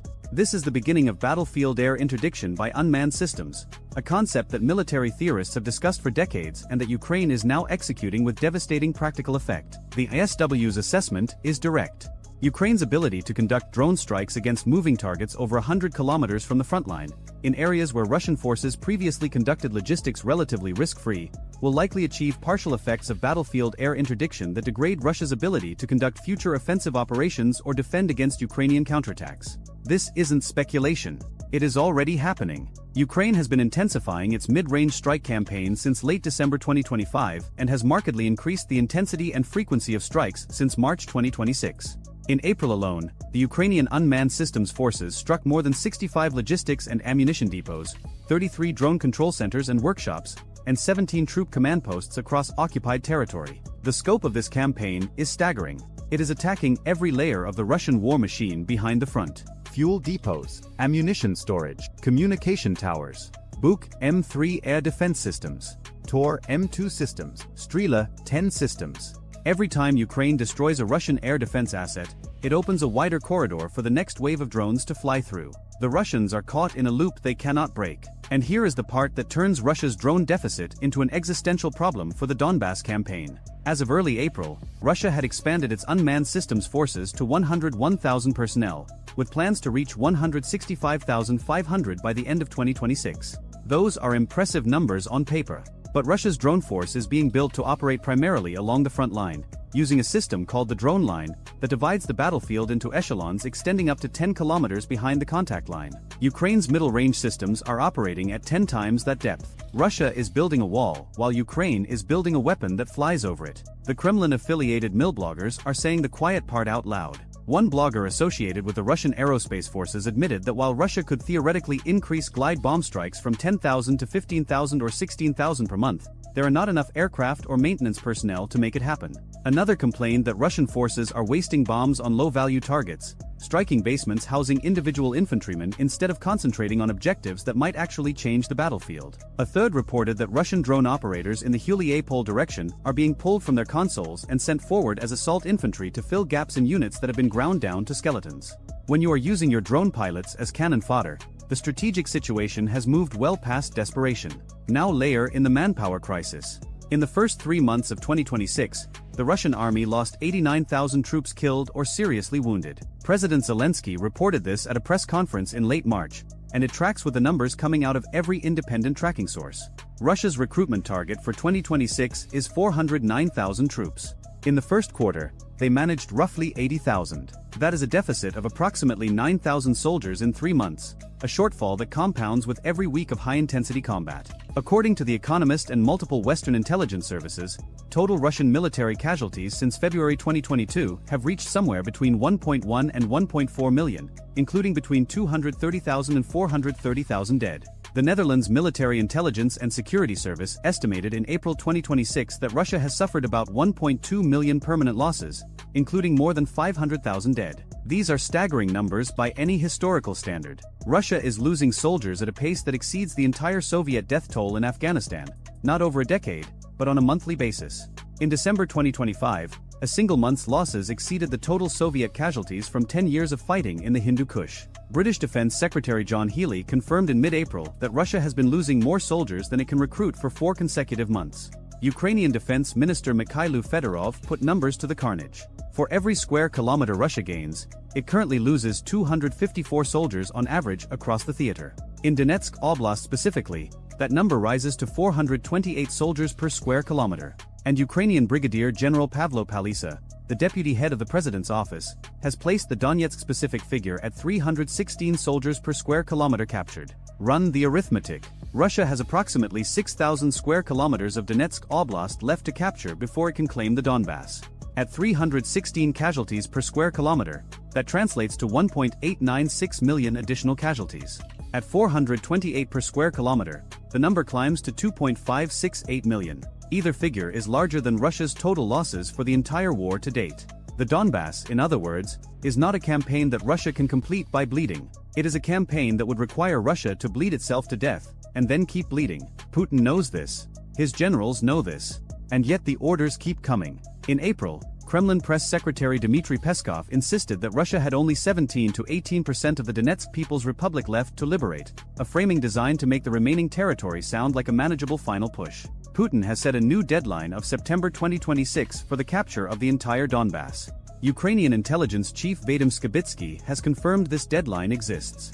Everyone who has looked at the battlefield math agrees it is fantasy. Palisa said in early March that at the rate of advance Russia was making in January and February, it would need a year and a half to take Donetsk. That estimate was made before Russia's advance collapsed into net negative territory in April. A year and a half now looks wildly optimistic for Russia. The September 2026 deadline is not a military plan. It is a political demand dressed in a uniform, and the uniform does not fit. And then there is the Starlink factor, a development that has received less attention than it deserves. In February 2026, all Starlink satellite communication systems in and around Ukraine were limited to registered users only, effectively cutting off Russian forces that had been using stolen or acquired terminals. The impact was immediate and severe. Russian units lost the rapid coordination capabilities that Starlink had enabled, degrading their ability to direct drone operations, coordinate assaults, and communicate between echelons. An ISW assessment from the Oleksandrivka direction noted in May that Russian infantry activity had declined in part due to continued coordination issues after Russian forces lost their access to Starlink.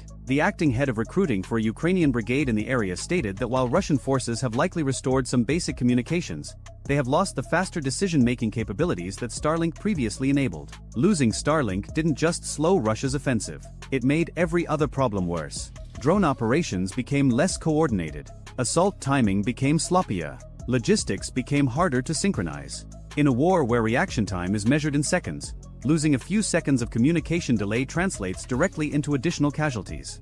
Russia is trying to fight a 21st century drone war with a 20th century communication backbone, and it is showing. So what does Ukraine's plan actually look like? It has 3 layers, and they are all operating simultaneously. The first layer is the front line itself. The fortress belt, 12 years in the making, anchored on the cities of Sloviansk, Kramatorsk, Kostiantynivka, Drushkivka, and Dobropilya. Rivers, minefields, tank barriers, bunkers, and overlapping fields of drone fire. Every Russian assault that hits this belt burns soldiers at a rate that Russia cannot sustain. The cost per square kilometer keeps climbing because the defenses keep improving, because the drones keep multiplying, because the kill zones keep expanding. The second layer is the mid-range strike campaign. Drones reaching 100 to 160 kilometers behind the lines, hitting the supply arteries, the fuel depots, the ammunition stores, the air defense batteries, the communication towers. Every successful strike at this depth degrades the support structure for the frontline offensive. Soldiers who cannot be resupplied fight less effectively. Vehicles that cannot be refueled sit idle.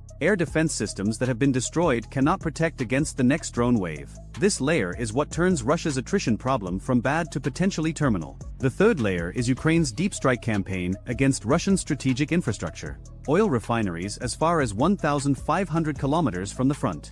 In April 2026, there were at least 21 Ukrainian strikes on Russian oil refineries, export terminals, ships and pipeline pumping stations, the highest monthly total since December. Russia's crude processing rate fell to 4.69 million barrels a day, about 11 to 12% below early 2026 levels and roughly 18% below 2021 rates. This isn't just economic pressure. It is strategic strangulation. Russia's ability to fund the war, to pay the enormous signing bonuses that attract recruits, to maintain the industrial base that produces the weapons, all of it is being eroded by drones that fly further than Russia can defend against. These 3 layers work together as a system. Frontline attrition burns Russia's soldiers faster than they can be replaced. Mid-range strikes degrade the support infrastructure that surviving soldiers need to fight effectively. Deep strikes attack the economic engine that funds the entire enterprise. Each layer makes the other 2 more effective. A Russian unit that has lost its supply line dies faster on the front. A Russian air defense system that has been destroyed opens the corridor for the drone that will hit the next supply depot. A refinery that is burning means less fuel for the trucks that carry the ammunition that the frontline soldiers need to survive. Ukraine is not trying to defeat Russia in a single battle. It is building a machine that converts Russian offensive momentum into Russian self-destruction. The more Russia pushes, the more it feeds the machine. And the machine is hungry. That is why Russia's net territorial losses in April are so significant. They represent the first visible evidence that the machine is working. Russia intensified its assaults. It launched 1,384 combat engagements in the week leading up to April 27, the highest number in 2 months. And it lost ground. The correlation between maximum effort and negative results is the signature of a force that has been strategically outmaneuvered even as it maintains tactical aggression. The next few months will determine whether this trend becomes irreversible. Russian forces are preparing for larger mechanized assaults as the weather improves. If those assaults hit the same defenses that stopped them in March and April, the casualty figures will spike further, and the recruitment shortfall will widen. If Ukraine can sustain and expand its mid-range strike campaign, Russia's logistical backbone in occupied Donetsk will continue to degrade. And if Russia's September deadline comes and goes without the Donbass falling, which every available indicator suggests is certain, then the Kremlin will face a choice that it has been avoiding since 2022, accept that the Donbass cannot be taken by force, or continue feeding soldiers into a machine that turns them into statistics. 20 Russian soldiers held out in the Kupiansk city hospital for months after infiltrating the city in December 2025. Encircled, cut off, surviving on whatever they could scavenge, they became a symbol of Russia's infiltration doctrine, proof that small units could penetrate Ukrainian lines and hold. Then, in early May, a Ukrainian airstrike destroyed the hospital. Most of the surviving personnel were killed. A Russian mill blogger reported that the soldiers fought their last battle and held their positions until the very end. He meant it as a tribute to their courage. But it reads as something else entirely. 20 men, trapped for 5 months in a ruined hospital in a city they could not hold, dying in the rubble of a building that no longer served any strategic purpose. That is the Donbass campaign in miniature. Brave soldiers. Impossible orders. A fortress that does not break. Ukraine is not liberating the Donbass with a single dramatic offensive. It is liberating it by making the occupation cost more than Russia can afford. Every drone strike on a supply truck 100 kilometers behind the lines is a liberation. Every failed infiltration at Kostiantynivka is a liberation. Every month where casualties exceed recruitment is a liberation. The territory will follow when the army that holds it can no longer sustain itself. And that process has already begun. Somewhere in the western foothills of the Zagros Range, in a stretch of terrain so geologically unremarkable that it passed through 14 months of overhead collection without raising a single flag, a thermal anomaly appeared on a Tuesday. Not a plume, not an exhaust signature. A faint, persistent warmth radiating from bare limestone at 3 in the morning, when the surrounding rock had cooled to ambient. The signature was 2 degrees Celsius above what the geology predicted. 2 degrees. That is what unraveled 40 years of concealment doctrine. That is what began the sequence that would culminate in one of the most precise underground strikes conducted during Operation Epic Fury. A strike that the Revolutionary Guard did not see coming because they believed, with the confidence of 4 decades of successful hiding, that what lay beneath that ridge was invisible. It was not invisible. It had simply never been looked at with the right instrument at the right time. The story of how the United States military located and then struck a previously unknown IRGC tunnel complex buried inside the mountains of western Iran is not a story about bombs. Not primarily. It is a story about patience, about the quiet accumulation of data across months, about the particular kind of intelligence work that turns geological surveys into targeting packages, and about what happens when an adversary's deepest assumption, the assumption that depth equals safety, encounters a system designed specifically to prove that assumption wrong. To understand the significance of what happened, you need to understand what Iran built and why they believed it could not be found. The Israeli Army Chief of Staff claiming 60% of the launchers have now been taken out. Since the mid-1980s, in the aftermath of the Iran-Iraq War, Tehran pursued a strategic doctrine built on a single devastating lesson. Anything visible from above can be destroyed from above. The Iraqi Air Force, equipped with French-supplied aircraft, had struck Iranian cities, military installations, and industrial facilities with relative impunity throughout that 8-year conflict. Iran emerged from the war with a conviction that would shape its military investment for the next 4 decades. Go underground, go deep, and stay hidden. The Revolutionary Guard's aerospace force took this doctrine further than perhaps any military organization in history. They did not merely build bunkers. They built cities. Entire production complexes carved into the living rock of Iran's mountain ranges, the Zagros in the west, the Alborz in the north, scattered across provinces from Lorestan to Hormuzgan. Brigadier General Amir Ali Hajizadeh,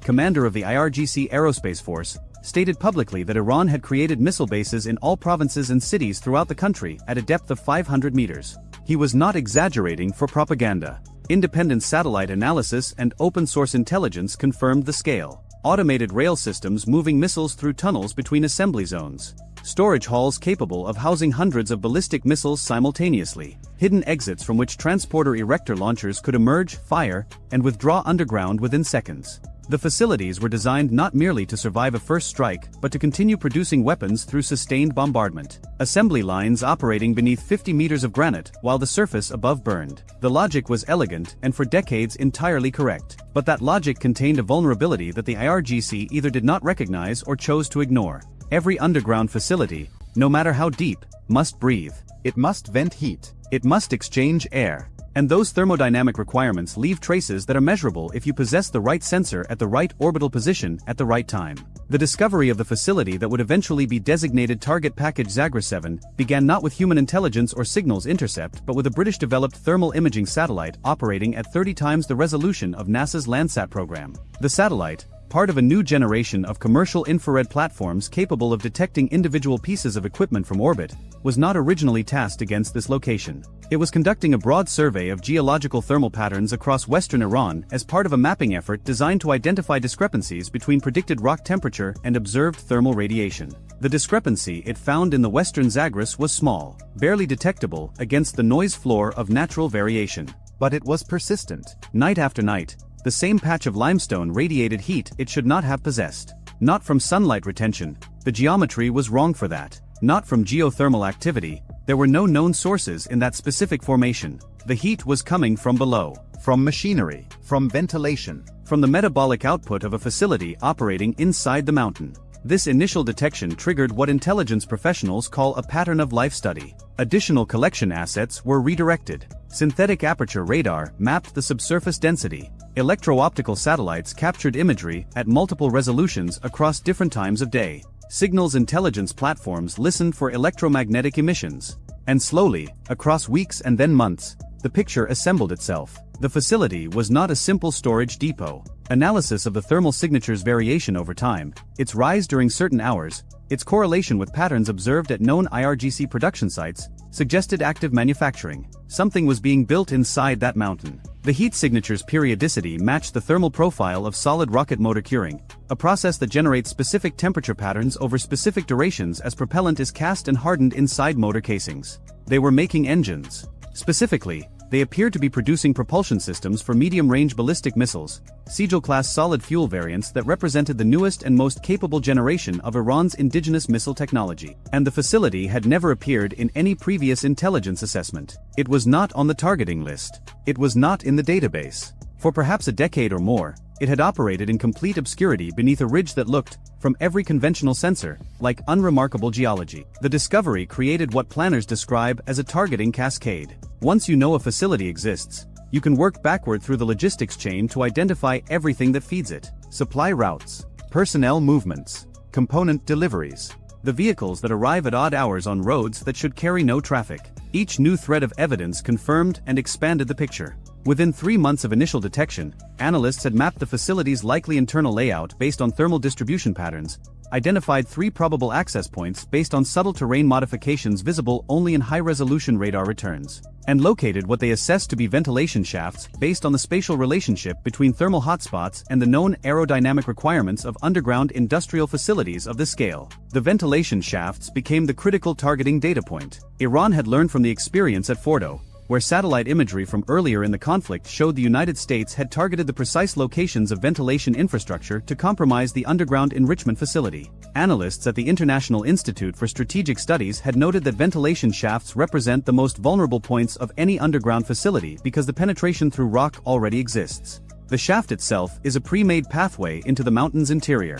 But locating shafts at a facility that was never meant to be found required an entirely different methodology than targeting shafts at a known site like Fordo. At Fordo, construction-era satellite imagery from 2009 had captured the shafts before they were buried and concealed. At Zagros 7, no such historical imagery existed. The facility had apparently been constructed with extraordinary concealment discipline, possibly over many years, with access limited to routes that blended into existing infrastructure. The breakthrough came from an unexpected convergence of 2 intelligence streams. The thermal satellite identified a periodic cooling event at 2 specific points on the ridge, locations where the rock temperature dropped below ambient for brief windows, consistent with cold air being drawn inward through an intake shaft. Simultaneously, synthetic aperture radar detected a structural discontinuity at those same coordinates, a break in the rock's density profile suggesting a void or constructed space within the first 15 meters of the surface. The confluence of thermal and radar data at identical coordinates provided what targeters call convergent confirmation. Not one sensor telling you something might be there. 2 independent physics-based measurements confirming that something is there. Planning for the strike against Zagros 7 began in early March 2026, during the most intensive phase of Operation Epic Fury. By this point, the campaign had already struck thousands of targets across Iran. The Iranian Navy had been largely eliminated. Air defense networks were degraded. Known missile sites had been struck repeatedly. But the campaign's central strategic challenge remained. Iran's underground production capacity was enabling continued missile launches despite the devastation above ground. The Institute for the Study of War documented that known facilities like the Yazd complex had been struck 6 times and yet missiles were still being launched from or near the site. 77% of identified tunnel entrances had been hit, yet activity resumed within days as construction equipment cleared debris and reopened access. The problem was clear. Striking known facilities was necessary but insufficient. The unknown facilities, the ones that had never been identified, were sustaining Iran's ability to continue operations. Zagros 7 represented exactly this category, a facility so well hidden that without the thermal satellite detection, it might never have been found at all. The strike package assigned to Zagros 7 reflected both the difficulty of the target and the precision of the intelligence that had revealed it. 2 Spirit stealth bombers, operating from Whiteman Air Force Base in Missouri on a round-trip mission sustained by aerial refueling, carried GBU-57 massive ordnance penetrators. Each weapon, 30,000 pounds of hardened steel and explosive, was designed to penetrate up to 60 meters of earth or 200 feet of reinforced concrete before detonation. The weapon's GPS and inertial navigation guidance would bring them to within meters of a programmed aim point. But the aim points were not the facility's deepest chambers. They were the ventilation infrastructure, the shafts whose locations had been identified through thermal and radar convergence. The logic was the same logic that had guided the earlier strikes at Fordo. You do not need to collapse the entire mountain. You need to compromise the pathways that keep the facility alive. Seal the ventilation and the facility becomes uninhabitable. Destroy the air exchange system and the machinery inside overheats. The diesel generators that power the production equipment cannot operate without oxygen. The personnel cannot remain. The curing ovens for solid rocket motors cannot maintain temperature regulation. The facility does not explode. It suffocates. The B-2s approached Iranian airspace in the early hours, their radar-absorbing geometry rendering them functionally invisible to whatever degraded air defense capability Iran still possessed. The aircraft flew at high altitude, above the effective engagement envelope of any remaining surface-to-air systems.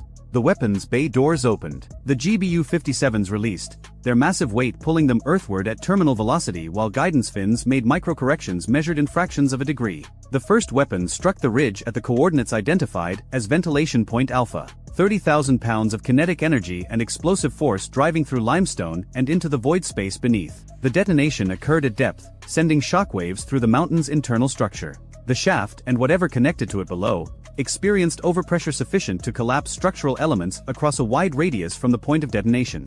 The second weapon struck ventilation point Bravo, 400 meters northeast of the first impact. The same physics. The same devastation delivered through the same pathway that air had once traveled. 2 shafts. 2 weapons. The facility's respiratory system severed at both points simultaneously. Post-strike analysis over the following days observed something that confirmed the intelligence assessment more definitively than any pre-strike data could have. Thermal emissions from the ridge ceased entirely. The persistent warmth that had first betrayed the facility's existence simply stopped. Machinery that had been operating continuously for years had gone silent. The mountain's thermal signature returned to what geology predicted. The facility had either been abandoned or was no longer capable of supporting operations. But the strike on Zagra 7 was not an isolated event.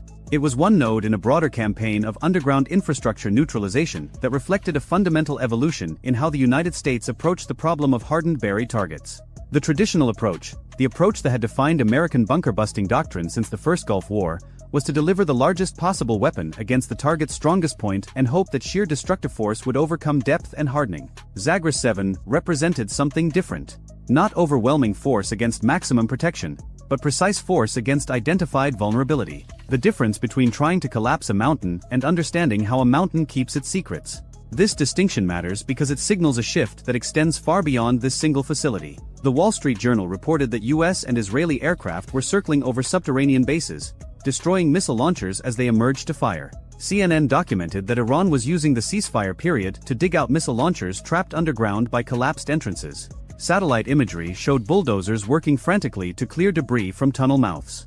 All of this pointed to a campaign that had systematically exploited the specific vulnerabilities of underground architecture, rather than simply attempting to punch through its strongest defenses. The ventilation problem is universal. Every underground military facility on Earth, whether in Iran, China, North Korea or Russia, must solve the same thermodynamic equation. Machinery generates heat. Personnel consume oxygen. Diesel generators require air intake and exhaust. These requirements create signatures that advanced sensors can detect and targeting systems can exploit. The deeper you bury your facility, the more elaborate your ventilation system must become, and the more points of vulnerability you create in the process. Iran's defensive response to this vulnerability had been concealment rather than redundancy. Hide the shafts. Bury them. Make them indistinguishable from natural terrain. And for decades this worked. Conventional optical satellites could not distinguish a buried shaft from surrounding geology, but thermal imaging changed the equation. You can hide a shaft from a camera. You cannot hide its heat signature from an infrared sensor tuned to detect temperature differentials measured in fractions of a degree. The IRGC's awareness of this vulnerability appears to have been incomplete. Satellite imagery from February 2026, weeks before the Zagra 7 strike, showed Iranian engineers frantically backfilling tunnel entrances at Isfahan. They were addressing the access point vulnerability, the obvious doorways into their underground facilities. But they were not, as far as analysis could determine, addressing the thermal signature problem. Perhaps because they did not know how. You cannot eliminate the heat output of operating machinery without eliminating the machinery itself. And eliminating the machinery eliminates the facility's purpose. This creates what strategic analysts describe as an irreducible vulnerability, a characteristic that cannot be designed away without abandoning the core function the facility was built to serve. Iran's underground missile production required power, required cooling, required ventilation. Those requirements generated signatures. Those signatures enabled detection. Detection enabled targeting. Targeting enabled the strike that silenced Zagros 7. The broader implications ripple outward from this single ridge in ways that defense planners across multiple continents are now processing. China maintains the Yulin submarine base in Hainan, with tunnels carved deep into coastal mountains to protect nuclear-armed submarines. Russia operates the Yamantau strategic complex in the Urals, built to endure nuclear conflict. North Korea has constructed perhaps the most extensive tunnel network in the world beneath the Korean peninsula's mountains. Every one of these programs generates heat. Every one requires ventilation. Every one creates thermal signatures that advanced orbital sensors can, in principle, detect. The lesson is not that these facilities are indefensible. The lesson is that concealment alone is no longer sufficient defense. The assumption that an undetected facility is an untargetable facility has been tested in the mountains of western Iran and found wanting. Not because the weapons were more powerful than expected. Because the intelligence was more precise than anyone in Tehran thought possible. There is a secondary dimension to the Zagros 7 operation that deserves attention because it speaks to the coalition's broader approach to underground warfare during Operation Epic Fury. The facility was struck, but the roads that serviced it were also struck. The equipment that might have been used to repair or reopen access was also targeted. Satellite observation documented that across multiple sites, Iran's ability to reconstitute damaged underground facilities was being systematically degraded. Bulldozers targeting the access points were themselves becoming targets. Repair crews arriving to clear debris found that the debris was being refreshed by follow-on strikes timed to the repair cycle. This layered approach, strike the facility, then strike the repair effort, then strike the logistics that enable the repair, represents a doctrine of permanent denial rather than temporary disruption. The goal is not merely to damage infrastructure, but to ensure that damage cannot be reversed within any operationally relevant timeframe. Weeks become months. Months become years. And a facility that might have been restored to partial operation within days if left alone instead remains inert indefinitely because the entire support ecosystem that would enable restoration has been systematically dismantled. For the JRGC commanders who built their careers and their strategic doctrine on the promise that the mountains would protect Iran's military power, the implications are profound. The mountains still stand. The tunnels still exist. But the machinery inside has gone quiet, and the means to restart it have been methodically removed. The promise of invincibility that the underground cities represented to both the military and the civilian population has been undermined not by a single dramatic explosion, but by the patient,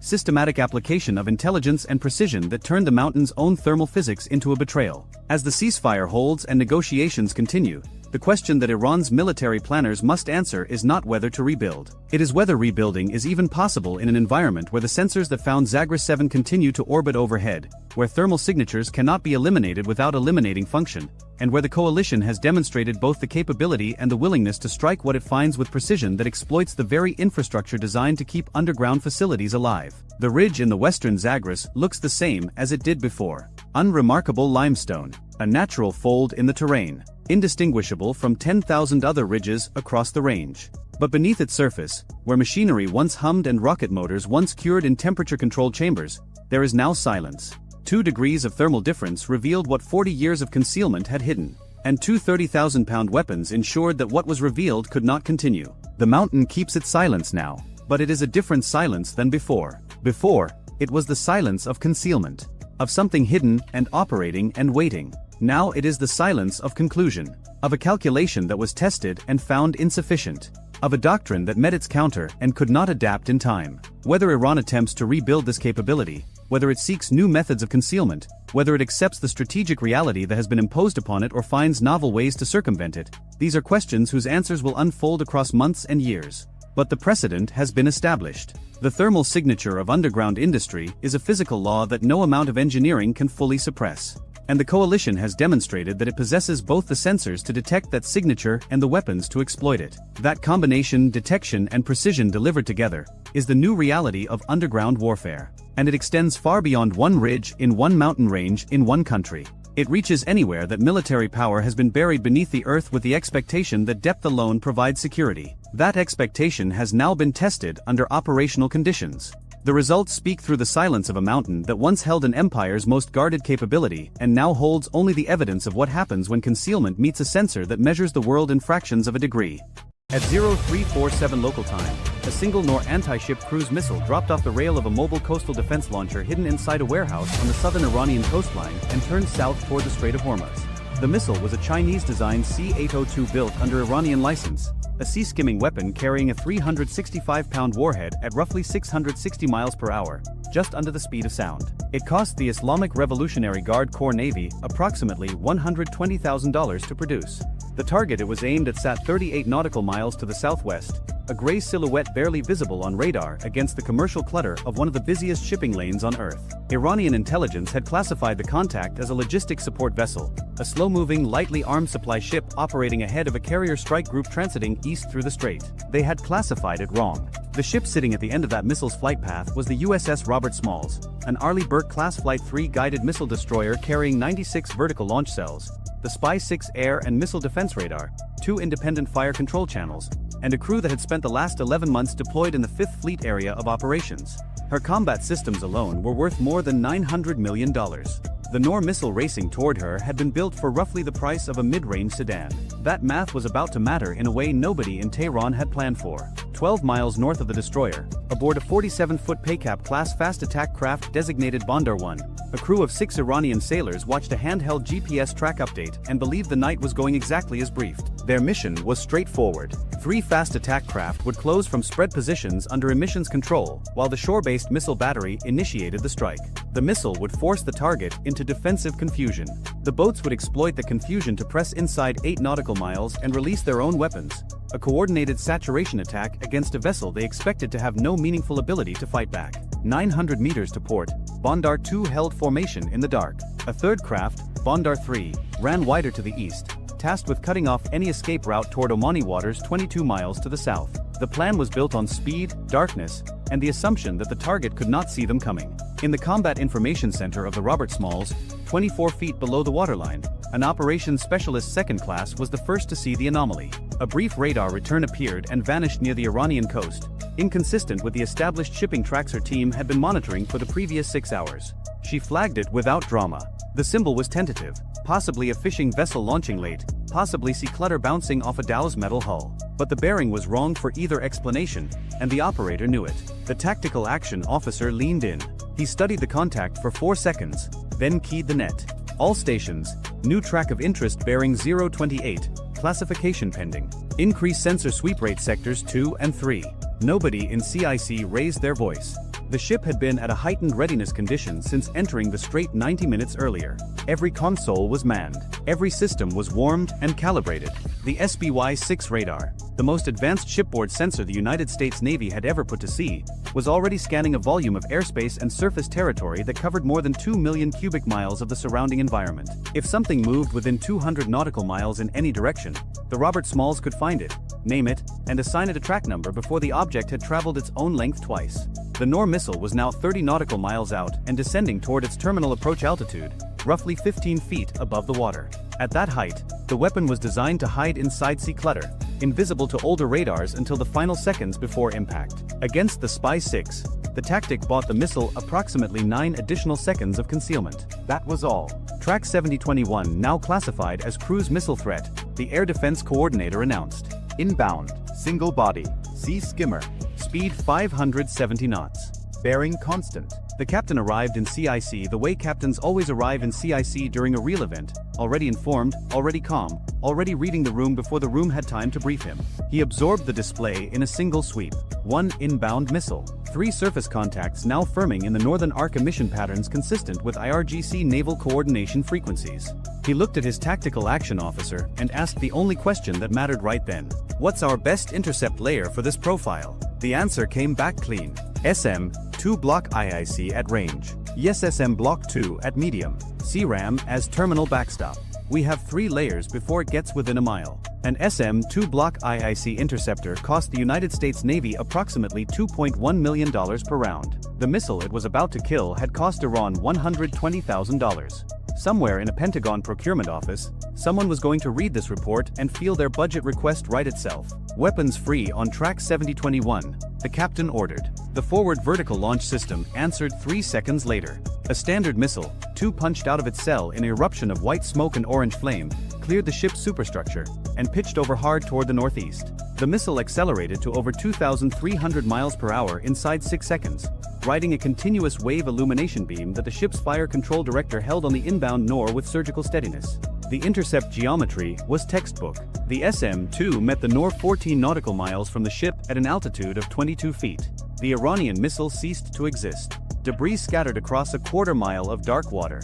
No fragment came within 12 nautical miles of the destroyer. Splash track 7021. Kill confirmed. But the night was not finished because what the crew of the Robert Smalls did not yet know was that the missile had not been the main attack. It had been the door opener. The ARGC's real weapon was already in the water and closing fast. 26 miles to the north, aboard Bandar 1, the crew had watched the missile launch signature bloom on their horizon and started their clocks.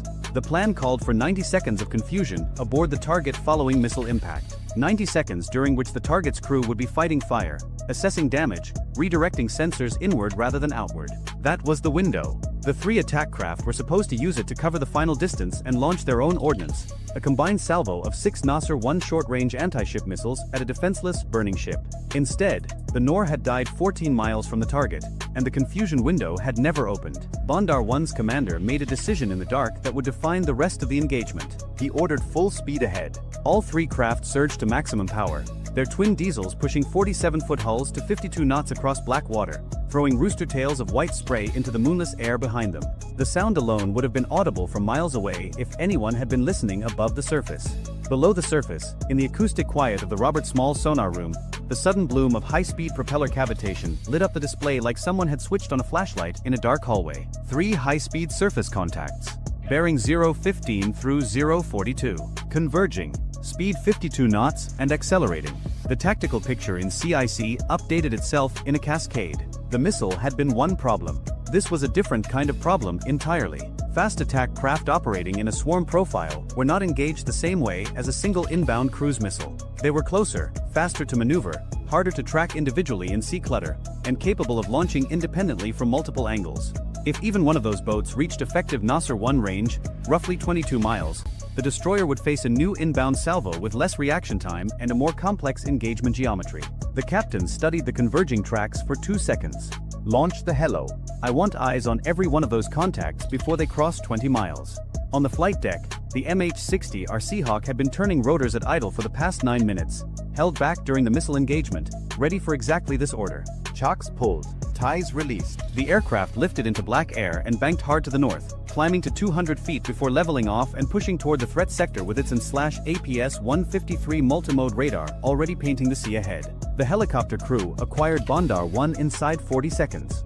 Infrared bloom off the engines was unmistakable against the cold water. Then Bandar 2, 900 meters to its west. Then Bandar 3, running wider to the east, trying to swing around to the destroyer's beam. Inside CIC, the picture was now fully built. 3 hostile fast attack craft in a spread formation, closing from the north at 52 knots. 1 inbound cruise missile already destroyed. Shore-based targeting emissions still active along the Iranian coast. The attack was coordinated, deliberate, and ongoing. What the Iranian crews did not understand, could not have understood from their position low on the water in an open cockpit boat doing 52 knots in the dark, was that the ship they were charging had already killed their opening move and was now reading their second move in real time. The Robert Smalls was not confused. She was not burning. She was not blind. She was tracking every one of them with a radar system that could distinguish a single human standing on a boat deck from the boat itself at 40 miles. Their entire plan had been built on the assumption that they would arrive at a scene of chaos. They were arriving instead at a firing range. Bandar 1, the lead craft, crossed the 20 nautical mile threshold at 0353. In CIC, the Air Defense Coordinator confirmed the track had entered the outer engagement envelope for the ship's weapon systems. The Seahawk crew simultaneously reported visual confirmation of weapons mounted on the lead craft's foredeck, a twin-rail launcher consistent with a Nasser 1 anti-ship missile system. Hostile intent confirmed on all 3 surface tracks. Recommend weapons free. The captain's response was immediate. Weapons free. Engage in sequence. Lead track first. What happened next took 11 seconds. A single RGM-84 Harpoon anti-ship missile launched from the Robert Smalls midships canister bank, turned north, dropped to sea-skimming altitude, and covered the distance to Bandar 1 at 537 miles per hour. The fast attack craft never saw it coming. The Harpoon carried a 488-pound blast fragmentation warhead designed to kill vessels displacing up to 3,000 tons. Bandar 1 displaced approximately 13 tons. The result was not an engagement. It was an erasure. The craft came apart across 200 meters of ocean surface, burning debris scattering in a wide fan that glowed briefly on the Seahawk's infrared camera before the sea swallowed most of it. Splash Bandar 1. 10 miles to the east, Bondar 3's crew saw the flash on the horizon and understood immediately that the plan was over. Their lead boat was gone. The target was not a logistics ship. The darkness that had been their ally for the last hour now contained something far worse than an unaware victim. The Paycap-class boat heeled hard to starboard and turned northeast at maximum speed, abandoning its flanking run and driving for the nearest Iranian territorial water boundary, 14 miles away. Bondar 2 made a different choice. Whether driven by training, ideology, or the simple inability to process what was happening fast enough to make a rational decision, the crew of the second attack craft maintained course. They kept coming. At 52 knots, they were closing the gap to the destroyer at nearly a mile per minute, driving toward a ship that was now fully engaged, fully aware, and fully capable of killing everything on the surface within 30 miles. The tactical action officer tracked Bondar 2's approach without emotion. At 14 nautical miles, the craft crossed into the engagement envelope for the destroyer's 5-inch gun, a Mark 45 Mod 4 naval gun capable of firing GPS-guided rounds at targets 15 miles away with accuracy measured in single meters. The gun mount trained to starboard. Fire control locked. Engage Bondar 2. Gun action. 3 rounds left the barrel in rapid sequence. The first struck the water 30 meters ahead of the craft, a near miss that sent a column of spray over the boat's bow. The second hit the engine compartment. The third was unnecessary, but had already been committed.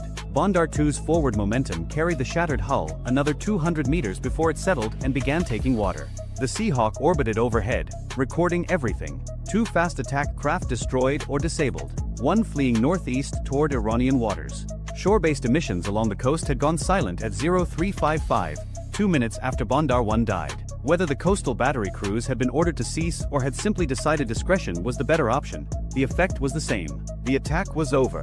In CIC, the destroyer's crew began the methodical process of rebuilding the tactical picture from the ground up. Every sensor swept wide. Every track was re-examined. The Seahawk pushed its patrol arc farther north, searching for any additional platforms that might have been staged as a follow-on wave.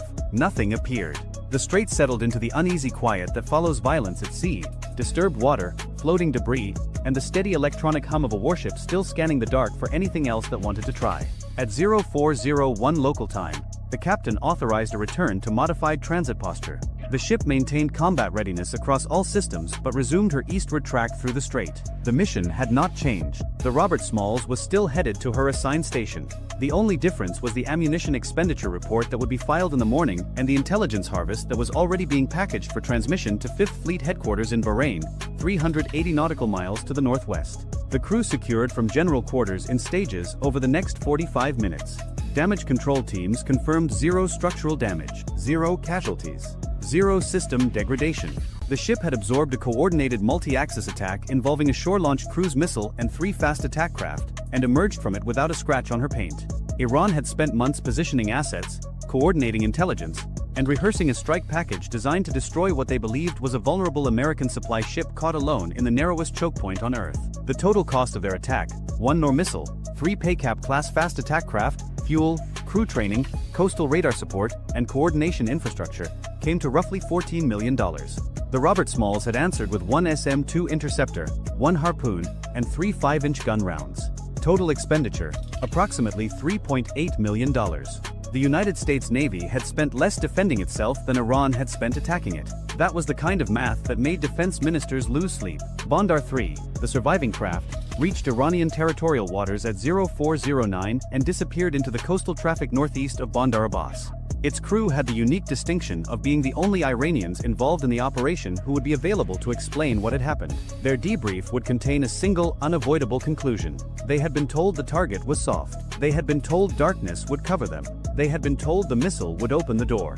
Every single thing they had been told was wrong, and 2 crews had paid for it with their lives.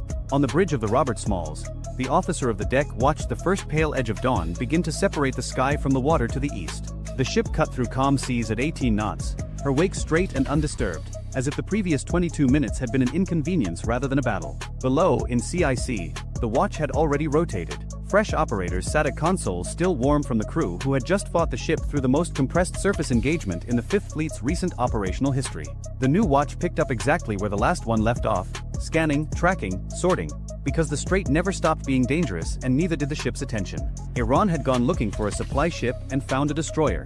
They had planned for confusion and met precision. They had trusted the dark and discovered that the dark belonged to someone else. The Robert Smalls continued east toward her operating area without slowing down, because a United States Navy warship does not rearrange its schedule for someone else's miscalculation.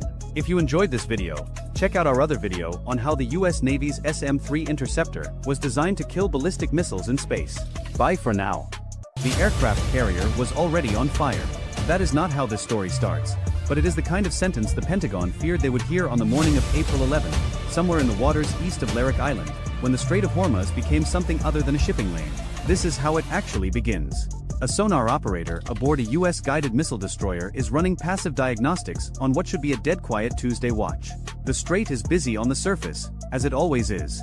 Tankers southbound, bulk carriers headed north, a few dhows hugging the Omani side. Civilian GPS signals paint the waterway in neat colored lines across every navigation screen in CIC. Below the surface, there is nothing remarkable. Thermal stratification is moderate. Biological noise is low. The shallow bottom returns are clean enough to read without heavy filtering. It is the kind of morning where you drink bad coffee and count the minutes until the next watch rotation. Then the water changes. It does not change loudly. There is no Hollywood ping, no red alarm, no flashing indicator. What happens is subtler and, for a trained ear, far worse. A faint rhythmic disturbance appears across two frequency bands simultaneously. It pulses for 4 seconds. Then it vanishes. The operator sets his coffee down and replays the recording. He isolates the bands. He adjusts the gain. He listens again, this time with his eyes closed. There it is. Not one source. Not two. 3 distinct acoustic events, separated by bearing and by character, arriving in a window so narrow it could be coincidence. But coincidence does not pulse on 2 bands at once.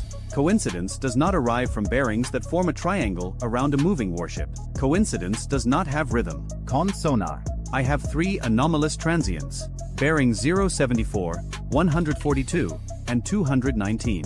Simultaneous window. Recommend classification priority. That sentence changes the morning. In CIC, the watch officer looks up from the surface plot and meets the eyes of the tactical action officer across the room. Neither man says anything dramatic. The TAO picks up the internal phone, dials the captain's stateroom, and speaks 6 words. Captain, CIC, you need to come up. 40 seconds later, the captain is standing behind the main tactical display. He does not ask for a summary. He reads the screen himself, absorbs the 3 bearing lines radiating outward from the ship symbol, and then does something that tells the room more than any order could. He sits down. That means he expects this to last. Show me everything since first detection. Walk me through it. The sonar supervisor begins, methodical and precise. The 3 contacts appeared within a 7-second window. Each displayed characteristics inconsistent with merchant traffic, biologics, or equipment artifacts. One exhibited faint narrowband tonal suggesting rotating machinery at low RPM. Another showed intermittent broadband bursts consistent with a ballast adjustment or a depth correction. The third was the weakest, barely above ambient noise floor, but it moved. Not drifted. Moved. With intent. The captain listens to all of it without interrupting. When the briefing finishes, he asks one question. Are they diesel-electric? The sonar supervisor pauses before answering. Acoustic signatures are preliminary, but yes sir. Profile is consistent with Kilo class or a variant. Possibly Goddard class on the weaker contact. That distinction matters. A Kilo class submarine, Russian-designed and Iranian-operated, is a credible threat in open water and a nightmare in confined spaces.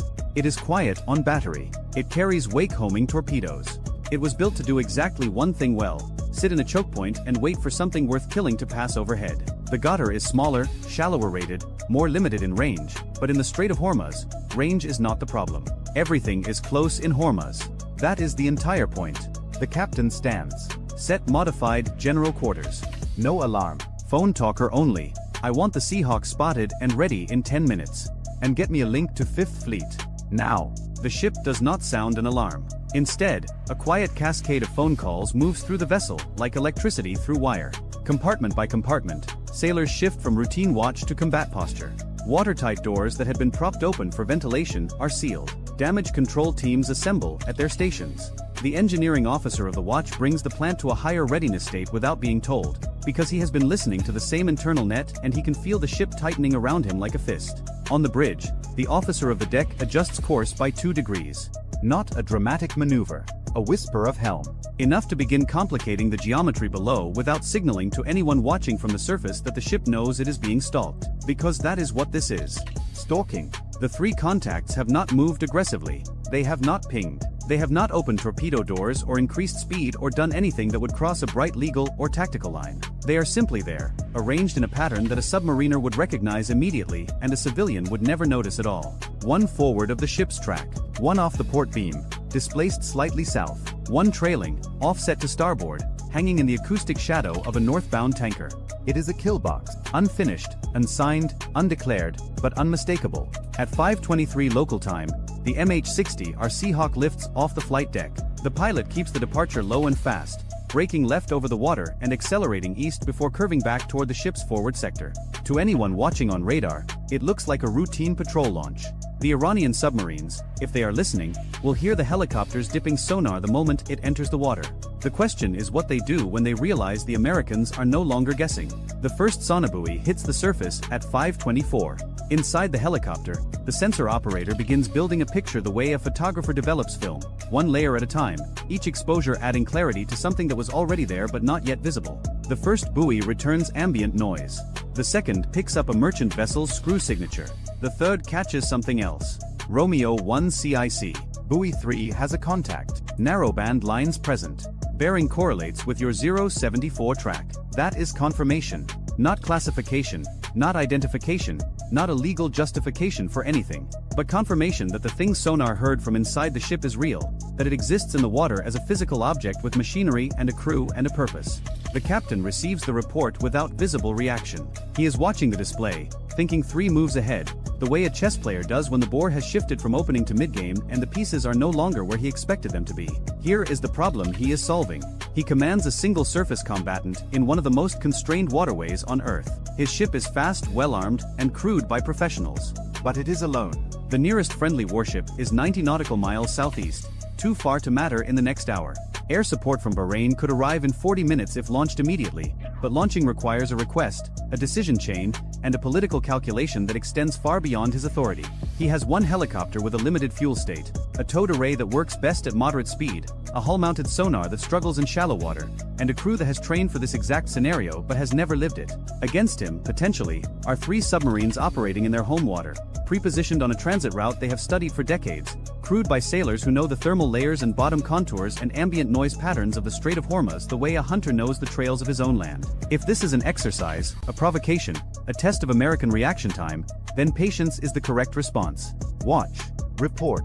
Do not escalate. Let the submarines play their game and document every second of it for the intelligence analysts who will spend months dissecting the encounter afterward. But if this is an attack, patience kills.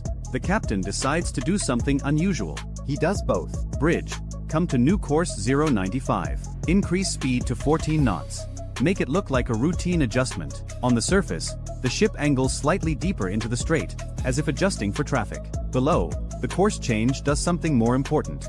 It shifts the ship's acoustic profile relative to all 3 contacts simultaneously, giving sonar a new set of angles to work with and forcing the submarines to react or lose their geometry. Within 90 seconds, 2 of them react. Contact 074 adjusts bearing. Small correction. Contact 219 increases speed briefly, then slows. Contact 142 does not move. The one that doesn't move is the one the captain watches most carefully, because the submarine that holds perfectly still while its partners adjust is the one that already has its solution built. It is the one that does not need to move. Then, at 5:31, the ocean breaks.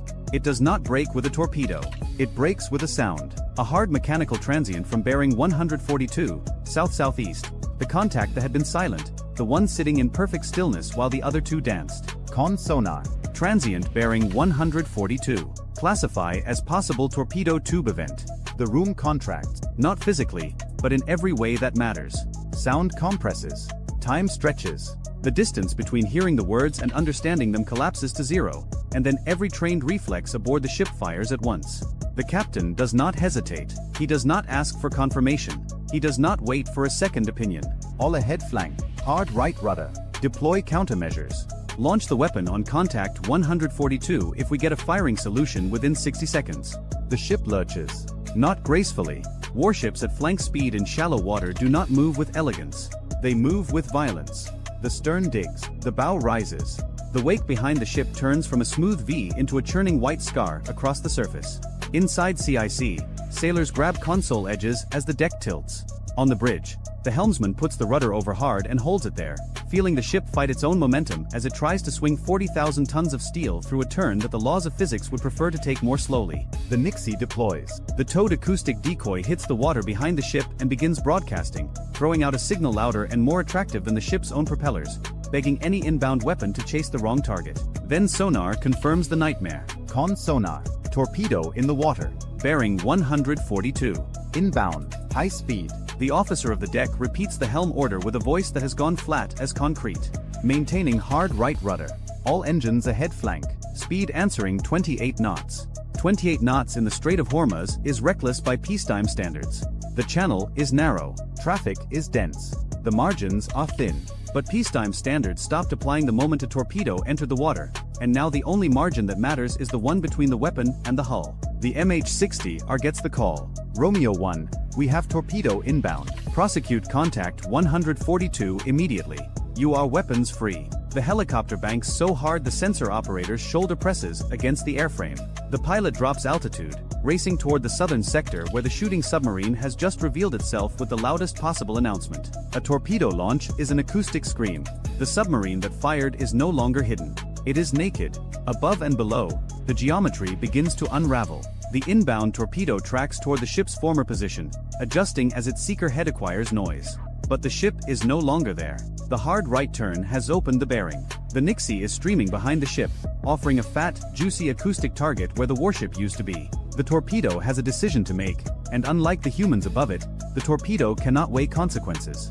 It follows the loudest thing it can hear. Con sonar. Torpedo bearing shifting aft. Possible decoy attraction. The ship continues its turn, bending the wake, dragging the Nixie through disturbed water, making the decoy signal even harder for the torpedo to distinguish from the real thing. For 12 seconds, nobody in CIC breathes in any way that could be called normal. Then the sound comes. A muffled concussive event, felt more than heard, transmitted through the water and into the hull as a single low-frequency shudder. The torpedo has detonated. Not against the ship. Against the water behind it. Against the ghost. Con sonar. Weapon detonation stern quarter. No hull impact. No damage indicators. The captain does not celebrate. He turns to the TAO. Where are the other two? The answer is not good. Contact 074 has gone active. Not with sonar. With propulsion. It is accelerating, repositioning, adjusting its angle relative to the ship's new course. The first submarine fired and missed. The second one watched the defensive maneuver and is now moving to exploit the turn. This is the layered geometry of a coordinated attack. Fire, force a reaction, use the reaction against the target. And the third submarine, the trailing contact from 219, has done something worse. It has disappeared. Con sonar. Contact 219 lost. Last bearing 219. No current returns. Lost in Hormuz does not mean gone. It means hiding. It means a submarine with a crew that knows these waters has found a thermal pocket or a noise shadow or a patch of bottom clutter and has gone completely silent, waiting for the ship to show its belly during the confusion. At 5:34, the helicopter reaches the southern sector and drops a rapid sonobuoy pattern around the shooter's last known position. The submarine that fired the first torpedo is moving now, trying to put distance between itself and the counterattack it knows is coming. The first buoy picks up machinery noise. The second catches a bearing shift. The third delivers what the sensor operator needs. Romeo 1 CIC. Firm track on shooter. Bearing correlates 142. He's running southeast, shallow depth. Speed increasing. The helicopter positions for a torpedo drop. One lightweight Mark 54 torpedo hangs beneath the aircraft, waiting for the commit order that has already been given. Romeo 1. Drop. The torpedo enters the water with a clean vertical splash and immediately begins its search pattern. The submarine below hears it, because a Mark 54 entering the water is not subtle, and its response is instant. Hard turn. Depth change. Decoy deployment. The acoustic space around the submarine becomes a mess of noise and countermeasures and machinery stress as the crew fights to break the incoming weapons track. But the Mark 54 is patient. It was designed for exactly this scenario: shallow water, high clutter, maneuvering target. It circles, listens, eliminates false returns, and narrows its search cone with each pass. Then a deep, resonant thud rolls through the water. Not the sharp crack of a warhead strike, the heavier sound of a weapon detonating in proximity. Close enough to matter. Close enough to damage. Close enough that the submarine on the other end of that explosion is no longer thinking about attacking an American warship. It is thinking about survival. Romeo 1 CIC. Detonation on track. Contact 142 now showing erratic movement. Possible damage. Cavitation signature has changed. The TAO marks it on the display. One submarine potentially damaged and withdrawing. One maneuvering aggressively to reposition. One missing entirely. The missing one is the problem. At 5:38, the ship steadies on a new course. The captain has ordered a heading that keeps the stern away from the last known bearing of the vanished contact while maintaining enough speed to make targeting difficult. It is an imperfect solution to an imperfect situation. Every course he chooses opens one sector and closes another. Every speed decision trades sonar performance against torpedo vulnerability. There is no option available that does not carry risk. He picks the one that carries the least. Then contact 074, the repositioning submarine, makes its move. It does not fire a torpedo. It does something the Americans did not expect. It goes active. A single loud sonar pulse erupts from below, sweeping the water column. Not a search ping, a targeting ping. The kind of emission a submarine uses when it already knows where you are and wants to refine the solution to firing accuracy. Con sonar. Active emission bearing 078. Submarine source. Single pulse. Possible fire control quality. The captain processes that in about 1 second. If 074 just pinged us for a firing solution, we have less than a minute. Hard left rudder. Restream the decoy. Get the Seahawk north. Now. The ship swings again. The Nixie resets in the water behind the new turn. On the flight deck, the recovery crew that had been preparing for the helicopter's return steps back as the Seahawk is redirected northward to find and prosecute the second active submarine. Inside sonar, the operator tracks the bearing. Contact 074 is not running. It is not hiding. It is holding its position with a confidence that borders on recklessness, sitting broadside to the American ship's new track as if daring the warship to come closer. Then the second torpedo enters the water. Con sonar. Weapon launch bearing 078. Torpedo inbound. Second weapon, second shooter. The captain does not flinch, but the nature of his orders changes. This is no longer a ship reacting to a single threat. This is a crew fighting a second engagement before the adrenaline from the first has even metabolized. Maintain hard left. Keep the decoy streaming. Set shallow depth charges to standby. If he's that close and that bold, I want every option on the table. The second torpedo is different from the first. It is faster, or the submarine launched from closer range, or both. The bearing rate is higher. The time to impact is shorter. The margin between the decoy working and the weapon finding the ship is measured in seconds rather than tens of seconds. Sonar calls the updates like a countdown. Torpedo bearing steady. Speed high. Range decreasing. No bearing drift. Steady bearing. No drift. That means the weapon is pointed directly at the ship and closing. The Nixie is streaming behind and to the right, but the torpedo has not taken the bait. Not yet. Con sonar. Weapon not attracted to decoy. Still tracking own ship. The captain makes a decision that will be debated in after-action reviews for years. He orders a radical speed reduction. All stop. Then immediately all ahead flank on the opposite engine, creating a sudden asymmetric thrust that slews the stern sideways and changes the ship's acoustic signature in a way that no pre-programmed torpedo seeker is expecting. The ship shudders. The hull groans. The helmsman grips the wheel and holds course by instinct more than instrumentation. In CIC, an unsecured coffee mug slides off a console and shatters on the deck. Nobody looks at it. Con sonar. Torpedo bearing now shifting. Shifting right. The weapon has lost its lock. Not permanently, maybe not even for long, but for the 6 seconds it takes the Nixie to reassert itself as the loudest target in the water, and that is enough. The torpedo turns, chases the ghost, passes astern of the ship by a distance the sonar team will later estimate at less than 200 yards. A second detonation, this one closer, rattles through the hull like a physical blow. Bridge windows vibrate. Light fixtures flicker. A damage control man in the aft passageway braces against a bulkhead and feels the shockwave pass through his boots and up his spine. Con sonar. Second weapon detonation. No hull contact. Ship is clear. 2 torpedoes. 2 misses. 2 submarines that have now revealed their positions and spent their first shots. But the captain is not thinking about the ones he can see. He is thinking about the one he cannot. Where is 219? The question hangs in CIC like smoke. Sonar has been scanning the bearing sector continuously. The helicopter has dropped buoys to the south and northwest. The ship's own hull-mounted array has swept everything within range. Contact 219 has not made a sound since it vanished 12 minutes ago. In a fight like this, 12 minutes of silence from a submarine inside your engagement envelope is not reassuring. It is terrifying, because a Goddard-class boat on battery, sitting still in shallow water against a cluttered bottom, produces almost no detectable acoustic signature. It can wait for hours. It can wait until the ship passes directly overhead. It can wait until the crew is exhausted from fighting the first two boats and has begun, without realizing it, to relax by a fraction of a degree. That fraction is all it needs.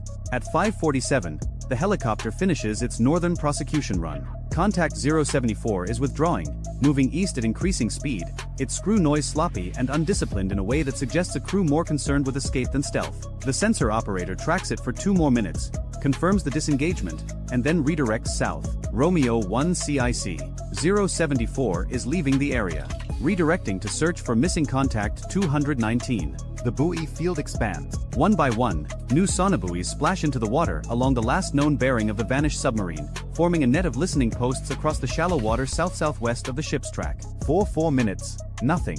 Then buoy 7 returns a signal so faint it almost does not register above the processing threshold. A single narrowband line, intermittent, barely there, but present. Romeo 1 CIC.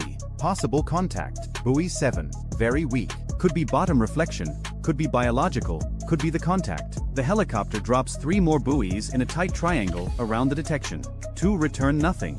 The third catches the same line, slightly stronger, with a bearing that has shifted by 2 degrees. Moving.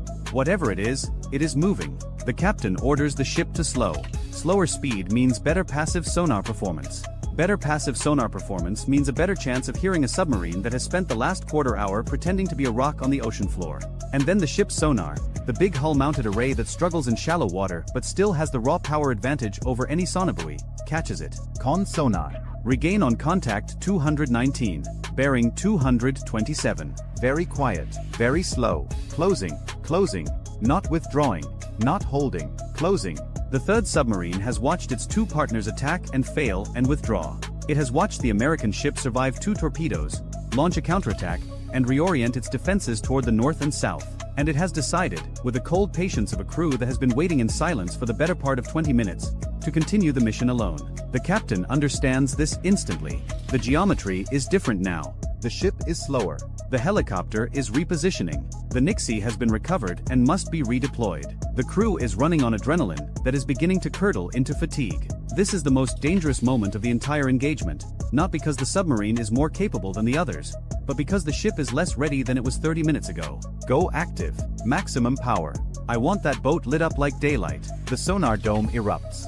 A wall of sound hammers into the water, sweeping the bearing sector with an active pulse strong enough to reflect off a submarine hull at any depth the strait allows. The ping rolls outward, bouncing off the bottom, the surface, merchant hulls, and then, unmistakably, off something small, metallic, and man-made sitting at 35 meters depth on a slow intercept course. Contact 219. Active return confirmed. Range close. He is inside 2,000 yards. The response aboard the ship is immediate and absolute. Weapons free on 219. Engage with organic torpedo. Seahawk engage simultaneously. I want convergence. From the ship, a torpedo tube trains out and fires.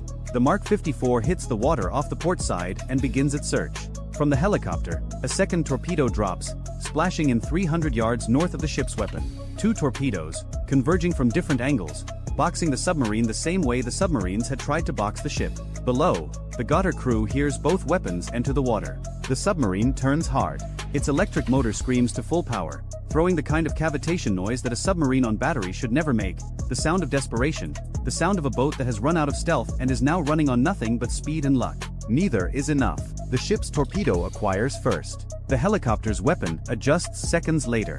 Between them, the submarine has nowhere to go that does not bring it closer to one or the other.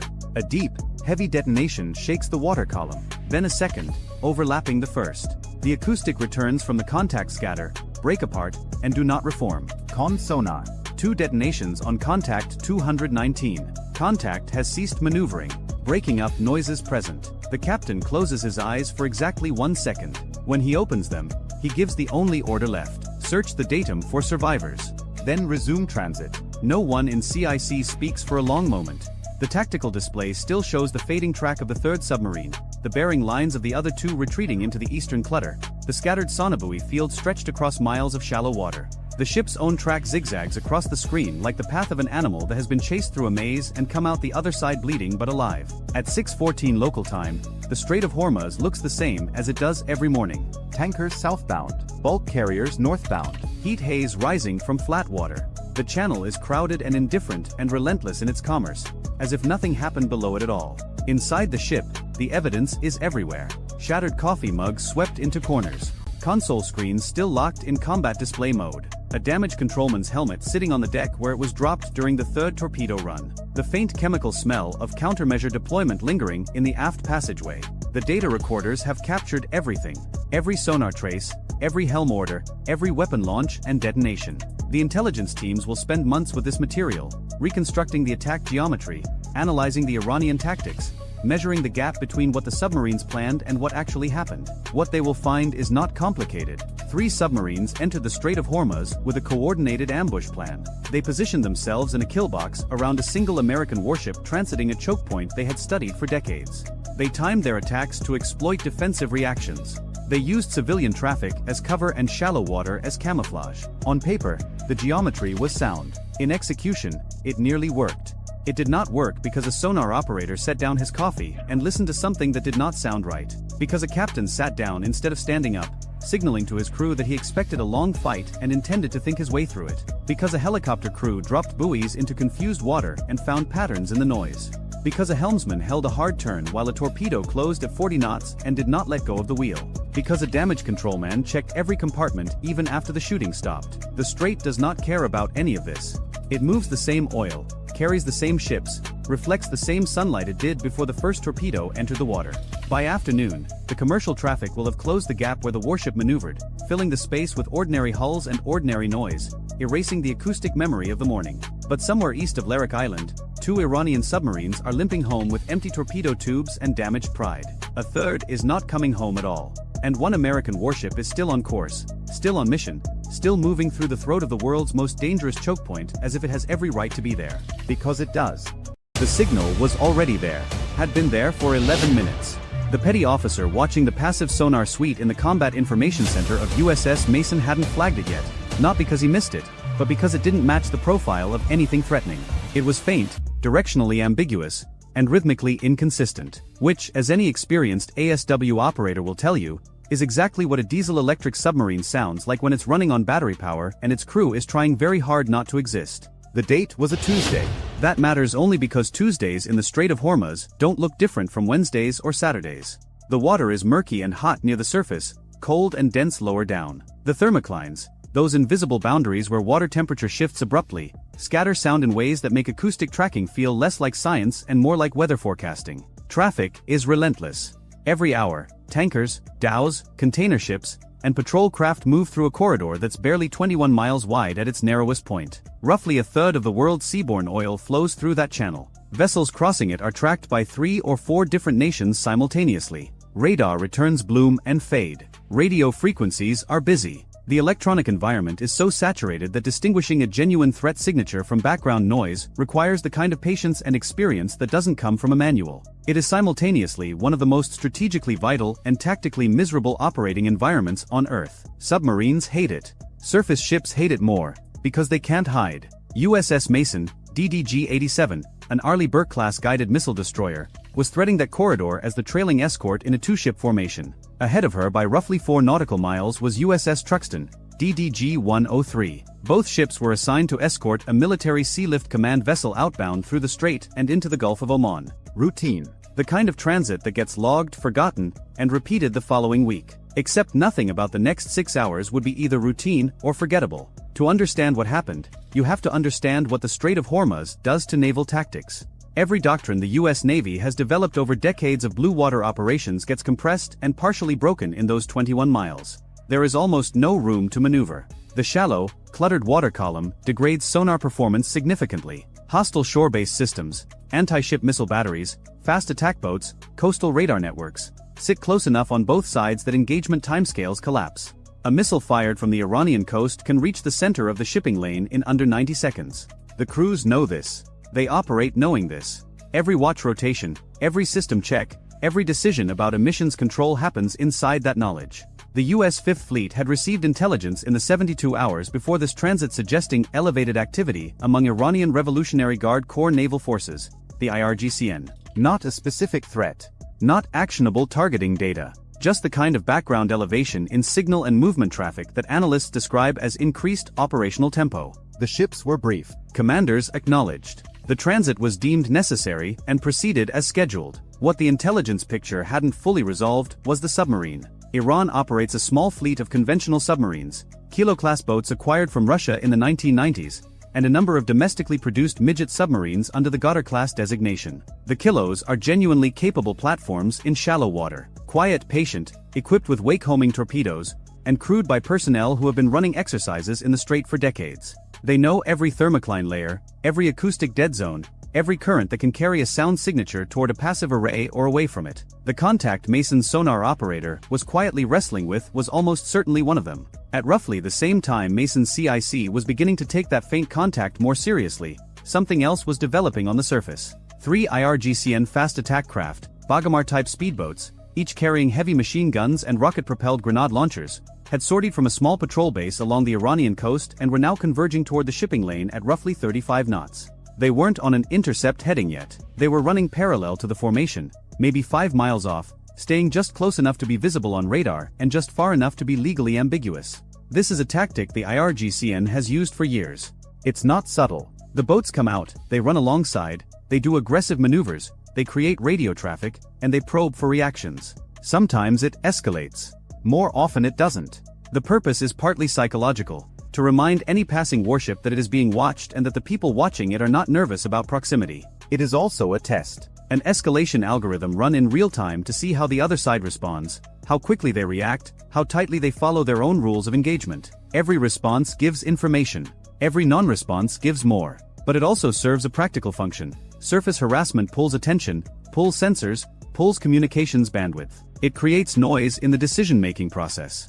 The Combat Information Center on a destroyer in the Strait is already managing dozens of contacts simultaneously: commercial vessels, aircraft, patrol craft, coastal radar emissions, satellite uplinks, encrypted fleet communications.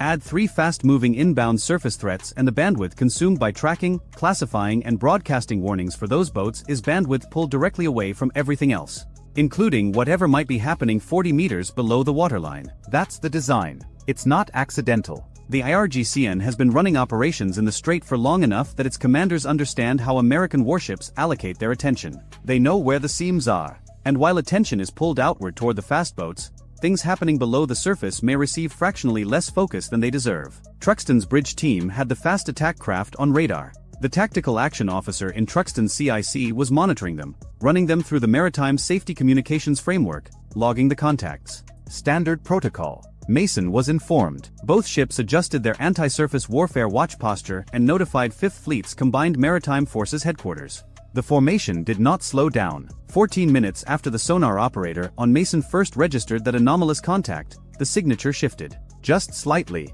The rhythmic inconsistency that had made it hard to classify suddenly smoothed out. The directionality firmed up. It was now tracking northwest at an estimated 4 to 5 knots, and it was doing so at a depth consistent with an attack approach. The operator reported it up. The report went to the ASW coordinator, then to the tactical action officer, then to the commanding officer. Simultaneously, Mason's hull-mounted sonar was cross-referenced against the towed array data to try to triangulate bearing more precisely. The system was generating a firing solution estimate that no one in that room wanted to think about, but all of them were thinking about. The contact was inside 6 nautical miles.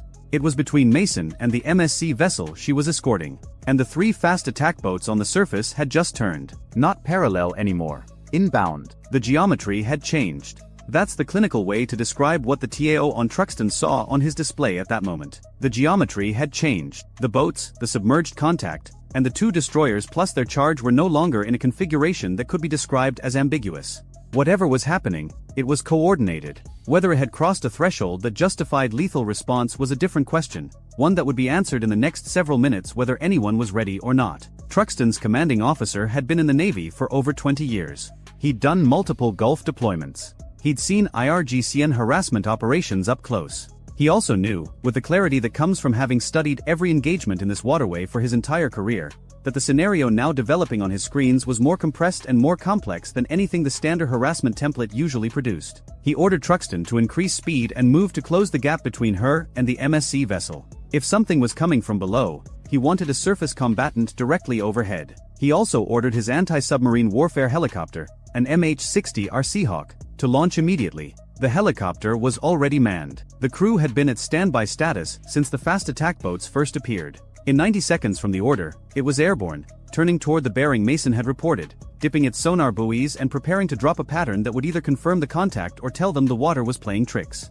Mason, meanwhile, had a decision to make about the fast attack craft. The 3 boats were now inside 4 miles, still accelerating. Mason's rules of engagement allowed warning communications, warning shots, and, if hostile intent was established beyond reasonable doubt, direct engagement. The commanding officer of Mason had been on radio already, issuing warnings on the internationally recognized maritime distress and safety frequency. The boats had not responded. They had not altered course. They were now inside 3 miles and still closing. This is the part that doesn't get discussed enough when people analyze engagements in the strait. The time available to make these decisions is not the time it appears to be on a tactical display. On a screen, 3 boats at 3 miles looks like a manageable problem. In reality, at 30+ knots, those boats have the distance in under 3 minutes.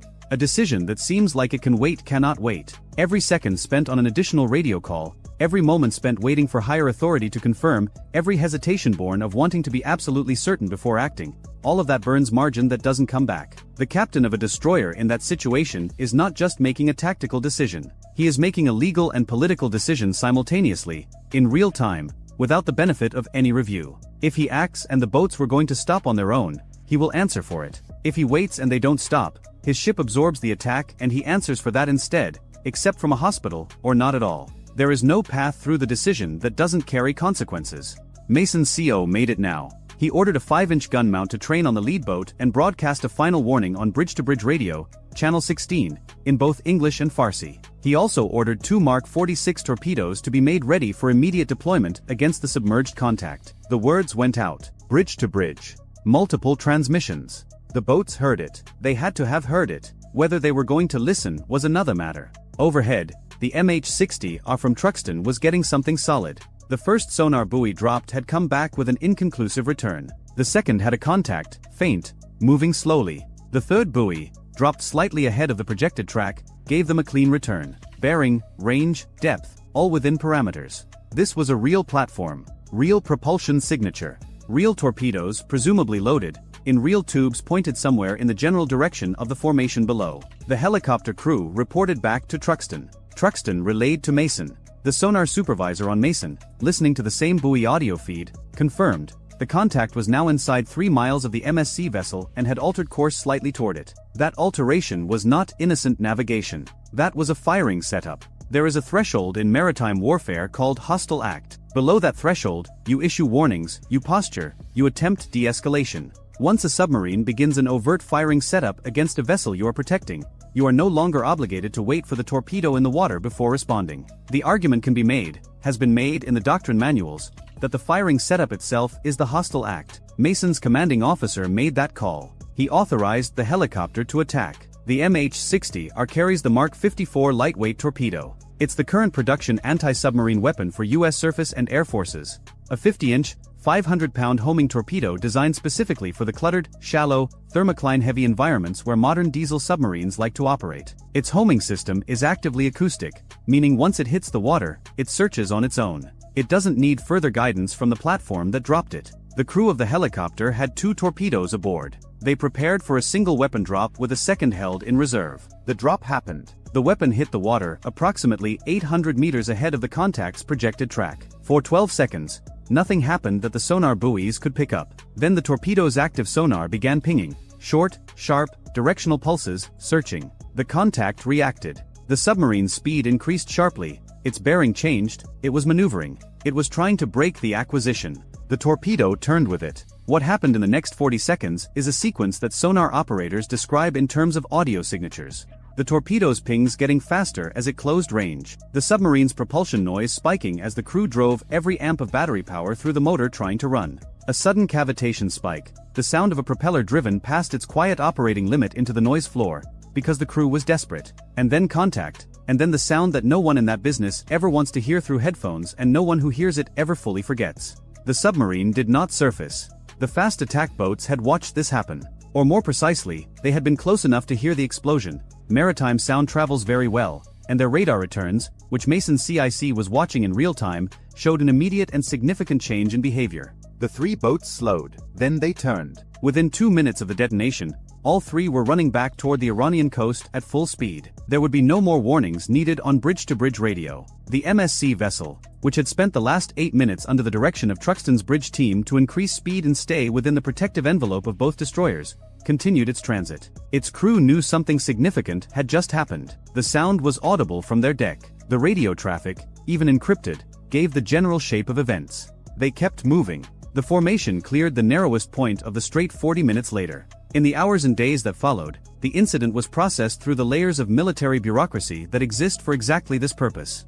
An after-action review was conducted aboard Truxton while both ships were still underway. 5th Fleet Headquarters received detailed reports. Recordings from every sensor system, sonar arrays, radar logs, radio communications, helicopter avionics, were preserved and transmitted up the chain. Legal review began almost simultaneously. The judge advocate assigned to 5th Fleet was on a secure line within hours of the engagement. Every transmission logged, every decision timestamped, every order confirmed against the established rules of engagement packet that the ships had been operating under since the transit began. The process is thorough by design. Not because anyone doubts the commanding officers in the moment, but because in the political and diplomatic aftermath of a kinetic engagement in international waters, the ability to reconstruct every decision with precision is the difference between a defensible outcome and a crisis. The rules of engagement had been followed. The warnings had been issued. The escalation ladder had been climbed in the correct sequence. Every box that needed to be checked had been checked. That doesn't make the outcome easier to describe in plain language, but it matters. In an environment where the margin between correct procedure and disaster is measured in seconds and hundreds of meters, the fact that both ships' commanding officers made the right calls at the right times, under conditions designed specifically to prevent them from doing so, is the thing that needs to be understood. The IRGCN harassment operation was a layered plan. That much was clear in hindsight. The fast attack boats were the visible surface pressure, designed to pull command attention, communications capacity, and sensor resources away from what was happening below. The submarine was the real weapon, positioned to exploit whatever moment the surface harassment created. The two elements were coordinated. They were not independent decisions made by different commanders who happened to be in the same area. This was a combined arms approach in a contested maritime choke point, executed against two of the most capable anti-surface and anti-submarine warships in the American inventory. It almost worked. Not because of any single failure in the defensive response. It almost worked because the window between the moment the threat became unambiguous and the moment it would have become irreversible was extremely small. 14 minutes of uncertain sonar contact, 3 minutes of inbound fast attack boats, 40 seconds of torpedo acquisition. The entire engagement from first credible detection to resolution was under an hour. For an engagement of that consequence, that is a very short hour. The deeper question, which never fully goes away in these situations, is about thresholds and precedent. The Strait of Hormuz has been the site of dozens of incidents over the past 40 years. Tanker wars in the 1980s. Mines. IRGCN seizures of commercial vessels. Repeated harassment of U.S. warships. The pattern is consistent enough that it has its own chapter in naval history textbooks. Provocation, escalation, de-escalation, reset, repeat. Most of these incidents have ended without the kind of kinetic conclusion that this one did. Most of the time, warnings work, or the geometry doesn't close to an irreversible point, or one side blinks before the other has to make a final decision.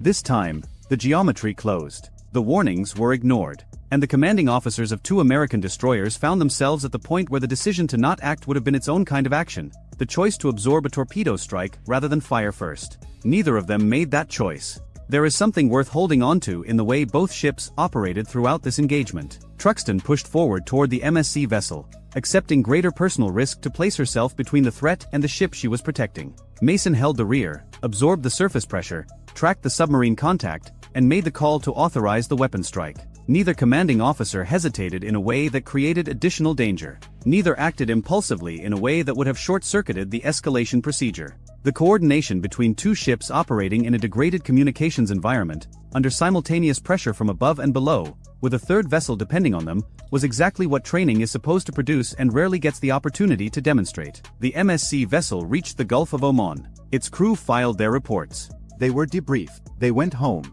Truxton and Mason continued their deployment. The Strait of Hormuz does not remember. The water closes over whatever happened there and keeps moving. The tankers that passed through the following day had no idea. The GPS coordinates of the engagement are coordinates of open water, unremarkable on any chart, indistinguishable from the coordinates 5 miles in any direction. But somewhere in the archives of 5th Fleet, and in the sonar recordings preserved aboard Mason, and in the memory of the helicopter crew who watched their torpedo track a diving submarine and close to acquisition, the hour exists in full detail. Every bearing, every speed, every communication, every second of the 40-second acquisition run. Military history tends to collect these moments and then compress them into summaries. A line in a report, a paragraph in an after-action review, an asterisk in a deployment log. The compression is necessary. No institution can process the full weight of every individual engagement without losing the ability to function. But the compression also loses something. It loses the 14 minutes of uncertain sonar contact, the operator who almost didn't escalate it, the moment the fast attack boats turned from parallel to inbound, the commanding officer of Mason picking up a radio handset and issuing a warning in 2 languages to 3 boats that were not going to stop. It loses the weight of the hour. The Hormuz gauntlet is not a single engagement. It's a condition. A permanent feature of a waterway that controls too much of the world's energy supply to ever be left uncontested, and that is too narrow and too cluttered for either side to operate in it comfortably. It will happen again. Different ships, different systems, different crews, different geometry, but the same corridor, the same pressure, and the same compressed decision timeline. The question that will always matter is whether the people in those ships, in those seconds, can think clearly enough and act precisely enough to keep the thing they're protecting alive. On this particular Tuesday, they could. This is a speculative military scenario using real-world weapon systems, naval doctrine, and geographic context. The engagement depicted is fictional. No actual classified operations or confirmed events are represented. At 2:14 local time, a single Iranian Type 412 naval mine broke free from its anchor chain in the middle of the Strait of Hormuz and drifted 600 feet into the westbound shipping lane. It struck the hull of the MV Coral Meridian, a Maltese-flagged crude carrier loaded with 2 million barrels of Basra heavy. The detonation tore a 40-foot gash below the waterline. Within 9 minutes, crude oil was spreading across the warmest choke point on Earth at a rate of 4,000 gallons per minute. Within 14 minutes, the Coral Meridian was listing 11 degrees to port. Within 20 minutes, every maritime insurance company in London had frozen new policy issuances for the Persian Gulf. And within 1 hour, the price of Brent crude jumped $19. That was Tuesday. By Wednesday, the Strait of Hormuz was closed. Not partially, not restricted, closed. Iran's Islamic Revolutionary Guard Corps Navy had deployed over 300 sea mines across the shipping lanes in a 48-hour sprint, using a combination of fast attack craft, civilian dhows, and at least 4 Ghadar-class midget submarines. They had also activated shore-based anti-ship missile batteries at Keshem Island, Abu Musa, and the Larak coastal garrison. Any vessel attempting transit would face a layered threat combining contact mines, influence mines, cruise missiles, and fastboat swarms. The entire global energy market was being held hostage by roughly 60 miles of water. The stated reason, broadcast on Iranian state television by a spokesman for the Supreme National Security Council, was retaliation for what Tehran called an act of economic warfare. 6 days earlier, the United States had imposed a new round of sanctions targeting Iran's central bank, its sovereign wealth reserves held in Chinese and Emirati financial institutions, and for the first time, secondary sanctions on any port facility worldwide that processed Iranian crude. The effect was immediate and devastating. Iran's remaining oil exports, roughly 1.3 million barrels a day, mostly flowing to China and India through intermediary shell companies, froze overnight. Tankers that had been loading at Karg Island simply stopped. Payment channels collapsed. Tehran estimated losses of $90 million per day. So they closed the strait. And then the message came. At 11 o'clock Washington time on Wednesday morning, the White House released a 4-sentence statement. It did not use diplomatic language. It said that the mining of international waterways constituted an act of war under international maritime law.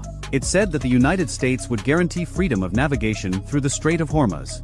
It said that Iran had 48 hours to begin verifiable mine clearance operations and withdraw all anti-ship missile systems to a distance of 50 kilometers from the coastline. And it said that failure to comply would result in the United States and its coalition partners taking all necessary action to reopen the strait. 48 hours. That was the number. Not 72. Not a week. 48. Tehran's public response arrived in under an hour. The Supreme Leader's office issued a statement calling the ultimatum an act of arrogance that would be met with fire. The YAR-GC Navy commander went on television and said that any American warship entering the strait would be sent to the bottom. Social media accounts linked to the Basij militia began posting coordinates of American bases in the region with targeting overlays. The rhetoric was loud. The rhetoric was expected. But 600 miles to the south, at the Combined Air Operations Center at Al Udeid Air Base in Qatar, the rhetoric was irrelevant. What mattered was the clock. 48 hours. And the first 12 were already gone. At Al Udeid, The air tasking order for what was being called Operation Bright Horizon was already on its third revision. The problem was not firepower. The United States Fifth Fleet, already forward deployed in Bahrain, had been reinforced over the previous 72 hours by the Gerald R. Ford Carrier Strike Group, which had transited the Suez Canal at flank speed, and the America Amphibious Ready Group coming from the Western Indian Ocean. Combined with assets already in theater, the Navy had 2 aircraft carriers, 9 Arleigh Burke-class destroyers, 4 Ticonderoga-class cruisers, 3 Virginia-class attack submarines, and a combined air wing of over 140 aircraft. Ashore, the Air Force had F-35A Lightning IIs staged at Al Dhafra in the UAE, F-15E Strike Eagles at Al Udeid, B-1B Lancers rotating through Diego Garcia, and a squadron of F-22A Raptors that had quietly arrived at an undisclosed Gulf state airfield 3 days before the crisis even started. The problem was not firepower. The problem was mines. Sea mines are the most cost-effective weapon in naval warfare. An Iranian EM-52 Rising mine costs roughly $10,000 to manufacture. The mine countermeasure vessel needed to find and neutralize it costs $600 million. A single mine can close a shipping lane for days. 300 mines can close it for weeks. And unlike missiles, which can be intercepted, or ships, which can be sunk, mines just sit there, silent, patient, waiting for something heavy to pass overhead. Clearing them requires specialized ships, underwater drones, helicopter-towed sleds, and time. Lots of time. The U.S. Navy's mine countermeasures force in the Gulf consisted of 4 Avenger-class mine countermeasure ships, 8 MH-53EC Dragon helicopters, and a handful of unmanned underwater vehicles. Under normal conditions, clearing 300 mines from a waterway the size of the Strait of Hormuz would take 30 to 45 days. They did not have 30 to 45 days. They had 36 hours. 1,200 miles to the west, at Ramstein Air Base in Germany, the airlift was already underway. 2 C-17 Globemaster IIIs loaded with Mk-18 Mod 2 Kingfish unmanned underwater vehicles and their support equipment had departed 4 hours after the ultimatum. A third C-17 carried components of the AN/AQS-20 mine-hunting sonar system. A fourth carried a Navy explosive ordnance disposal team and 60,000 pounds of expendable mine neutralization charges. All 4 aircraft were bound for Bahrain. They would arrive in 11 hours. The equipment would need 6 hours to unpack and integrate. That left 19 hours before the deadline to actually start clearing mines. 300 miles southeast of the strait, the Virginia-class submarine USS Montana was running at 400 feet, making 8 knots on a course that would bring her to the eastern entrance of the strait within 14 hours. Her mission was not mine clearance. Her mission was something much more specific, and her crew did not yet know what it was. The captain had received a fragmentary order coded Pinnacle Lightning. The full tasking would arrive in 4 hours. Until then, they waited. At Bandar Abbas, the largest Iranian naval base on the Gulf, the IRGC Navy was not waiting. They were reinforcing. Commercial satellite imagery captured by Planet Labs at 9:47 local time showed 11 fast attack craft being loaded with what imagery analysts at the National Geospatial Intelligence Agency identified as C-802 anti-ship cruise missiles. Each of those missiles carried a 365-pound warhead and had a range of 75 miles. 11 boats, each carrying 2 missiles. 22 missiles that could be launched from small, fast, difficult-to-track platforms dispersed along hundreds of miles of coastline. A single C-802 had crippled the Israeli corvette Hanit in 2006. 22 of them, fired in a coordinated salvo, could overwhelm the defenses of a destroyer. But the fast boats were only one layer. At Jask, 190 miles east of the strait, Iran had positioned its newest coastal defense system, the Khaliji-Fars ballistic anti-ship missile. This was a weapon the Pentagon had been watching for years. A modified Fateh 110 short-range ballistic missile with a terminal guidance seeker designed to hit moving ships. It came down at Mach 3 from the upper atmosphere, giving defenders seconds to react. Each launcher carried 2 missiles. Satellite imagery showed 4 launchers, meaning 8 missiles. The system had never been used in combat. Nobody wanted to find out if it worked the way the Iranians claimed it did. They were about to find out anyway. At 6:30 Wednesday evening, 20 hours into the countdown, the Combined Force Commander at 5th Fleet Headquarters in Bahrain held a video teleconference with CENTCOM in Tampa, the Joint Staff at the Pentagon, and the White House Situation Room. The plan that emerged had 4 phases and 0 margin for error. Phase 1 was suppression. Before a single mine could be cleared, the anti-ship missile threat had to be destroyed. Every known coastal defense site, every mobile launcher hide, every fastboat pen along the Iranian coast from Jask to Bushehr would be hit simultaneously. The Air Force would handle fixed sites with standoff weapons. The Navy would handle mobile targets and pop-up threats. Cyber Command would handle something else entirely. Phase 2 was clearance. The moment air superiority was established over the strait, mine countermeasure assets would begin sweeping a 6-mile-wide safe corridor through the densest minefields. MH-53E helicopters towing Mk-105 magnetic influence sweep sleds would handle the influence mines. Avenger-class ships using hull-mounted sonar would locate contact mines for EOD divers and UUVs to neutralize. The timeline for opening a single safe lane was estimated at 12 to 16 hours after clearance began. Phase 3 was escort. Once the corridor was open, a continuous naval escort operation would guide commercial vessels through the strait under the protective umbrella of Aegis-equipped warships. Phase 4 did not have a name on the briefing slide. It was listed only as contingency. Everyone in the room knew what it meant. If Iran escalated beyond the strait, if missiles started flying at bases or allies, the target list expanded to include Iran's integrated air defense network, its ballistic missile infrastructure, and its command and control nodes. Phase 4 was a regional war. Nobody wanted Phase 4. At 10:15 Wednesday night, 28 hours before the deadline, something changed. An RC-135 Rivet Joint Electronic Surveillance aircraft orbiting at 34,000 feet over the Gulf of Oman detected an unusual communications pattern. Iranian military radio traffic, which had been running at roughly 4 times its normal volume since the crisis began, suddenly dropped. Not gradually, not in stages. It dropped by 80% in under 6 minutes. To a signals intelligence analyst, sudden communications silence means one of 2 things.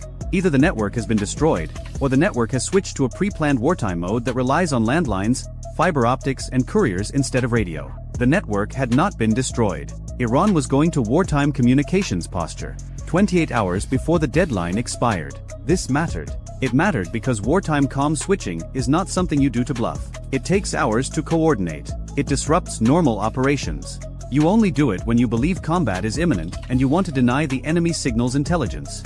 The Rivet Joint's crew relayed the detection to the National Security Agency at Fort Meade, which confirmed the assessment within 40 minutes.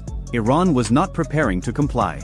Iran was preparing to fight. At Fort Meade, the confirmation triggered something that had been staged for 72 hours. United States Cyber Command had been holding access to 14 pre-positioned implants embedded in Iranian military networks. These were not new intrusions.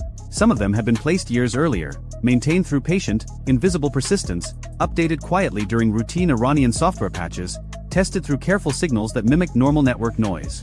12 of the 14 implants were in the Integrated Air Defense Network command layer. One was in the IRGC Navy's shore-based missile coordination system. One was in the electrical grid serving Bandar Abbas Naval Base. None of them had ever been activated. They were insurance policies. Expensive, fragile, and single-use. Once triggered, the Iranians would find them, patch them, and they would be gone forever. Years of access, burned in seconds. The order to activate came at 11:40 Wednesday night. It was signed by the Secretary of Defense and confirmed by the President. Execution was set for 2 o'clock Thursday morning local time, exactly 6 hours before the deadline expired. That timing was deliberate. It would be dark. It would be 6 hours before Iran expected anything to happen. And it would give the first wave of aircraft just enough time to reach their targets before anyone on the ground realized their defenses were compromised. What Tehran didn't know was that the 48-hour ultimatum was never intended to expire. The deadline was theater. Useful theater, necessary theater, because it gave allies time to evacuate non-essential personnel, gave commercial shipping time to clear the area, and gave the diplomatic track just enough oxygen to claim that every alternative had been exhausted. But the operational timeline had never been 48 hours. The operational timeline had been decided the moment the first mine was confirmed in the shipping lane. The only variable was how long it took to move assets into position. By Wednesday night, they were in position. 190 miles to the east, at Jask, the 4 Khaliji Fars launchers were being loaded onto their transport erector vehicles for dispersal. Iranian doctrine called for mobile launchers to relocate every 4 to 6 hours to avoid being caught by satellite surveillance. The launchers had been photographed at their garrison at 2 p.m. By midnight, they would be gone, scattered along 80 miles of coastline, hidden under bridges, in warehouses, in the shadows of apartment buildings. Finding them after dispersal would require persistent drone surveillance and real-time intelligence that might or might not be available. The strike planners at Al-Udeid knew this. The Jask launchers had to die in their garrison before they moved. That meant the timeline just got 6 hours shorter. At 11:50 p.m. Wednesday, a pair of B-2A Spirit stealth bombers passed south of Diego Garcia heading north. They had launched from Whiteman Air Force Base in Missouri 17 hours earlier, refueled twice over the Atlantic, once over the Indian Ocean, and were now entering their pre-strike holding pattern. Each B-2 carried 16 GBU-31 Joint Direct Attack munitions in its internal weapons bays. 2,000-pound GPS-guided bombs. 32 of them, total. 16 were assigned to the Jask missile garrison.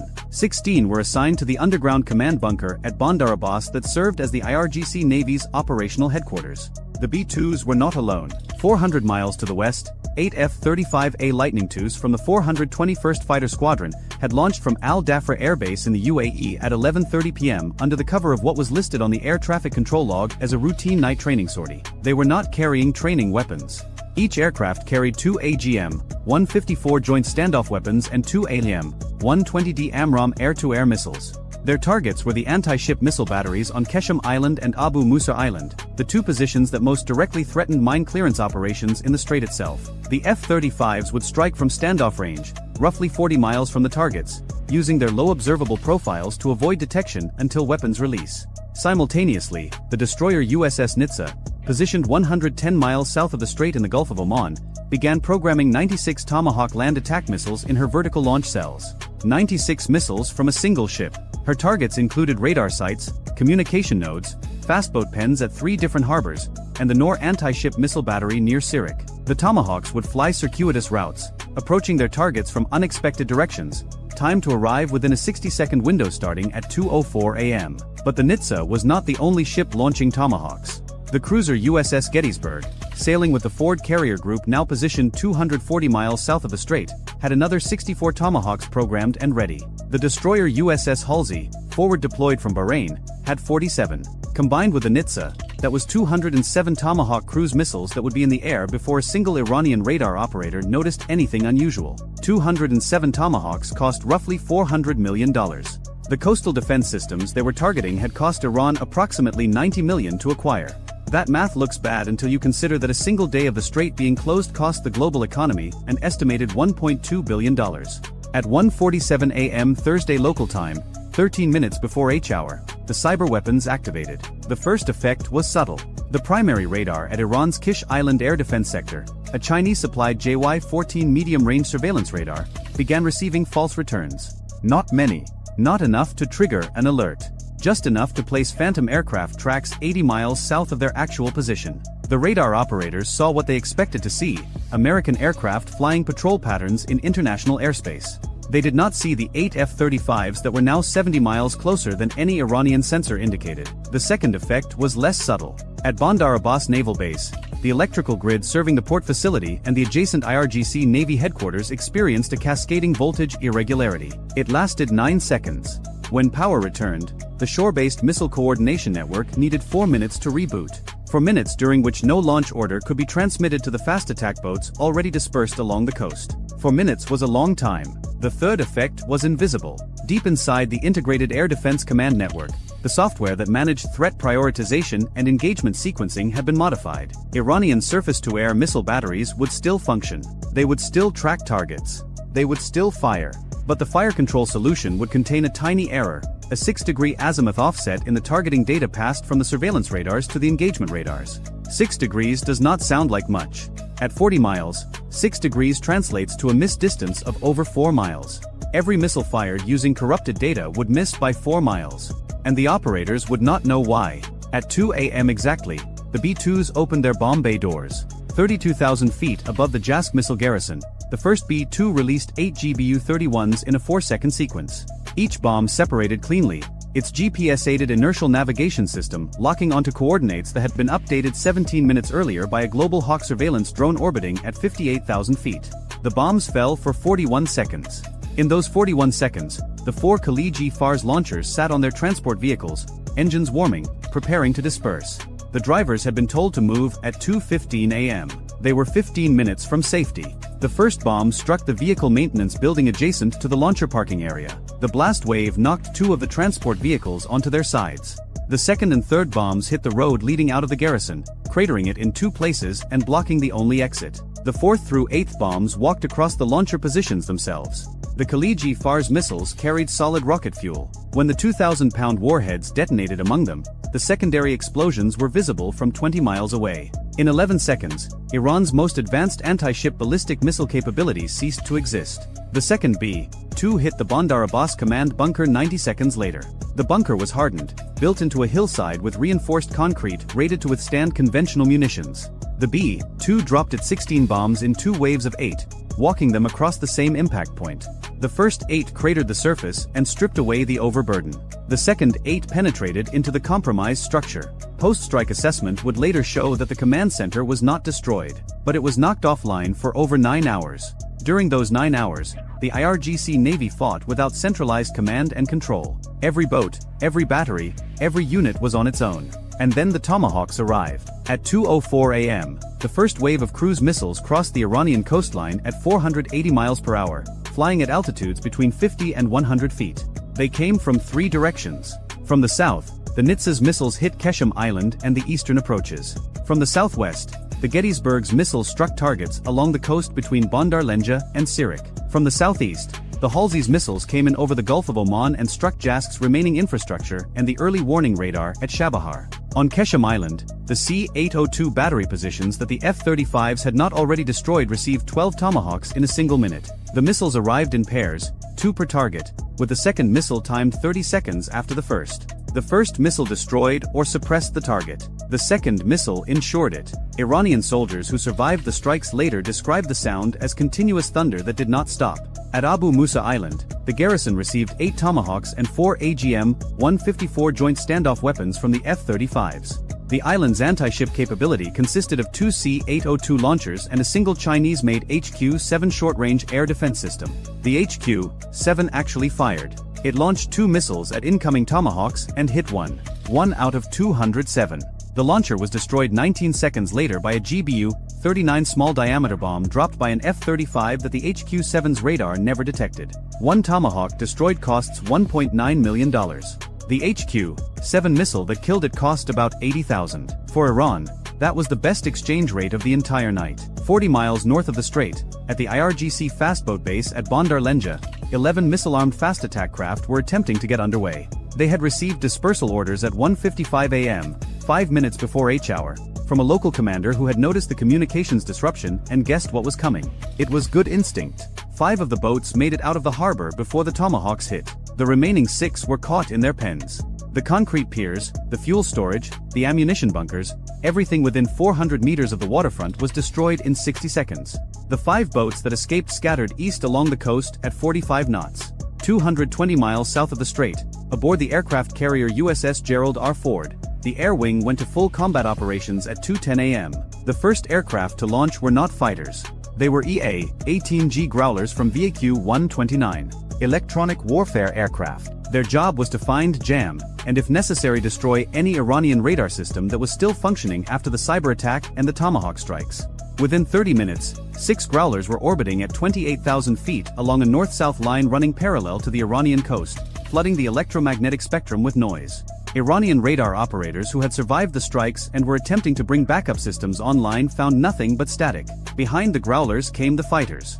F divided by a -18E and F Super Hornets armed for both air-to-air and air-to-ground. F-35C Lightning IIs from VFA-147. The Ford's air wing put 42 aircraft into the sky in the first hour. Their immediate concern was not the Iranian Air Force. The Islamic Republic of Iran Air Force had not sortied a single aircraft. Their hangars were intact. Their runways were intact. Their jets sat in shelters with engines cold. This was deliberate. The United States had not struck any Iranian air bases. The message was precise. This is about the strait. Open it, and this ends. Expand it, and we expand too. Tehran received that message. The jets stayed on the ground. That decision, made by someone in Tehran whose name may never be known, probably prevented the conflict from becoming a full-scale war. Probably. At 2:38 a.m., the 5 IRGC fastboats that had escaped Bandar Lenja reached a position 18 miles northeast of the strait and turned south. They were heading for the shipping lanes. Each boat carried 2 C-802 missiles and was crewed by 7 men. Their orders, received before communications went dark, were simple. Find an American warship. Fire. Whether they understood they were operating without air cover, without shore-based radar support, and without any coordination with other Iranian forces is unclear. They went anyway. What they did not know was that the submarine USS Montana had entered the strait 4 hours earlier and was now sitting at 200 feet, 3 miles east of the Greater Tunb Island, with her sonar focused north. The Montana had received her full mission tasking at 10 p.m. She was there specifically for this. For the fastboats. Her and /BQQ 10 sonar suite could detect the high-speed propeller cavitation of fast attack craft at ranges exceeding 20 miles. She heard them the moment they turned south. The Montana did not have authorization to engage with torpedoes. Killing the boats was not her job. Finding them was. She transmitted their positions via the underwater communication system to the Ford Carrier Group in a burst that lasted 1.3 seconds. 40 seconds later, the tactical action officer aboard the destroyer USS Paul Ignatius, stationed at the northern mouth of the strait, had the tracks. The Paul Ignatius carried 8 RGM-84 Harpoon anti-ship missiles and 96 cells of vertical launch ordnance. Against 5 small boats, she used neither. Instead, the ship's MH-60R Seahawk helicopter, already airborne on patrol, was vectored to intercept. The helicopter carried 4 AGM-114 Hellfire missiles and an M240 door gun. It found the 5 boats in a loose formation, running without lights, making 42 knots on a heading that would bring them within missile range of the Paul Ignatius in roughly 23 minutes. The Seahawk fired 2 Hellfires at the lead boat. Both hit. The boat disintegrated. A $114,000 missile against a craft worth maybe $200,000. Close enough to even. The 4 remaining boats